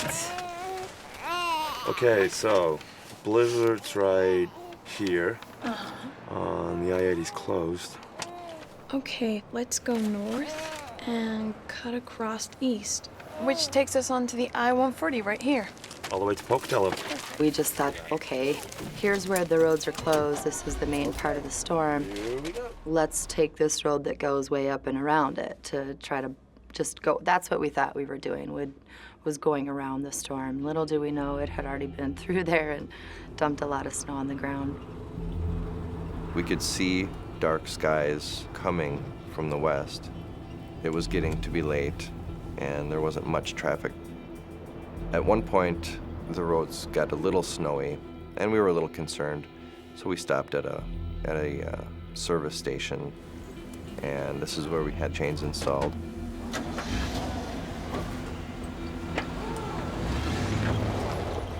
We had planned to call and let my mother and stepfather and family know that we had taken this alternate route. We didn't have a cell phone, so we looked for a payphone. Damn it. It's eating all my quarters. We knew that my mother would be worried about us. So we were disappointed we couldn't call. but we were also relieved that we weren't adding to her grief at the moment.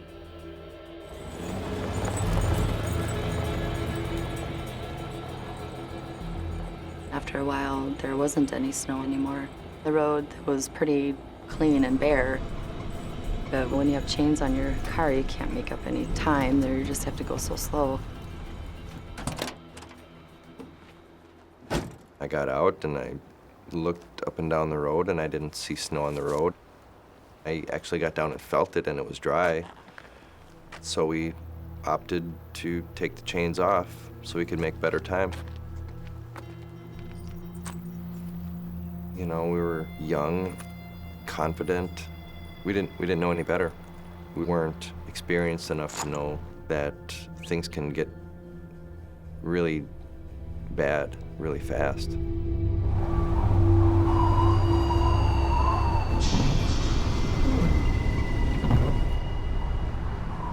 There was snow back on the road by this time. It was like getting pretty bad. But we didn't want to slow down and stop, and at this point we're just figuring, okay, well, I can still see the road ahead of us, let's just keep going. This is a very minor road. We shouldn't have been on the road in the first place, but the sign that declared the road closed was buried in snow. The road was covered with just unbroken snow, and we were making the tracks now. Where the hell are we? This map makes no sense. This is weird. It's totally deserted. Wait, you know what? I think we took a wrong turn back there. Jim, stop! Jim, we're in about 2 feet of snow! Jim, stop! You're making it worse! Jim, stop! Jim, stop! Stop!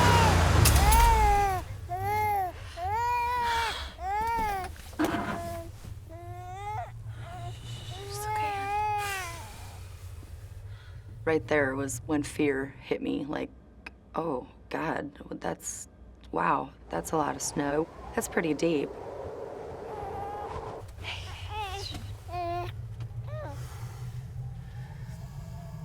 It took a while to really figure out what really had just happened. I can't believe this. What is this stupid road anyway? We were a little concerned, but people get stuck in the snow all the time, and it's not that much of an issue because there are other people around to help. Oh, we are going nowhere tonight. So we decided to just wait it out and hope for somebody to come along and help us. Look, honey, we still got plenty of time to get to Idaho. If we don't freeze to death first.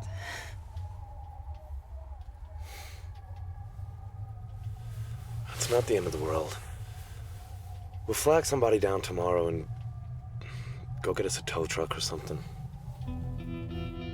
Jim, Jennifer, and Clay spend an uneasy night in the truck. They have no idea they've driven off the Nevada backroads into the middle of a 5,000-acre wilderness.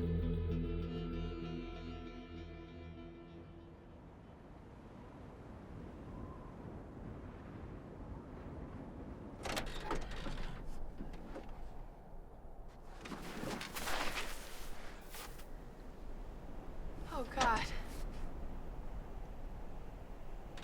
Holy shit. What is this place? There's nothing.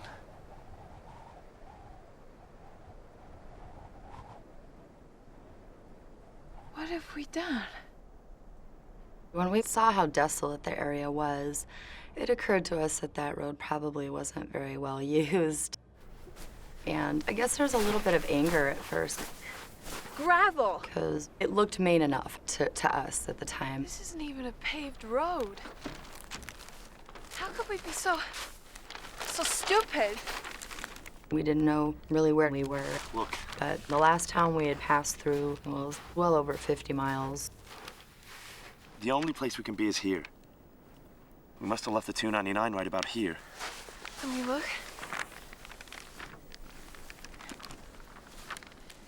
Wildlife refuge. God, it's huge.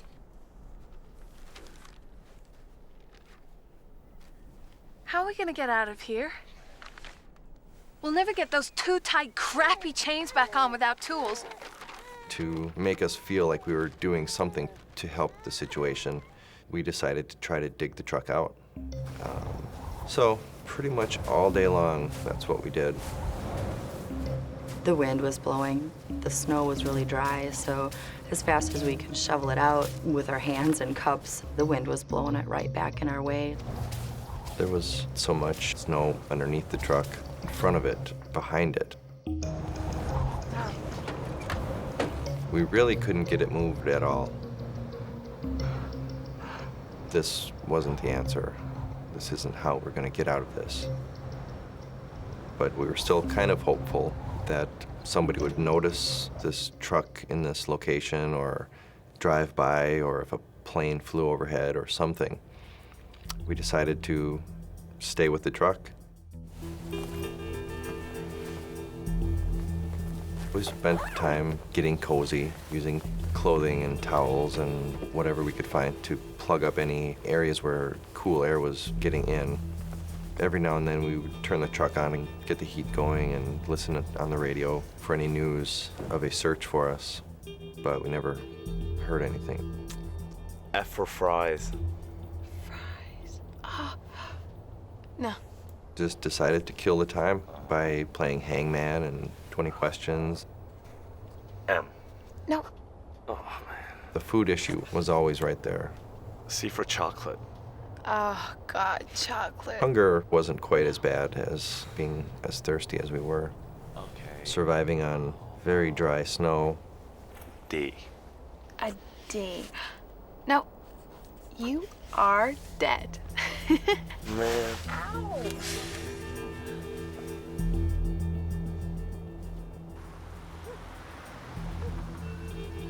My stepson has no reason to go AWOL. He was granted leave, and he has to be at a funeral. We were getting very concerned.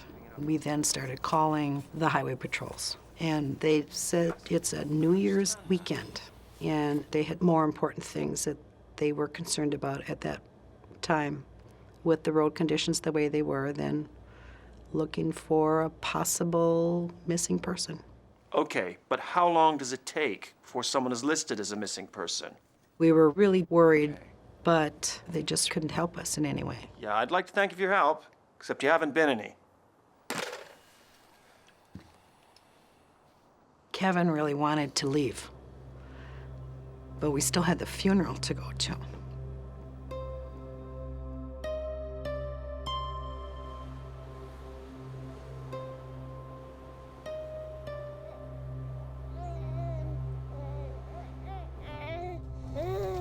Clayton was breastfeeding still, and we were just introducing solids into his diet.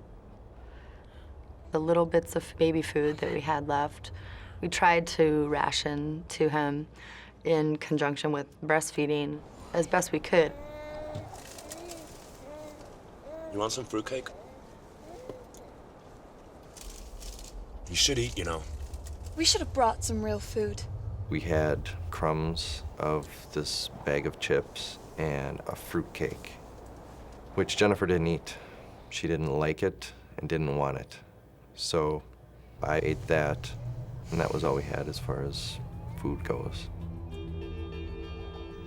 We left my sister's house, left a note on the door for Jim and Jennifer just in case they would show up, to give them directions on where the church was and hoping that they would make it there. And we had to go to the funeral. Kevin and I had already packed our things the night before because Kevin needed to get back to the Bay Area. I'm so sorry to rush off, Jean, but we have to get home tonight. Kevin's gonna get some of his TV buddies to help us find them. Hey, everything's under control here. So we headed back to California. Kevin had contacts there because of his background in cable television, and he knew if we didn't get the media involved, it would be just another missing person that no one ever knew about again.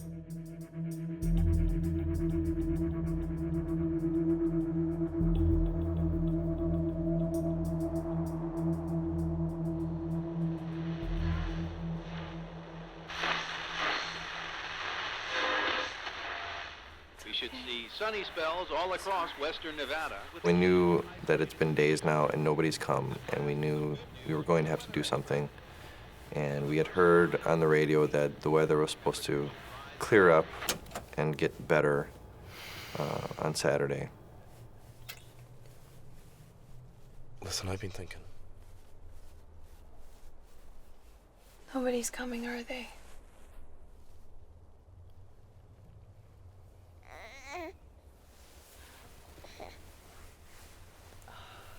We can't just sit here and starve. And if the weather's gonna break, then we could walk. We could make it to the highway.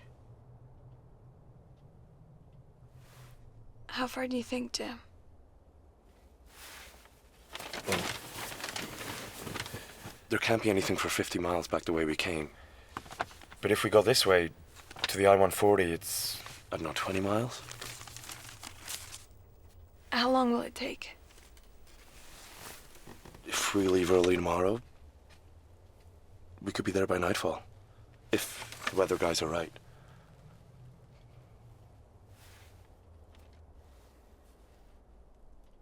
Okay. At least we'll be together, right? That's all that matters.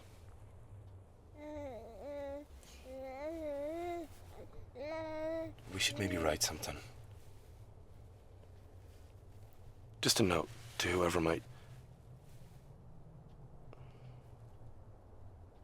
You know, just in case.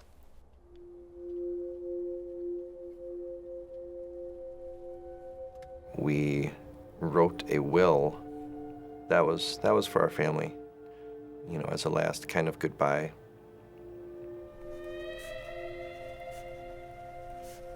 Mostly just apologies, really. Like, just really sorry that we put our parents through that, and that if this is how it turned out, you know, just to know that we're happy that we were together, and, you know, we loved each other, and if that was what was going to happen, at least we were all together for it. If you are reading this, then we must be dead. Don't be sad. We tried our best to make it, but God must have wanted or needed us sooner than we thought. Our biggest regret is that we've lost time together. We honestly can't give a justifiable reason as to our whereabouts when this occurred. We were just determined to make it all the way to Idaho so you would quit worrying about us. Please cremate my body and bury Jim in the Forest Hills Cemetery by his grandfather.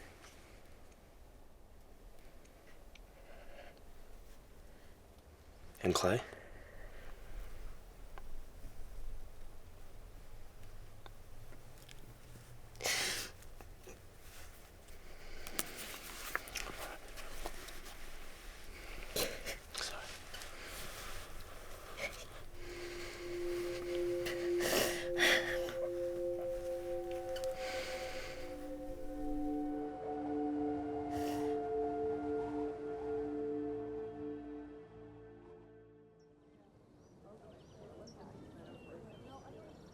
Things started happening quickly once we got home. Sandy, be sure and get on the deck at NBC. Kevin got some action going. Our house then became command central. It just became a zoo. All the news channels were there on a daily basis. And I think if we can get those press releases out to the local papers, I think that'd be a good start. All right. It was just a very busy kind of time for everyone, trying to generate enough interest in these three people. Try not to worry. Kevin got a truck from a friend to go search himself through Nevada and California. He would have gone nuts sitting there, not being able to do anything. We needed to go. Nobody's coming. We're alone. We're gonna have to do something to get Clayton and ourselves out of there.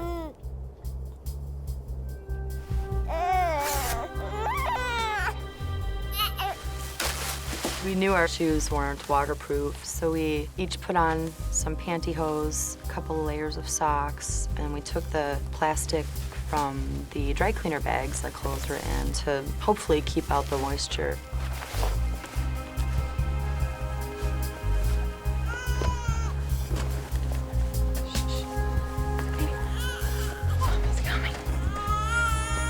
Okay, little boys.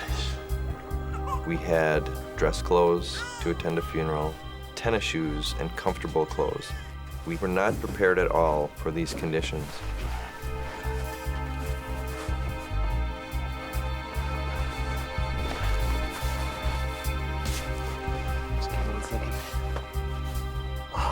Clayton had a little sleeping bag of his own that we nestled him in.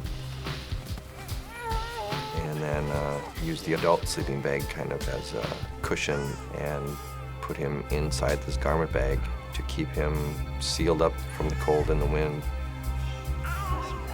Okay, little boy. Honey, it's gonna get a little cold. Mommy and Daddy are right here, so if you need anything, you just say, okay? Good boy. I was a little worried that he might freak out being in the dark and everything, but that kid was, I don't know, it's like he just knew. He just really knew what was happening. He was just really calm and okay with it.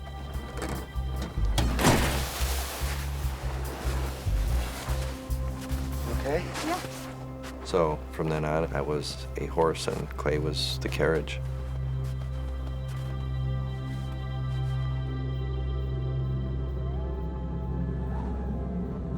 Dragging a 4-month-old baby 20 miles through the snow in search of a highway is a huge gamble. But it's Jim and Jennifer's only hope.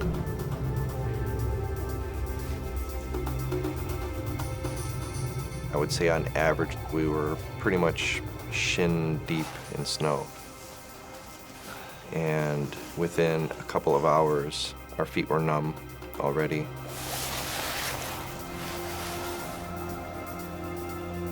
We were getting very thirsty, so eating snow was a full-time thing.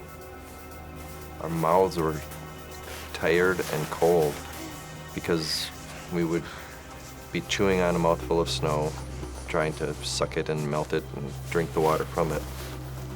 And almost as soon as your mouth was empty, you're already reaching for the ground for more.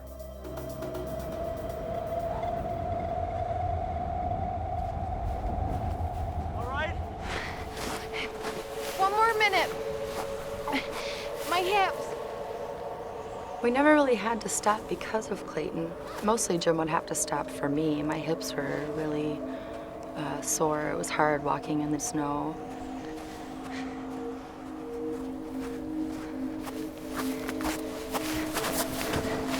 Hey, hey.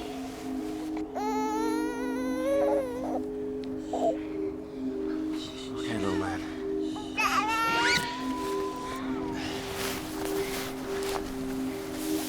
I wanted to get to help, but I also had to keep in mind that Jennifer was lagging behind and was weakening by the hour.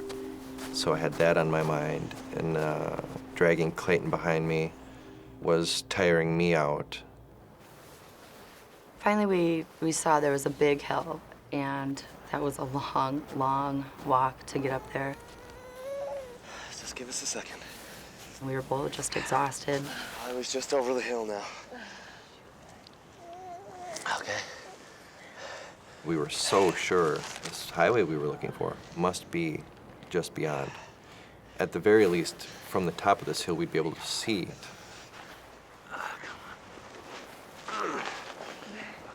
The map says that the road is over here, so it was sort of a boost for us to keep going because we just knew we were getting close.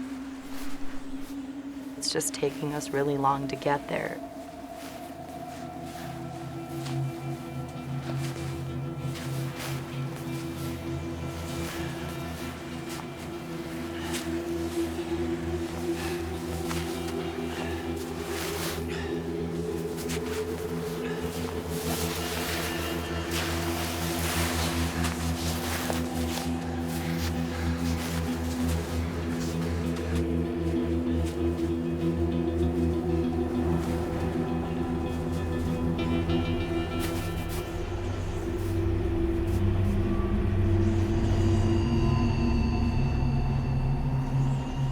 The road that we were looking for was not here. We were heading in the wrong direction or something, because there's just nothing.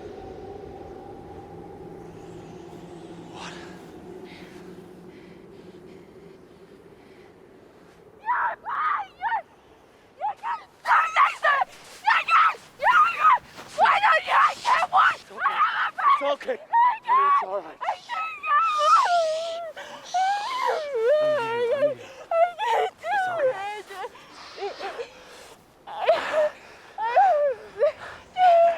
Honey, listen to me. Look at me, listen. We know there's a town back the way we came. We just follow our tracks back, okay? I'll follow the tracks, okay? It's all right. It's all right. After my total freak out, we just pretty much realized that's what we're gonna have to do now. We were just gonna have to turn around and go back miles and miles to the truck. I can't. Yes, you can. Come on. I got you. All right. All right.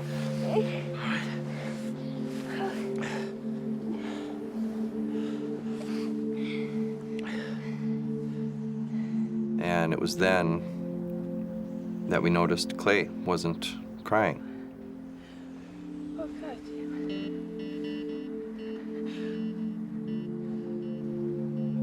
That was scary because every time we stopped, he would cry. And so when he didn't, we were both just so afraid, just freaking out, going, oh my God, why isn't he moving? And or making any noise.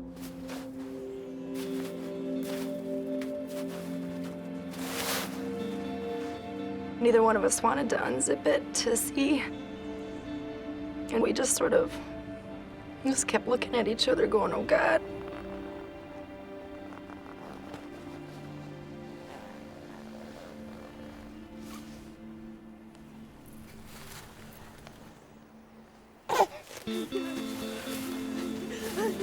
And he was fine. He was still pink and okay, but that was really, really scary.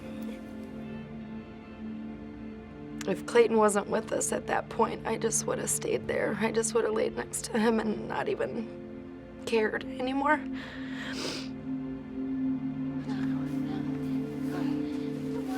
After that, just having that fear that that could have happened really made us determined, so we packed up and turned around and started walking back. The family has come within 12 miles of the highway. The nearest town back beyond the truck is 60 miles away. Hi, it's me. Anything to report? No. Look, I just need you to map a new sighting for me. I'm in a little town called Whiting, Nevada, and I've got a storekeeper here who thinks he might have sold some maps to a guy who matches Jim's description. Okay. By this time, we were getting information from people who thought they'd seen them. He thinks they might have headed to Reno. They had seen them south, they had seen them north, they had seen them along the highway with some strange person. And that horrible thought of maybe them being abducted came to mind because one of the callers had kind of suggested that maybe they had run into some bad situation Television executive Kevin Mulligan is following a trail of clues that he hopes... By that time, the Highway Patrol, the police, everyone had realized that these kids had not just run away. They were really, truly missing, and we may never see them again.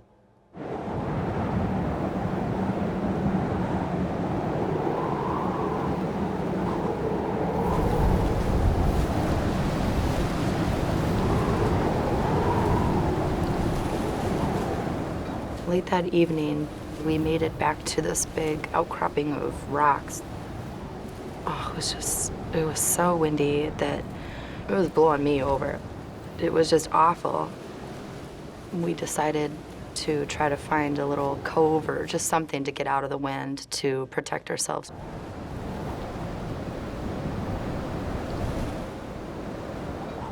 We just used a sleeping bag and just threw it over the top of our bodies. Our feet were mostly exposed, but got as warm as we could and kind of slept for the night.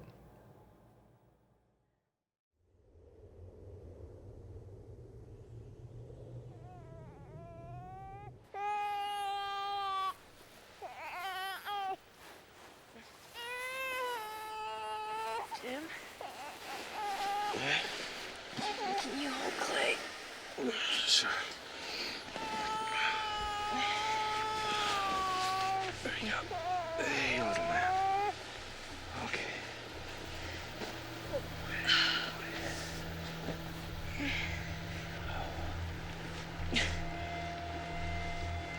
When I stood up, What's the matter with me? All right. it was like my hips were they were just done. I could not walk. The pain was just excruciating. And I knew I wasn't going to be able to go very far for that day. You okay sitting there for a few minutes? Let me go and find someplace you can rest. There you go.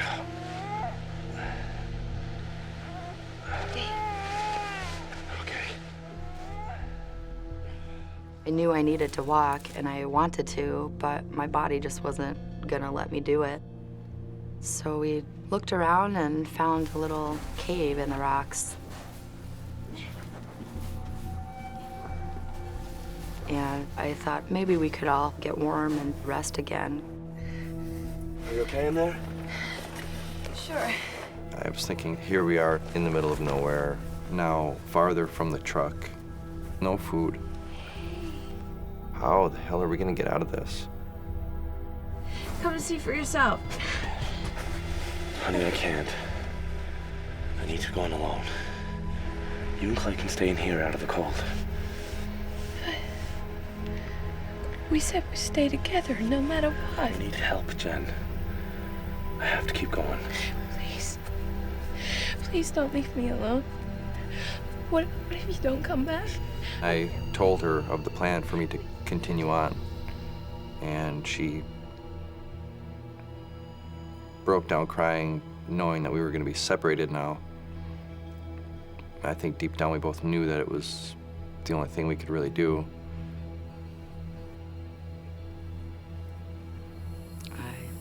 Didn't want him to do that.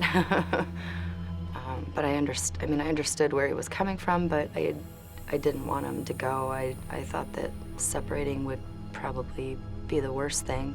Please, Jim, please. I'll be back. I promise. We kissed each other and told each other we loved each other, you know, just tons, and promised me that he would be back in 3 days. Okay, so I said goodbye to my wife and baby, which could have been the last time I'd seen them alive, and went down the hill and marked the spot with a colorful sweatshirt, and don't think I looked back. I just turned into a machine and walked.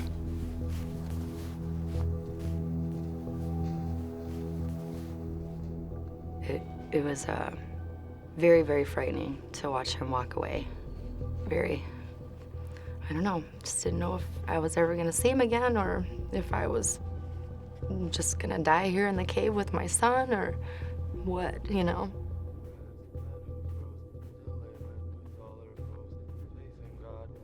This was a seemingly never-ending task. Just walking and walking. Every now and then I would sing Army cadence to myself, kind of to keep my pace going. But for the most part, I was stoic and single-minded, and, you know, I just couldn't stop. I just kept going and going.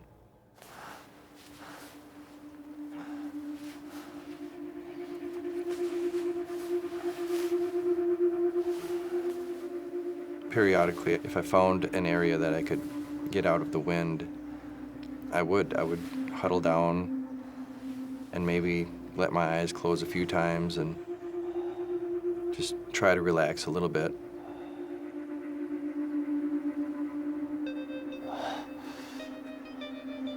But I really didn't want to let myself sleep, just for fear that I wouldn't wake up.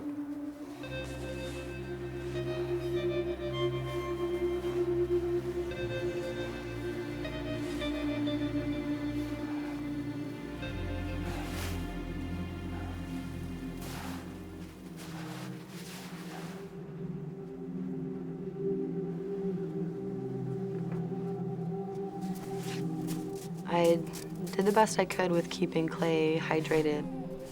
I just, you know, breastfed him as much as possible. But I really didn't think that I was producing much milk for him. So then that's when I started melting the snow and sort of, you know, spitting it into his mouth. He drank it too. I mean, he wanted the water in him, so like a little baby bird.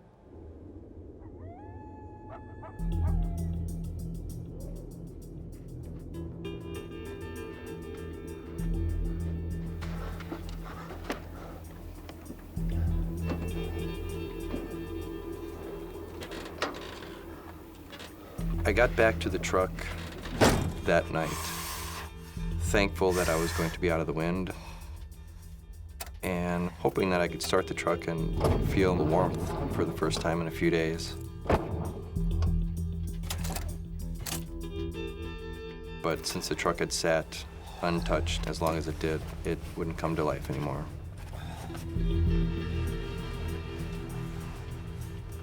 And I just laid on the front seat and went to sleep.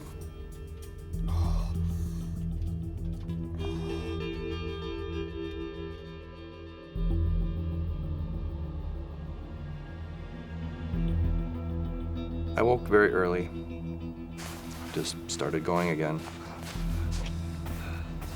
Not too far down the road, I came across a sign. So I knew that I must be getting close to something.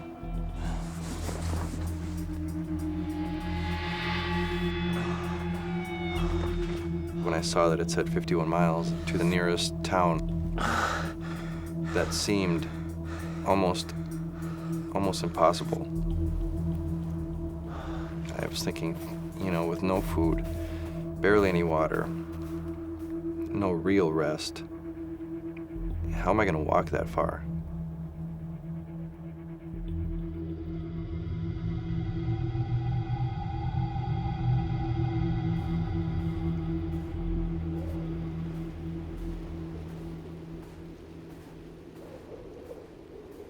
That extreme isolation was the hardest thing to deal with. Kind of like being adrift at sea and nobody knows you're out there. You could scream as loud as you wanted and a bird might hear you. There was one point I could have swore that I heard Jennifer's voice not 10 feet behind me. Keep going. Come on, Jim. Jim! It scared me because I thought, did she die? Is this her telling me to continue going because Clayton's still alive out there alone now? Or I just didn't know what to think. When the sun was shining, the snow would melt down and there'd be little puddles of water in the little nooks and crannies of the rocks. And I thought that maybe if I took a cloth belt, I could like suck on that to get water, anything just to get fluids in me. My feet really, really started hurting really bad. And my shoes were just frozen. I mean, they were solid. And I thought that it might be good to take them off, you know, to let my feet warm up.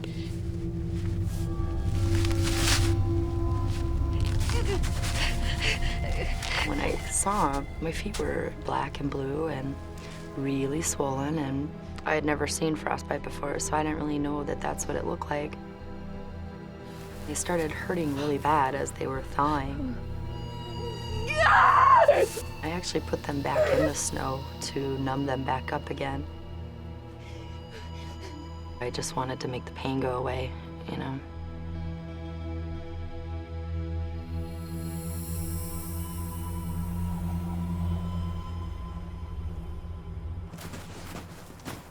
I knew that I must be getting close to something when the road was somewhat plowed. So that lightened my spirit a little bit. Then I could have swore that I saw a pickup truck. No, it can't be. Who would live out here? For an instant, I thought maybe I was hallucinating, but I didn't have time to second guess myself. Help! Help! Help! Help!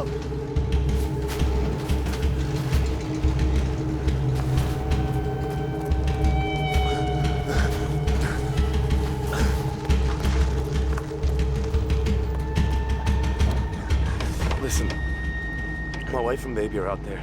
I blurted out everything that had just happened, and this grizzled-looking, middle-of-nowhere living man, Dave Peterson, looked at me like I was just crazy.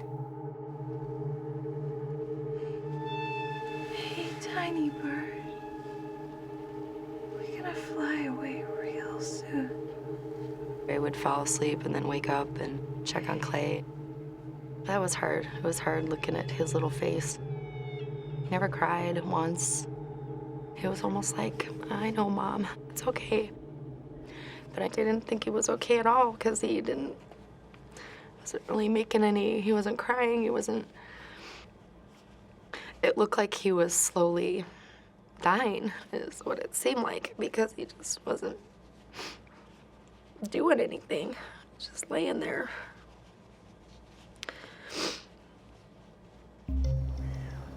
Dave drove me back to his house. They don't even have a phone there. So we radioed his coworker, Dusty. This is Dave P. Dusty, are you there? Over. Come in, Dusty. Come in, Dusty. Over. Dusty said that he would be on his way over to help. Cave's over to the right by the ridge. Blue sweatshirt's on the tree. Dave and Dusty were the perfect people to go there and find Jennifer and Clayton because they know this area better than anyone. For me now, it was just a waiting game. We got a call, and the first indication that something was going on was Kevin's assistant held up her hand to quiet everyone. Hello? What? They found Jimmy. And of course, everyone in our house just started jumping up and down, yelling and screaming. Oh. But then we heard I see. Jennifer and the baby were not with him.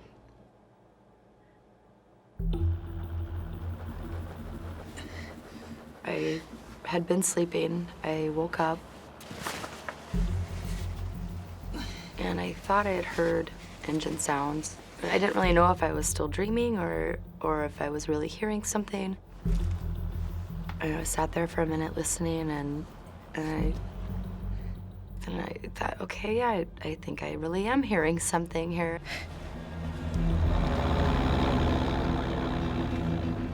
And then that was when I saw the big bulldozer that was in front with the flashing light. And there was someone in it, and I just started waving and screaming, "Hey,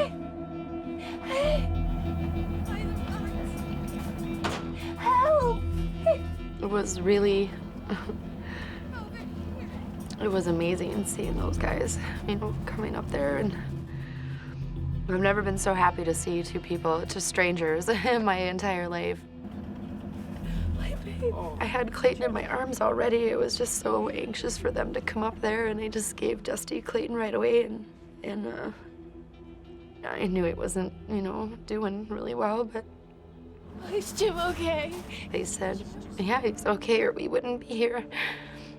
And, I couldn't walk, so they had to carry me down the hill, and I felt really awful that they had to do that, and I looked awful. My hair was a big rat's nest, and I just kept apologizing to them. I'm sorry, I stink.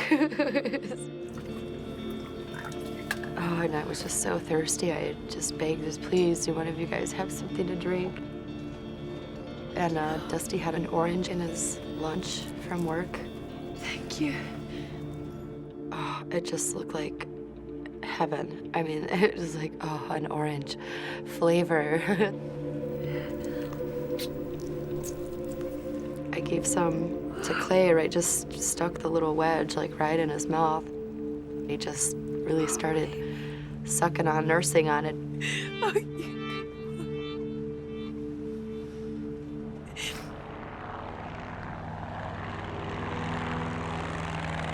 The California Highway Patrol decided they would fly me to the hospital where Jim was headed. We kept trying to get information on Jennifer and the baby, and there just wasn't any. Just before we landed, we heard Jennifer had been found. I went in the bathroom and just slid right down to the floor and crying hysterically. And it was such a relief to finally hear that they were found, because 9 days of what they went through, it was just a miracle. I was still pretty looped up on pain medicine when they arrived at the hospital. We were both extremely exhausted and still trying to work out in our heads what had just happened. He looked really, really tired, but he looked good. I mean, he was alive, so that was, you know, what mattered. It wasn't as emotional as one would think. It was more nonverbal communication across the room, looking at each other in disbelief at what had just happened.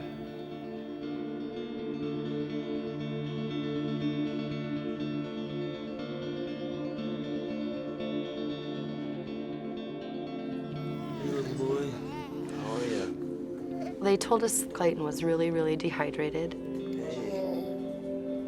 He had a really bad diaper rash.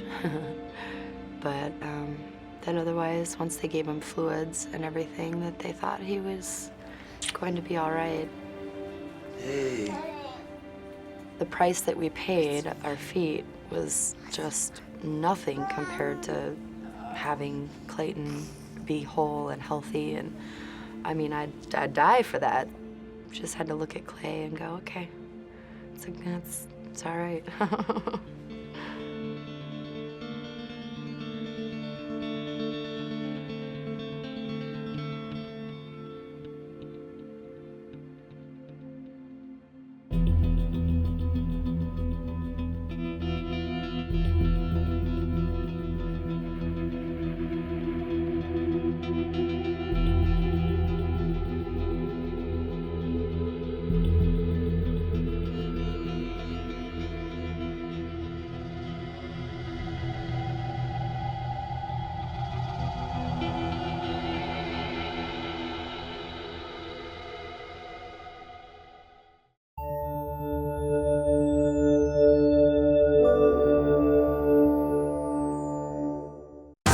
This is the story of a very bad thing happening in a very bad place. Controlled explosion ready.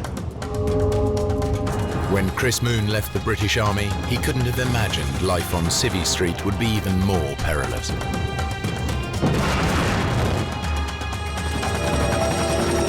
Working for a charity clearing landmines in Cambodia, he is kidnapped by armed guerrillas. We are demining the area.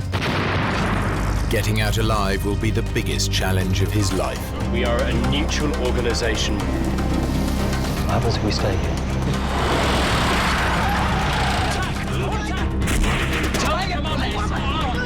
There's no threat! From now on, the choices he makes will determine whether he lives to tell the tale. Where are you taking him?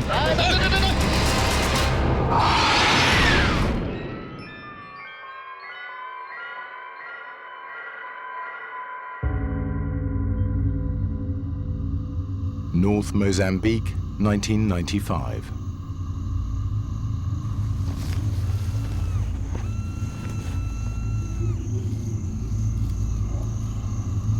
Chris Moon is working for a charity clearing landmines.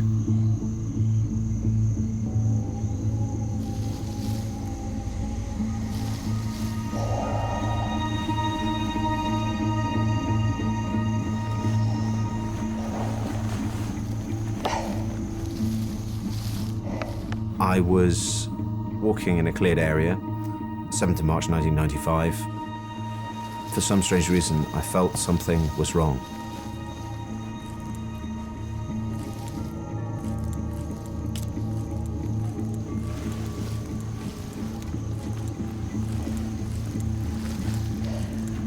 I turned. I took 3 paces and then...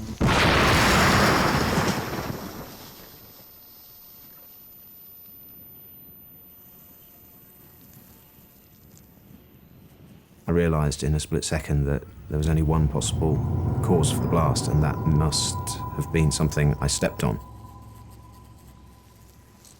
Looked down and I saw that there was a hole in my right hand that was the same size as the demining tool that I'd been holding. The blast drove the flat end of this prodder through my hand, and I recognized the shape of it. I began to think, right, well, what is the worst possible thing that can happen? I knew that the worst possible thing that could happen was that both legs would be completely blown off, my guts would be hanging out, and I'd be about to die. In the storybooks, they say your life flashes before your eyes. Well, it's not really like that, but you are aware of everything you've done, the good things, the bad things. And above all, suddenly everything makes sense. Even on the verge of death, he knows he's a survivor.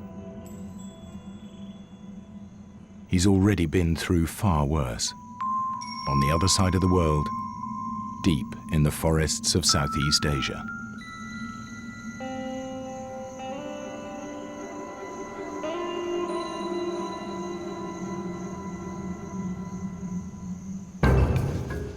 Two years earlier, after leaving the army, Chris Moon traveled to Cambodia. He was there to learn how to clear landmines. It was his first demining job.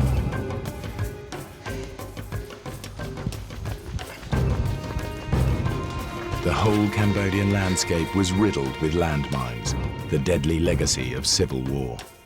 6 to 10 million mines scattered across the country. In roads, fields, even school playgrounds.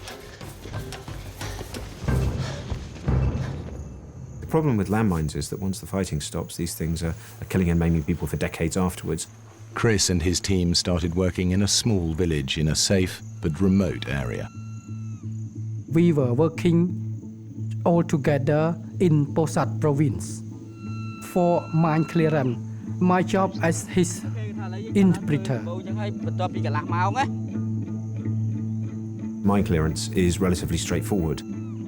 They're working in a metre-wide lane, which is very clearly denoted with white sticks.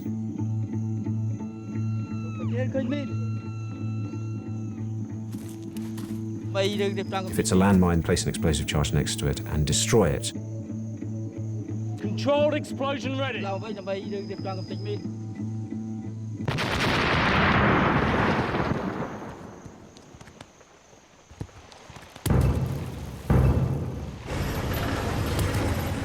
the Civil War had finished and the United Nations were now running the country, the Khmer Rouge still posed a serious threat.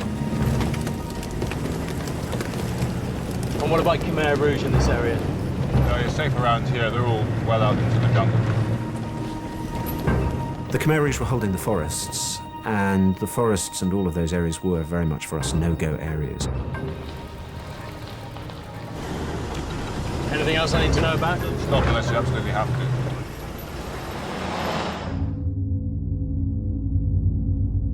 The Khmer Rouge committed widespread atrocities throughout the country.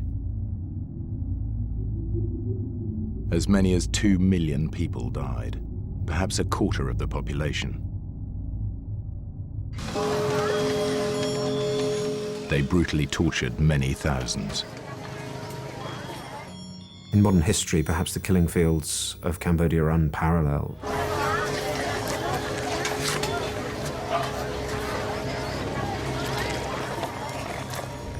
When Chris first arrived in Phnom Penh, he visited the S-21 Genocide Museum.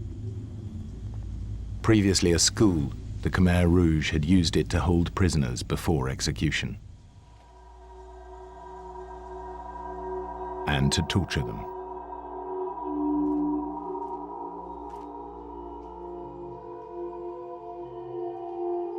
He quickly learned the details of Cambodia's brutal recent past. The Khmer Rouge had taken over the country on April 16th, 1975. They forced everybody out of the towns. They turned the country into a huge labor camp.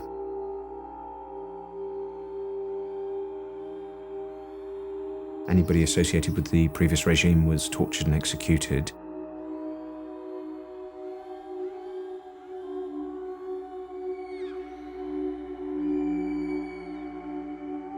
Before long, he himself would be a prisoner of the Khmer Rouge.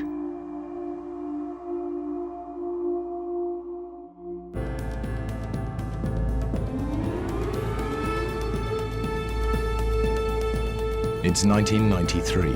Chris Moon is in Cambodia clearing landmines. He's been told the area where he's working is relatively safe.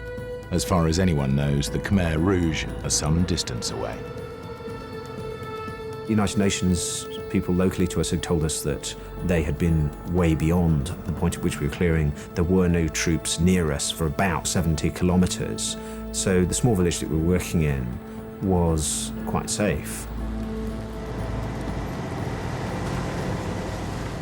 On our truck, we were taking some women and children from the village down to Kravan, the small town.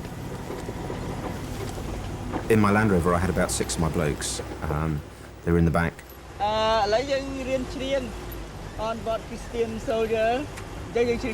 My Cambodian colleagues asked me if I knew any English songs, and for some strange reason, the only song that I could remember the words for was Onward Christian Soldiers.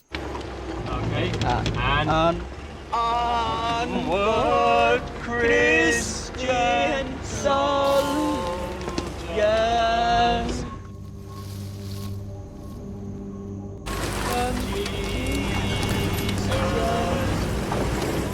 We were going down the same road that we'd always been going up and down when we reached a clearing.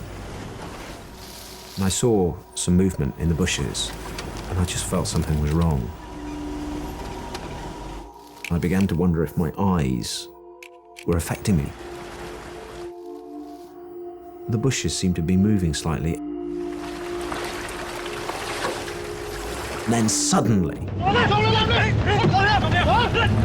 charged 30 Khmer Rouge soldiers.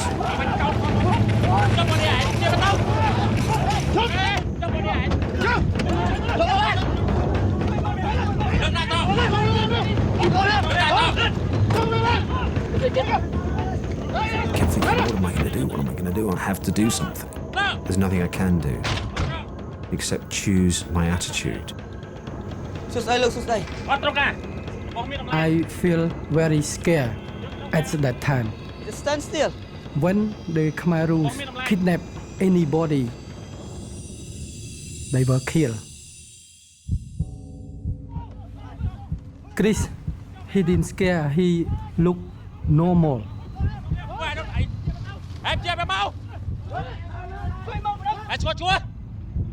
Everything that I did was focused on, well, how can we survive? How can we get out of here?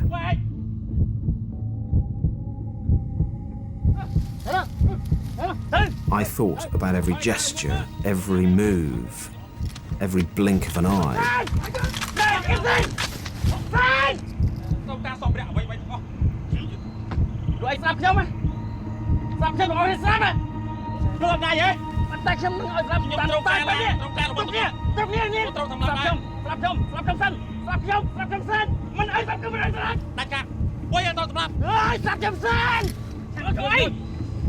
He said, why you come here? To help the Cambodian people. We are demining the area.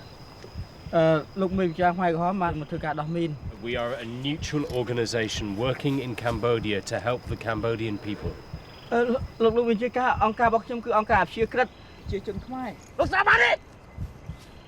He said that he doesn't care, neutral or it's not neutral, but this is his area.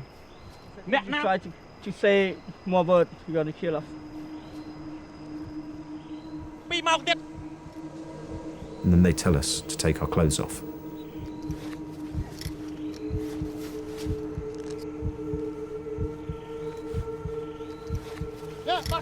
I suppose fear is such a lonely thing. Here you are with all these people, and yet inside I felt very lonely. And I'm standing there in my underpants thinking, right, no matter what happens, I'll never assume the role of victim. Because I do think that if you behave in a certain way, you pre-program others to treat you in a certain way. They tell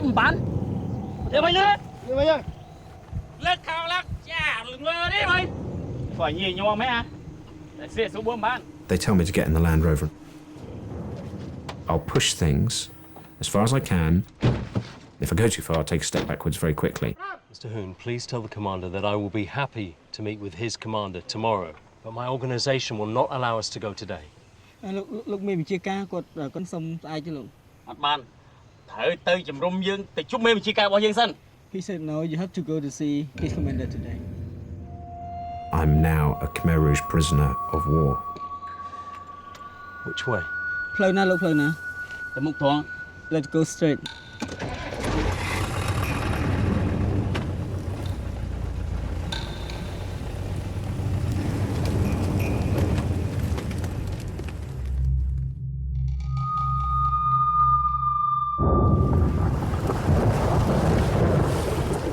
We're driving for what seems an eternity.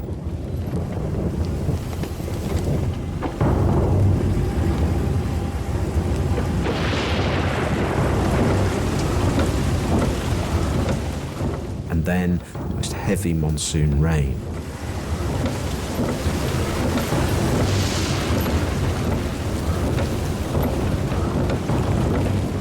The look on Ben's face tells me that he thinks we're going to die. There's no hope in his eyes. I'm watching the Khmer Rouge soldiers. I'm trying to work out what's going on inside their heads. You look in their eyes and there's just nothing there. There's no compassion, no feeling, no nothing. And there would be no point, you realise quite quickly, in ever asking them for kindness or mercy because they couldn't understand it.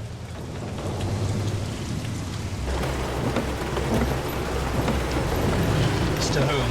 Yes? I'm going to ask the commander if he knows this area well.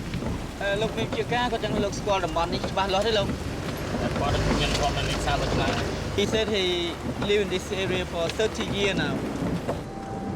All the time we're trying to keep things polite, trying to communicate on their level. You have a wife and children.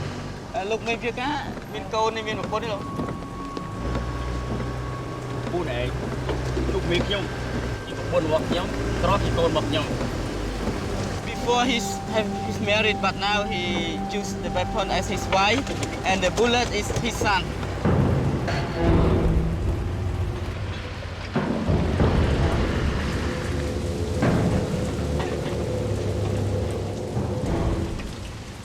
The Russian-made ZIL truck may have confused the Khmer Rouge.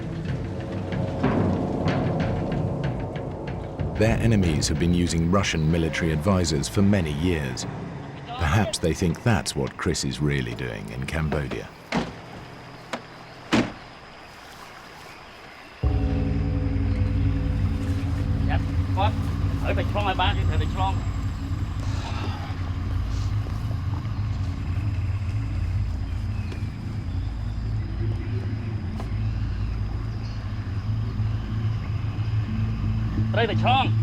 You must cross the river.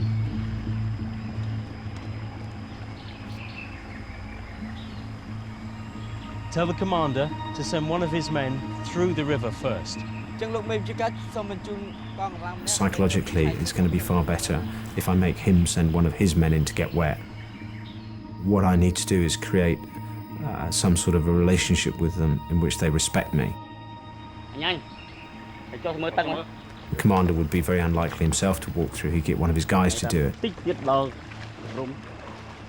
This river marks the unofficial boundary between government and Khmer Rouge territory.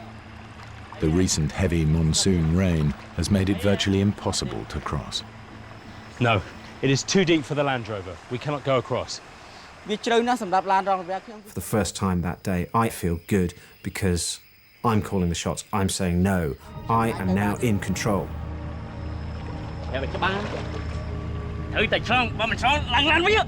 So you must cross the river. If you're not across, go back to the Land Rover. Let's go. The Khmer Rouge soldiers are nervous. Until they cross, they're worried they could be attacked by government troops. I speak to my driver and I say, look, you must listen to everything the soldiers are saying. Tell me what's going on. Be fine. If in the next 20 minutes we are not across the river, they want to burn our car and they want to kill us. We'll get across the river. I have to find a way to get the vehicles through.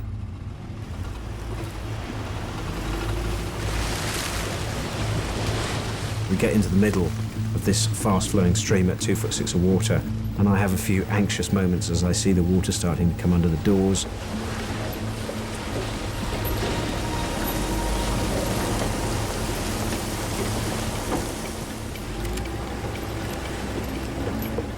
We just get through.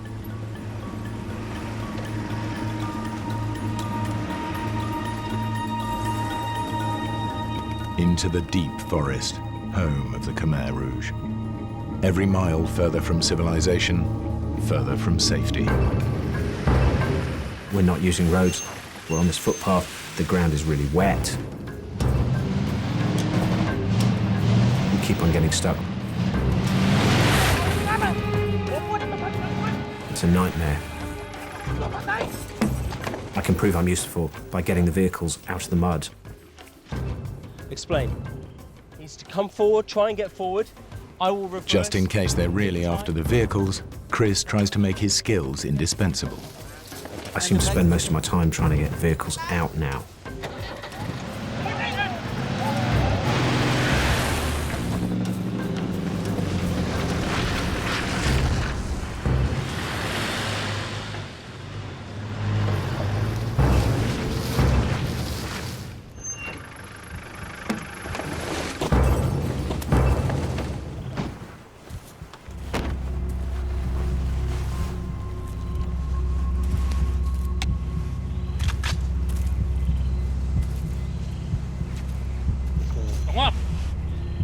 Don't look at them.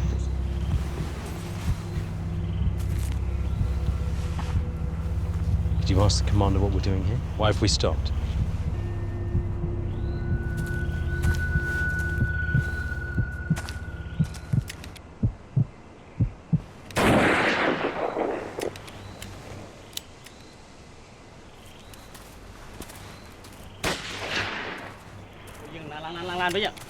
I know by now that we must be deep into their territory. This is their jungle. Okay. What's going on? You have to follow the commander. Ask him why. Where are we going?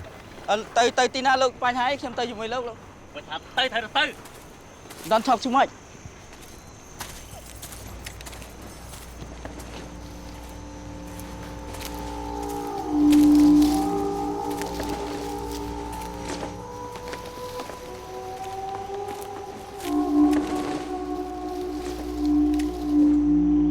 The little man comes towards us.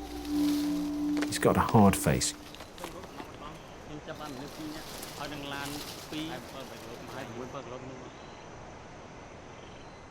And he's got this strange little brown trilby hat on his head. That tells me he's an important man.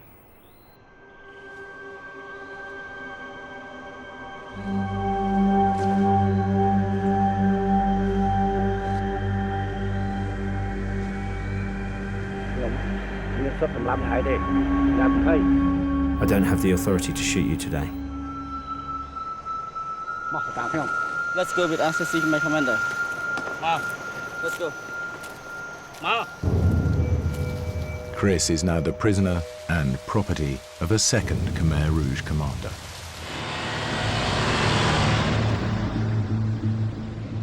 Each of the commanders has his own territory and his own men.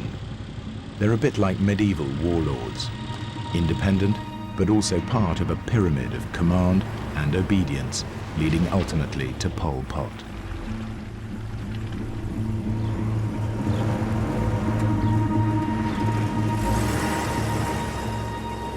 At the end of the first day, they stop by a stream.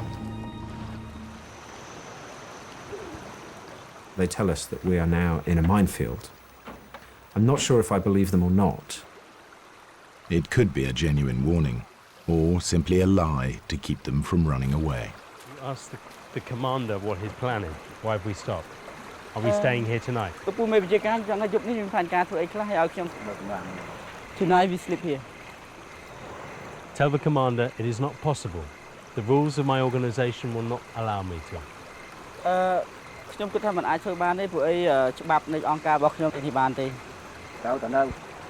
You must stay here. There's no point in talking to them. We try to explain who we are, what we're doing, and they just shrug their shoulders. The frustrating bit for me is that they just can't understand what I'm doing, can't compute it. To explain that I'm not their enemy is just an impossible task. What do you think of the commander? I think the Khmer Rouge, you know, we cannot trust them. They are very cruel.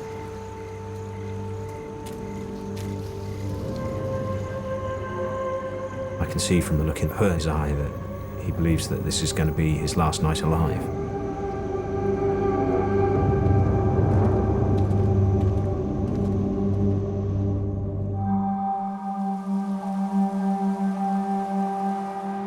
Chris Moon and his colleagues are prisoners of the Khmer Rouge, forced to play a delicate psychological game of survival.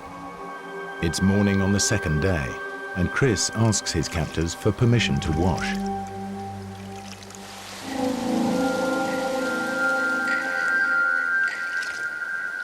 With no one guarding him, it could be a chance to escape.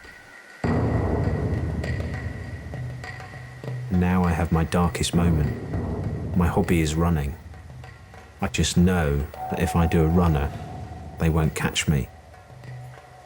They just won't expect it. He might be able to make his way back out of the jungle, following the course of the stream.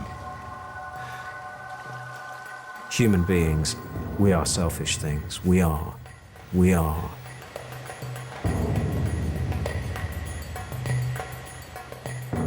Chris, he has chance to escape. If he escaped, we would be killed. But he decides not. I can't leave my colleagues. Now I can't leave them, so I walk back slowly to the vehicle. I think that Chris Moon is a brave man in my heart.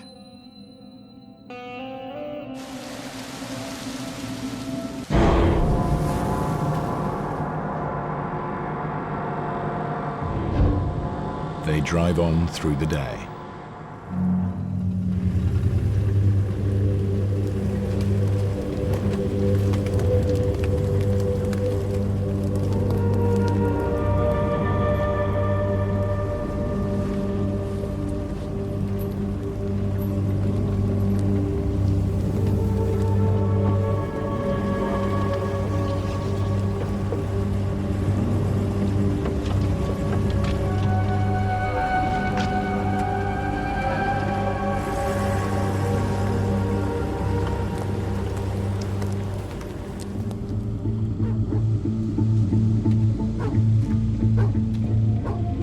At last, they approach the heart of darkness, a Khmer Rouge base deep in the jungle.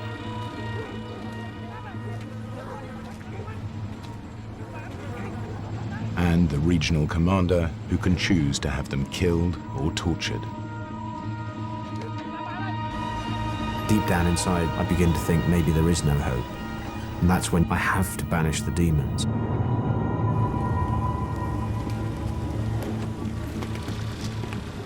The only images I keep in my mind are all of us returning to the village. I stop thinking about just what the worst case scenario might be.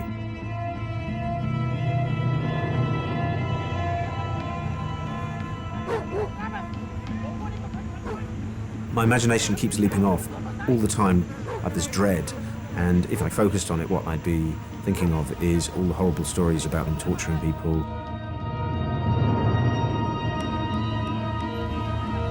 I think about what I need to do when I meet this commander to communicate with him. That is all that I allow myself to think about.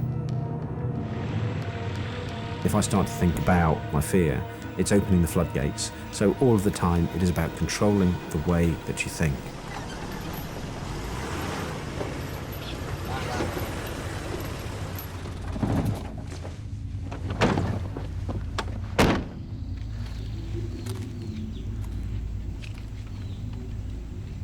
Why? Not up there. He said they will bring you to the house. Where you go? Where are you taking him? The Khmer Rouge, when they want to kill, firstly, they separate, and then they can't kill quite early. They've separated me from Pern.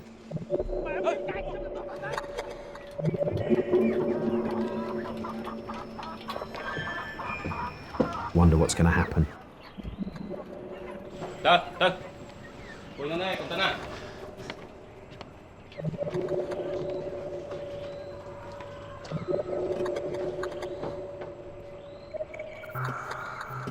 All of the time, I'm telling myself not to focus on stories that I've heard of people being tortured.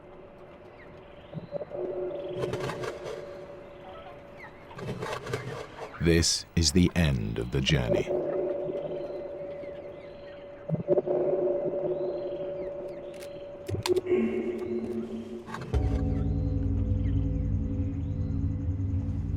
Now Chris comes face to face with the one man with absolute authority to decide their fate.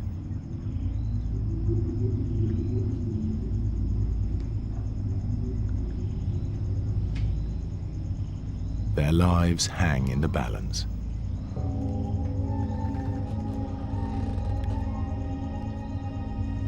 Speak Khmer? No. Speak Thailand? No.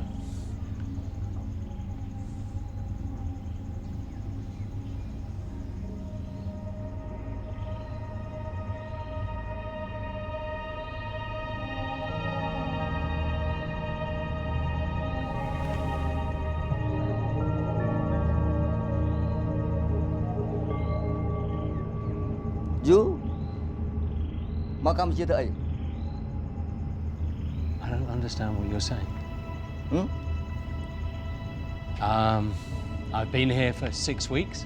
Min. Ah. Yes, yes. Yes. Cambodia. In Cambodia? Yeah. 6 yeah. weeks. 6 weeks. In Cambodia. In Cambodia. Your name, name. Clever. Clever. Yeah. Clever. Yeah. Chris. Clever.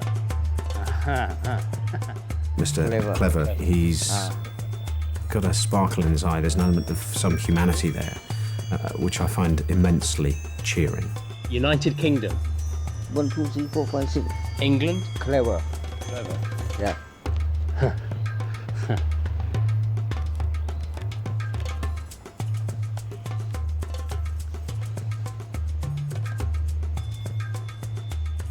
Look, Chris Moon, he said that you have a good heart. Now he will use me as interpreter. He said, don't worry, he tried to help you.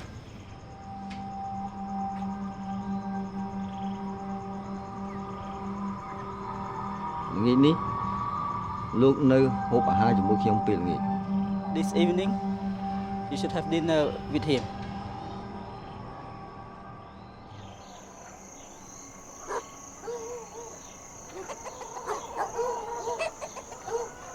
That night, dinner with the Khmer Rouge. Having heard stories about how Khmer Rouge had given people a dinner and then killed them in a way that the people didn't know what was coming, it kind of made me worry.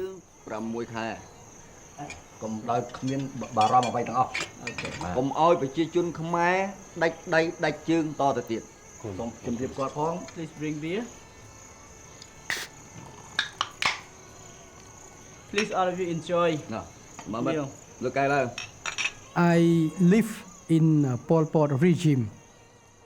When someone say good, especially the Khmer Rouge officer say good to us and provides good food to us, it means that we would be killed. They start to talk. It's a bizarre experience.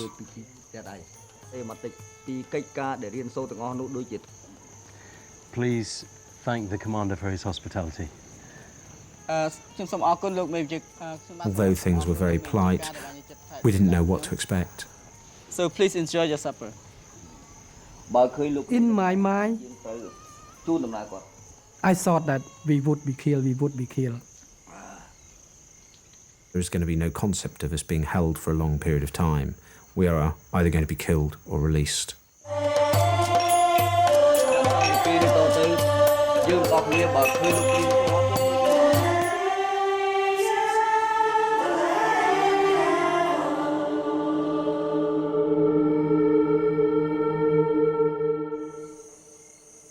I keep waking up during the night.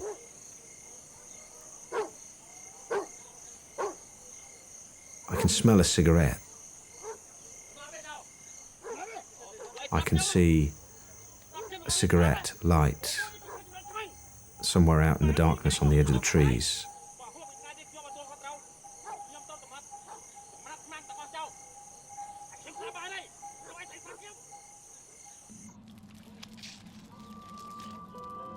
In the morning, they're still alive.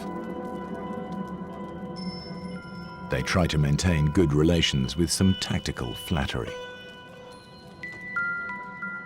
We try to save our life by Chris say Khmer Rouge soldiers are good, that we and Khmer Rouge were not enemy.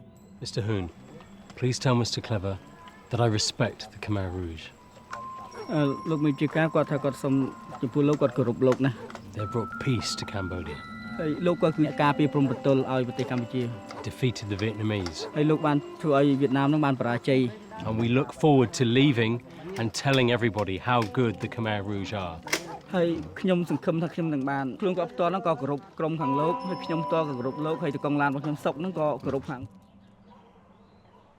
As the day drags on, it seems less likely they'll be shot. Instead, they just wait and wait. Then, way in the distance, I think I can hear something.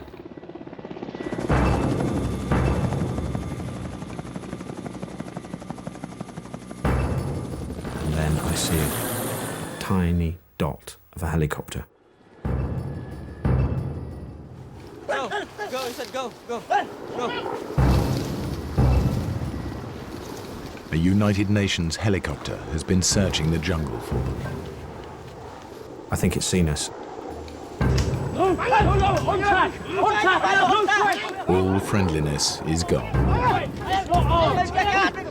It's not armed! Mr. Room, tell the commander it's not armed! There is no threat! It's not armed! Suddenly, No! Stop shooting!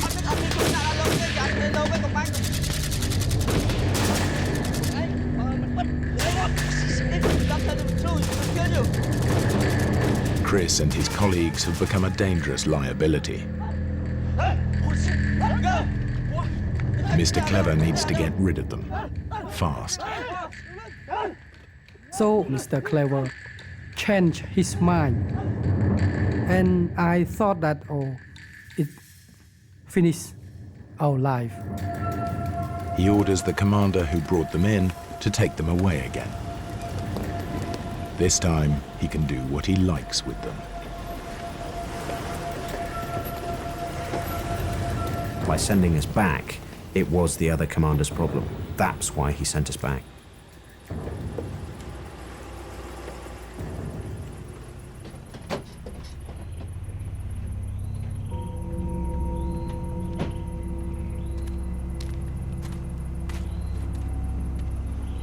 But when they reach his base, they get an extraordinary surprise. Hello? He said now he let us free to go. He sets them free and grants them safe passage for a day. We're free. We're going back.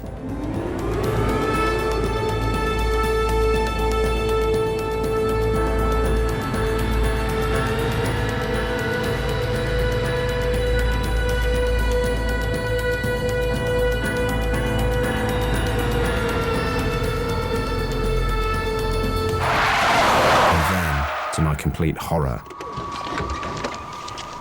The original commander who first captured them, angry that they're still alive. Hey! Cái nào vậy? Ôi sao lên? Cái nào không? Who allowed you to come? He said, give me the car key and get down. Tell the commander. His commander has given us safe passage through this area. Look, make your guy look. Give me the car key. If I give him the car keys, how are we going to get home? He said, get in the truck.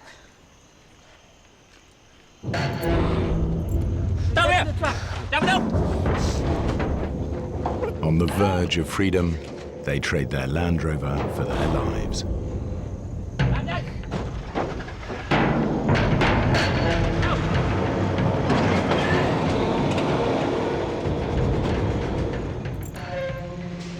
Chris and his companions are being driven out of Khmer Rouge territory on an old logging truck, with 2 boy soldiers guarding them.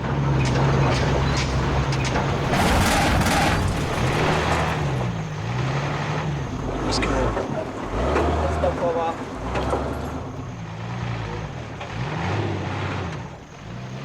They only have safe passage for 1 day. If they haven't made it home by then, all bets are off.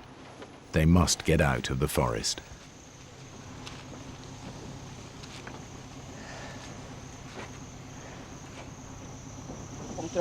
We cannot get out. It's stuck too deep.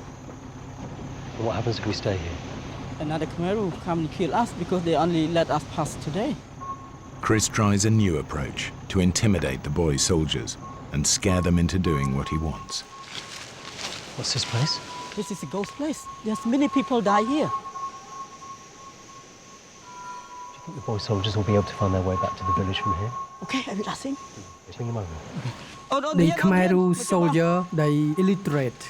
So their belief of the ghost. Chris Moon, he said that, oh, this area is a lot of ghosts. If we stay here, maybe the ghosts kill us. Tell them we have to leave this place very quickly. Tell them this is a ghost village. I have seen them. They will be very angry if we stay. Now a new plan. Okay. Which way? To walk through the night and to keep going until they're free. It will mean walking in the dark, through jungle, through rivers, through minefields.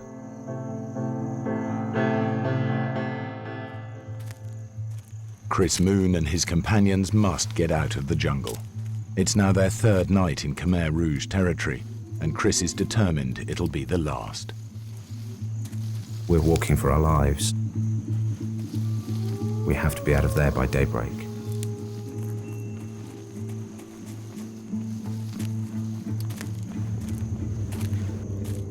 I make everyone put their hands on their shoulders. In the darkness. In this place where there are no rules. Where I'm just so angry with them for what they've done. I have to confront the fact that what I hated in Khmer Rouge might also be in me too. Because I have a very wicked thought. Maybe I should kill the boy soldier. I've even got my hand on his neck. I could snap his neck like a pigeon. And then I've got the weapon to get the other one when we emerge out into the night.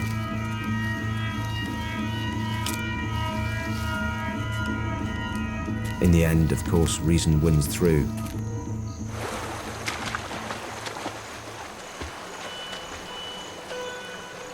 We walk almost the whole night. We walk and I'm very, very tired. Sometimes I could not walk properly. But Chris, he's still strong.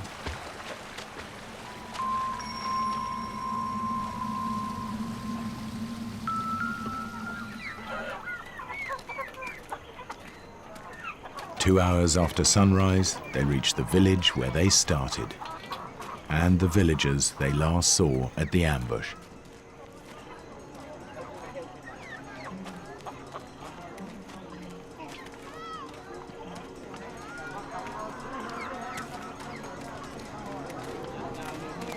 When we arrived to the village where we demining there, many people were very happy and come and congratulate us.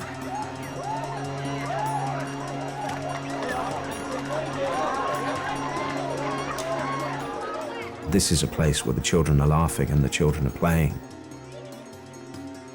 I think it's the most moving moment of my life. Simply because of the goodwill of these people who've suffered so much. And they're just so pleased that a bad thing hasn't happened. I said that, oh, they still alive, they still alive. Oh, God help them. Just said like that. And then somebody comes up to her and says, thank you for coming to clear the mines here. And at this point I get a very big lump in my throat and I must confess I shed a tear, which I rapidly wiped away in a sensible and British fashion.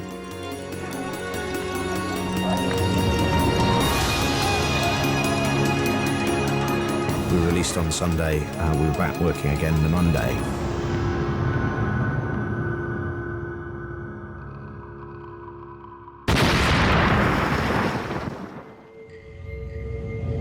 Get back! No one in the safety lane! Get onto US aid! Try to get the copter to come in and do a casevac!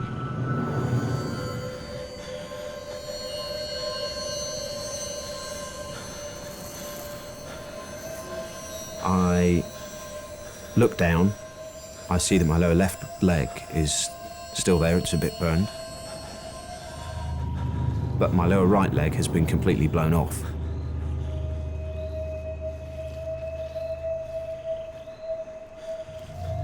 And then I have this overwhelming desire to scream, oh my God, I've had my leg blown off. I take a deep breath and I say, think before you act, think before you act. Fine, I'm back in control. And I think, well, there's actually not much point in shouting that, because when the medic gets here, he's probably going to notice.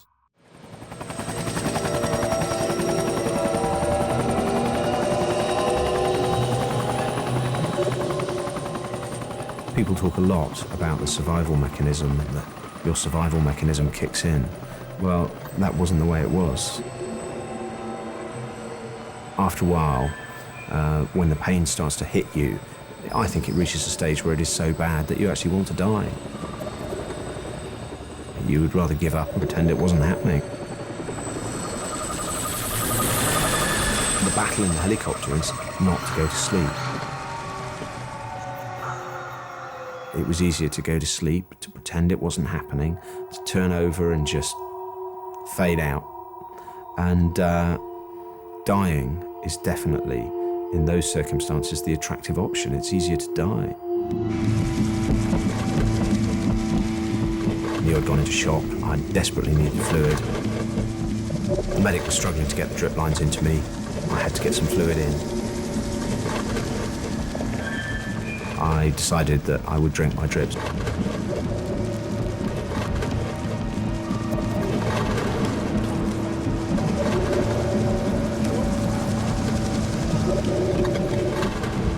I drank 2 litres of saline, and I felt, as I bit through the plastic, that I would survive.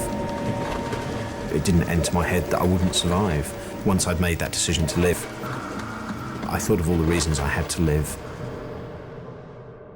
To see my family again, to see my friends, to see my niece grow up, who was then very young, and also I still had my job to do. I had a responsibility to my programme. I didn't want to die because I knew it would be bad for funding for my programme. When Chris reached hospital, his red blood cell count was so low, he should have been dead.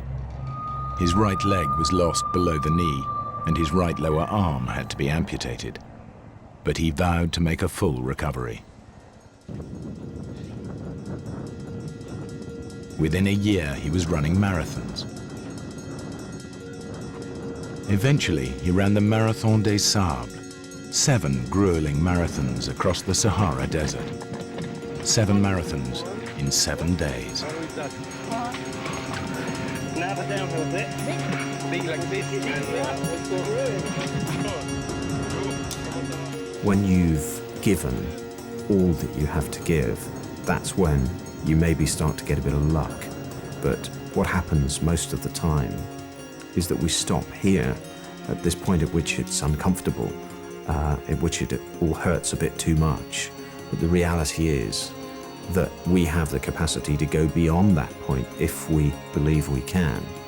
And many of the challenges that I've faced have been about having the confidence to say, right, I won't give in. I don't know if I'll make it, but I will never give up. I will just take one more step. And maybe that's what the journey of life is about keeping on going. If you fall over, keep on getting up.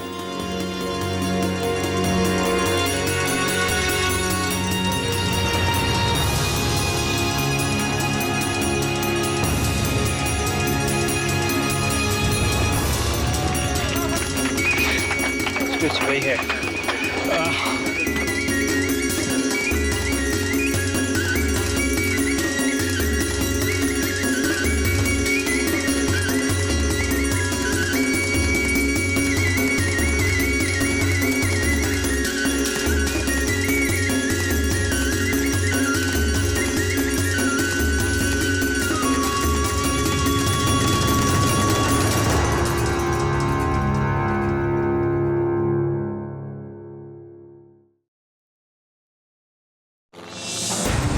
Hey, watch that!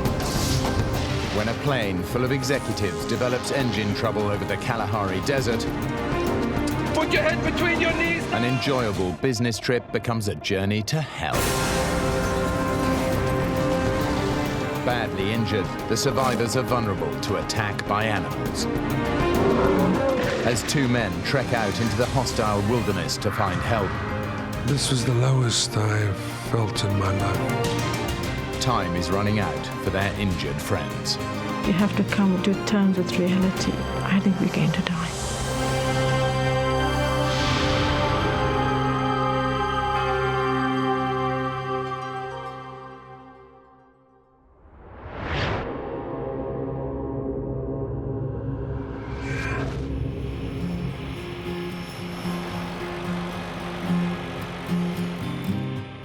Carl Duplessis is executive director of a thriving courier company in South Africa. He lives in Johannesburg with his wife and has 2 small children.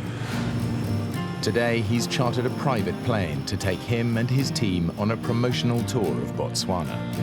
I enjoy flying, so I don't often have an opportunity to just relax and enjoy the journey, so I was really looking forward to it. Carl's close friend and business partner, Neb Graurak, is originally from Serbia, but now lives in Botswana with his wife. Also traveling are Mike and Lynette Nikolic. They just got married and are hoping to start a family. Lynette is from Botswana, and Mike is from Serbia like his friend Neb. I had experience flying with the small planes, and they always been my concern. But it's quite a normal day. Nothing really that you could sense or see there are problems. Lynette's not so sure. I am looking forward to the trip, but I was just feeling a bit uneasy. I thought to myself, Lynette, if you need to say anything, it should be now. But I couldn't get myself to express my feelings to anybody. It was all internal.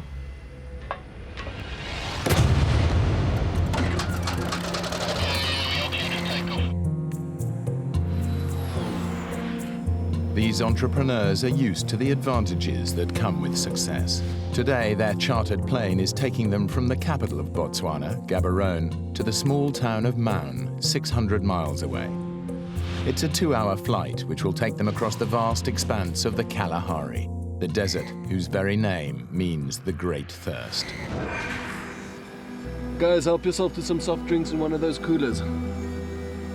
And where's the champagne, caviar? We're having fun. I'm sitting next to the pilot and I'm really enjoying the flight. And behind me, Neb, Mike and Lynette's just talking. So it was quite a jovial atmosphere. An hour and a half into the flight, Lynette is still uneasy. For some reason, I was becoming claustrophobic. I'm not enjoying my flight. I'm looking out and wandering and looking. Don't worry. We take a big plane back, huh?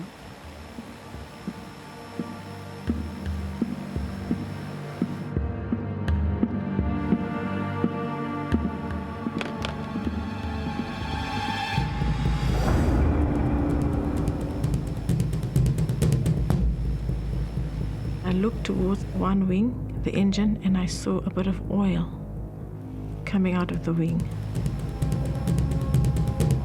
Neb.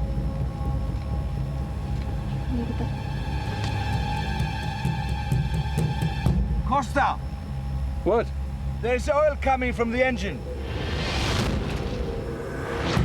First of all, there were drops, and then it becomes a proper brownish line.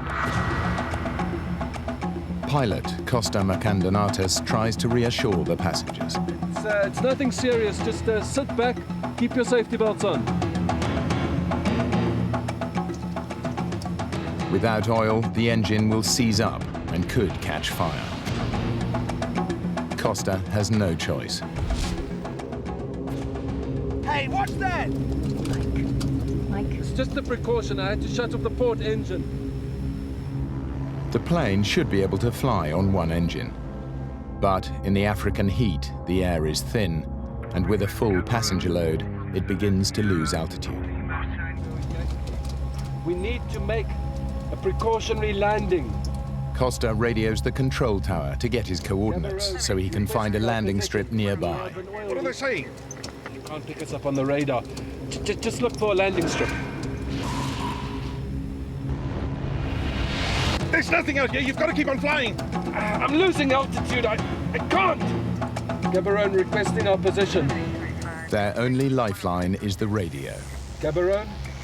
Gaborone. Damn! Lost radio contact.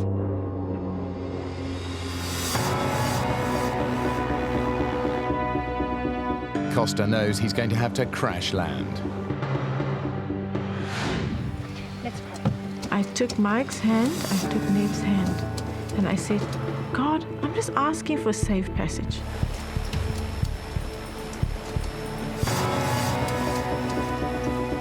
All I know that I have maybe a minute or a minute and a half to live, and I'm just worried about my children.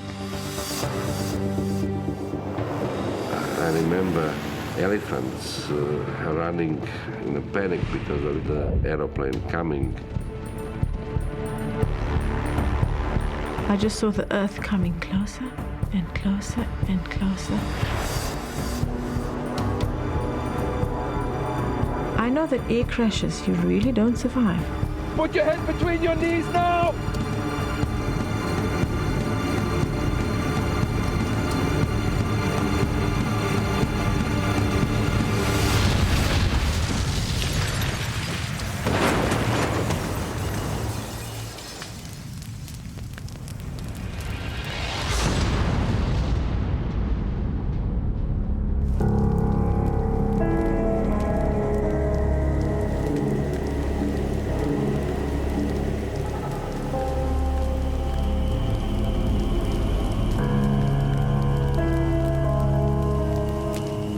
The impact should have killed them all.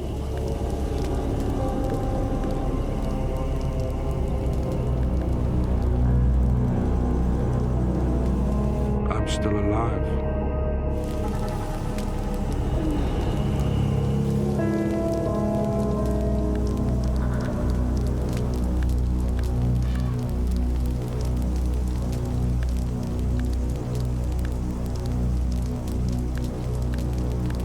I open my eyes. I see my wife. She's burning. Metal's burning me! Help me, Mike! When I touch the belt to unbuckle her, I realize it's very hot and I burn myself now. The plane's leaking fuel tanks could explode at any moment. We need to get out of that as quick as possible.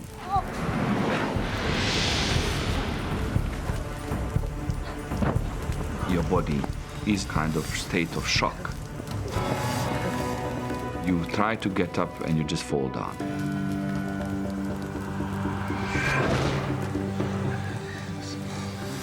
Guys, where's Ned? We realize, but there is no name. Where's Ned? It's in the plane. Ned, there. Still in the plane, let's get him. We are panicking because we don't know how fast the aircraft's going to burn. Are you okay? Let's get him out. Shoulder up. Neb, please. Is he still breathing? I don't know. Neb, it's okay.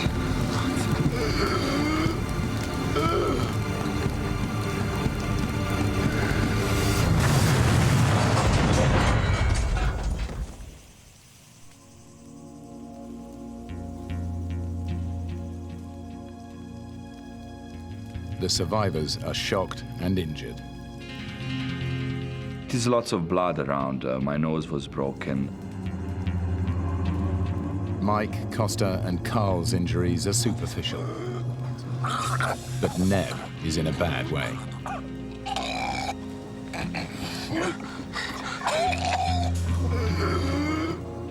The pain was unbearable because, particularly of the ribs. Please, breathe. Just breathe. Just breathe. And I actually couldn't breathe. Lift me up. Lift me up. Okay, I've got you. I've got you. I've got you. Let's take him to the tree. Over there. Neb has punctured his lung. He has to prop himself up in order to breathe. I couldn't lie down. I had to stand most of the time. And I was hugging the tree. Lynette sustained multiple injuries in the crash. She has damaged her spine. I couldn't move. I couldn't move my legs. As soon as I tried to lift myself up, for some reason I would feel dizzy and then I'll be forced to lie down. And her left arm has been so badly burned that the nerves have been destroyed. I didn't feel any pain. There was no pain at all. I was just worried about the fact that I can't get up, I can't do anything. She needs immediate medical attention. Don't worry, they'll come soon. We'll get you to a hospital. The crash has destroyed the radio. But the passengers believe that the plane's emergency transmitter will soon bring rescue. As the afternoon wears on, they begin to have doubts. We're realizing now that it's getting dark, nobody can land. So we're getting used to the idea that we need to spend the night here. Almost everything that might have helped them survive a night in the bush has been destroyed. Anyone got matches? They need to find a way to ward off predators. It is a sample only. It's for promotions. Oh, we've got to get the fire going and keep it going all night. Who knows what's crawling out there? I was very concerned about the area where we crashed. When I look at those trees, I was thinking this is a perfect area where leopard is living. It's a very dangerous animal. Lots of hyenas, lots of elephants, lions. It's a really wild area. Carl manages to start a fire using the last piece of smoldering wreckage.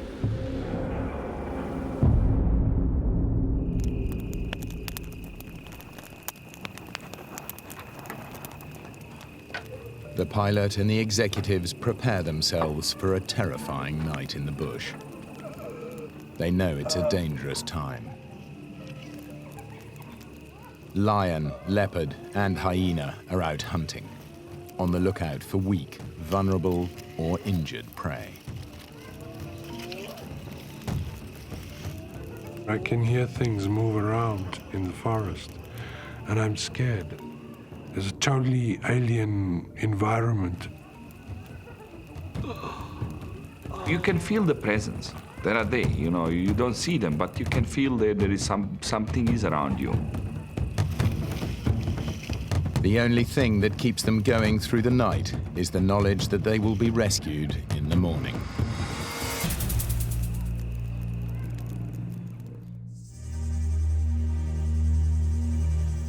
Neb is exhausted. He hasn't been able to lie down or sleep all night. Hey, it's time for the rescue. The fire has done its job. It's protected them from the perils of the night, but the heat of the day brings the bush's biggest killer. The morning came, and thirst. I wanted water. It was something that I needed desperately.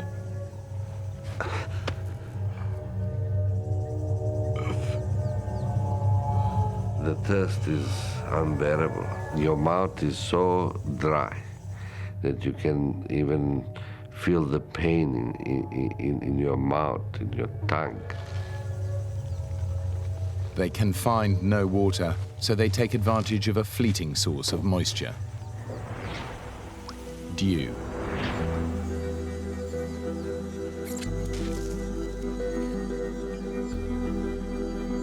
You get a little bit here and there, a couple drops, but it's not enough. In no time, the African sun evaporates their only source of water. All they can hope for now is that rescue will come quickly. We're under the impression that there's an emergency transponder unit in the tail transmitting our position.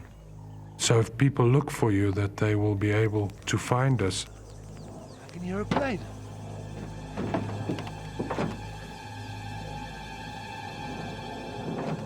Over there. Over here! Help! Over here! Let's make some smoke!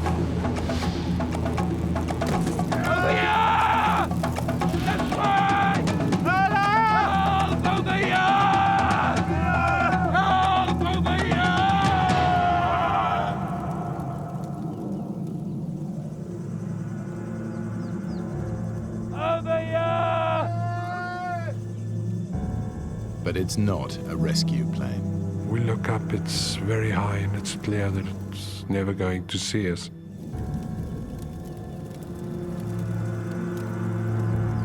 Carl can't understand why the emergency transmitter hasn't brought rescue. If you check if it's transmitting. Emergency transmitters are compulsory in Botswana. You have transponder, right? It's not compulsory. But not in South Africa, where this plane is registered. So now no one knows where we are.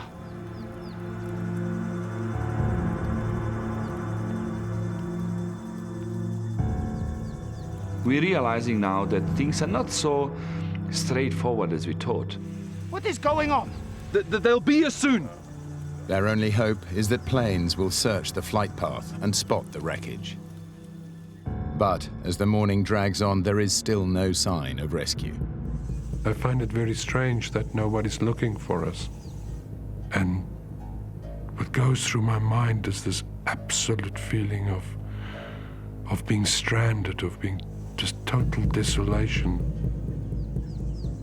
Realizing that time is running out for Neb and Lynette, Carl decides he's got to do something.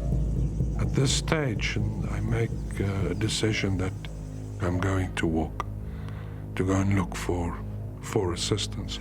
Mike. Costa.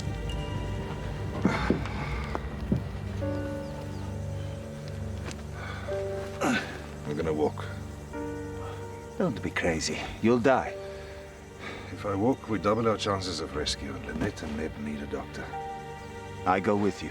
No. I'm not injured. I'll go. Be safer with the two of us.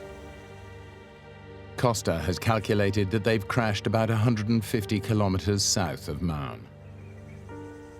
So when do we leave? I think the sooner the better.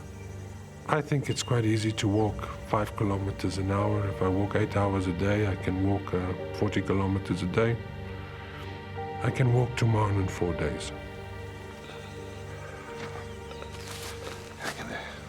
You thought that you are not going to see him again, because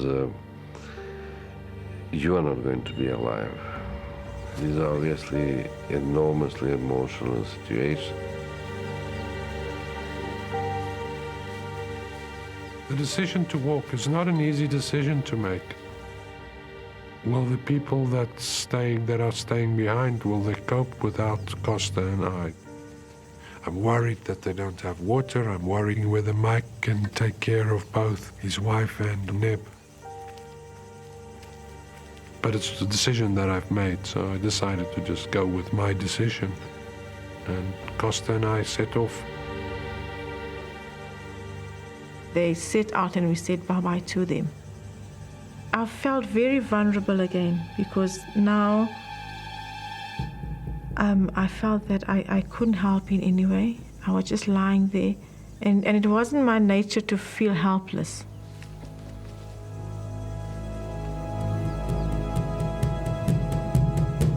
Mike has no idea how long he'll have to cope alone.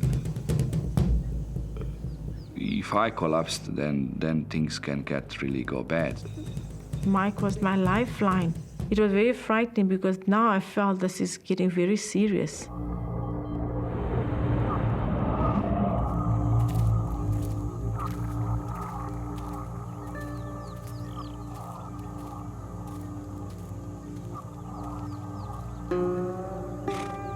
As they trek into the bush, Carl begins to have serious doubts about their position.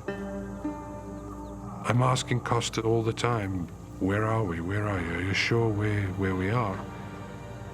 About 150 k's south of Maun, correct? Keep going due north, and we'll be fine. I have my doubts about this simply from the point of view as to why no planes have come to look for us. I don't believe that he knows where we are. At this stage, Carl has no alternative but to accept Costa's word and walk north. But Carl and Costa are taking a huge risk. They have no experience of bush survival And if they don't make it, neither will the others. By midday, the temperature at the crash site has risen to over 40 degrees. Mike, Lynette and Neb have had nothing but dew to drink for over 20 hours. Lynette's condition is deteriorating rapidly, and she's desperate for water. My throat is burning. I don't have energy. I mean, it's like completely dry. From my throat right into my tummy, it's dry, and it just needs some sort of moisture, water. Lynette is more thirsty than the others because she's losing moisture through her burned flesh. Her only chance is that Carl and Costa will bring help soon. But as they continue walking through the bush, it becomes increasingly impenetrable. Walking through the bush is turning out to be extremely difficult. You have thorns sticking into your clothes all the time. But then they stumble across a solution. Costa, over here, quick.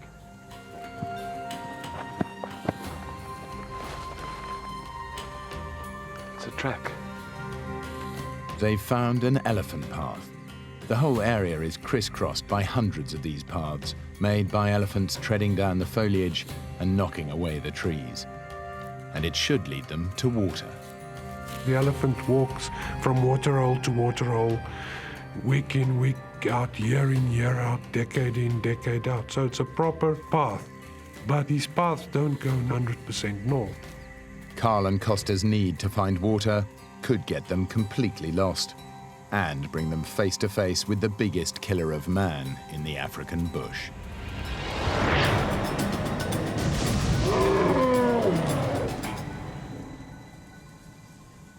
Plane crash survivors Carl and Costa have made the risky decision to leave their injured friends behind and trek out into the African wilderness to find help. They've been following elephant paths for hours and are desperate for water. Costa, look. Right in front of us, next to the path, is a waterhole.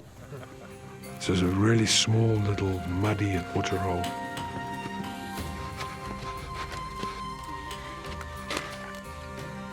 The problem is, the elephants got there first.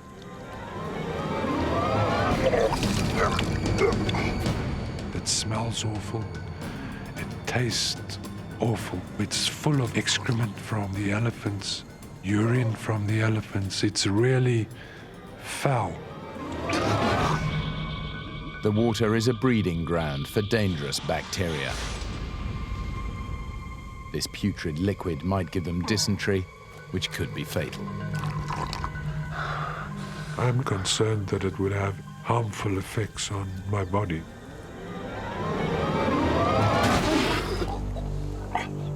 And yet, when you're thirsty, it's drinkable.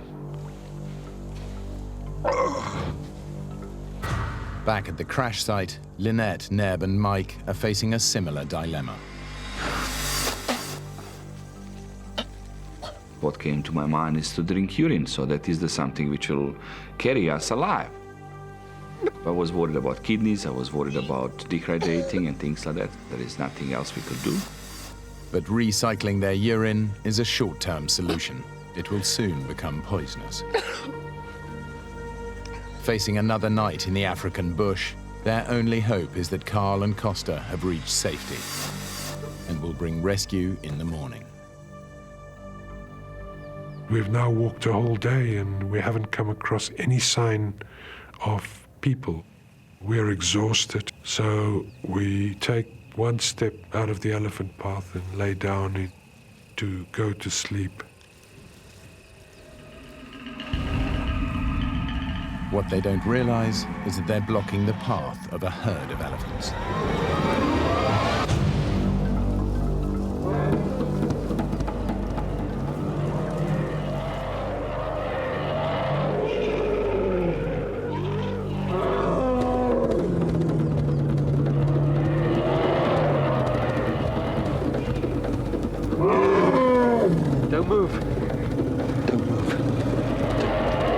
It is absolutely petrifying.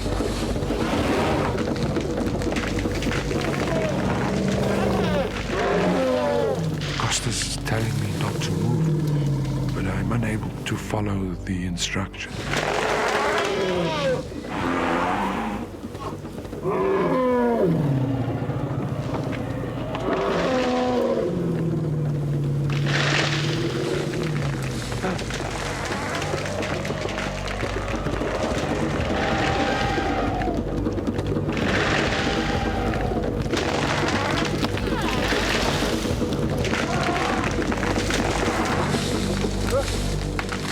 Luckily, the elephant decides to warn them off instead of trampling them to death.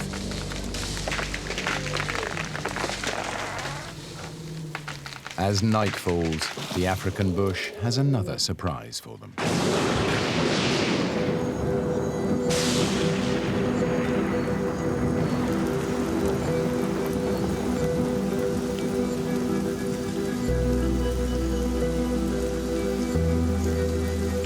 The rain is a welcome relief, but Mike is struggling to collect it. I put various plastic things around just to try to collect some water, because obviously that's what we need. But the rain brings with it a terrible worry. It's in danger of putting the fire out, and Mike has no means of relighting it. Without fire, they're vulnerable to attack by predators. I try even to go back to the aeroplane.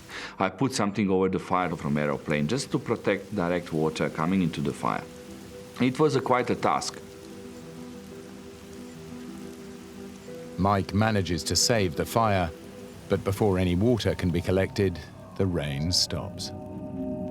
The survivors are left as thirsty as if the rain had never happened. Being wet and still be very thirsty, it's horrible.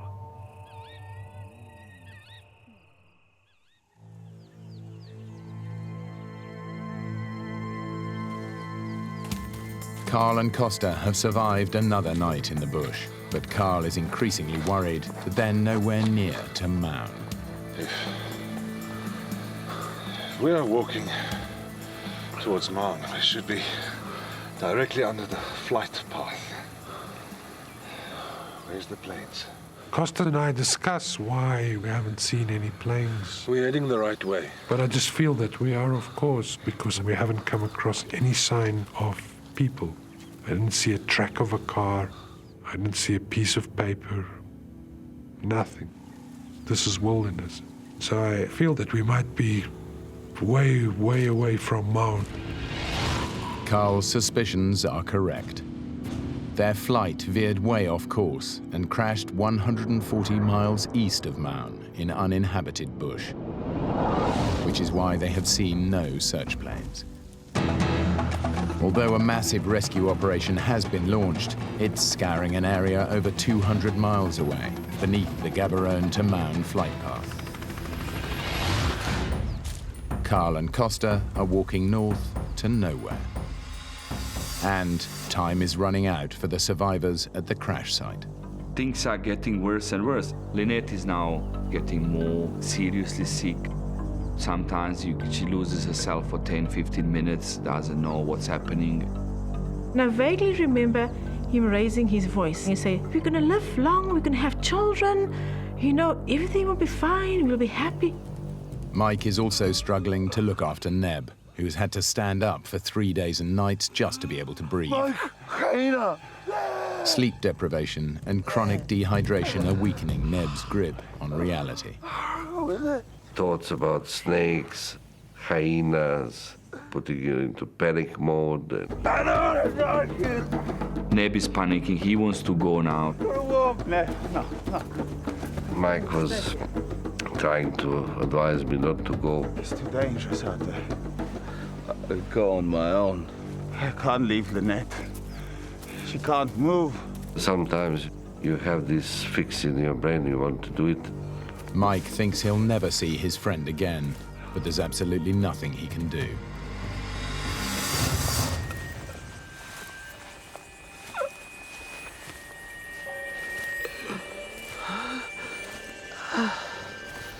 Neb's condition is causing him to hallucinate.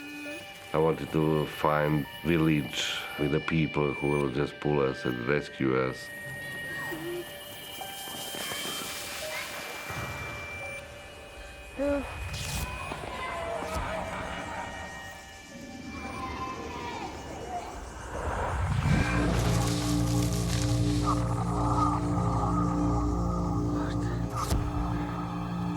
You really believe and you really see something what is not there.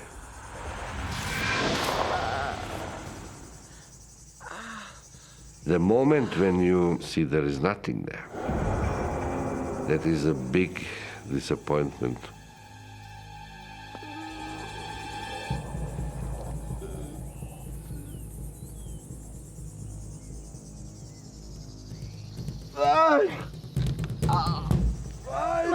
Suddenly I hear him shouting, "There is a water, come and see this." Obviously, after all stories which we went through, and I did not believe him straight away, there is a water.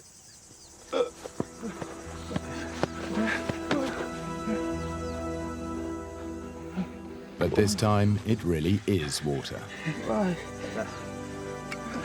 We had plenty of Zippo lighters, but we were actually using for as a promotional material, and that lid of Zippo lighter was very useful to extract that water.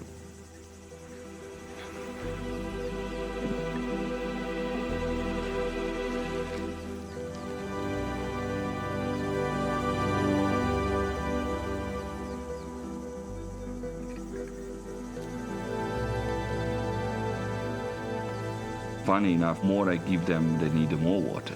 They put lots of pressure on me. They need the water now. Now or they're dying. No, I need more. So I said, okay, fine.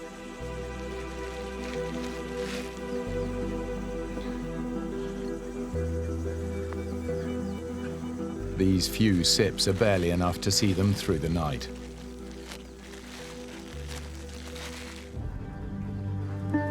But Carl and Costa aren't even that lucky. We're just walking and walking and walking, and we're not finding any water. I'm really, really thirsty. And I'm constantly thinking about how the other people are doing, constantly evaluating whether the decision was the right one to leave them there. And it becomes clear to me that we're going to have to go to sleep that night without having had anything to drink.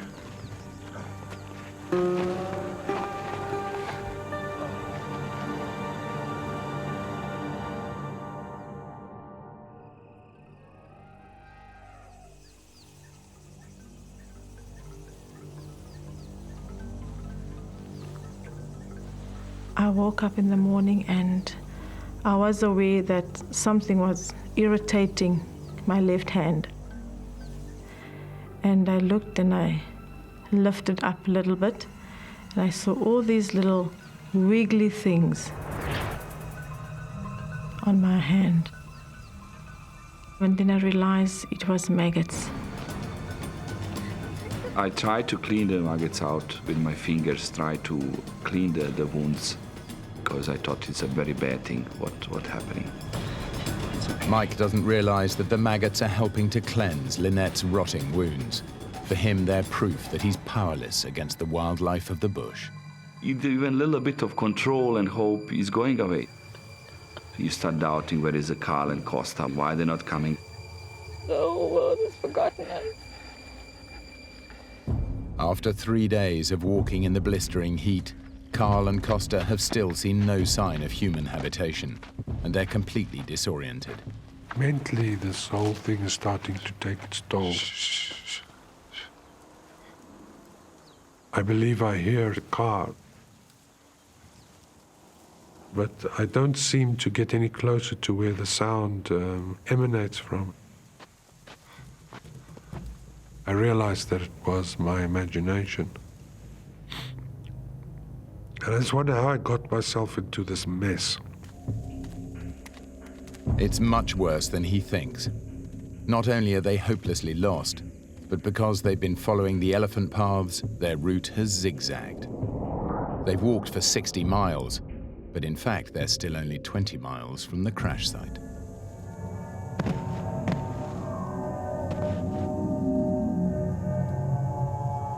I'm older than Costa, so I think I'm mentally stronger, even if I'm not physically stronger. All my life I've been taught to be stoic. I realize that Costas and I have only ourselves to extricate ourselves from this situation. There's no alternative. You know, I have children, responsibilities that I have to take care of. I can't perish in Botswana. Can't do it.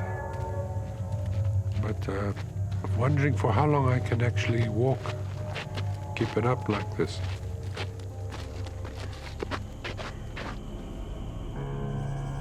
For Lynette and Neb, things are going from bad to worse. Mike no longer has the energy to look after them. I sort of fell into depression that afternoon.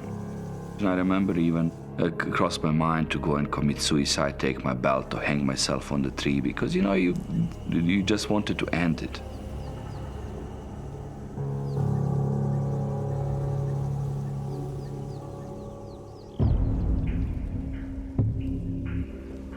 Carl and Costa are now dangerously dehydrated. The most important thing in the world now is just to have something to drink. My lips are dry, my inside of my mouth is dry, and my whole body just cries out for water. At around 12, we approach the water hole. I sort of go across the lip. There's no water. There's just no water. And I think that's when you can just sit down and cry. It was really getting down now, and you can't stop there. If I have to walk till kingdom come, I'll have to walk to find the water. I cannot go without it.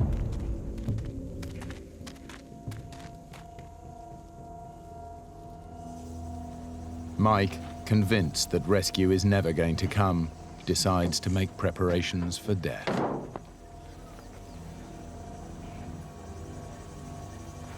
I turned down to Lynette and I said, look, things can go really bad. There is nobody coming for us.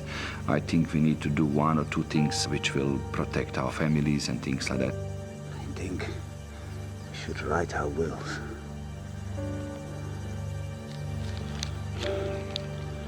So we took one of my credit card slips and eyebrow liner, and then we wrote the last will and testimony. We actually initialed our signatures, just some indication that if somebody does find us, we were alive for a good number of days before the animals took us away.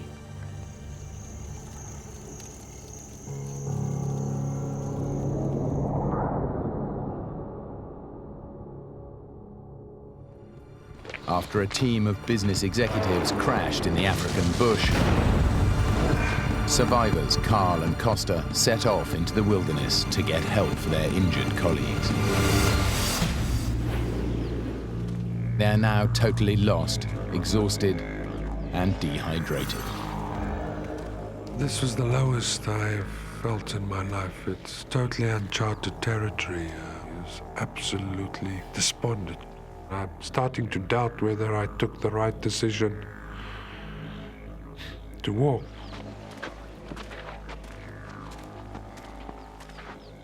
The path reaches the choice either to go left or right. Left or right? At this stage, I don't really think it really matters if we go left or right. What difference does it make? He doesn't realize that this is a life or death decision. Right.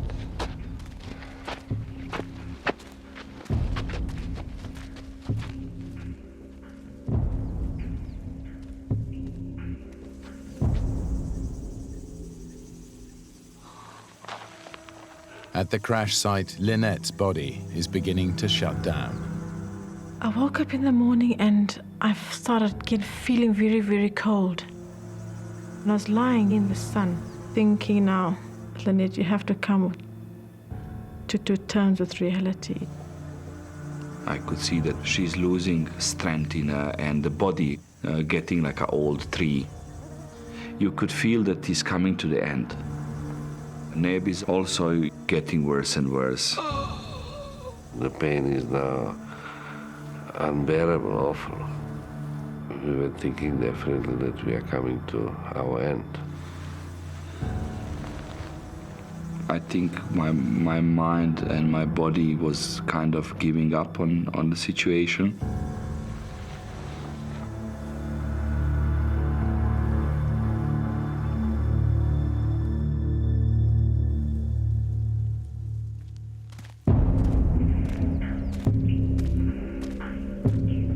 Carl has also lost hope and no longer trusts his own judgment. As I walk along, I saw a straight line protruding from the trees. I immediately banished it from my brain, as I know there are no perfectly straight lines in nature, and I just don't feel like being disappointed again. I'm sure that I'm imagining it.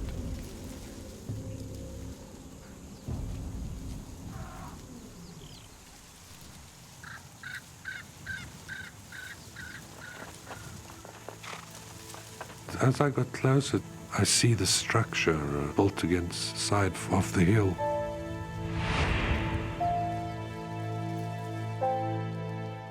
It's a hunting lodge, the only building for over 30 miles in any direction.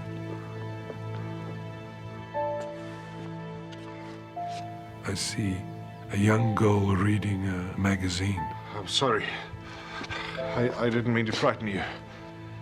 It's quite a surrealistic experience. My name is Carl Duplessis. We were in a plane accident.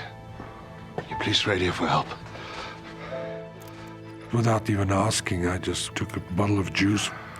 And while I was drinking, I'm really worried about the people. Back at the plane, and I still don't know if I did the right thing to walk, if I shouldn't rather have stayed there.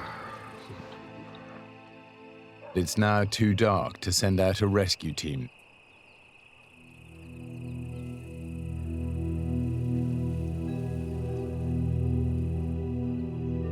It is difficult looking at the partner that dying.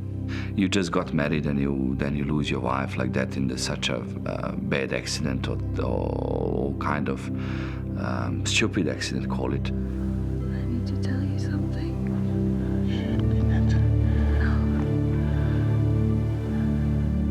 I said, I love you very much, and I honor you, and whatever happens in your life, my blessings, and I know that, you will find love again.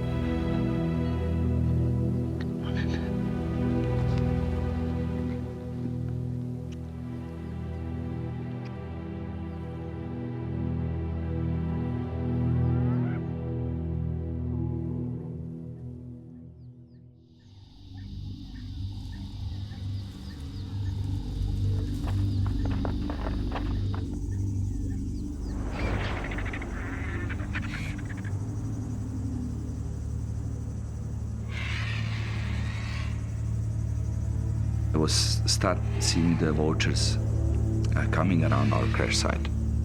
I felt that they coming for the meal.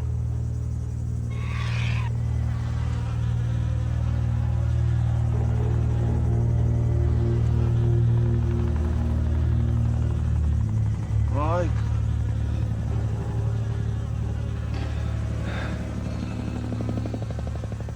Helicopter. After 5 days here, even mosquito for me is like a helicopter. I just hallucinating. Helicopter. Over here.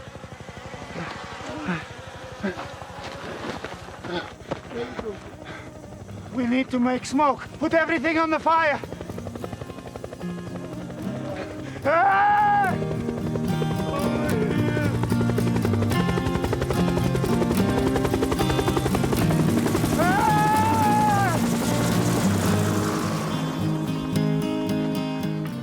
Although the Botswana Defence Force launched its largest ever rescue mission, the plane had crashed so far off course that they would never have found them in time.